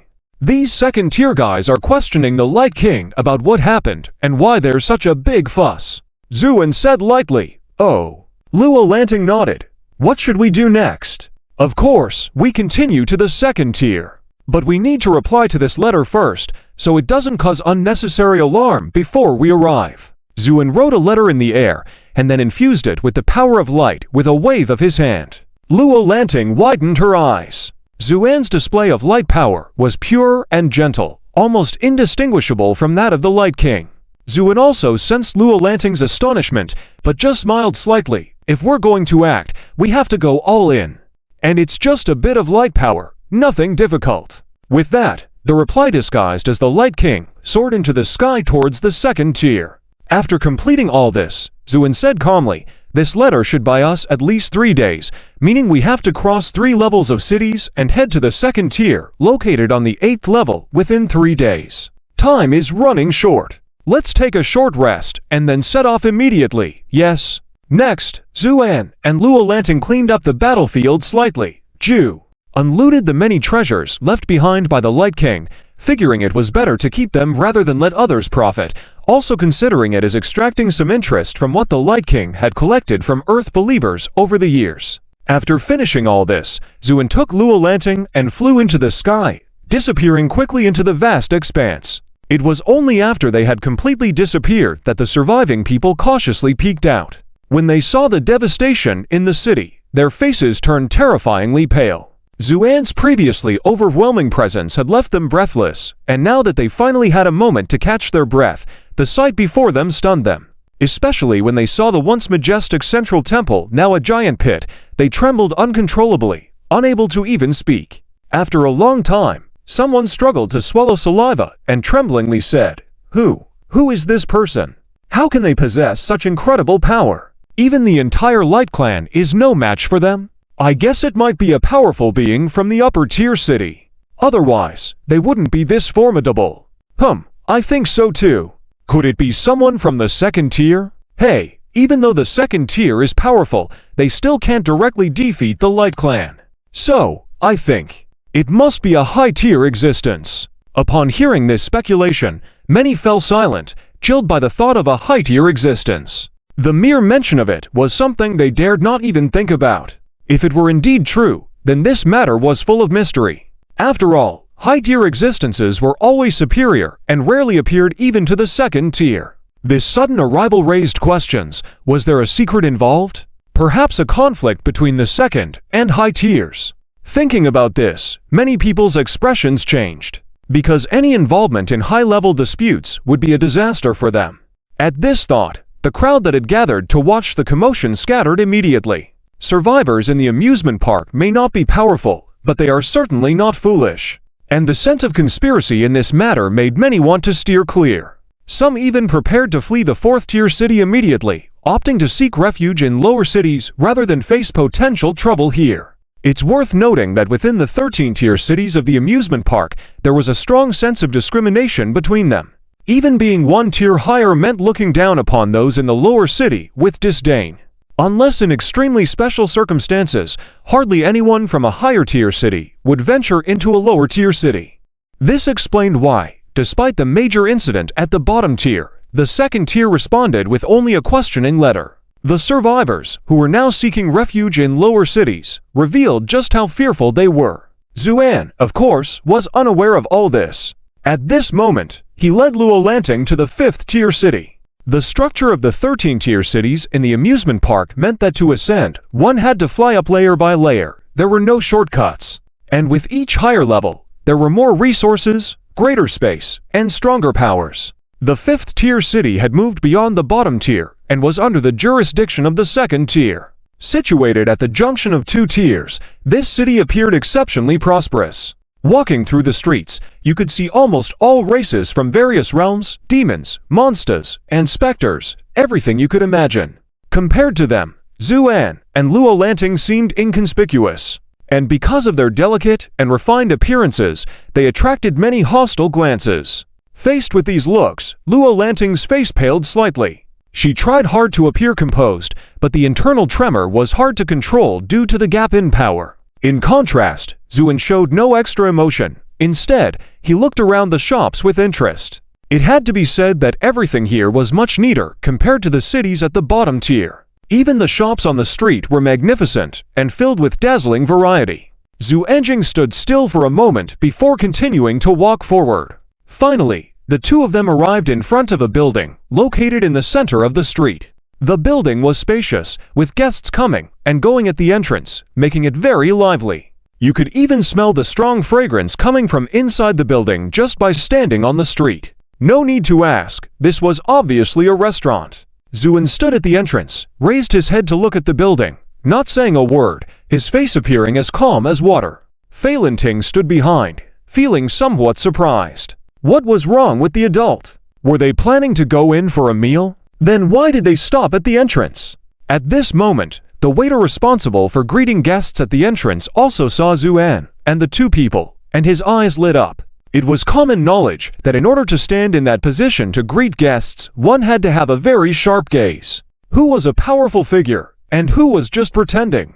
These waiters could tell at a glance. So, when he saw Zuan, he immediately realized that although this young man in white looked ordinary on the surface, his temperament was extraordinary, like a deep and mighty mountain. Moreover, the presence of the twin-tailed maid behind him highlighted this person's extraordinary status. It seemed very likely that this person was a descendant of some prestigious family. Thinking of this, the waiter's smile became even more intense, and he quickly stepped forward to welcome them. "Sir, are you here for a meal?" Zhu withdrew his gaze, glanced at the waiter, and this glance made the waiter secretly surprised. What a calm gaze, as deep as a pool. Therefore, his smile became even more humble. "Sir, our Jiangxianglu is a well-known restaurant in the entire paradise of Lost. If you want to have a meal, you must taste our dishes." Zhu remained expressionless, not even acknowledging the waiter, and walked straight into the building. The waiter was delighted and hurriedly followed. Feilanting, on the other hand, was slightly puzzled. What was wrong with Zuan? Why was he suddenly so cold? As the waiter said, the restaurant was indeed of considerable scale. The hall alone was grand and magnificent, truly stunning.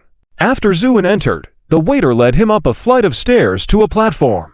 "Sir, how about this place? You can directly overlook the entire hall from here. The location is excellent." Zuan remained silent and sat down on a chair. Soon, fragrant tea was served. "Sir, what would you like to eat?" The waiter held out a delicate menu, smiling. Zuan, however, did not even look at the menu, and simply said, "I'm not hungry." The waiter's smile instantly became somewhat stiff. "But sir, you..." He was about to say that if he wasn't going to eat, he couldn't stay in such a place. But before he could finish speaking, several high-quality spirit crystals were thrown at his face, silencing him. Zhu turned to look at him. "Is that enough now?" The waiter's face was bruised from the spirit crystals, but he couldn't help but smile, his eyes almost disappearing. "More than enough. This is way too generous. Usually, he might get one ordinary spirit crystal from serving a guest all day. Today, this young man in white threw several high-quality spirit crystals at him with a single gesture. This made the waiter even more proud of his own judgment. This was definitely a young master from some prestigious family, or else he wouldn't be so generous. At the same time, Zuan casually flipped through the menu on the table, and then said indifferently, "I have no interest in anything on this menu. But if there are any fresh dishes, I can try them." Hearing this, the waiter's eyes lit up, and he approached, lowering his voice and smiling. "So, sir came here after hearing about our Jiangxianglu's reputation. You've come to the right place this time. I heard from the boss that we've just received a batch of high-quality goods, and we're preparing to test them today." "High-quality goods, Zhu inquired. The waiter nodded vigorously. "Absolutely high quality. Good. I'd like to see them." Saying that, Zuan casually tossed another spirit crystal. The waiter excitedly assured him, "Sir, don't worry. I'll handle this matter satisfactorily, ensuring your satisfaction." With that, he turned and left in high spirits. But he didn't notice just how cold Zuan's gaze was as he looked at his retreating figure. "Sir, what are these high-quality goods that person mentioned?" Feilanting couldn't help asking. Zuan remained silent for a moment before softly saying, "You'll find out soon enough." Now, Jiangxianglu became even more bustling. This tasting clearly attracted many people. At least many in the hall were there for this purpose. They all seemed excited, discussing quietly with the people next to them. Some even began drooling from the corners of their mouths in anticipation. Finally, after a full meal's time passed, the waiter returned, beaming at Zuan.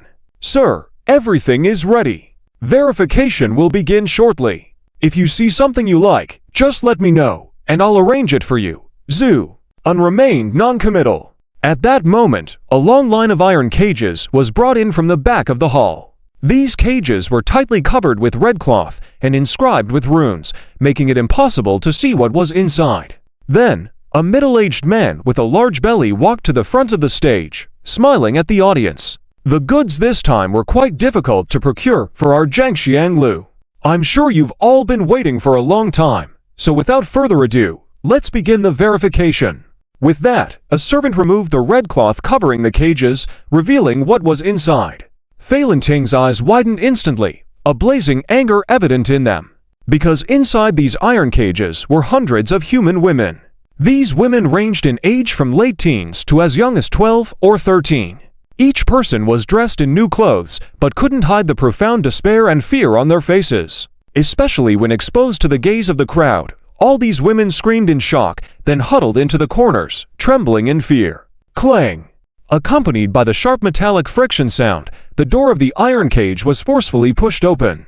These girls shivered all over, then crazily crawled to the corner, far away from the cage door, their faces full of fear as they stared at the fierce and evil servants outside the cage. The middle-aged man said indifferently, "Get them out, yes." The servants immediately raised the sticks in their hands and wildly poked through the cracks in the iron cage. One end of these sticks had been sharpened into a pointed shape, and when poked on a person, it would leave a big bruise. The girls let out low, pained screams, but even so, they still clung tightly to the cage and refused to come out. The middle-aged man frowned slightly at the scene.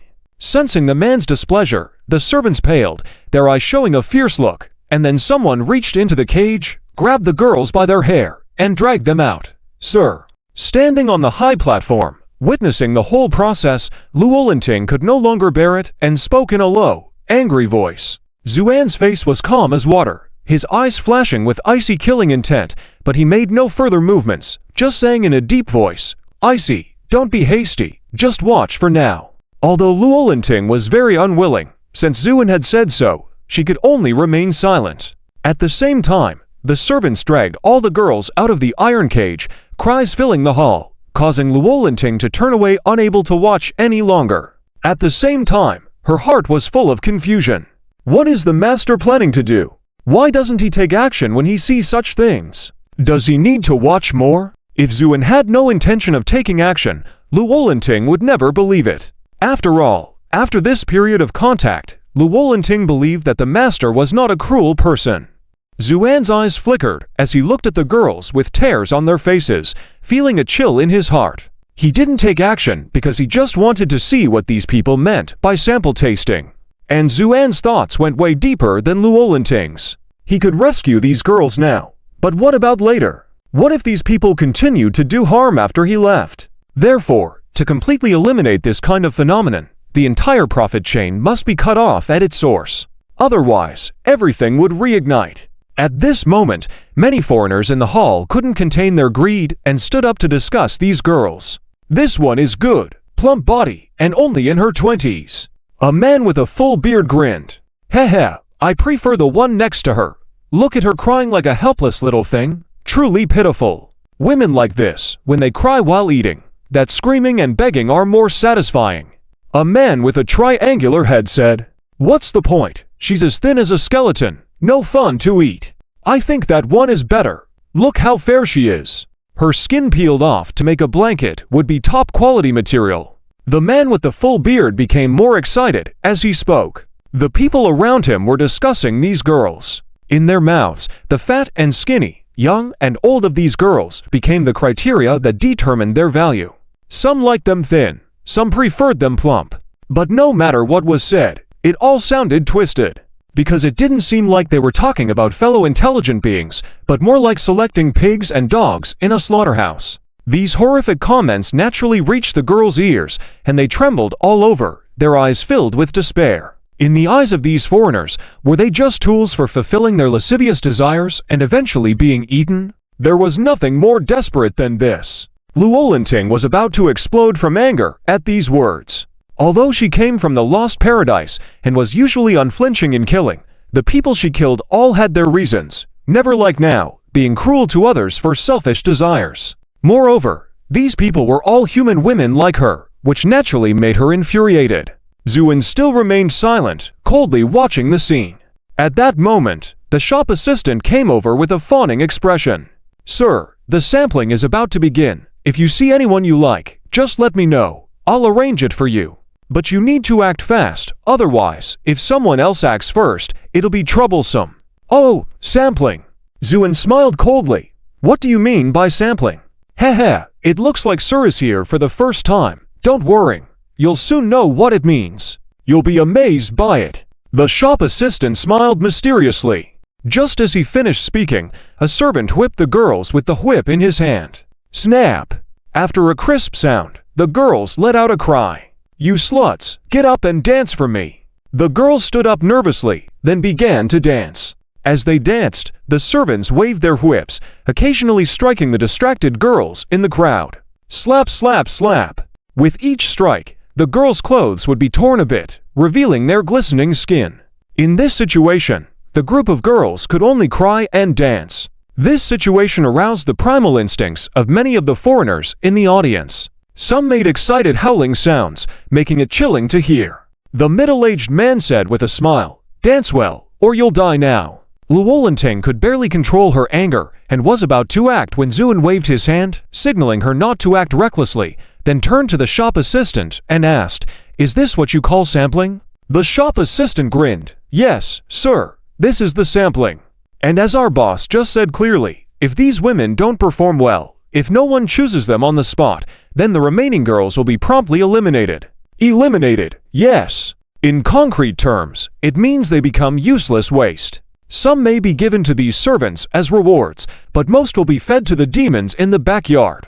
The shop assistant spoke casually, to a degree that sent chills down one's spine. Indeed, the sound of shouting began to ring out from the crowd. "I want the woman in the second row from the left. I want the one in the red dress next to her. Me too. I bid 3 premium spirit crystals." For a moment, the shouts filled the hall, making it particularly lively. "Sir, which one do you find more pleasing to the eye? I'll go speak for you now. Otherwise, once the opportunity passes, all the good ones will be chosen." The shop assistant urged again. Zuin leaned back in his chair, casting a deep glance at the girls, some crying and dancing with faces full of humiliation. He spoke lightly, "No need for so much trouble, I'll take them all." "What?" The shop assistant thought he had misheard. "I said, I'll take them all, Zhu," and repeated calmly. The shop assistant was dumbfounded, looking at Zuan with some surprise. "But sir, what's the problem, Zhu?" Un glanced at him. "No problem, it's just, there's no precedent for this. Since the establishment of this program by the Zhongxiang Tower, no one has been this bold before." The shop assistant naturally looked amazed. "Why worrying about precedent? I have money, is this enough?" With that, Zuin waved his hand and several dozen premium spirit crystals appeared. Greed flickered in the shop assistant's eyes, though he felt uneasy. The temptation of these spirit crystals was too strong. He hesitated slightly, then took a step forward, saying loudly, "Shopkeeper, this gentleman wants to buy all the girls present." The whole room fell silent, including the middle-aged man. Everyone was a bit dumbfounded. Buy all of them? Who is this person? How can he have such audacity? With these questions in mind, countless eyes instantly converged on Zuan. Soon, those scrutinizing glances turned disdainful. "Hey, who would have such audacity? Turns out, he's a human too," laughed a strong alien from another race. "What's wrong? Unwilling to see your own kind suffer a bit? Want to spend money to buy them all?" Another person scoffed. Zhu ignored these people and instead looked at the middle-aged man in the center. The man was also surprised, but when he saw the slight nod from the shop assistant, he was intrigued and put on a smiling face. "Sir, do you really want to buy all these people?" Zuin leaned back in his chair, looking at the man without changing his expression. "Why? Is it not allowed?" "Allowed, of course it is, but the women here have been captured by a great effort from Zhongxiang Tower. The value is considerable." Before the man could finish his words, Zuin casually waved his hand, and hundreds of bright lights fell into the hall, revealing many premium spirit crystals. It should be noted that Zuin had acquired not just 1 million, but billions of luminous crystals from the King of Light, so he naturally didn't care for these things. "Is this enough for Zhu?" Un asked calmly. The whole room fell into a dead silence, followed by an uproar. Many alien strongmen stared fixedly at the premium spirit crystals in the center, almost popping their eyes out. The middle-aged man was also taken aback, but as the shopkeeper of Zhongxiang Tower, he quickly regained his composure and gave Zuin a meaningful look. "Enough! It's more than enough. Since it's enough, then all these people belong to me." Zuan said calmly. Of course. Well, let them all come over. These girls were all deep in despair, thinking they were doomed this time. But just then, the situation turned around, and a young man in a dominant manner bought all of these people. And it seemed that this young man was a human. This gave all the girls a glimmer of hope. Even if they were to die by the hands of their own people, it was better than becoming food in the stomachs of aliens. I have no problem with that, the middle-aged man said pointedly. But before these girls could move towards Zuan, an alien strongman couldn't wait and bounced out. I have a problem.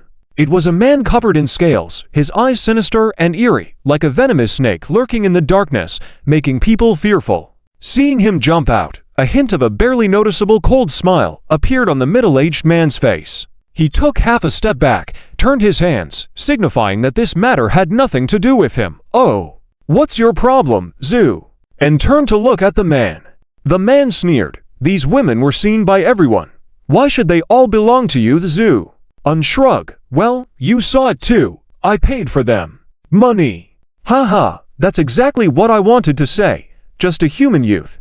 How could you have so many premium spirit crystals? Speak up. Did you steal them from somewhere? Confess. Otherwise. No mercy. As he spoke, the man's eyes were filled with greed and wickedness. Obviously, he thought Zuan was weak and planned to extort money in this way. Jew. Unlaughed. You think I stole these spirit crystals? Of course. How else would you have so many spirit crystals? Hand them over obediently, and I might spare your life. Before the man finished speaking, a chilling light flashed in Zuan's eyes. Then, in a flash, a sword slash swept across. Swish! It all happened very quickly. Almost before everyone could react, the sword light had already pierced through the man's back, bringing out drops of blood. The man stared blankly at Zuan, and after a long time, a line of blood emerged from the man's forehead, swiftly extending downwards. In an instant, a crisp sound was heard. Then the man was split in half. Blood mixed with shattered organs rained down, stunning everyone in the room. Zuan calmly played with his fingers, giving a faint smile. Sorry, but I really hate being threatened. The room was silent for a moment, then an uproar ensued. Some strongmen who had been on good terms with the deceased man began to roar in anger. Where did this kid come from? How dare he be so arrogant? Kill him! Amidst the shouts, the middle-aged man took a step back with a calm face, looking at Zuan with mockery, thinking he had probably overestimated his luck this time. Because what he had just done was too audacious, actually resorting to killing. Wouldn't that provoke the wrath of everyone?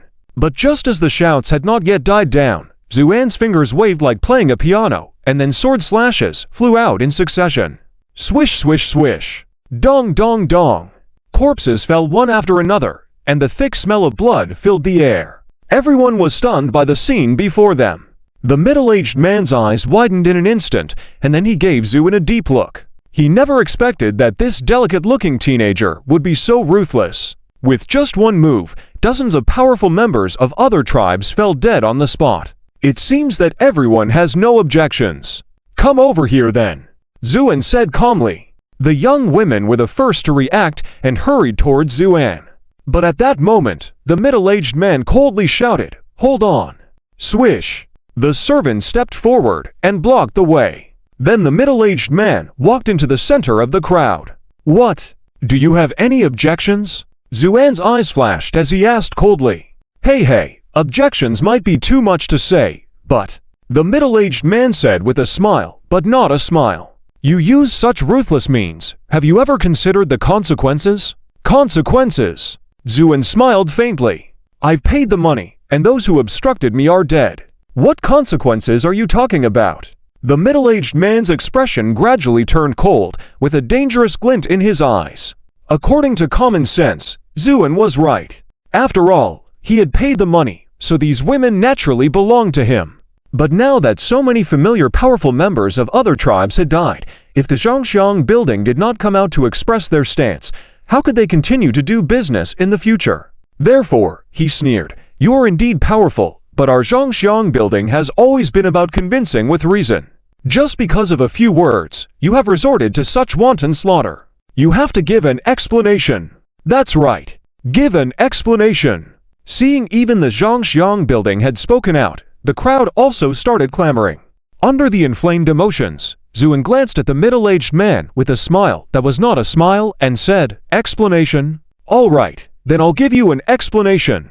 With that, Zhuan stood up, pointed at the group of young women, and said coldly, "Do you call treating human women as pigs and dogs, abusing them, even selling them as commodities, a way to convince with reason?" The middle-aged man's expression changed. "You?" But Zhuan didn't give him a chance to continue. "I paid to redeem them, but these strong members of other tribes unreasonably obstructed me. You didn't say a word at the time, but now that I killed them all, you want to demand an explanation from me. How shameless can you be?" With these words, the expressions of everyone in the Zhangxiang building changed. The middle-aged man was furious. "Who is this kid, daring to speak such arrogantly? Kill him."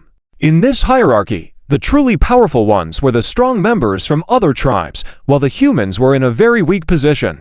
This was why the Zhangxiang building dared to openly sell human women. In order to secure his position as the manager, this middle-aged man had to appease these strong members of other tribes. So he didn't hesitate to tear off his face and keep Zhuan. With a command, the many servants all drew their weapons and rushed forward. The many strong members from other tribes who were watching all showed a gloating expression. But their joy only lasted for less than a second. They saw Zhuan smile coldly, take a step forward. With that step, the entire building trembled. The servants charging in the front didn't even have time to scream before they were turned into minced meat by this step. Blood mixed with flesh flowed out in a snake-like pattern. Everyone's pupils shrank. The middle-aged man shouted in alarm and then retreated. But Zhuan had already decided that everyone involved in the trafficking of human women had to die. So before he reached the door, Zhuan took another step forward. Bang! This step was even more powerful. The servants didn't even have a chance to groan. From their heads down, they were directly compressed together. The sound of bones breaking spread throughout the hall. The middle-aged man's heart trembled, but he didn't even dare to turn back, accelerating his escape. As he got closer to the door, the smile on the middle-aged man's face became more pronounced. As long as he could leave the hall, he was confident he could escape. But just 3 steps away from the door, a faint sigh came from behind him. This sound made his hair stand on end. Frantically mobilizing all his cultivation, he struck out backwards. Being able to be the manager in such a large restaurant, the strength of this middle-aged man was naturally extraordinary. Coupled with his desperate blow for survival, the power was even more astonishing. Unexpectedly, even those one rank above him would be hit. But to his great surprise, the blow that was supposed to be certain missed its target. "Not good!" the middle-aged man exclaimed in his heart and tried to evade. But it was too late. At that moment, a hand like a carved jade suddenly appeared above his head. Running so fast. "Are you trying to go out and report?" Zhuan said calmly. The middle-aged man's body stiffened, not daring to move. At that moment, the palm was already pressing on his forehead, and the middle-aged man could even feel the warmth emanating from the palm. But this warmth made him feel like he was in an ice house. He understood that, if that palm were to strike, he would definitely be obliterated. Therefore, a flattering smile appeared on his face. "Sir, it's all a misunderstanding. I just wanted to go out." "Oh, so you're not going to report?" "Of course not." Unexpectedly, Zhuan shook his head. "That's too disappointing. If you don't even dare to report, what use do I have for you?" With that, Zhuan released the force in his palm, about to strike down. "No." Sensing his imminent doom, the middle-aged man couldn't help but scream. At that moment, a woman's voice came from the back of the hall. "Who dares to cause trouble in my Zhangxiang building?" As soon as the middle-aged man heard this voice, joy appeared on his face. "Madam, save me!" At the same time, a petite figure had already appeared at the door, about to rush into the hall at a very fast speed. But it was too late. Zhuan's face was cold as ice, ignoring these shouts, and his palm fell straight down. Thud! After a muffled sound, the middle-aged man's head burst open first, followed by his body. Accompanied by the crackling sound of bones breaking, the upper half of the middle-aged man's body was rapidly compressed and eventually turned into a pile of mud. After seeing this woman, many strong individuals from different races in the hall stood up and respectfully greeted her. "Greetings to Madam Che." Correct. The woman who arrived is indeed the owner of the Zhangxiang Tower, known as Madam Che. At this moment, Madam Qi's face was as cold as frost. She first lowered her head to look at the blood and mud all over the ground, her eyes shooting out icy coldness, then slowly raised her head and stared firmly at Xuan. "Did you do all this?" As Madame Che rushed into the hall, Xuan had been observing her. When he heard her question, Xuan could not help but give a meaningful nod. "Yes, didn't you see it all just now?" Eyes filled with anger. "Very good. You are indeed bold, daring to come to my Zhangxiang Tower and cause trouble. Do you even know what kind of place this is?" Xuan's voice was indifferent as he slowly said, "What place is it? Heh, I can only say that you are doomed. No matter your background or connections, you are doomed." Madame Key's words were filled with deep hatred. Xuan smiled at her words. Such arrogance. "It's not arrogance, it's the truth. Because you simply do not understand what kind of entity you have provoked." Madame Che looked down on him, her eyes full of cruel mockery. The many strong individuals in the hall couldn't help but change their expressions upon hearing this. They all thought of a rumor about the backstage of the Zhangxiang Tower, which made them all tremble in fear. But they did not expect Xuan to burst into laughter after hearing it. "Provoked what kind of entity? Just a fox demon, and yet you dare to speak to me in that tone." Madame Key's eyes flickered at his words, then she snorted coldly. "Good eye, to be able to see my identity, but you are still doomed. If you are sensible, you will end your own life now. Maybe I will spare your soul. Otherwise, don't blame me for being impolite." Xuan's smile turned cold, and he suddenly said, "I find it curious that as a fox, you dare to traffic in human women and commit such heinous acts. Aren't you afraid of the 3 major rules of the Fox clan punishing you?" If before this Madame Che had been cold and arrogant, thinking highly of herself, after Xuan spoke these words, she was shaken to her core. Her face twisted in shock as she looked at Xuan. "Who are you? How do you know about the 3 major rules of our Fox clan?" It was no wonder that Madame Key's expression changed so drastically, because what Xuan had just revealed was an internal secret of the Fox clan that outsiders could not possibly know. Xuan chuckled but did not directly answer her question. Instead, he asked, "Do you know why I haven't killed you? Because dealing with traitors like you from the Fox clan naturally must be done by your own people." "What does that mean?" Madame Che was stunned. Just then, Xuan pointed to his forehead and said lightly, "Yinger, come out." With those words, a figure flew out from his forehead and landed in the center of the room, transforming into a stunning girl. When this stunning girl appeared in the room, many strong individuals from different races, especially those from the demonic race, began to tremble. They felt a strong sense of oppression from her bloodline. As for Madame Che, her face paled, her eyes filled with infinite shock and fear. Yinger had already known what had happened outside the symbolic tower, so after appearing in the room, her beautiful face was full of killing intent as she stared coldly at Madame Che. "Do you acknowledge your crimes?" The overwhelming suppression coming from her bloodline made Madame Che kneel down, trembling all over, and beg for forgiveness, admitting her guilt. Yinger snorted disdainfully, "You know your crimes. Then speak, what have you done wrong?" Madame Che hesitated for a moment, her fox eyes swirling as she seemingly pondered something. Yinger sneered, "It seems you still hold on to some hope.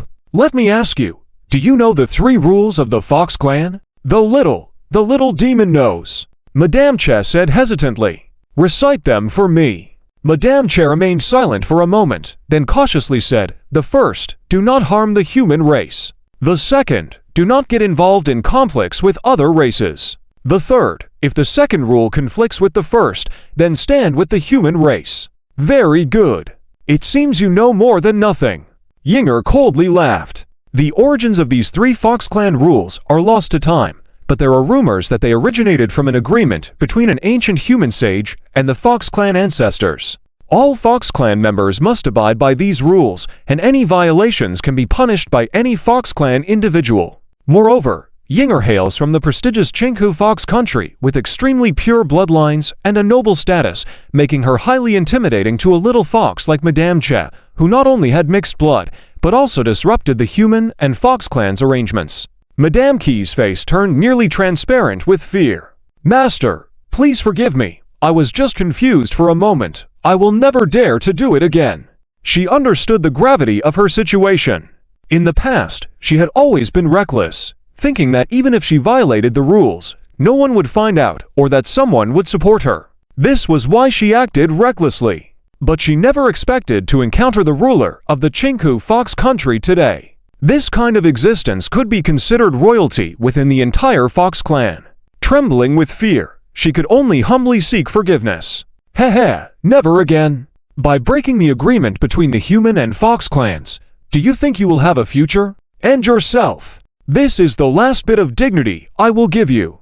Yinger's voice was cold and resolute. Madame Key's eyes filled with despair. Trying to beg for mercy, she saw Yinger's determined expression and could only bow her head in silent acceptance. Thank you, master. With those words, she raised her hand and struck her own forehead.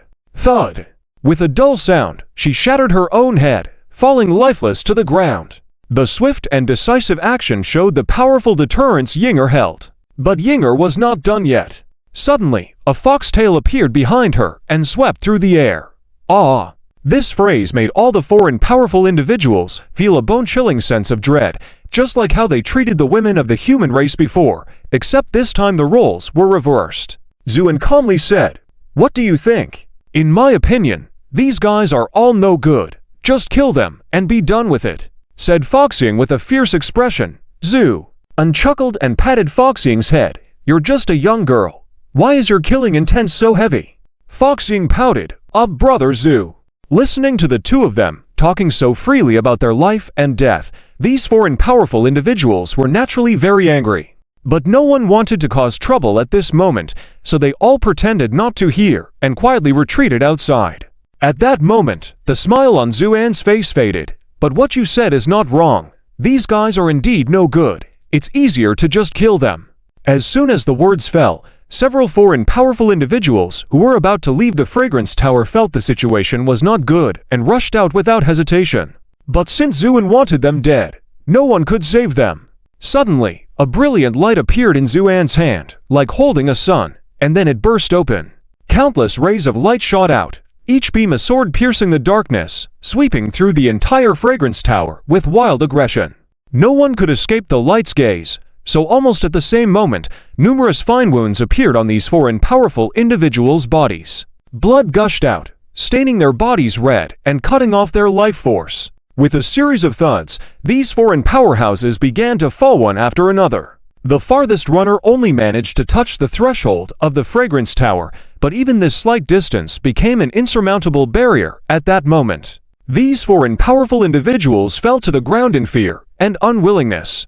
In an instant, only Zuan and these human girls remained in the scene. These human girls were stunned at the turn of events. They thought they were doomed to die, but unexpectedly the situation reversed, and they were saved while the captors were all dead. This was truly shocking to them.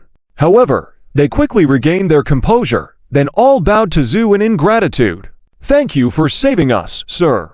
Thank you for saving our lives, sir." Zhu nodded slightly. "How did all of you end up here?" These girls glanced at each other, then said with a bitter smile, "Sir, we don't know how we ended up here. We just know that we underwent a very long transfer before arriving here." Zhu nodded in silence after hearing this. The situation was almost as he had imagined. It was difficult to find these vulnerable human girls in Lost Paradise because in this world, only the strong survive. Therefore, they were likely captured from the outside world. In this case, how to place them became a tricky problem. If they were left unattended, the biggest possibility was that, after Zuin left, they would once again become someone else's captives. These girls also thought of this, and all looked at Zuin nervously, full of hope in their eyes. But no one dared to speak, afraid of disturbing Zuin, who was lost in thought. After a moment, Zuin looked up, smiled slightly. "Well, since that's the case, let's just wait here for now." "Wait here?" Foxying asked in surprise. "Yes, instead of going all the way to the 8th level city, it's better to wait here for the people to come. After all, some people should be getting uneasy." Zuin smiled happily. These girls naturally had no objection. So it was decided. The bodies in the hall were incinerated by Zuan. The girls began to tidy up the mess on the floor. Soon, everything returned to normal. Then Zuin moved a chair and sat at the door of the hall, saying, "You girls can rest downstairs." These girls were already exhausted, but after hearing Zuan's words, none of them stepped back. Instead, they all stood quietly there, Ju glanced at them and smiled slightly. All right, having me here is enough. There might be a battle later, but it's nothing serious, so you should rest downstairs. Hearing this, the girls showed a hesitant expression and finally went downstairs. Luo Lanting also wanted to stay and guard, but Zuin ordered, "You go to the back and watch over them, yes?" After Luo Lanting left, the hall was left with only Zuan and Foxying. Foxying exclaimed excitedly, "Brother Zhu, who is coming later? Is it the backstage supporter of this little fox demon? Are you curious?" "Of course, I'm curious." Foxying nodded vigorously. "If you're curious, then go back to the Talisman Treasure Pavilion and wait." "Huh?" Foxying's eyes widened in surprise, then shook her head firmly. "Brother Zhu, I don't want to go back.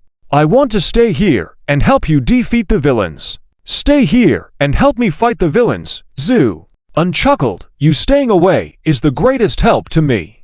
With that, before Foxying could resist, Zuin directly grabbed her back to the Talisman Treasure Pavilion. After doing all this, Zuin leaned back on the chair calmly, quietly waiting. A quarter of an hour, to quarters of an hour, until an hour later. A thunderous roar could be heard from afar. Who dares to lay a hand on my people?" The shout was deafening. The previously lively street immediately fell silent, and the people dispersed without hesitation. In an instant, the street became desolate. It should be noted that during the tasting process, the fragrance tower closed its doors and activated its defensive array. Therefore, no one outside knew what was happening inside.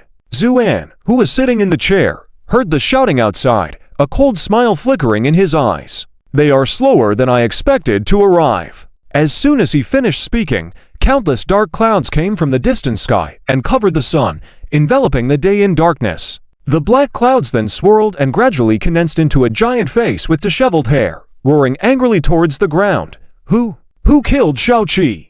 The entire city trembled under the violent voice. Zuin remained seated, calmly saying, "Why shout so loudly? I killed the person.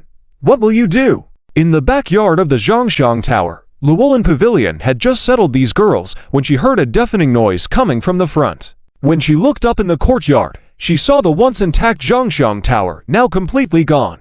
Yes, such a large building disappeared like that, leaving only a deep hole with wisps of smoke floating around. Luolin Pavilion's eyes widened gradually, looking shocked at the scene in front of her, not knowing what had just happened. In fact, at this moment, not only her, the whole city was shaken by this loud noise. What happened to the adults? Luolin Pavilion suddenly thought of this question and rushed towards the big hole as if insane.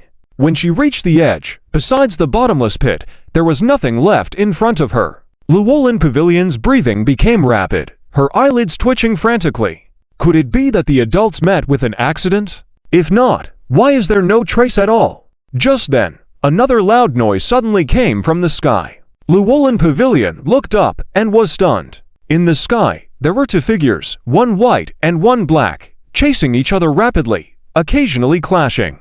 Every strike made the whole world tremble. Luolin Pavilion couldn't clearly see who Zuin was, she could only stare blankly. Suddenly, the two figures stomped and stood on both sides of the sky. It was only then that Luolin Pavilion could see clearly that the white figure was Zuan, while the black figure was covered in shadow, with no visible features. Although they were far apart, Luolin Pavilion could still sense the tense atmosphere. And she noticed that the black shadow was trembling slightly, as if catching its breath after intense movement. At the same time, the shadow spoke in a forced calm tone. "Friend, since neither of us can do anything to each other, why don't we let bygones be bygones?" Zuin smiled faintly, composedly saying, "Let bygones be bygones. That's right. Little Seven's death was her own fault. I won't pursue it any further. And if you step back, how about it? Sounds reasonable, but weren't you just aggressively asking who I am earlier? Why suddenly don't you want to know any more, Xu?" An asked calmly. The shadow groaned inwardly. If he had known this white-robed young man was so powerful, he wouldn't have appeared on his own. That fox demon was indeed a favored concubine of his, but even the most favored concubine wasn't as important as his own life. Zuin had just thrown a single punch that nearly obliterated him, and even the residual shockwave completely evaporated the entire building into nothingness. If he hadn't run fast, he might have lost more than just his life. He wasn't so foolish as to risk his life for a woman. That's why he was eager to negotiate. We must have had a misunderstanding before. As for your identity, I'm not curious anymore. This was the Shadow's greatest concession. He thought this white-robed young man might give him some face, but to his surprise, after hearing the words, Zuin just smiled coldly. Fight if you want, stop if you want. Why are you giving me so much face? Today, I must make you know who I am. With that, Zuin took a slow breath, and suddenly a gale seemed to blow in the sky. The shadow trembled, and a voice of desperation came from it. Being lenient is being wise. I have already made such a concession. Why do you still have to push me hard? Zuan's mouth quirked with a cold smile, not answering, just raising his fist slowly, and then punching out. Though Zuin may not be at the peak of his previous life, his understanding of martial arts was unmatched. Without any fanfare or grandeur, his simple punch sent a cry echoing from the shadow, who didn't dare to resist and turned to flee. Because he could clearly feel that if he took this punch head-on, it would definitely destroy his body. So he chose to retreat without hesitation. But by now, no matter where he fled, he was firmly locked in by the domineering aura of that punch. Helplessly, he had to stop, bracing himself to face the punch. This shadow was a true immortal king in cultivation, though not at the top level, still very powerful. When he tried to resist with all his might, countless spells overlapped in front of him, trying to stop Zuan's punch. But everything seemed so fragile in front of absolute power. With a crisp sound, all spells shattered simultaneously. Zuan's punch directly hit the shadow, making it shudder. Then Zuan coldly commanded, "Come out." With a thud, the shadow shattered, and Zuan grabbed something by the neck and pulled it out. It was a strange creature with a human torso and multiple tentacles all over its body, each bearing an eye. Looking at it was like witnessing the most horrifying nightmare, making one's scalp crawl. This creature's tentacles tried to entwine around Zuan's arm, attempting to crush it. But upon contact, its powerful aura destroyed those tentacles.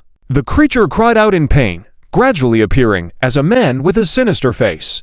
Zuin held him by the neck and chuckled, an octopus monster tainted by demon blood. The man's expression changed drastically as Zuin revealed his origin. You? Zuin sighed lightly and continued, first, the abyssal demon dragon, then the abyssal evil demon, and now creatures like you. It seems that paradise has indeed been contaminated by these abyssal beings. The man's initial fear gradually subsided, his whole body turning pitch black, then he sneered. In the almost infinite space, there exist countless enigmatic and powerful creatures. Some are recorded in the various realms, but many remain unknown. Among them are creatures that even ordinary people cannot harm, such as the mucus worm, as well as ancient evil gods as powerful as immortals and even emperors. In this situation, even the immortal kings who rule a domain are unwilling to provoke these abyssal creatures, for no one knows what consequences may occur. What if striking the snake doesn't kill it, and one suffers instead? But faced with the threat from this man, Zuin merely coldly smiled. Are you threatening me? Heh, strong one of the human race. This is not a threat, but a friendly warning. After all, although your strength is formidable, the human race is showing signs of decline, and it will soon be the domain of our other races. So I advise you to look after yourself. Otherwise, the methods of our abyssal creatures are endless, some of which you cannot even imagine. Just as the man said, among the abyssal creatures are many inexplicable beings with extremely strange abilities, such as cursing from a distance, such as reversing fate. These abilities are one of the reasons why many powerful beings fear the abyss. But upon hearing this, Zuin smiled. Oh, the human race will decline, and the other races will rise. Who told you so? No need for anyone to tell me. This is the trend of heaven and earth. Considering that your human race has flourished for several ages, it's now our turn. The man said with a cold smile. What is your name, Zu? Un suddenly asked an irrelevant question. I am called Sha, Zu. Un nodded, then said suddenly, but this is not your real name, is it? Abyssal creatures are similar to demons or the demon race, each possessing their own true name. Sha sneered, of course not. That's all right. Zuin smiled faintly. I can tell you now, the human race will never decline, and as for you monsters and other races who should not exist in this world, you will never dominate the realms. Sha rolled his eyes, sneering. Do you think that you have the final say? Of course. Zuan's gaze was calm, because as long as I exist, I will never allow you other races to act recklessly. Sha burst into laughter. your joke is quite amusing. For these monsters, even though they may repeatedly yield and evade at the beginning, when they must face it, they will not hesitate to cast off their fear. And this Shah had his own calculations. Though this young man in white had astonishing martial arts, this one punch might not be able to do much to himself. Even if this body were to shatter, with the help of the blood of evil spirits, he could still be reborn in the abyss. With this thought in mind, Shah became so arrogant. But soon, he would stop laughing, because Zuan was staring at him coldly, then recited a long and complex language that was difficult to understand. Upon hearing these words, Shah was struck as if by lightning, hissing in shock, "How could this be? How do you know my true name, Zu?" Uncalmly replied, "Is that so difficult? What do you want to do?" This time Shah was completely flustered. Once a true name is revealed, it means that one's life and death are held in the hands of another. Jew unsmiled, a flash of light in his eyes, his immense spiritual awareness instantly shielding the surroundings. Then he said nonchalantly, "If I am not mistaken, is the lower-tier Lord of the Realms also like you, an abyssal creature?" Shah, with a mixture of anger and fear, said, "Yes, so what? Good. Since that's the case, then I will use your body." With that said, a dangerous light flashed in Zuan's eyes. "What are you going to do?" Shah exclaimed. "Even if you know my true name, you can't kill me. Don't waste your efforts." "Can't kill you? Heh." Zuan sneered, and a swaying red lotus suddenly appeared in front of him. Upon seeing this red lotus, Shah almost popped his eyes out, muttering in near disbelief, This is impossible." Then, an infinite horror appeared in his eyes, just as he was about to say something. Zuan coldly said, "Off you go. Your true name will perish, and your body will remain here." As the words fell, the flames of the red lotus disappeared directly into the void, erasing Shah's true name in some mysterious dimension.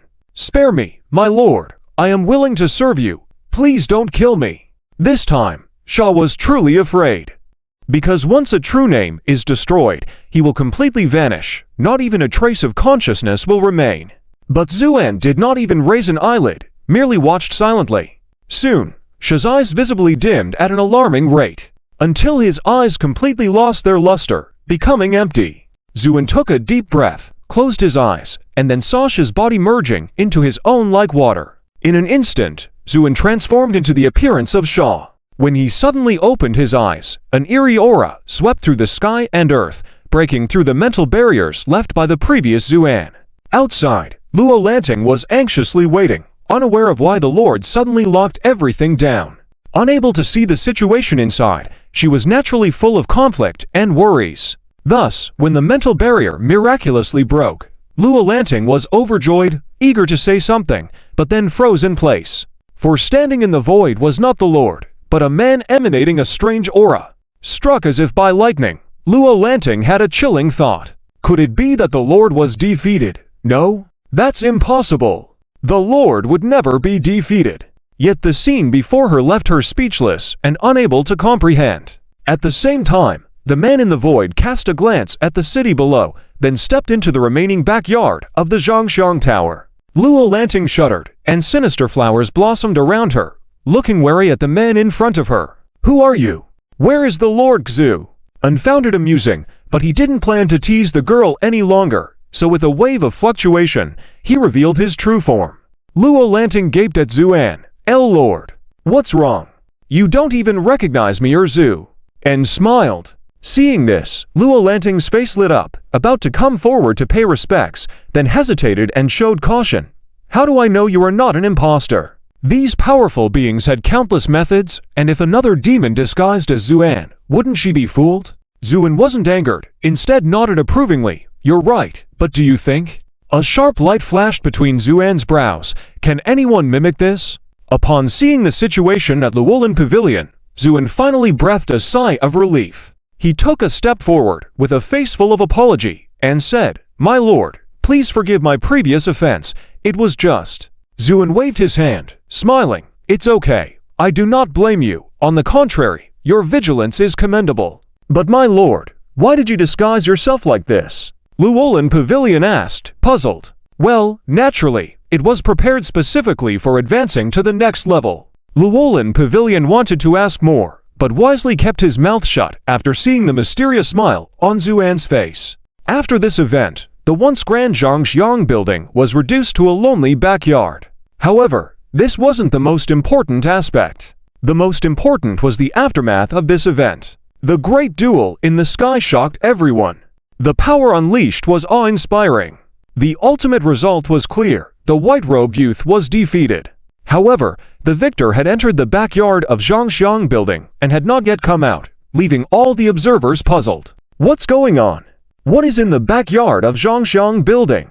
Why hasn't the Lord come out yet? Some more scheming individuals even began to contemplate whether they should take this opportunity to pay respects to the Lord inside the Zhangxiang building. Just as everyone was pondering, a light suddenly rose in the backyard of Zhangxiang building.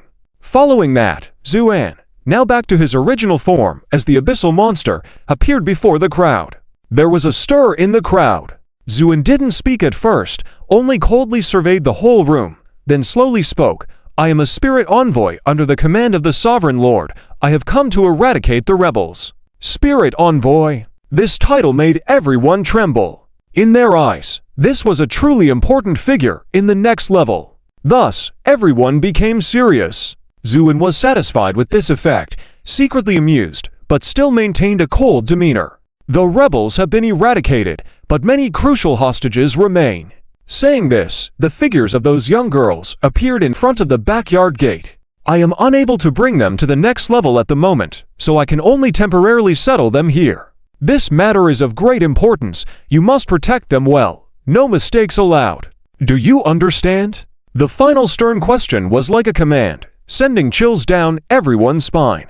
Soon after, quick-witted individuals vigorously nodded in agreement, expressing their commitment. Zuan faintly smiled, saying, very well. But even though they are hostages, you must not act rashly, for I have heard that even the Sovereign Lord values these people greatly. If anything were to happen, many faces turned pale. Even the Sovereign Lord himself knew about this matter, but shortly after, they became even more excited.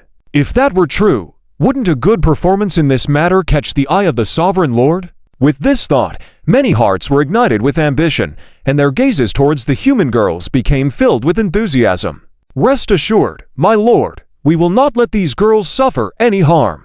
Indeed, how can we disrespect those valued by the Sovereign Lord? Many patted their chests loudly, repeatedly pledging. Zuan, with a slight smile, then turned to look at the young girls. He had already conveyed his thoughts to them before leaving, so they were prepared. Though nervous, when faced with Zuan's scrutinizing gaze, they all nodded, indicating their readiness. Zuan nodded in approval. In that case, I will take my leave now. With that, before the onlookers could react, Zuan soared into the sky, accompanied by Llewellyn Pavilion, disappearing into the distant horizon. However, there were still sycophants who were used to flattery, calling out, safe travels, my lord. May the wines be at your back, my lord. After these wishes, they earnestly looked at the human girls. The human girls suddenly felt nervous. They noticed the strange looks in their eyes, as if hungry for a long-awaited meal. You, a bold girl started to say something, but before she could continue, the others swarmed around them, offering their services earnestly. Miss, have you eaten yet? Are you hungry? I'll have someone prepare food for you right away. Oh, miss, are you injured? Don't worry. We have a secret medicine from our sect that guarantees to heal all ailments. These clamorous voices almost drowned the girls. The girls were confused, looking at each other, then finally understanding the intention behind Zuan's arrangements before leaving. This was to ensure the safety of these people. Many women's eyes welled up with tears of excitement. Without Zuan, they might have already become meals for some other race. They felt deeply indebted, with no way to repay the kindness, silently praying in their hearts. May the Lord have a smooth journey and return early. Meanwhile, as Zuan was heading towards the 8th level city, he suddenly showed a smile. My lord, why are you smiling? Oh, it's nothing. After a while, Llewellyn Pavilion asked softly, my lord, are you sure it's safe to leave those women alone at Zhangxiang building? Don't worry, nothing will happen.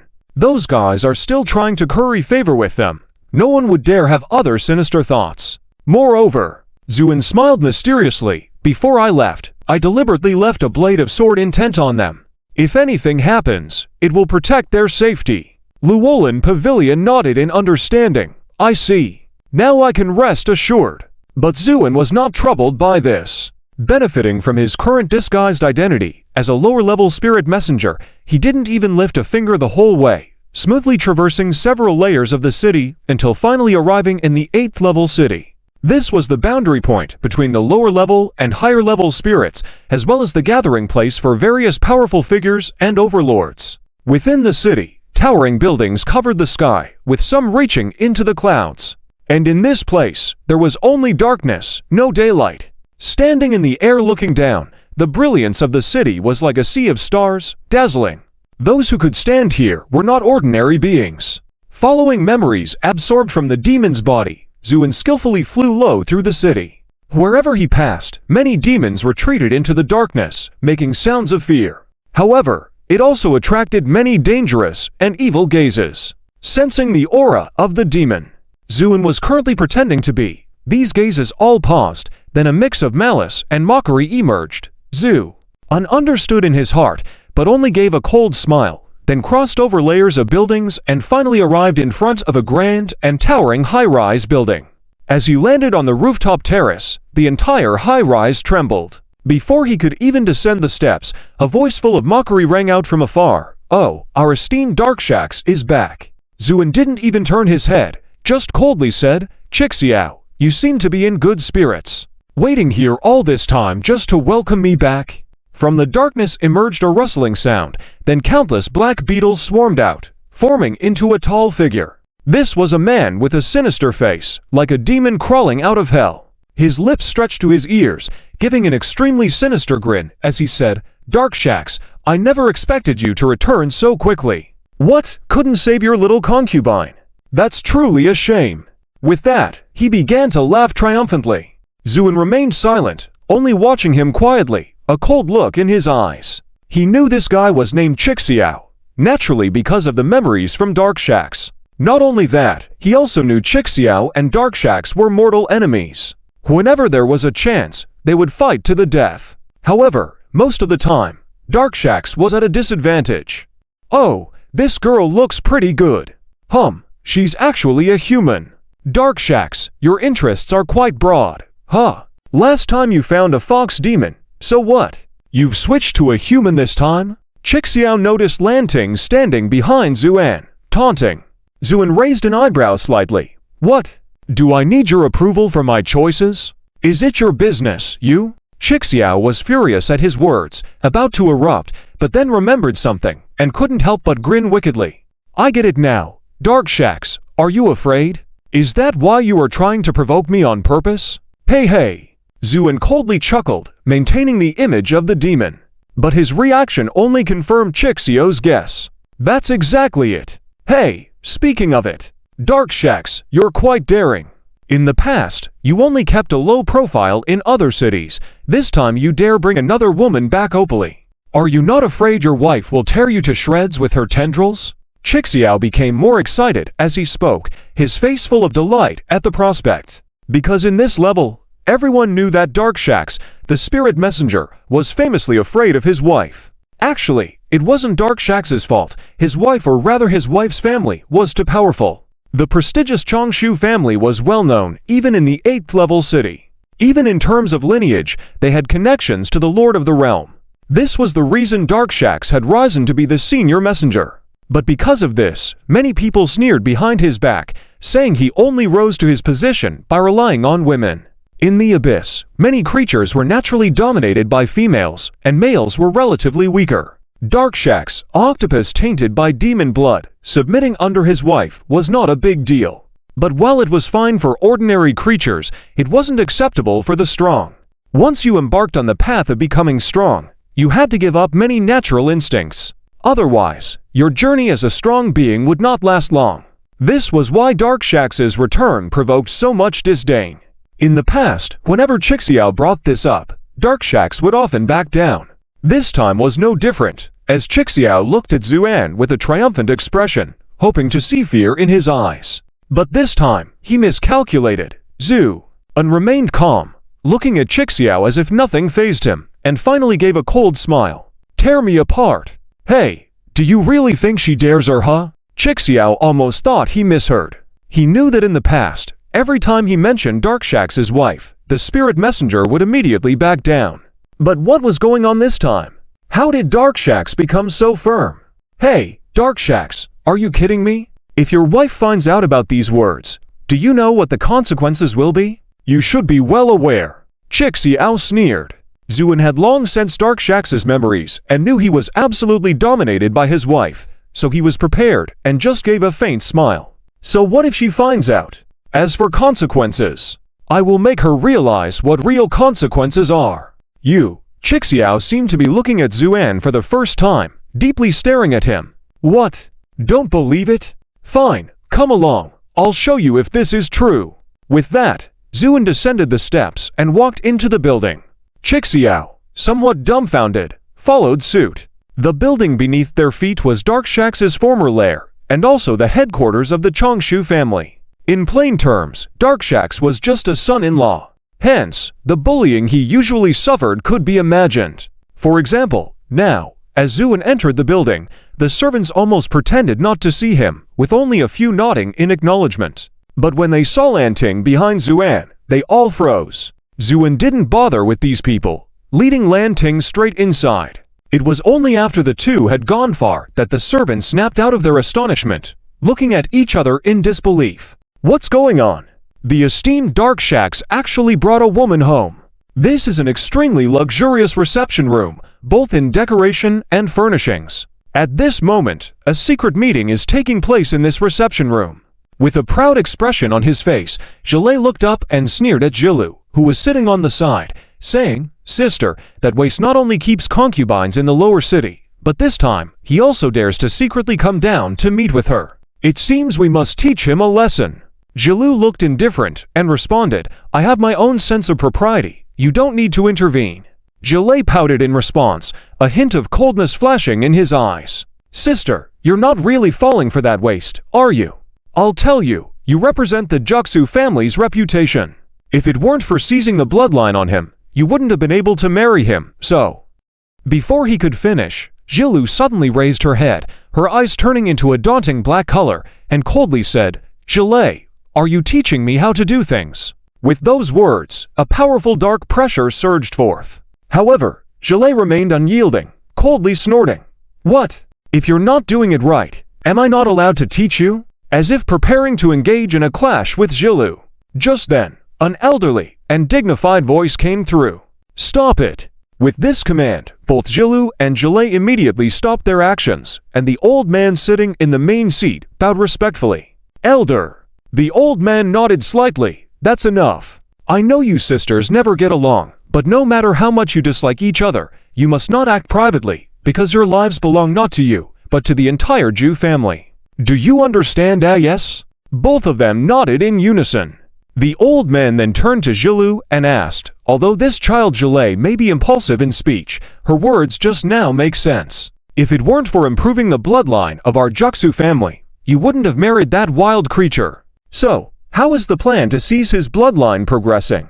Jilu nodded slightly in response. "Elder, rest assured, there has been significant progress. In a few more years, I will be able to extract all the bloodlines from his body. Then, it will be time to eliminate him." As she spoke, Jilu's expression remained cold. "Very good." The elder nodded in satisfaction. "This is the inheritance of our Juxu family." Zhile, upon hearing this, smirked slightly, showing a hint of disdain. "What's so great about being born a little earlier than me?" Just then, a commotion suddenly came from outside the reception room. "Sir, you can't enter. Sir, this place is forbidden to you, so please leave." The shouting continued. The expressions of Jilu and the others changed. Meanwhile, the commotion outside suddenly turned into cries of agony. However, these cries lasted for a very short time. Almost in the blink of an eye, everything returned to silence. But before Jilu and the others could react, there was a loud bang. The door of the reception room was directly knocked down, and through the billowing smoke and dust, Zuin slowly walked in. When they saw him, Jilu and the others were all stunned, because at that moment, Zuin still looked like the Black Demon. But then Zhile suddenly stood up and leapt to Zuan, shouting aggressively, "Who allowed you to come here?" Don't you know, this is an absolute forbidden place for you? Get out! Zuin glanced at Zhile and remembered from the Black Demon's memory that this woman was his niece. And from his memory, he knew that the Black Demon actually feared his niece. Although he was called a demon of the abyss, he was usually helpless and speechless in front of Zhile.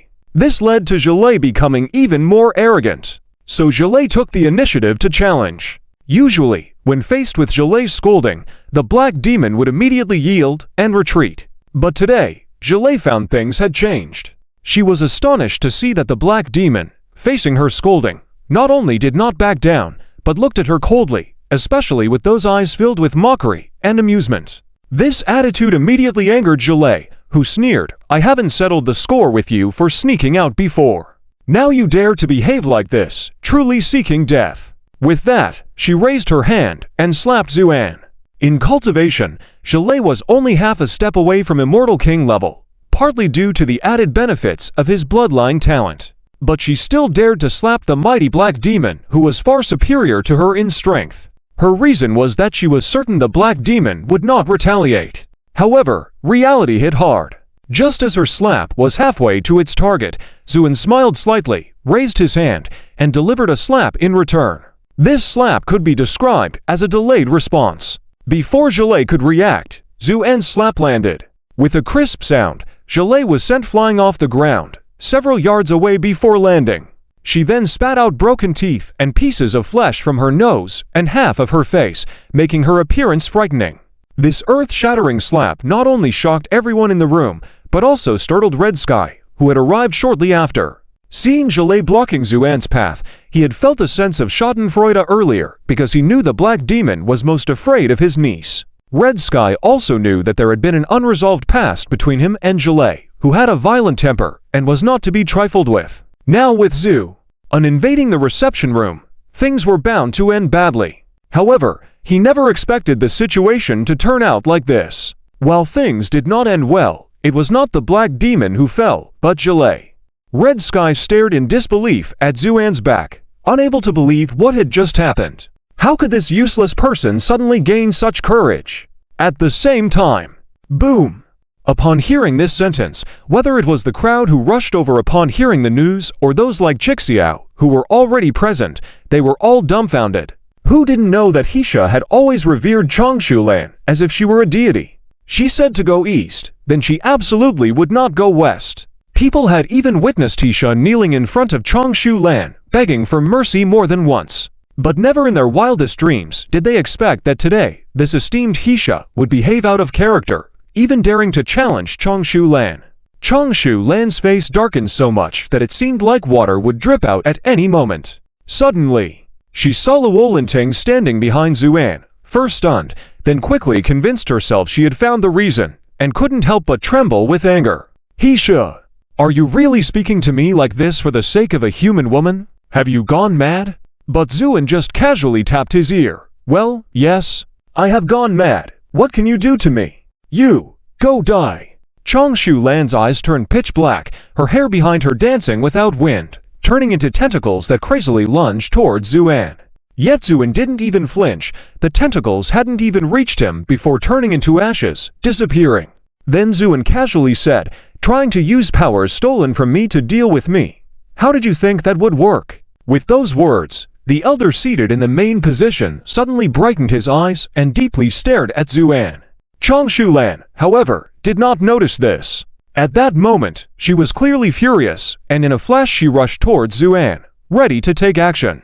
Even at this moment, in Changshulan's mind, the person in front of her was still the Heisha who had knelt down to beg for forgiveness to please her. Even if he had the guts, he wouldn't dare do anything to her. But this thought was quickly shattered by reality.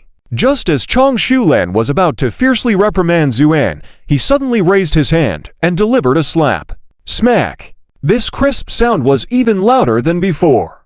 Caught off guard, Changshulan let out a miserable cry and then flew out like an arrow released from a bow, heading straight for the elder sitting in the middle. But before she could reach him, the elder casually waved his hand, a gentle force of darkness catching her and gently placing her on the ground. Nevertheless, Changshulan was still bleeding from her mouth and nose, looking extremely miserable. From the moment Zuan had arrived until now, in just a few breaths, two people had been successively knocked away. This caused everyone to be shocked. Chixiao, who had intended to come and watch the show, was almost bug-eyed, muttering in a daze, What is going on? Is this Hisha really gone mad? The elder deeply stared at Zuan and said in a cold voice, It seems you already know everything. Zu nodded, sort of. At least I know about the matter of you secretly plundering my bloodline power. Sigh. The elder sighed softly. Why bother? Actually, as long as you pretended not to know, our Changshu family wouldn't harm you. Just wait until you had no more utility value and send you back to the abyss. You could still preserve your life. Isn't that good? With that, the elder raised his head, looking coldly at Zuan. But you had to proactively expose it. You brought this upon yourself. In a cold questioning tone, the elder's eyes gradually filled with darkness. But the oppression of this darkness was much stronger than that of Changshu Lan before. The Changshu family also originated from the abyss. Their bloodline ability was also very special, controlling darkness. Such skills were like fish in water in this dark paradise, allowing them to become a second-tier family. But no one would despise their own bloodline ability for being powerful. In order to improve or evolve the bloodline abilities of the Changshu family, they tried various methods to integrate the bloodlines of other abyssal creatures in an attempt to enhance them. Hisha's bloodline ability had caught the attention of the Changshu family. So shortly after emerging from the abyss, Hisha, who knew nothing at the time, was brought in by the Changshu family, ostensibly as Changshu Lan's prospective son-in-law, but in reality, he was a prisoner from a lower level. Now, seeing this matter about to come to fruition, the elder hadn't expected that the experimental subject Hisha would suddenly awaken. To prevent any future trouble, the elder planned to personally take action and eliminate Hisha. The dense darkness isolated everyone, enveloping only Zuan. In such darkness, even sound disappeared, leaving only endless void. Yet Zuan showed no signs of panic, merely giving a cold smile and slowly closing his eyes. In such an environment, opening or closing his eyes was the same. In the midst of the darkness, the elder's sinister laughter rang out. Boy, thanks for your contributions to our Changshu family over the years. Now, go die. Boom! The endless darkness began to mercilessly squeeze Zuan. But at that moment, Zuan suddenly raised his head, a vividly crimson lotus appearing between his eyebrows. As soon as this lotus emerged, it released a brilliant light that pierced through the surrounding darkness, exposing the elder completely. He looked disheveled as he fell from the void and stared in horror at the red lotus. What kind of object is this? How can it break through my dark assault? Zuan smiled faintly. It's called the Red Lotus Karma Fire. It's a gift I prepared specifically for you, abyssal creatures. As these words were spoken, the elder's eyes widened instantly. Then he understood. You're not Hisha. Who are you? He shouted loudly, trying to draw attention from those around him. But he had forgotten that when he unleashed the dark assault, he deliberately shielded the surroundings. This question, you'd better go ask Hisha yourself. With that, Zuan waved his hand. The red lotus flashed for a moment and then appeared above the elder's head. No. In fact, he never finished uttering that word. Before it even reached his throat, the lotus had turned into flames, enveloping the elder. The red lotus karma fire in Zuan's hands had become an unbeatable weapon, even more terrifying than the unparalleled sword essence. Coupled with the enhanced damage to darkness, the elder was in a very pitiful situation. In the blink of an eye, the elder was liquefied into nothingness. In this situation, the darkness that had enveloped Zuan shattered. The face of Chang Ziying was filled with extreme hatred. Bastard! What a bastard! How dare he hit me? Let him die like that. It's too good for him. The deep-seated hatred filled her voice with bitterness. Chixiao sighed softly. He also didn't know what had happened to this Hisha. But no matter what, he was still dead. This result would not change. Just at that moment, the darkness broke open, and Zuan appeared. Where is the elder? Chang Su Lan was also startled. Ignoring the pain on her face, she stammered. Zuan smiled faintly at her words. Oh, you mean that person? He's dead. How? How is that possible? Chang Su Lan simply couldn't believe her ears. But the fact was right in front of her. If the elder hadn't died, then how did Zuan break through the elder's dark control? I don't believe it. You must be lying. Go to hell. Chang Ziying, in a state of madness, rushed towards him. In her view, Zuin must have broken through the Elder's dark control with some secret method, which meant he must have consumed a great deal of energy. Taking advantage of this opportunity, she thought she could avenge the blow she had just received. But she was thinking beautifully, and the reality was extremely cruel. Zuin obviously would not indulge her, so when she lunged forward, Zuan's hands transformed into blades and directly struck down diagonally. Chong Zhang's heart shuddered, subconsciously raising her arm to try to block. But under this almost transparent blade, all struggles were futile. With a muffled sound, the blade first cut off her arm diagonally, then her head, and then proceeded down her abdomen, finally cleaving out from the hip bone. Everything fell into profound silence. Chong Zhang stared blankly at Zuan, seemingly unable to believe that this person she had always looked down upon would actually dare to kill her. Then she saw a bloodline appear along the sword. Zuan had just struck. With a crisp sound, half of Chong Zhang's body slid down diagonally, leaving only to sturdy standing feet. The smell of blood filled the room.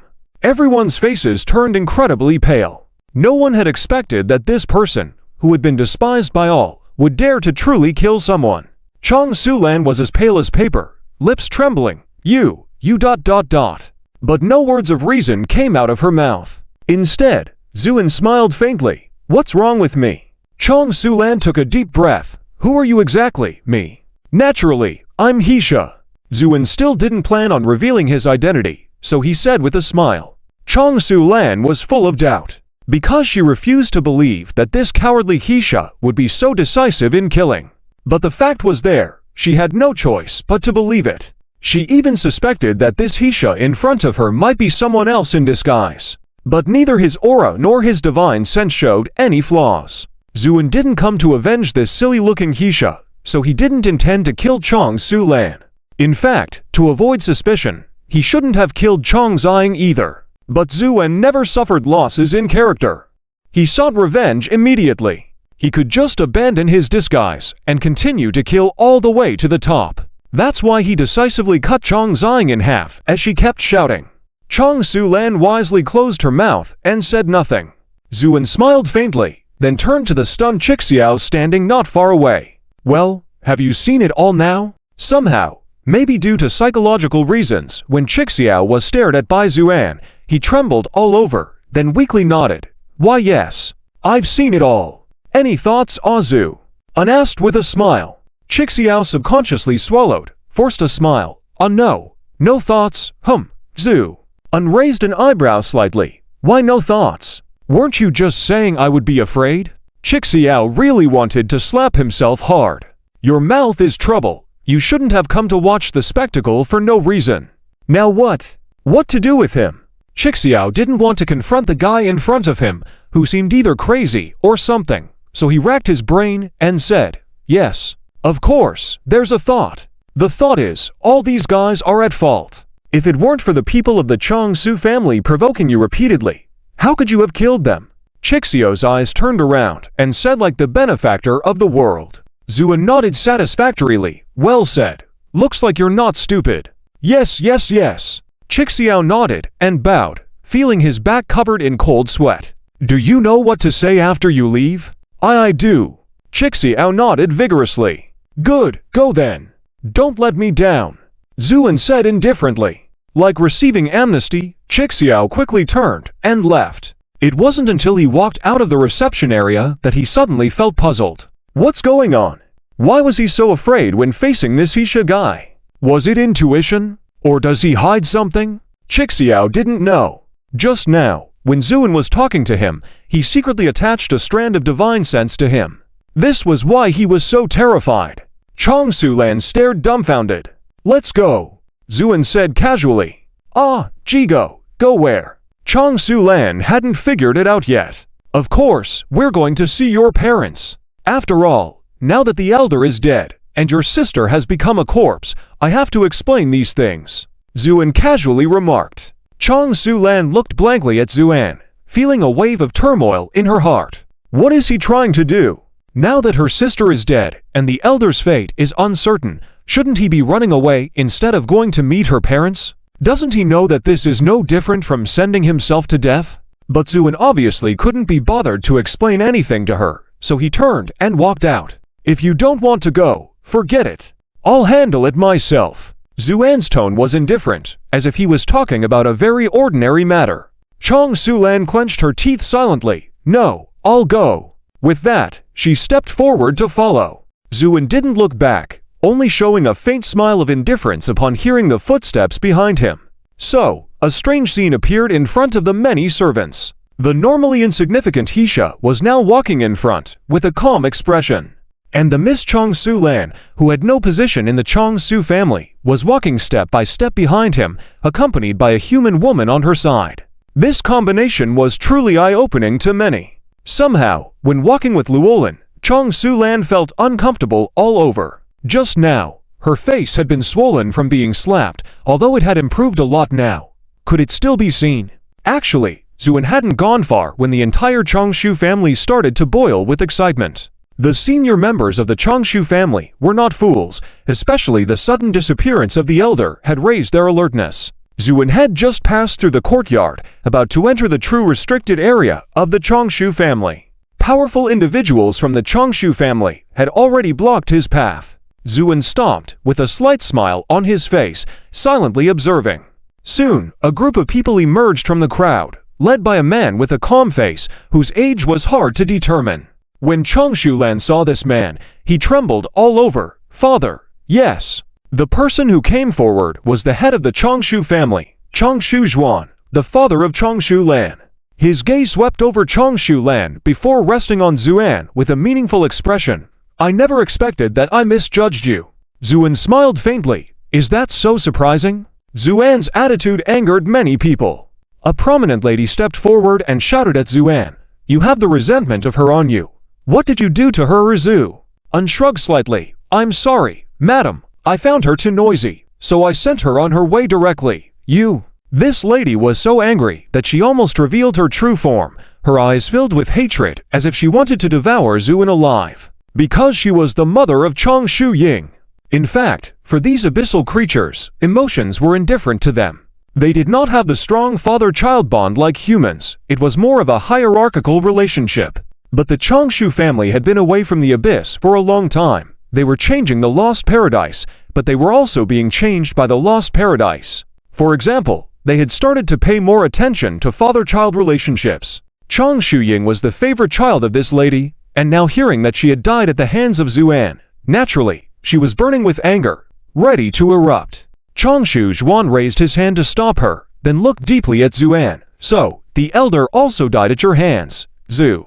And nodded, yes. Very well. Chong Shu-juan's eyes were sharp, but his expression gradually turned cold. I really misjudged you. Never expected you to have such strength. So, you have been hiding within my Chongshu family for years. Why did you suddenly decide to reveal yourself, Zu? Held his shoulder, first appraising Chong Shu-juan, and the senior members of the Chongshu family behind him with a smile that was not quite a smile, then slowly said, Simple. I thought some of you haven't been quite competent, so I decided to clean up a bit. As soon as these words were spoken, the whole place erupted. This black demon had never been highly regarded within the Chongshu family, even considered a furnace that was to be discarded after use. Now that he suddenly turned on them, although the people were shocked, out of habit, they were largely disdainful inside. So when they heard these words, almost everyone was furious. What a cunning fellow! Daring to hide such evil intentions, kill him. Exactly, avenge the elder by killing him. Amidst the shouts, Chong Shu-juan sneered, I should have known that someone who could come out of the abyss is not so simple, but you dared to covet my Chongshu family, then you are seeking your own death. With that, Chong Shu-juan lowered his eyes and coldly ordered, kill him. With this command, countless assassins emerged from the darkness and rushed towards Zuan. For the Chongshu family, born of darkness, this was only the beginning. The eyes of many senior members of the Chongshu family turned black at the same time. Then they unleashed secret techniques aiming at Zuan. It was a lethal strike. Chong Shu-juan showed a hint of a cold smile. He didn't think this black demon could survive such an attack. In fact, if he wasn't interested in knowing the details of this black demon, he wouldn't bother saying these words. Because the first reaction of Chong Shu-juan, after hearing the news, was that this black demon had been replaced. Otherwise, these things could not be explained. But after seeing Zuan, Chong Shu-juan dispelled these doubts. because in his eyes, the person in front of him was clearly the weak black demon who had been hiding for several years. Whether it was his aura or his mental power, there was no flaw at all. And this was something that couldn't be faked. If that was the case, then Chang Shujuan could not allow this black demon to live. So he was eager to eliminate Zuan. However, soon his smile froze. Because amidst the overwhelming darkness and slaughter, a burst of flames suddenly soared into the sky, and then burst into an incredibly bright light. The Changshu family members who were closer didn't even have the chance to scream, they were directly melted into nothingness. Only those who were slightly further away had a chance to scream, "Ah!" But even these screams lasted only for a short while before abruptly stopping. In the face of this radiant flame, regardless of distance, the members of the Changshu family, who were accustomed to darkness, suffered fatal injuries. Changshu Zhuan's face changed suddenly, and the darkness around him surged, barely resisting the erosion of this light. The sizzling sound spread in all directions. It was the sound of darkness being roasted by the light. Changshu Zhuan felt his scalp tingling, extremely shocked. He had never seen such a domineering flame. As an immortal king powerhouse, although only second-rate in strength, he was still extremely powerful. However, when faced with this flame, he felt a chill he had never experienced before, something that only happened in the face of a deadly threat. Therefore, Changshu Zhuan immediately made a decision to break through the darkness and escape. But at that moment, a faint laughter came from behind his neck. Planning to run away at the first hint of trouble, Changshu Zhuan could even feel the hot breath blowing on his neck, freezing him in place. At the same time, the flames had spread like waves, engulfing all members of the Changshu family. Whether they were high-ranking or ordinary soldiers, all were engulfed and turned into nothingness. For example, the lady who had just boasted about wiping out Zuan was now struggling in the flames in extreme pain. She was close to Changshu Zhuan, reaching out to him in despair, screaming, "Husband, save!" As the words fell, the flames that had vanquished almost all the Changshu family members in the venue converged once again in front of Zuan, forming a red lotus that swayed uncertainly between his eyebrows. In an instant, the once imposing Changshu family was nearly wiped out, leaving only a bewildered Changshu Lan and the family head Changshu Zhuan in the field. Changshu Zhuan, full of fear, glanced at the red lotus between Zuan's eyebrows and asked, "Answer me, who are you exactly?" "Does it really matter?" Zuan replied nonchalantly, "I didn't want to kill so many of you in the first place, but you were too foolish, even failing to show respect, so I had to administer some punishment." Punishment? Changshu Zhuan almost spat out blood at the words. To obliterate almost all of the Changshu family's top members with just a move, and calling it a punishment? Yet his fear towards Zuan intensified, and his tone became more cautious. "You have killed so many of my Changshu family members, but you dare not reveal your true identity? Are you sure you want to see it? After seeing it, you may not have the chance to leave alive," Zuan said with a half-smile. Changshu Zhuan's heart skipped a beat, and immediately changed the subject. "So, what do you want from me?" "A deal. A deal." Changshu Zhuan was taken aback. Nodded. "Yes, a deal. I want you to publicly acknowledge that the Changshu family has been handed over to my full control." Changshu Zhuan's mind stirred. This mysterious entity of unknown origin actually wanted the Changshu family. The question was, with his power, what was worth such an intense effort for the Changshu family? At that moment, his gaze swept over Changshu Lan standing in the distance, and he suddenly realized something. Could it be because of Lanner? Yes, it must be like this.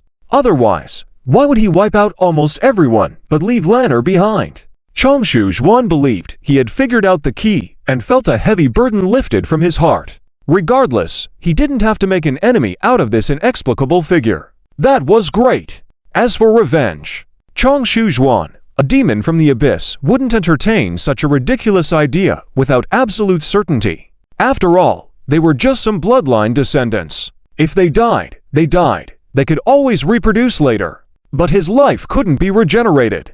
So, a smile appeared on his face. "So it's like that. I can agree to that." The rapid change in his attitude was astonishing. Inside, Zuan was cold, yet on the surface, he nodded in satisfaction. "Good."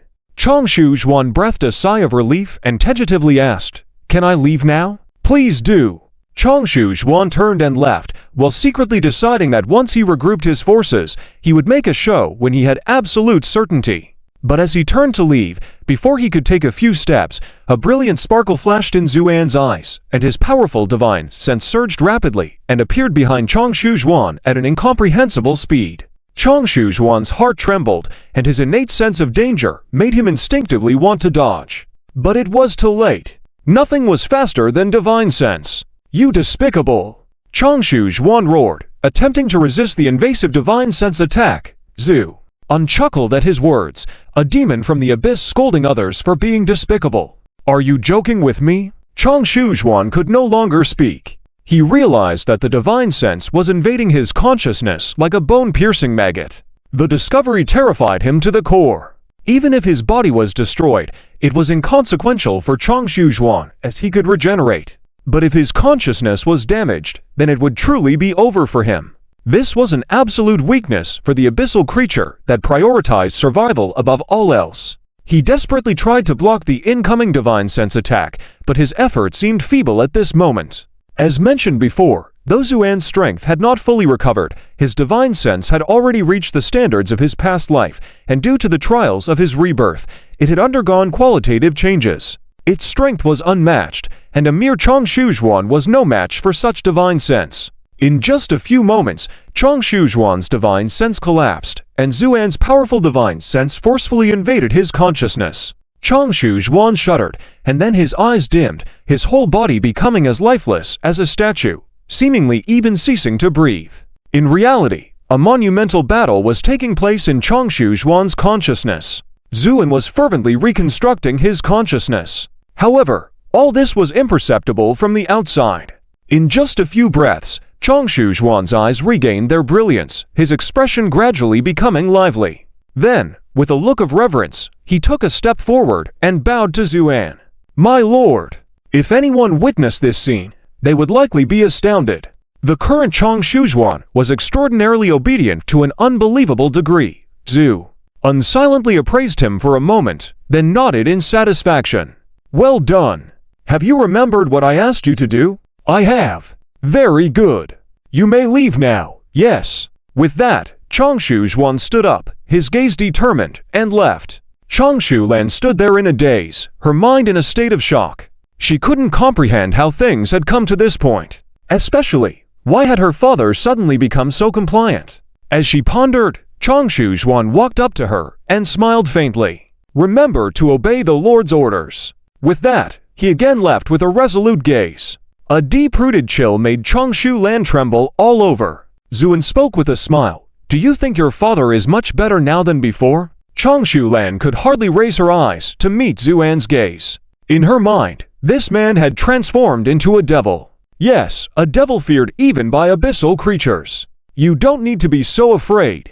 I only reformed your father for my convenience. As for you," Zuan smiled faintly, "you haven't earned the right to be reformed by me yet." Changshu Lan remained silent, bowing her head and listening quietly. Recently, a certain incident has dominated the news in the lower rank for the past few days. What? That useless son-in-law from the Changshu family unexpectedly rose to power overnight and took control of everything? Someone exclaimed in disbelief. "I find it impossible. How could the Changshu family, with their high status, allow an outsider to take control? Especially when this person is known to be a waste," someone else said skeptically. But the news has already spread everywhere. Even Red Horizon, who had a fierce rivalry with Black Demon in the past, now says that the current Black Demon is completely different from before. Upon hearing this, some people furrowed their brows and wondered, could it be that he has been possessed by another demon? For abyssal creatures, being possessed and taken over by another being is not uncommon.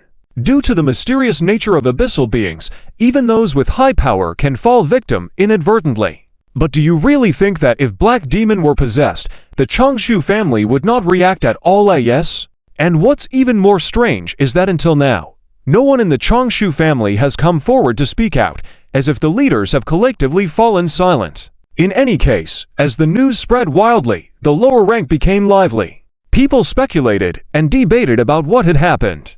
As for other prestigious families similar to the Changshu family, they immediately sent people to gather information, eager to find out the truth behind the events. However, to everyone's surprise, all the informants placed within the Changshu family suddenly went silent. All attempts to uncover the truth seemed to vanish into thin air. Even the spies, who relied on their formidable strengths and various secret techniques to secretly infiltrate the Changshu family headquarters, never returned. At that moment, the Changshu family headquarters seemed like a bottomless pit, devouring all attempts to uncover its secrets. This eerie situation caused many to feel uneasy. Could something have happened within the Changshu family? Why did they release only one message before falling into complete silence? Just when everyone was feeling uncertain and anxious about the situation, a burst of light suddenly soared into the sky from the Changshu family headquarters, exploding in the air and transforming into a myriad of lights that flew in all directions. Within the lights were invitations. This is the study of the Changshu family. At this moment, Changshu Zhuan knelt respectfully behind Zuan, who sat in front of him. "Sir, as per your orders, the invitations have been sent out to all parties, Zuan responded, then turned his chair to face Changshu Zhuan and praised, "Well done." Changshu Zhuan's face lit up with joy, bowing humbly. "Sir's praise is too kind." His respectful attitude was hard to believe, coming from the esteemed head of the Changshu family. Zuan smiled faintly, then stood up and walked to the wall of the study. Hanging on this massive wall was an enormous map displaying the 13 layers of the Lost Paradise in order from bottom to top. The map was incredibly detailed, even noting powerful figures next to each city on every layer. The 8th-layer city, their current location, was meticulously labeled with various forces. Zuan had been studying this map for some time. Now, his gaze shifted from the 8th-layer city, traversed through the 9th and 10th cities, until finally resting on the topmost 13th layer. This layer was also the simplest on the map, with just a rough outline, accompanied by a simple note. Unknowable place. The study was incredibly quiet. Changshu Zhuan stood behind Zuan, breathless and silent, not daring to make a sound. After a while, without turning his head, Zuan asked, "Who drew this map?" "Sir, it was drawn by someone under my command." "Oh." Zuan abruptly turned to face Changshu Zhuan, his gaze piercing. "So what else do you know about this top-layer city?" Changshu Zhuan shook his head. "I have marked all that I know on the map." Then he curiously asked, "Sir, why inquire about the 13th-layer city?" "Oh, just asking casually," Zuan casually replied. Although Changshu Zhuan had become very reliable due to the modifications made with his mental power, Zuan still preferred not to disclose too much to him.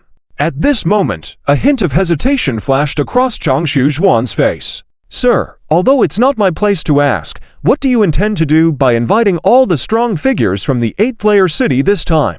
Changshu Zhuan was truly puzzled. Zuan smiled slightly, and with a meaningful look, he said, "What do you think?" Changshu Zhuan trembled, feeling awkward, and lowered his head. "I don't know. But you must give me some clues so that I know how to proceed. You don't need to do anything special. Just treat your guests as you have in the past. When it's time for you to make an appearance, I will have you come out." Changshu Zhuan nodded. "I understand. Then I will take my leave." This is the largest square in the headquarters of the entire Changshu family, big enough to accommodate over 1,000 people. Normally, this is used for practicing martial arts. However, because all the top members of the Changshu family were swept away by Zuan, the central courtyard square is now very desolate. Zuan stood in the center of the square, surveyed the entire area, and then nodded thoughtfully. "Based on my current strength, with the assistance of divine consciousness, if I go all out, I should have an 80% chance of transforming everyone." Saying this, Zuan sighed, looking up. "Still too weak. If I could advance further and achieve half a step to the realm of a celestial king, then I wouldn't need to go through all this trouble. Just challenging this realm alone would be enough. But an 80% chance is already enough to give it a try. Even if there are any fish that slip through the net, they won't be able to be my opponents." With that, a flash of light appeared in Zuan's eyes, and dozens of divine consciousness images appeared above his head before dispersing and standing in various corners of the square. Subsequently, these divine consciousness images began to draw runes alongside Zuan's main body. The appearance of each rune would cause a slight change in the central courtyard square. Gradually, mist rose, completely obscuring the entire central courtyard square, cutting off any external prying eyes. Meanwhile, A storm was brewing in the outside world. The personal invitation from Chang Shuzhuan seemed to have caught many people off guard.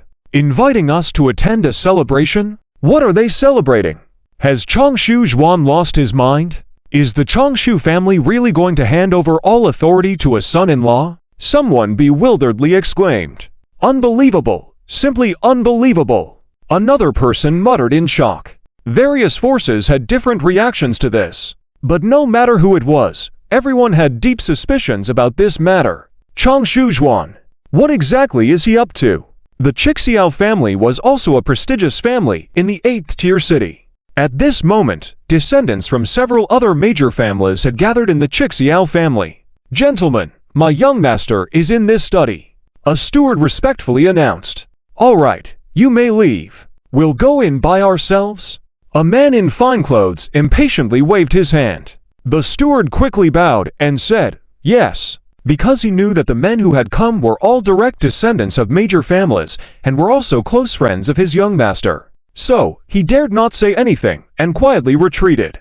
The man in fine clothes pushed open the door to the study and walked in nonchalantly. The others followed closely behind. The study was dimly lit, with only a figure lying on a chair, seemingly lost in thought. The man in fine clothes frowned slightly at the sight. Why aren't the lights on?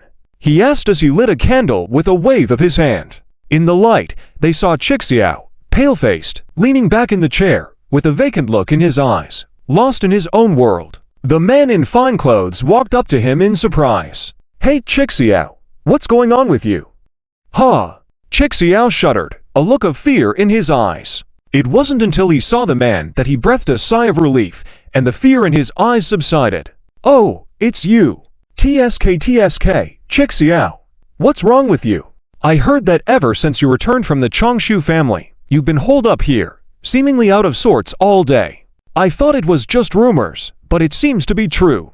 The man in fine clothes looked puzzled. Chixiao forced a smile and said, it's nothing. The man in fine clothes exchanged glances with the others behind him, and they all saw the surprise in each other's eyes. They had heard rumors that Chixiao seemed to be having some issues with his mental state, but they had dismissed it as nonsense at the time. After all, Chixiao was a strong contender for the realm of a celestial king. How could someone like that have mental issues? But now, it seemed that the rumors were true. At least Chixiao did indeed look unwell. Why have you all come? Chixiao struggled to sit up straight and asked listlessly, oh, we heard that you've been having some trouble, Chixiao, so we came to check on you. Thanks, Brother Liu. Chixiao weakly thanked, but it was evident that his mind was elsewhere. Of course, there's something else we need to discuss. What else? Hehe, it seems you're quite out of touch, Chixiao. Aren't you aware of the recent commotion about the invitation from the Changshu family, inviting all powerful individuals and factions to their celebration? The few of us are here to invite you to join us. Before Liu Cai finished speaking, Chixiao seemed to spring up as if he had a spring under him, shouting as he leapt up. We can't go, huh? Liu Cai was taken aback. Chixiao's face was filled with horror as he said, we absolutely can't go, because it's clearly a trap set by him, and we'll fall right into it if we go. So, we mustn't go. Who? Who set the trap? What are you talking about? Liu Cai was utterly baffled. Chixiao, looking pale, swallowed hard but didn't elaborate further, because he knew that no one would believe him even if he did. Who would have thought that a previously useless son-in-law of a wealthy family had secretly amassed terrifying power? Not to mention that no one would believe him. If Chixiao hadn't seen it with his own eyes, he wouldn't believe it either. But what happened to him had left him deeply shaken. When he returned, he had inadvertently revealed everything that had happened and then retreated into the study because he couldn't shake off his growing fear, constantly haunted by the eyes of Heisha. This fear had reached its peak while the Changshu family remained silent, because he alone knew that there must have been trouble in the Changshu family. If he knew where to go, Chixiao would have preferred to be as far away from the Changshu family as possible. To be honest, Chixiao had been terrified by Zuan. This was actually a side effect of Zhu, influencing his mind with divine consciousness at that time. So, when he heard that the Changshu family had suddenly sent out invitations to various powerhouses, inviting everyone to come, he immediately concluded that it was a trap set by Zuan. Liu Cai, with a patient temperament, smiled and said, "Lao Chi, what's wrong with you? What nonsense are you talking about? Planning to wipe out all the lower-tier strong ones with a trap and a scheme? Do you really think the Changshu family intends to eliminate all of us secondary-ranked strong ones in one fell swoop?" With these words, the young masters behind Liu Cai burst into laughter. To them, it was clearly a joke. However, these words triggered something in Chi, his face turning almost transparent with a pale complexion as he muttered to himself, "Yes, he does intend to annihilate all of us. To make us his slaves, yes, it must be so. He is more evil than a demon." Liu Cai didn't catch what Chi was saying, but his expression showed a hint of disgust. Furrowing his brows slightly, he continued, "Chi, I think you are really embarrassing yourself. As a dignified quasi-king tier powerhouse, why are you speaking incoherently? Do you really believe that the Changshu family intends harm to us? Ridiculous." Liu Cai coldly continued, "Even if the Changshu family does have such intentions, it is destined to be futile. Because I have received information that not only various noble families will be attending, but even the Lord of the Boundary has received the news and intends to join. These are quasi-first-rate immortal king powerhouses. Do you think the Changshu family has the ability and qualifications to deal with such beings?" This statement did have an effect, at least soothing the anxious heart of Chi. He widened his eyes, staring at Liu Cai in disbelief. "The Lord of the Boundary is also preparing to go?" "That's what the information says, and it's highly likely," Liu Cai answered, and Qi Zhao's expression began to change. If it was true that even the Lord of the Boundary was preparing to attend the celebration, then this guy was setting himself up for trouble. Chi didn't believe that the combined strength of the major noble families could withstand the Changshu's mysterious and unpredictable abilities. But the Lord of the Boundary was different. He was a supreme powerhouse from the depths of the abyss, a quasi-first-rate immortal king. So, his gaze gradually became firmer. He knew there was a significant issue with his current mental state. If he couldn't resolve it properly, he would have no hope of progress in his cultivation path in the future. So, even for his own future's sake, he decided he must attend the celebration. With this thought, his expression gradually calmed down, and he nodded slightly towards Liu Cai and the others. "In that case, I will accompany you all." In the eternal darkness of the sky above the 8th-level city floated a palace. This palace was close to the upper city, and was where the secondary-ranked Lord of the Boundary resided. Often, the secondary-ranked Lords of the Boundary were not in the 8th-level city, but resided above the 9th level. However, this time, the Lord was present in the palace. It was a quiet grand hall with many people kneeling below. Behind a huge table, there was an almost ethereal darkness. An invitation floated in the air, seemingly being examined by someone. After a long while, flames of darkness suddenly rose from the invitation and engulfed it into nothingness. Then a cold laughter echoed from that void. "This Changshu Zhuan is becoming more confused as he ages. A mere son-in-law taking the throne dares to invite me to come. What is he thinking?" A senior under the steps chuckled at the remark. "Calm down, Lord of the Boundary. I think there is something peculiar about this matter. After all, that Changshu Zhuan guy is not a fool. Why would he allow a mere spirit implement to wield the power of their family? Peculiar. Hey, what could be peculiar about it? How many fools can come out of the abyss? So, in the Lord's opinion, should we go or not?" The senior inquired. "Hey, if it were before, I would not go, but the situation is different this time. I had planned to gather everyone, and since the opportunity has presented itself, it saves me the trouble. Let's make a visit. It's also a good chance to announce some matters publicly." The senior's face turned pale at the mention of several senior orders from high-ranking individuals. The senior then bowed in reverence. "Go, reply to Changshu Zhuan saying I will come when the time comes. Let him prepare." "Understood." While the secondary ranks were in an uproar, Zuin finally finished inscribing the last rune and wiped the sweat from his forehead, exhaling deeply. "Husband, what are you doing?" A fairy-like image resembling Yin Yan fluttered out, with Yin Yan's voice coming from it. This was her latest research, forming a shape with just a strand of divine consciousness, making it safer when flying out of the Talisman Treasure Tower. Ju unraised his hand, and Yin Yan stayed on his fingertip. He then smiled. "Nothing much. Just a welcoming gift for the secondary rankers this time." "Oh." And Yan replied. At that moment, two caterpillars suddenly appeared on Zuan's arm. These two caterpillars began crawling vigorously upon appearing, and voices of "Ha-ha! Clumsy thought, you can't catch up!" and "Sister, you cheat! You said 1, 2, 3, then climb together, and you climbed first," echoed from within, blending with each other. "I am cheating. If you dare, come and catch me, yes."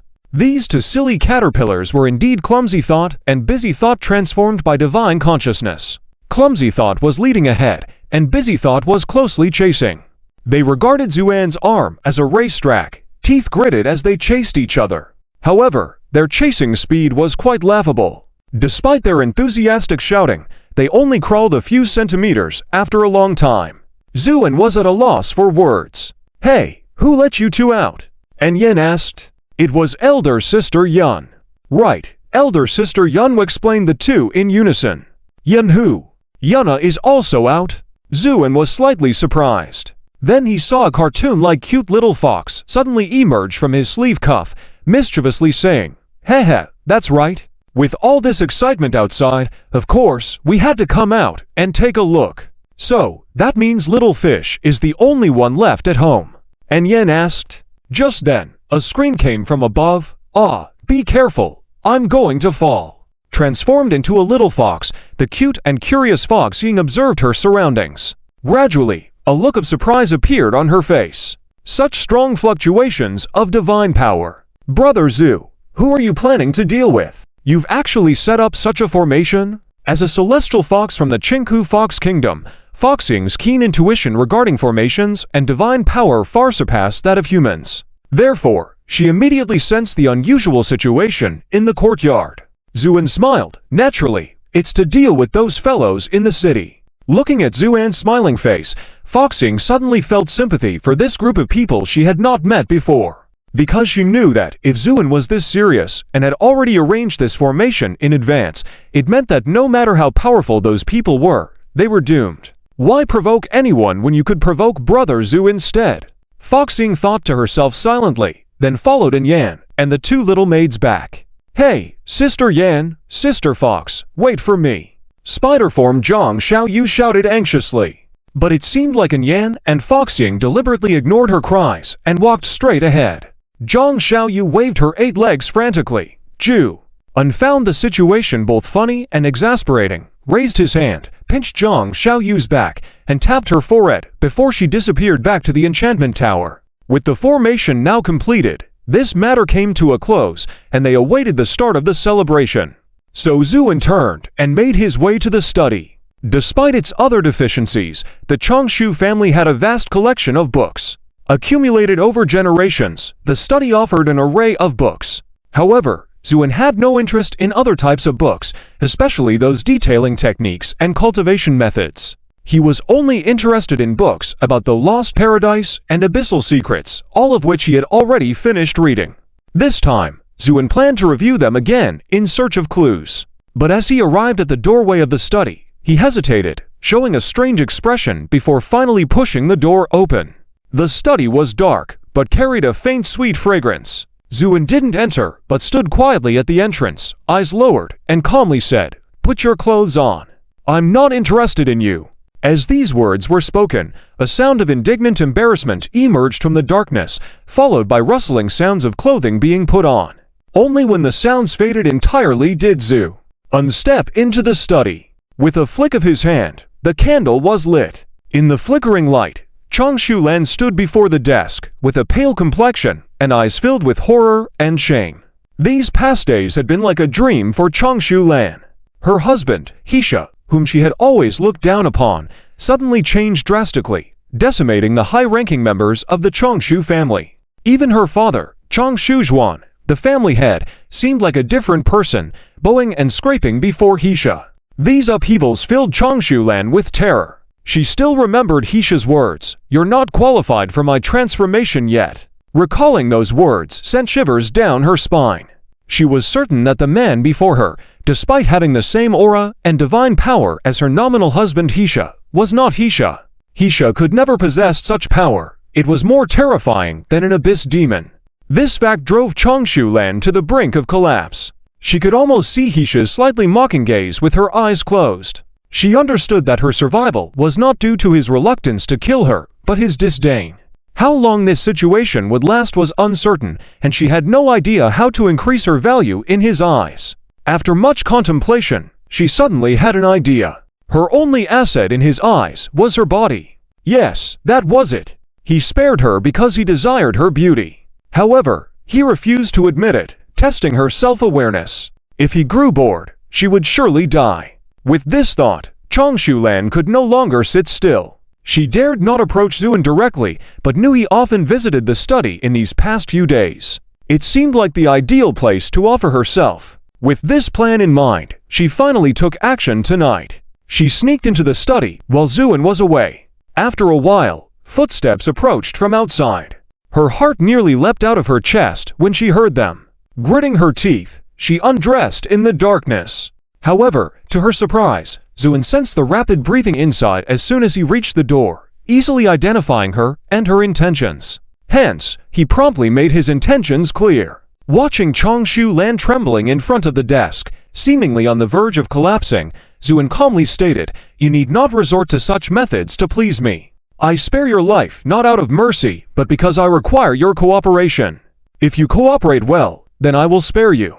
Understand?" This caused a faint color to return to Changshu-lan's pale face, and she trembled as she nodded. "Yes, I understand." In the dim light, Changshu-lan, silent and head-bowed, exuded a strange beauty. But Zuin remained unmoved, not even lifting an eyelid, and simply said, "Good. If you understand, then please leave now." Changshu-lan let out a sigh of relief, but also felt a sense of loss. With a respectful bow, she left the study. As she watched Changshu-lan depart, Zuin smiled faintly. He truly had no intention of harming her, being only a temporary user of the persona of Hisha. Whatever had happened between her and Hisha was of no concern to him. If she cooperated well, he would spare her. The agreed-upon celebration day has finally arrived. On this day, as the bright moon hung just above the treetops, the Changshu family began to liven up. Countless guests filled the Changshu family's courtyard. Among them were many powerful figures from various factions. To put it simply, everyone was curious. Curious about what had happened within the Changshu family to allow a mere son-in-law to turn the tables. Seeing the lively scene, Liu Cai couldn't help but get excited and said with a smile to his companion Xiao, "I told you, the dignitaries from all sides obviously won't miss out on this celebration. Just with the presence of these powerful individuals, it's already remarkable. Even if the Lord of the Realm does not come, the Changshu family shouldn't expect to cause any waves." Xiao's face was slightly pale, but as Liu Cai said, with so many strong figures present, his heart felt slightly more at ease. Soon, under the guidance of the attendants, the guests were led to the central courtyard square. There, various delicacies and fine wines were prepared, so people quickly relaxed, thinking it was just an ordinary celebration, and began chatting in groups of 3 or 5. "It's strange, why haven't we seen any elders from the Changshu family today? We were led here by just a servant. Could it be that the Changshu family has become so arrogant? Are they trying to show dominance?" Someone said discontentedly. "Who knows? But I don't think it's intentional to show dominance over us. Maybe there's something important going on within the Changshu family," someone else suggested. However, more people were still discussing the figure of Blackshaw with strange smiles on their faces. "Have you heard? This Blackshaw is nothing more than a country bumpkin who just emerged from the abyss. The only reason he became a spiritualist was because of the face of the Changshu family.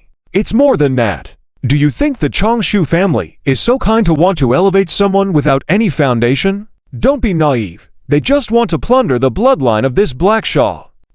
In that case, this celebration might be a conspiracy against Blackshaw. I wouldn't be surprised at all." The discussions grew louder, causing the whole place to boil with excitement. Xiao couldn't help but sneer inwardly. "A conspiracy against Blackshaw? You won't be saying that when you see Blackshaw." Just then, a commotion at the entrance of the square caught everyone's attention, and then the head of the Changshu family, Changshu Zhuan, walked in. Due to the power of the Changshu family, people began greeting him as soon as they saw him. "Changshu head. Greetings, Lord." Changshu Zhuan nodded and smiled as he saw the people. looking very pleased. Soon, he moved to the main seat and began chatting with several other leaders of equal status. The atmosphere became even more relaxed, and people even forgot the purpose of the celebration. It wasn't until a new set of footsteps approached that the noisy crowd gradually quieted down. Bang! The heavy footsteps seemed to tread on people's hearts, making them tremble. Then, Zuin walked in. Of course, in the eyes of the crowd, the once famous waste, Blackshaw, had entered. Many people couldn't help but show mocking looks. But before they could speak, another figure walked in with Zuan, and it made everyone fall silent. At this moment, Blackshaw, dressed plainly and with a humble demeanor, followed closely behind Zuan, behaving as if he were a new daughter-in-law just entering the family, a scene that was truly inconceivable. Many people widened their eyes, finally believing the rumors were true. This son-in-law, who was once overlooked, had truly turned the tables. Among the crowd, Chixio's face turned pale as he lowered his head, not daring to even look at Zuan, because he still remembered the fear he felt when Zuan controlled him. At this moment, he even regretted attending the celebration. On the other hand, Liu Cai was intrigued and even excited as he said, "Interesting, to think that he actually managed to subdue Changshu Lan. He has some skill indeed." But what happened next shook everyone even more. Upon seeing Zuan, Changshu Juan hurried over, his face filled with obsequious smiles. Many people were dumbfounded at this scene. How could this be? That was the dignified head of the family, fawning over a mere son-in-law. Were their eyes deceiving them, or had the world gone crazy? Zhu smiled faintly, and then walked to a prominent seat and sat down nonchalantly. The faces of many powerful individuals turned grim, especially those who had been chatting with Changshu Juan just now. Their faces turned green. With their status, only Changshu Juan was worthy to sit with them. But now this audacious fellow dared to sit down as well, inviting trouble upon himself. Many were about to speak out, but Zuin raised his eyes abruptly, scanning the crowd. Just with that glance, those who intended to reprimand him found themselves swallowing their words. They suddenly felt an innate fear, as if being targeted by some ancient beast, sending shivers down their spines. The whole place instantly became very quiet. Just as everyone was bewildered, a sudden commotion outside broke the silence. Then, a dragon carriage tore through the void and appeared above the people's heads. "The Lord of the Realm has arrived. Make way for the idol!" The cold voice exclaimed, prompting the crowd to quickly clear a space. As the dragon carriage landed and the curtains were opened, an emptiness was revealed. Beside the dragon carriage stood dozens of well-armored guards with a powerful aura.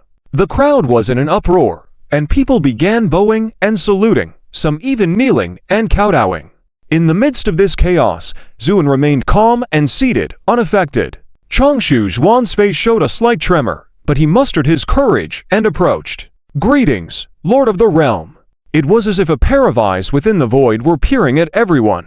After hearing Changshu Juan's greeting, a laughter with unclear implications emanated from the void.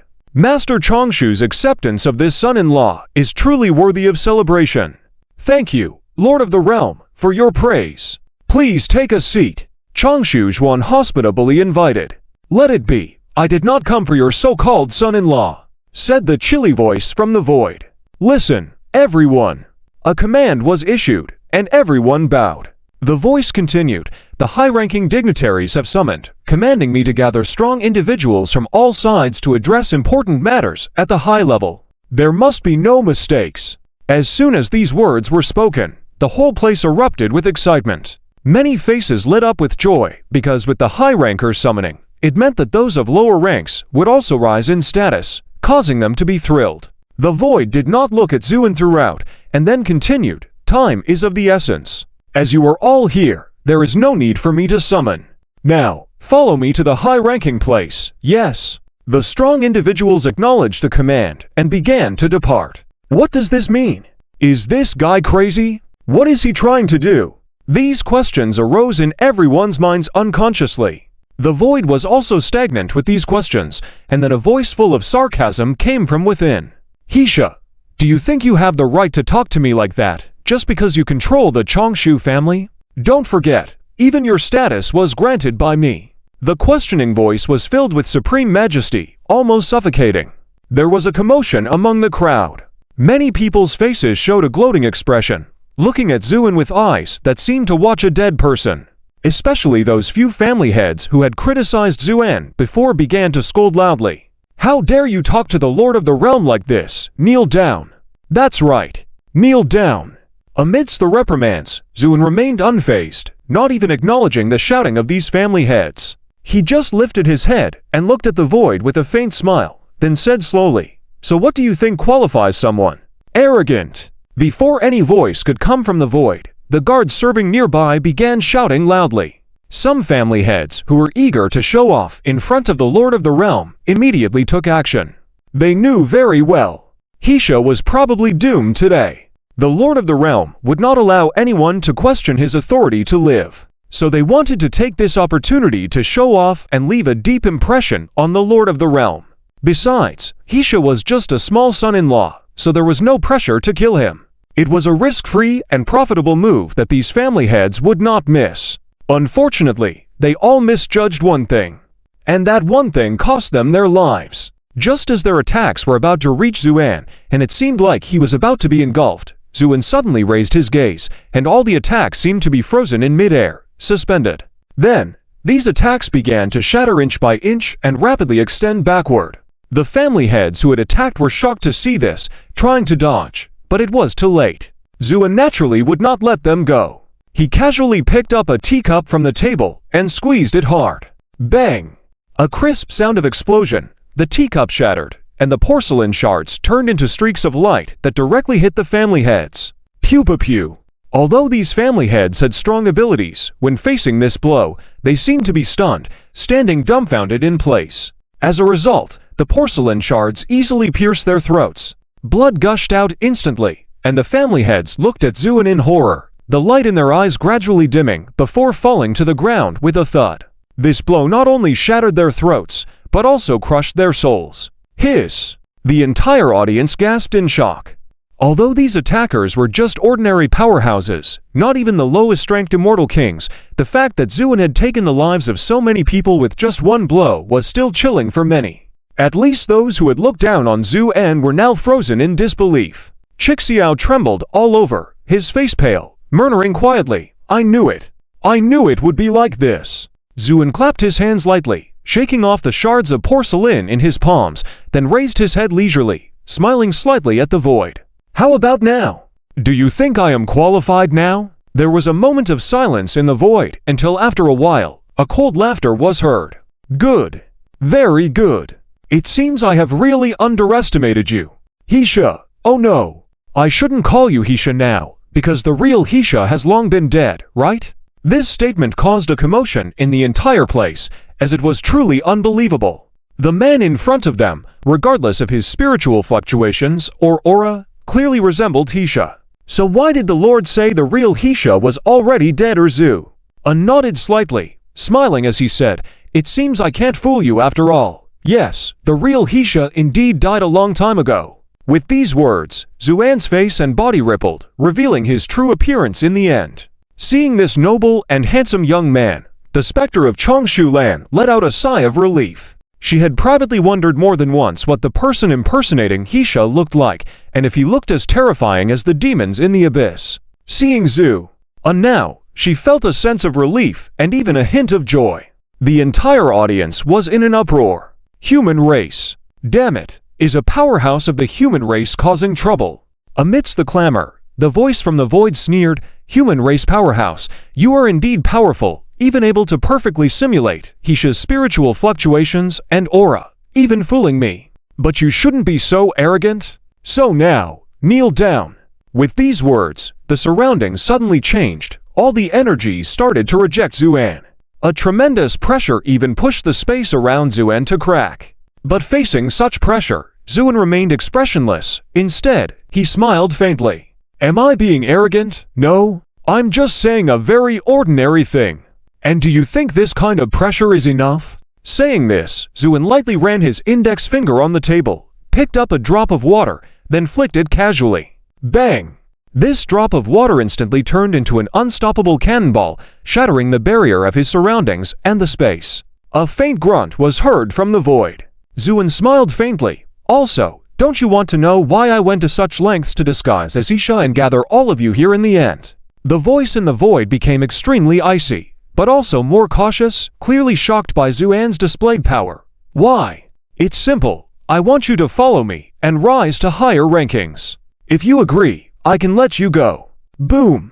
This statement was like a bombshell, causing a stir in the crowd. The void trembled as if also astonished by Xuan's words, but then the voice broke out laughing recklessly. Human race powerhouse, I know you are truly powerful, but you are too confident. With your meager strength, you dare to oppose higher beings, and dare to control us. What? Any problem, Zhu? Unchuckled, his voice becoming mocking. Do you think so? I even wonder if your head is wrong. Otherwise, how can you be so arrogant? People began to laugh and sneer. Xuan sighed lightly. I knew you guys wouldn't be convinced until you were thoroughly beaten. So be it. Since reasoning doesn't work, I'll do it your way. With that, he smirked, showing a cold smile. Come on. I, single-handedly, will take on all of you. The arrogant son. A furious shout echoed in the void. The Lord of the Realm was evidently thoroughly angered, with a violent aura surging out, directly engulfing the entire scene. Being repeatedly provoked in front of so many people by Xuan, if this Lord of the Realm couldn't completely defeat Xuan, then his authority would suffer great damage. It was very likely that even his rule would be questioned. After all, for these powerful beings from the abyss, everything was laid bare. When you were powerful, everything was fine. But as soon as you showed a hint of weakness, countless people would start to stir. Therefore, even for the sake of his own dignity, he had to completely defeat Xuan in front of everyone. The killing intent surged around Xuan, and then completely locked onto him. The superior strength of a quasi-first-class immortal king was undoubtedly revealed at this moment. For ordinary strong individuals, simply facing such killing intent was enough to make them kneel down and admit defeat. But Xuan just looked on with a smile, as if the chilling killing intent that surrounded him didn't even exist. Is that all? Xuan even had the leisure to ask a question. HMPH. A cold snort sounded in the void, ignoring Xuan's mocking words, and instead, a cold drink was heard. 9 Palace Demon Dissolution. Click. With this command, the violent killing intent directly transformed into a mysterious formation, trapping Xuan within it. Subsequently, within the formation, bursts of demonic light appeared, crisscrossing in the air, forming a tangled mess. Yin-yang double kill. Boom! The demonic light instantly contracted, ruthlessly killing everything within its grasp. This imposing force made all onlookers pale, with even the faint-hearted quietly taking a few steps back. A smug laugh resonated in the void. Because this move was his signature technique, once unleashed, the enigmatic and stubborn demonic light would completely crush anything it encountered. Moreover, it acted directly on the most basic particle level, making defense impossible. In the eyes of this Lord of the Realm, once this move took shape, it meant that this human youth was undoubtedly doomed. But at this moment, a creaking sound unexpectedly came from within the 9 Palace Demon Dissolution formation. It was as if a chain or gear had suddenly gotten stuck, producing an unpleasant and discordant sound. The demonic light that filled the sky even trembled with this sound. What was happening? The void quivered slightly as the probing divine consciousness turned towards the 9 Palace Demon Dissolution formation. It was then that a thunderous roar rang out. The formidable 9 Palace Demon Dissolution formation vanished into thin air. Zhu sat calmly within, not a hint of change visible on his face.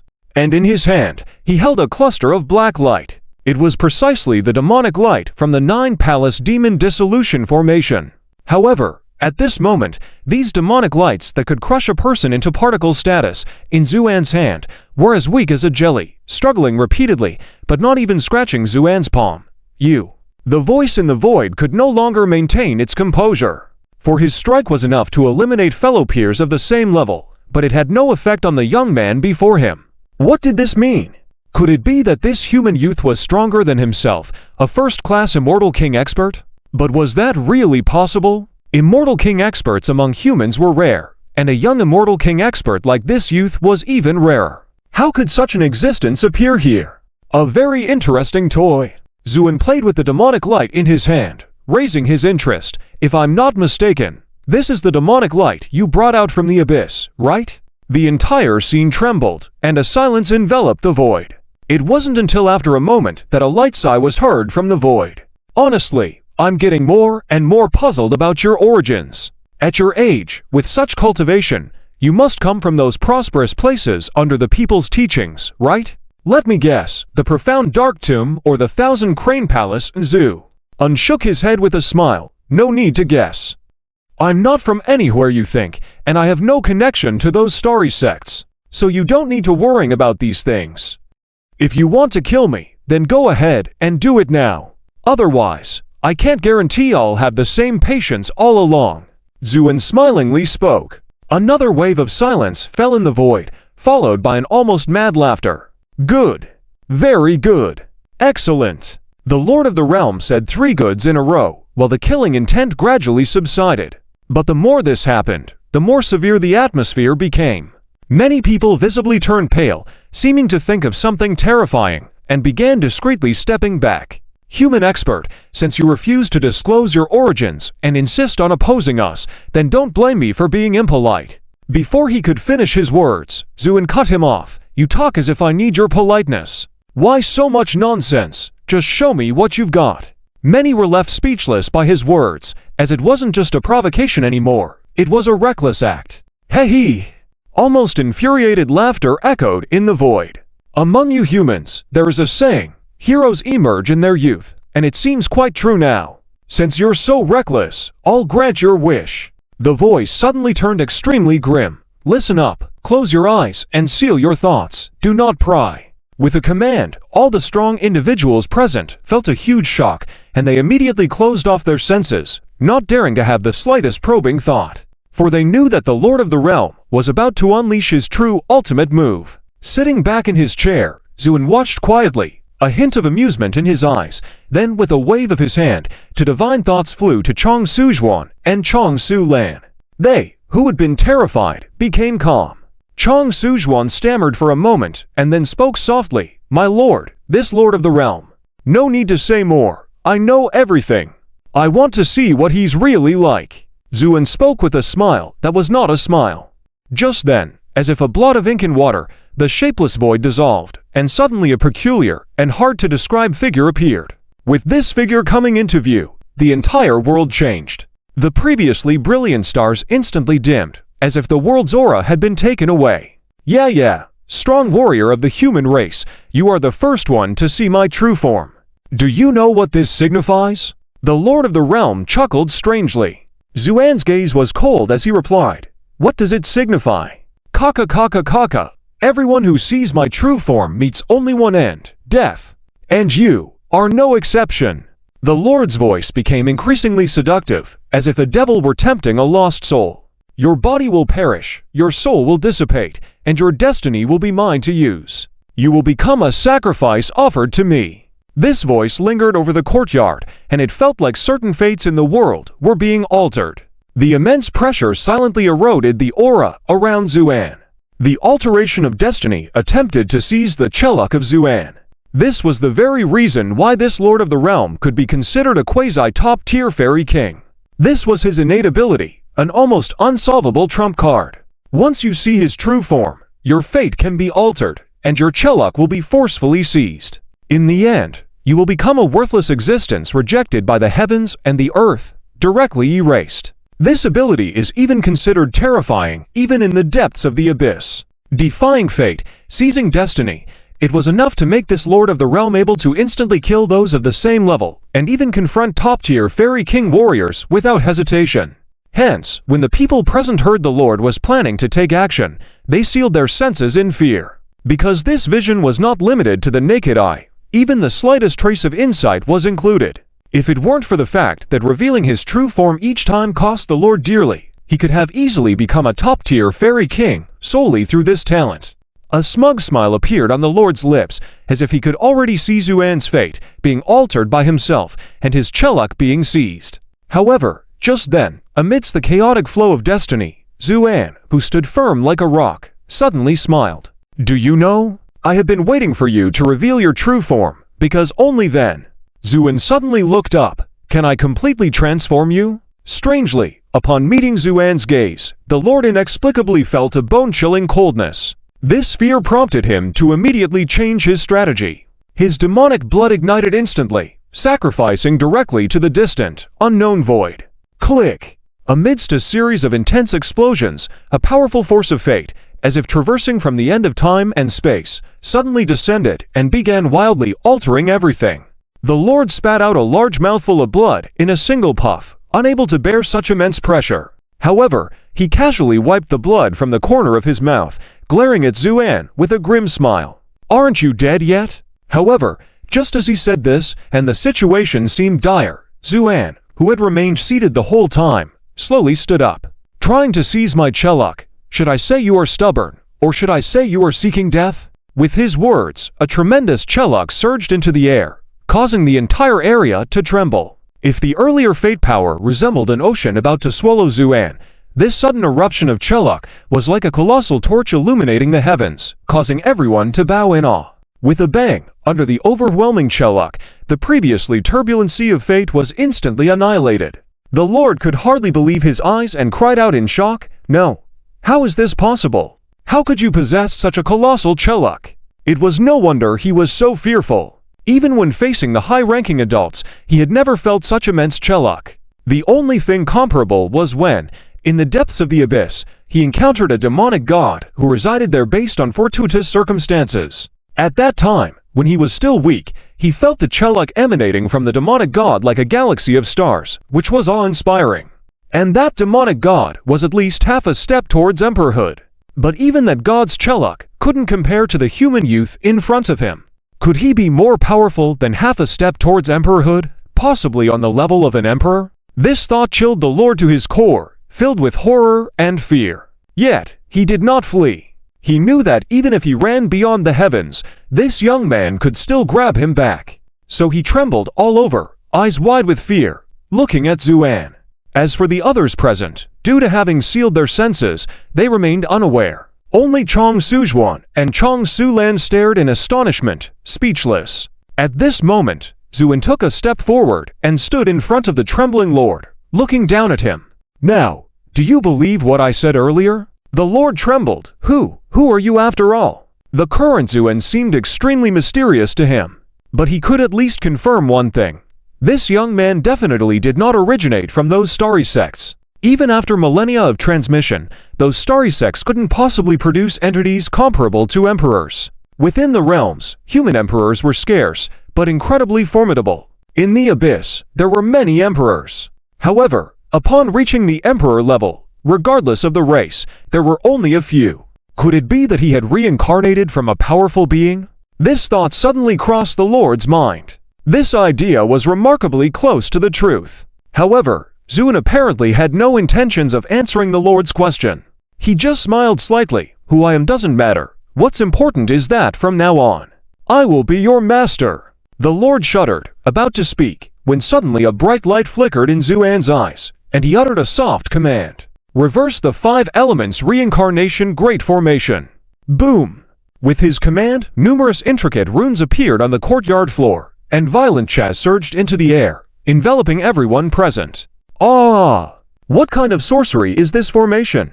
The Lord felt the anomaly of these glyphs and couldn't help but shout in fear. "It's nothing, just a formation to transform you and make you start anew as a person." After Fu Guang finally stepped down, looking at everyone in the field at this moment, their faces were all filled with bewilderment. Even this realm master was no exception. He looked at Zuan with confusion, as if trying hard to remember something. Zuan smiled slightly. "What? You don't even know how to salute when you see the master." With these words, the realm master trembled all over, his eyes quickly clearing, then bowing deeply to Zuan.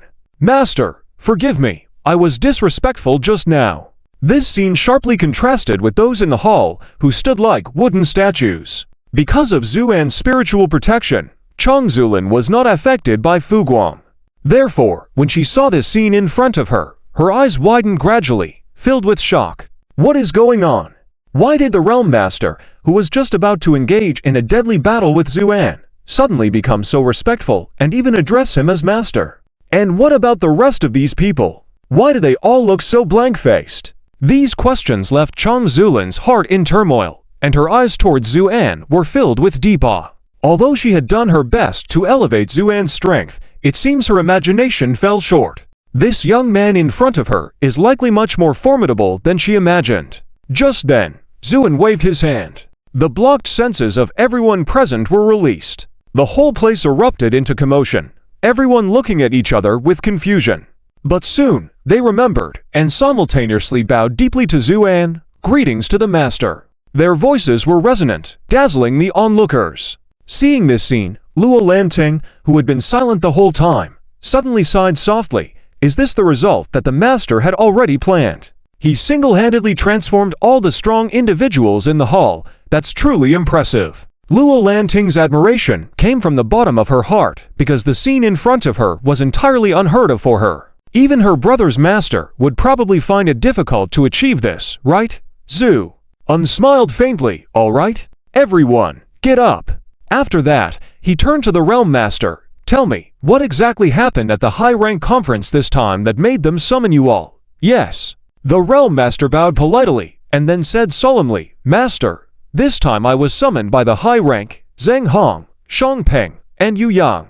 They instructed me to gather as many strong individuals as possible and attend the high-rank conference, and almost all the strong figures of the high-rank will be participating in this conference. Oh. A conference or a zoo? An asked in return, yes. I currently don't know the specifics of the discussion, but it seems like they plan to deal with someone. Deal with someone, Gazoo.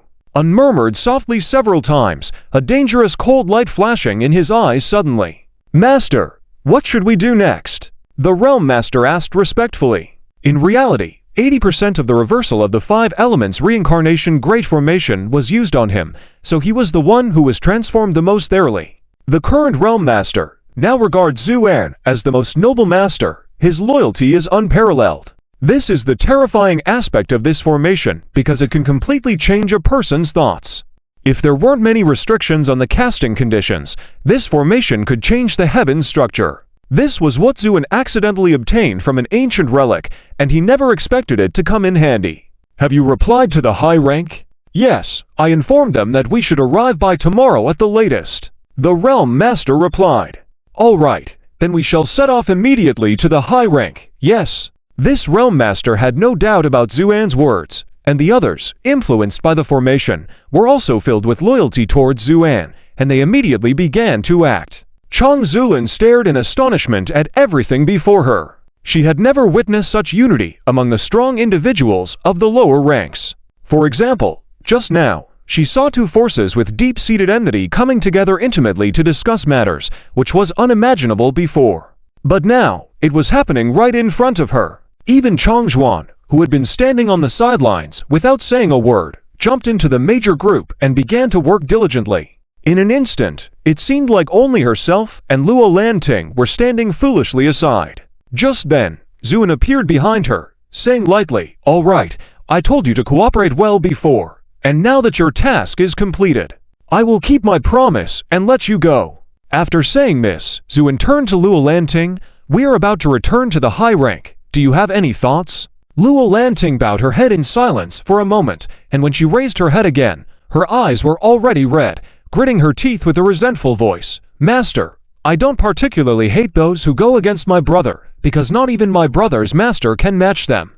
It's not surprising that we lost. But I hate those who stab us in the back and undermine us, so what I want most now is to see those people pay. Zuan clapped and praised. Well said. In that case, I will fulfill your small wish, and those people will pay the price they owe. With that, Zuan was about to leave. Chang Zulin suddenly lifted her head, a serious expression on her face. Master, I also want to accompany you to the high rank. Oh. Zuan stopped in his tracks, looking at Chang Zulin surprisingly. You must think carefully. Our transaction is over, and you are free now.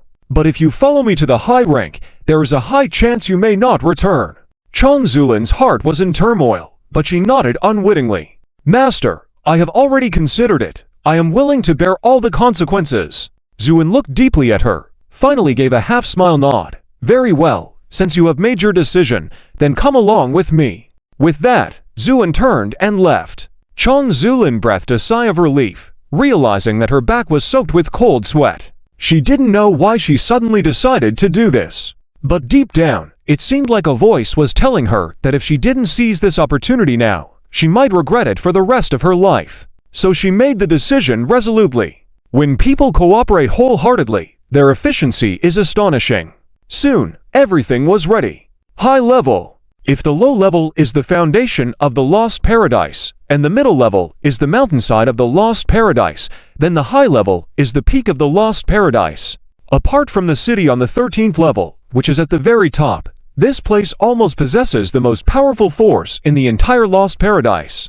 Various big shots gather here, making it a truly dangerous place. You never know who you will be facing next. It could be a demon who has annihilated an entire star, or a traitor from the righteous path. But without exception, anyone who appears here is not an ordinary individual. Even a common passerby may possess formidable strength. At this moment, in a grand palace located somewhere in the high level, Zheng Hong, Xiangpeng, and Yu Yang are sitting together, drinking. The wine is an exquisite brew from the depths of the 100 Flowers Galaxy, worth a high price in all realms with just one cup. Delicious dishes are carefully crafted from various precious ingredients. Nearby, a master of music is playing drums and music. Under the pure aura turning into wisps of white mist, a beauty is dancing gracefully. In this palace, everything you can think of is of the finest quality. At this moment, the wine has taken its effect. Zheng Hong casually throws a wine cup carved from Millennium Jade onto the table, splashing wine onto the pure jade surface, causing spiritual herbs to grow. This phenomenon is due to the rich spiritual aura in the wine. Xiangpeng, my friend, you certainly know how to enjoy yourself. Every time I come here, I never feel like leaving. Zheng Hong stretches lazily, his tightly knotted muscles in his waist and abdomen extending, emitting thunderous sounds like thunder explosions. This is a manifestation of his body reaching the pinnacle of strength. Yes, this Zheng Hong is a rare pure body cultivator in the realms. It is said that if he was not so violent, bloodthirsty, and fond of drinking, and after a drunken spree he actually massacred a human clan on a planet, leading to the wrath of his sect, he might have already become a ruler of a certain starry sky. But because his sect was furious and hunting for him to punish him, he sought refuge in this lost paradise. Originally a last resort, but unexpectedly after coming here, Zheng Hong felt like a fish in water and soon became a powerhouse in the high level due to his own strength. Later, he met Xiangpeng and Yu Yang. The origins of these two are similar to Zheng Hong's. Xiangpeng was originally a righteous cultivator, but due to his confidence in his sect, his formidable strength, and his tireless pursuit of using the souls of monsters to enhance his own strength, he began slaughtering monsters on a large scale. Regardless of right or wrong, any monster he set his sights on would not escape. Many sects had comments about this behavior, but Xiangpeng's sect turned a blind eye to it. After Xiangpeng slaughtered monsters, he obediently handed over part of the gains to the sect. In this situation, these greedy sect leaders naturally pretended not to know, even providing some protection. However, no one expected that when Xiangpeng was smoothly killing monsters, he got into a huge trouble. Xiangpeng targeted a fox clan that had been cultivating for a long time. This fox clan lived in the desolate wilderness of the stars, living in seclusion, only seeking to strengthen their power without engaging with the outside world. They were even very friendly to human cultivators. But it was precisely for this reason that they suffered a catastrophe. Xiangpeng first used despicable means to gain the trust of this fox clan, then collaborated with his sect, conniving both inside and outside, and completely destroyed this fox clan, capturing hundreds of pure-hearted fox demons. These were all treasures for male cultivators. Xiangpeng's entire sect was blinded by immediate benefits and ended up taking all of these foxes. However, just as they returned to their sect, before they could celebrate, disaster struck. A guy from the Fox clan, who appeared carefree and playful, suddenly appeared in Xiangpeng's sect and single-handedly destroyed it. The entire process took less than the time it takes for an incense stick to burn. It is important to note that there was a top-notch immortal king in Xiangpeng's sect, yet they couldn't escape the tricks of this Fox clan member. But Xiangpeng luckily escaped and became a survivor. But terrified by the methods of this Fox clan member, he dared not stay outside any longer, and losing the protection of his sect, he gritted his teeth and sought refuge in this lost paradise, where he quickly rose to prominence. As for Yu Yang, His origins are more mysterious than Xiangpeng and Zheng Hong.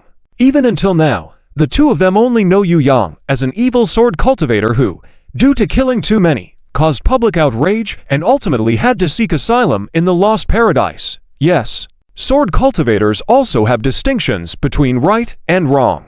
Righteous sword cultivators cultivate a righteous sword energy in their hearts, using it to cut through all obstacles on the path of cultivation until they reach the pinnacle. But this is easier said than done, and even more challenging than body cultivation. The path of the sword cultivator is easy to start with, progressing rapidly in the beginning and boasting invincibility at the same level, but the further one goes, the more obstacles need to be overcome. Only when one can abandon everything and leave only a sword energy can they be considered successful. But if this balance is not handled properly, it is very likely to become completely obsessed with the sword, with no trace of human emotion left. Compared to righteous sword cultivators, evil sword cultivators are much more straightforward. In essence, it's just one word: kill. Kill anyone who can be killed. Through this method, accumulating killing intent, and then feeding it back into the sword energy, ultimately achieving supreme evil swordsmanship. This can be considered the most evil, but also the most powerful cultivation method. However, one mistake can invite endless calamities and attract attacks from all cultivators. It is only in this dark place of the Lost Paradise that Yu Yang can live safely, or else he would have died long ago. Of course, this is also because his mysterious and cunning sword cultivation makes him someone not to be trifled with. At this moment, the three of them gather together, enjoying themselves with wine. Xiangpeng chuckles. "Old Zheng, you joke. If you like, I'll give you this palace. I have plenty more anyway." Brother Xiang is indeed generous. No wonder you are one of the richest in the high level. Zheng Hong laughs happily. Yu Yang, on the side, grimaces and gazes at the dancing women shrouded in mist, licking his lips. What's wrong? Brother Yu Yang interested in these women? Call them over to have some fun. Xiangpeng says with a smile. Yu Yang shakes his head, then in a hoarse and unpleasant voice says, "I'm just thinking about how to torture them in such a way that their screams will be the most tragic." Xiangpeng's smile becomes somewhat forced, and his eyelids twitch slightly. Hey, do you think that this time we're mobilizing the entire high-tier and even sub-tier powers, will we be able to deal with that woman? Zheng Hong suddenly lowered his voice and asked. This statement caused a change in the expressions of all three people, including Yu Yang, who had just been full of killing intent. Their expressions became complex, appearing to be a mix of fear, a tinge of greed, but mostly an eager restlessness. Hehe Zheng, what do you think? Xiangpeng said with a smile, squinting his eyes. I think, since this time even the high-tier powers are being stirred up by the changes, it means that the higher-ups are really preparing to go after this woman.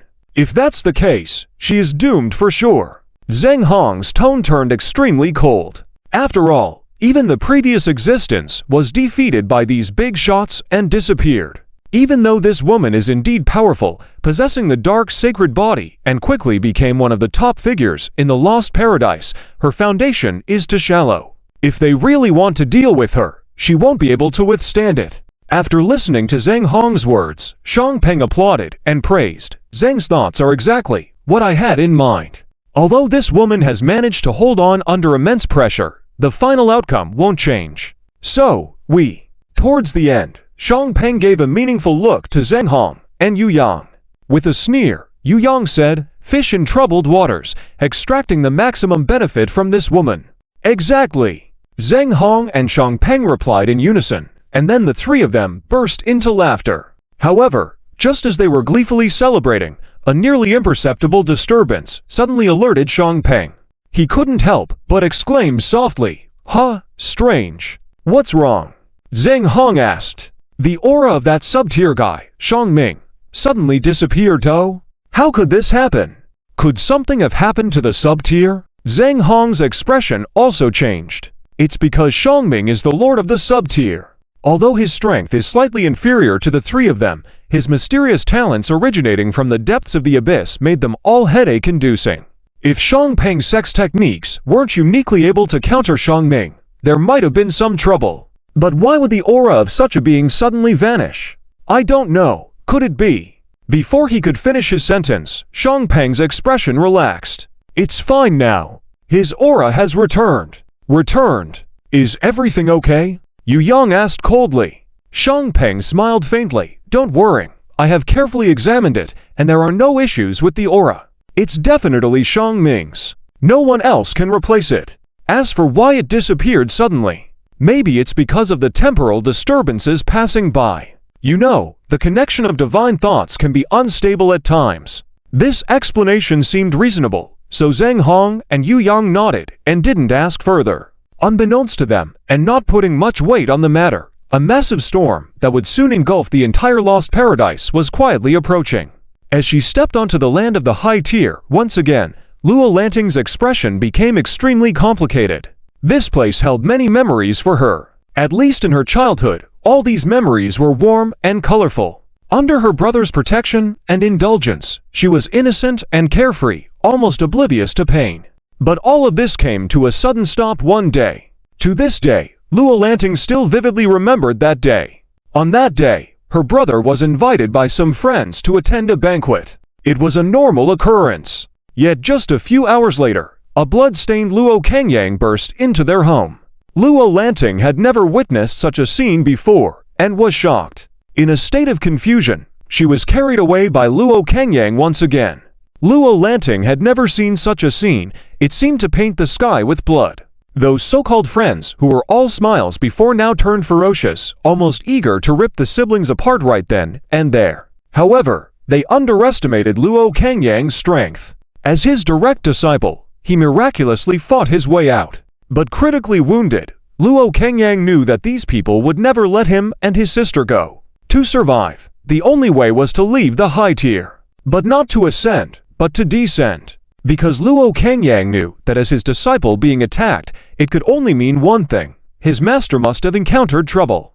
And thus, without hesitation, he descended towards the lower city. He ended up at the bottom tier, establishing the flower of extreme evil and beginning the harsh training for Luo Lanting himself. Luo Lanting cried, protested, but ultimately could not shake her brother's deep indulgence. She could only accept reality helplessly and quickly mature. Then, Luo Kengyang died. He died amidst the schemes of those who pursued him relentlessly. Holding her brother in her arms and feeling his body gradually turn cold, Luo Lanting understood why he had urged her to mature quickly. Because he knew she would die for sure. So, before his demise, he wanted to give her as many chances as possible to survive. This thought, like a sharp dagger, plunged directly into Luo Lanting's heart and stirred violently. Until her brother was no more, she couldn't even say a word to him properly. But she knew that his only wish was for her to survive. Hence, she didn't cry but calmly buried her brother's body, burying along with it all her childhood kindness and weakness.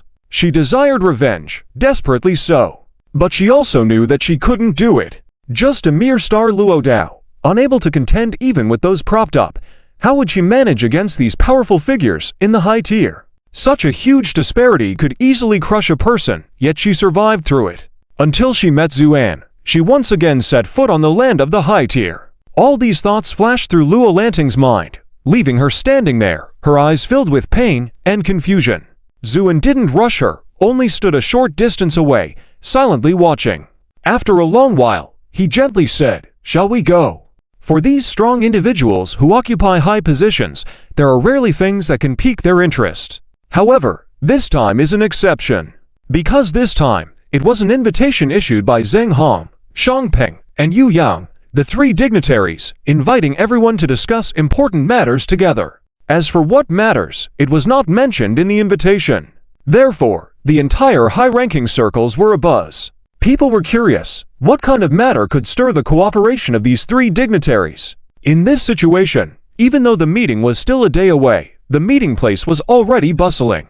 Many people who were a bit far away had already arrived early. Actually, for these strong individuals, even if they arrived here later, it wouldn't delay their time.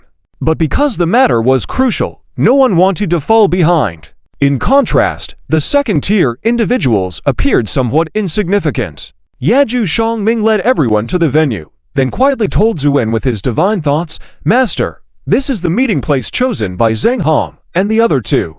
Zuan looked up and saw this magnificent meeting venue. For these strong individuals, creating a magnificent and tall building was a simple matter. This led to the fact that the higher one went in the Lost Paradise, the larger the city's area became. Because the stronger one's power, the more likely they were to build magnificent houses for themselves, which in turn increased the size of the city. "Master, shall we go in?" Shangming asked quietly, "Ju," and withdrew his gaze and nodded slightly. "Let's go." "Yes." Shangming took the lead, guiding the way, followed closely by everyone entering the venue. The space inside was much larger than it appeared outside and was luxuriously decorated. At this moment, people who had entered early were gathered together, discussing the upcoming meeting. When Zuan and the others entered, they naturally attracted many curious looks. But when these onlookers saw that they were from the second tier, their gazes immediately turned disdainful, and some even made a cold snort. Second-tier trash coming to join in the fun? The tone was full of condescension. Red Sky and the others who followed Zhu all showed expressions of anger. Especially that person Liu Tsai was full of rage, looking down on us. Doesn't he know how powerful our master is? That's right. After being transformed by the 5 elements reincarnation array, Liu Kai's attitude had done a complete 180-degree turn. Previously full of disdain towards Zuan, he had now become Zuan's most loyal worshipper. So, upon hearing these malicious words, he was filled with anger. Zuan, however, just smiled faintly and didn't take it to heart at all. For him, the verbal bluster didn't even qualify for a glance. After all, everything depended on strength to speak. Just as everyone was about to sit down in a corner, at that moment, a voice full of astonishment came from the side. "Luo, Luo. Are you Luo Luo?" This address stunned Luo Lanting. She turned suddenly and saw a gorgeously dressed girl standing not far away, looking at them with amazement and disbelief. When their eyes met, the girl's expression changed drastically, and she looked around anxiously.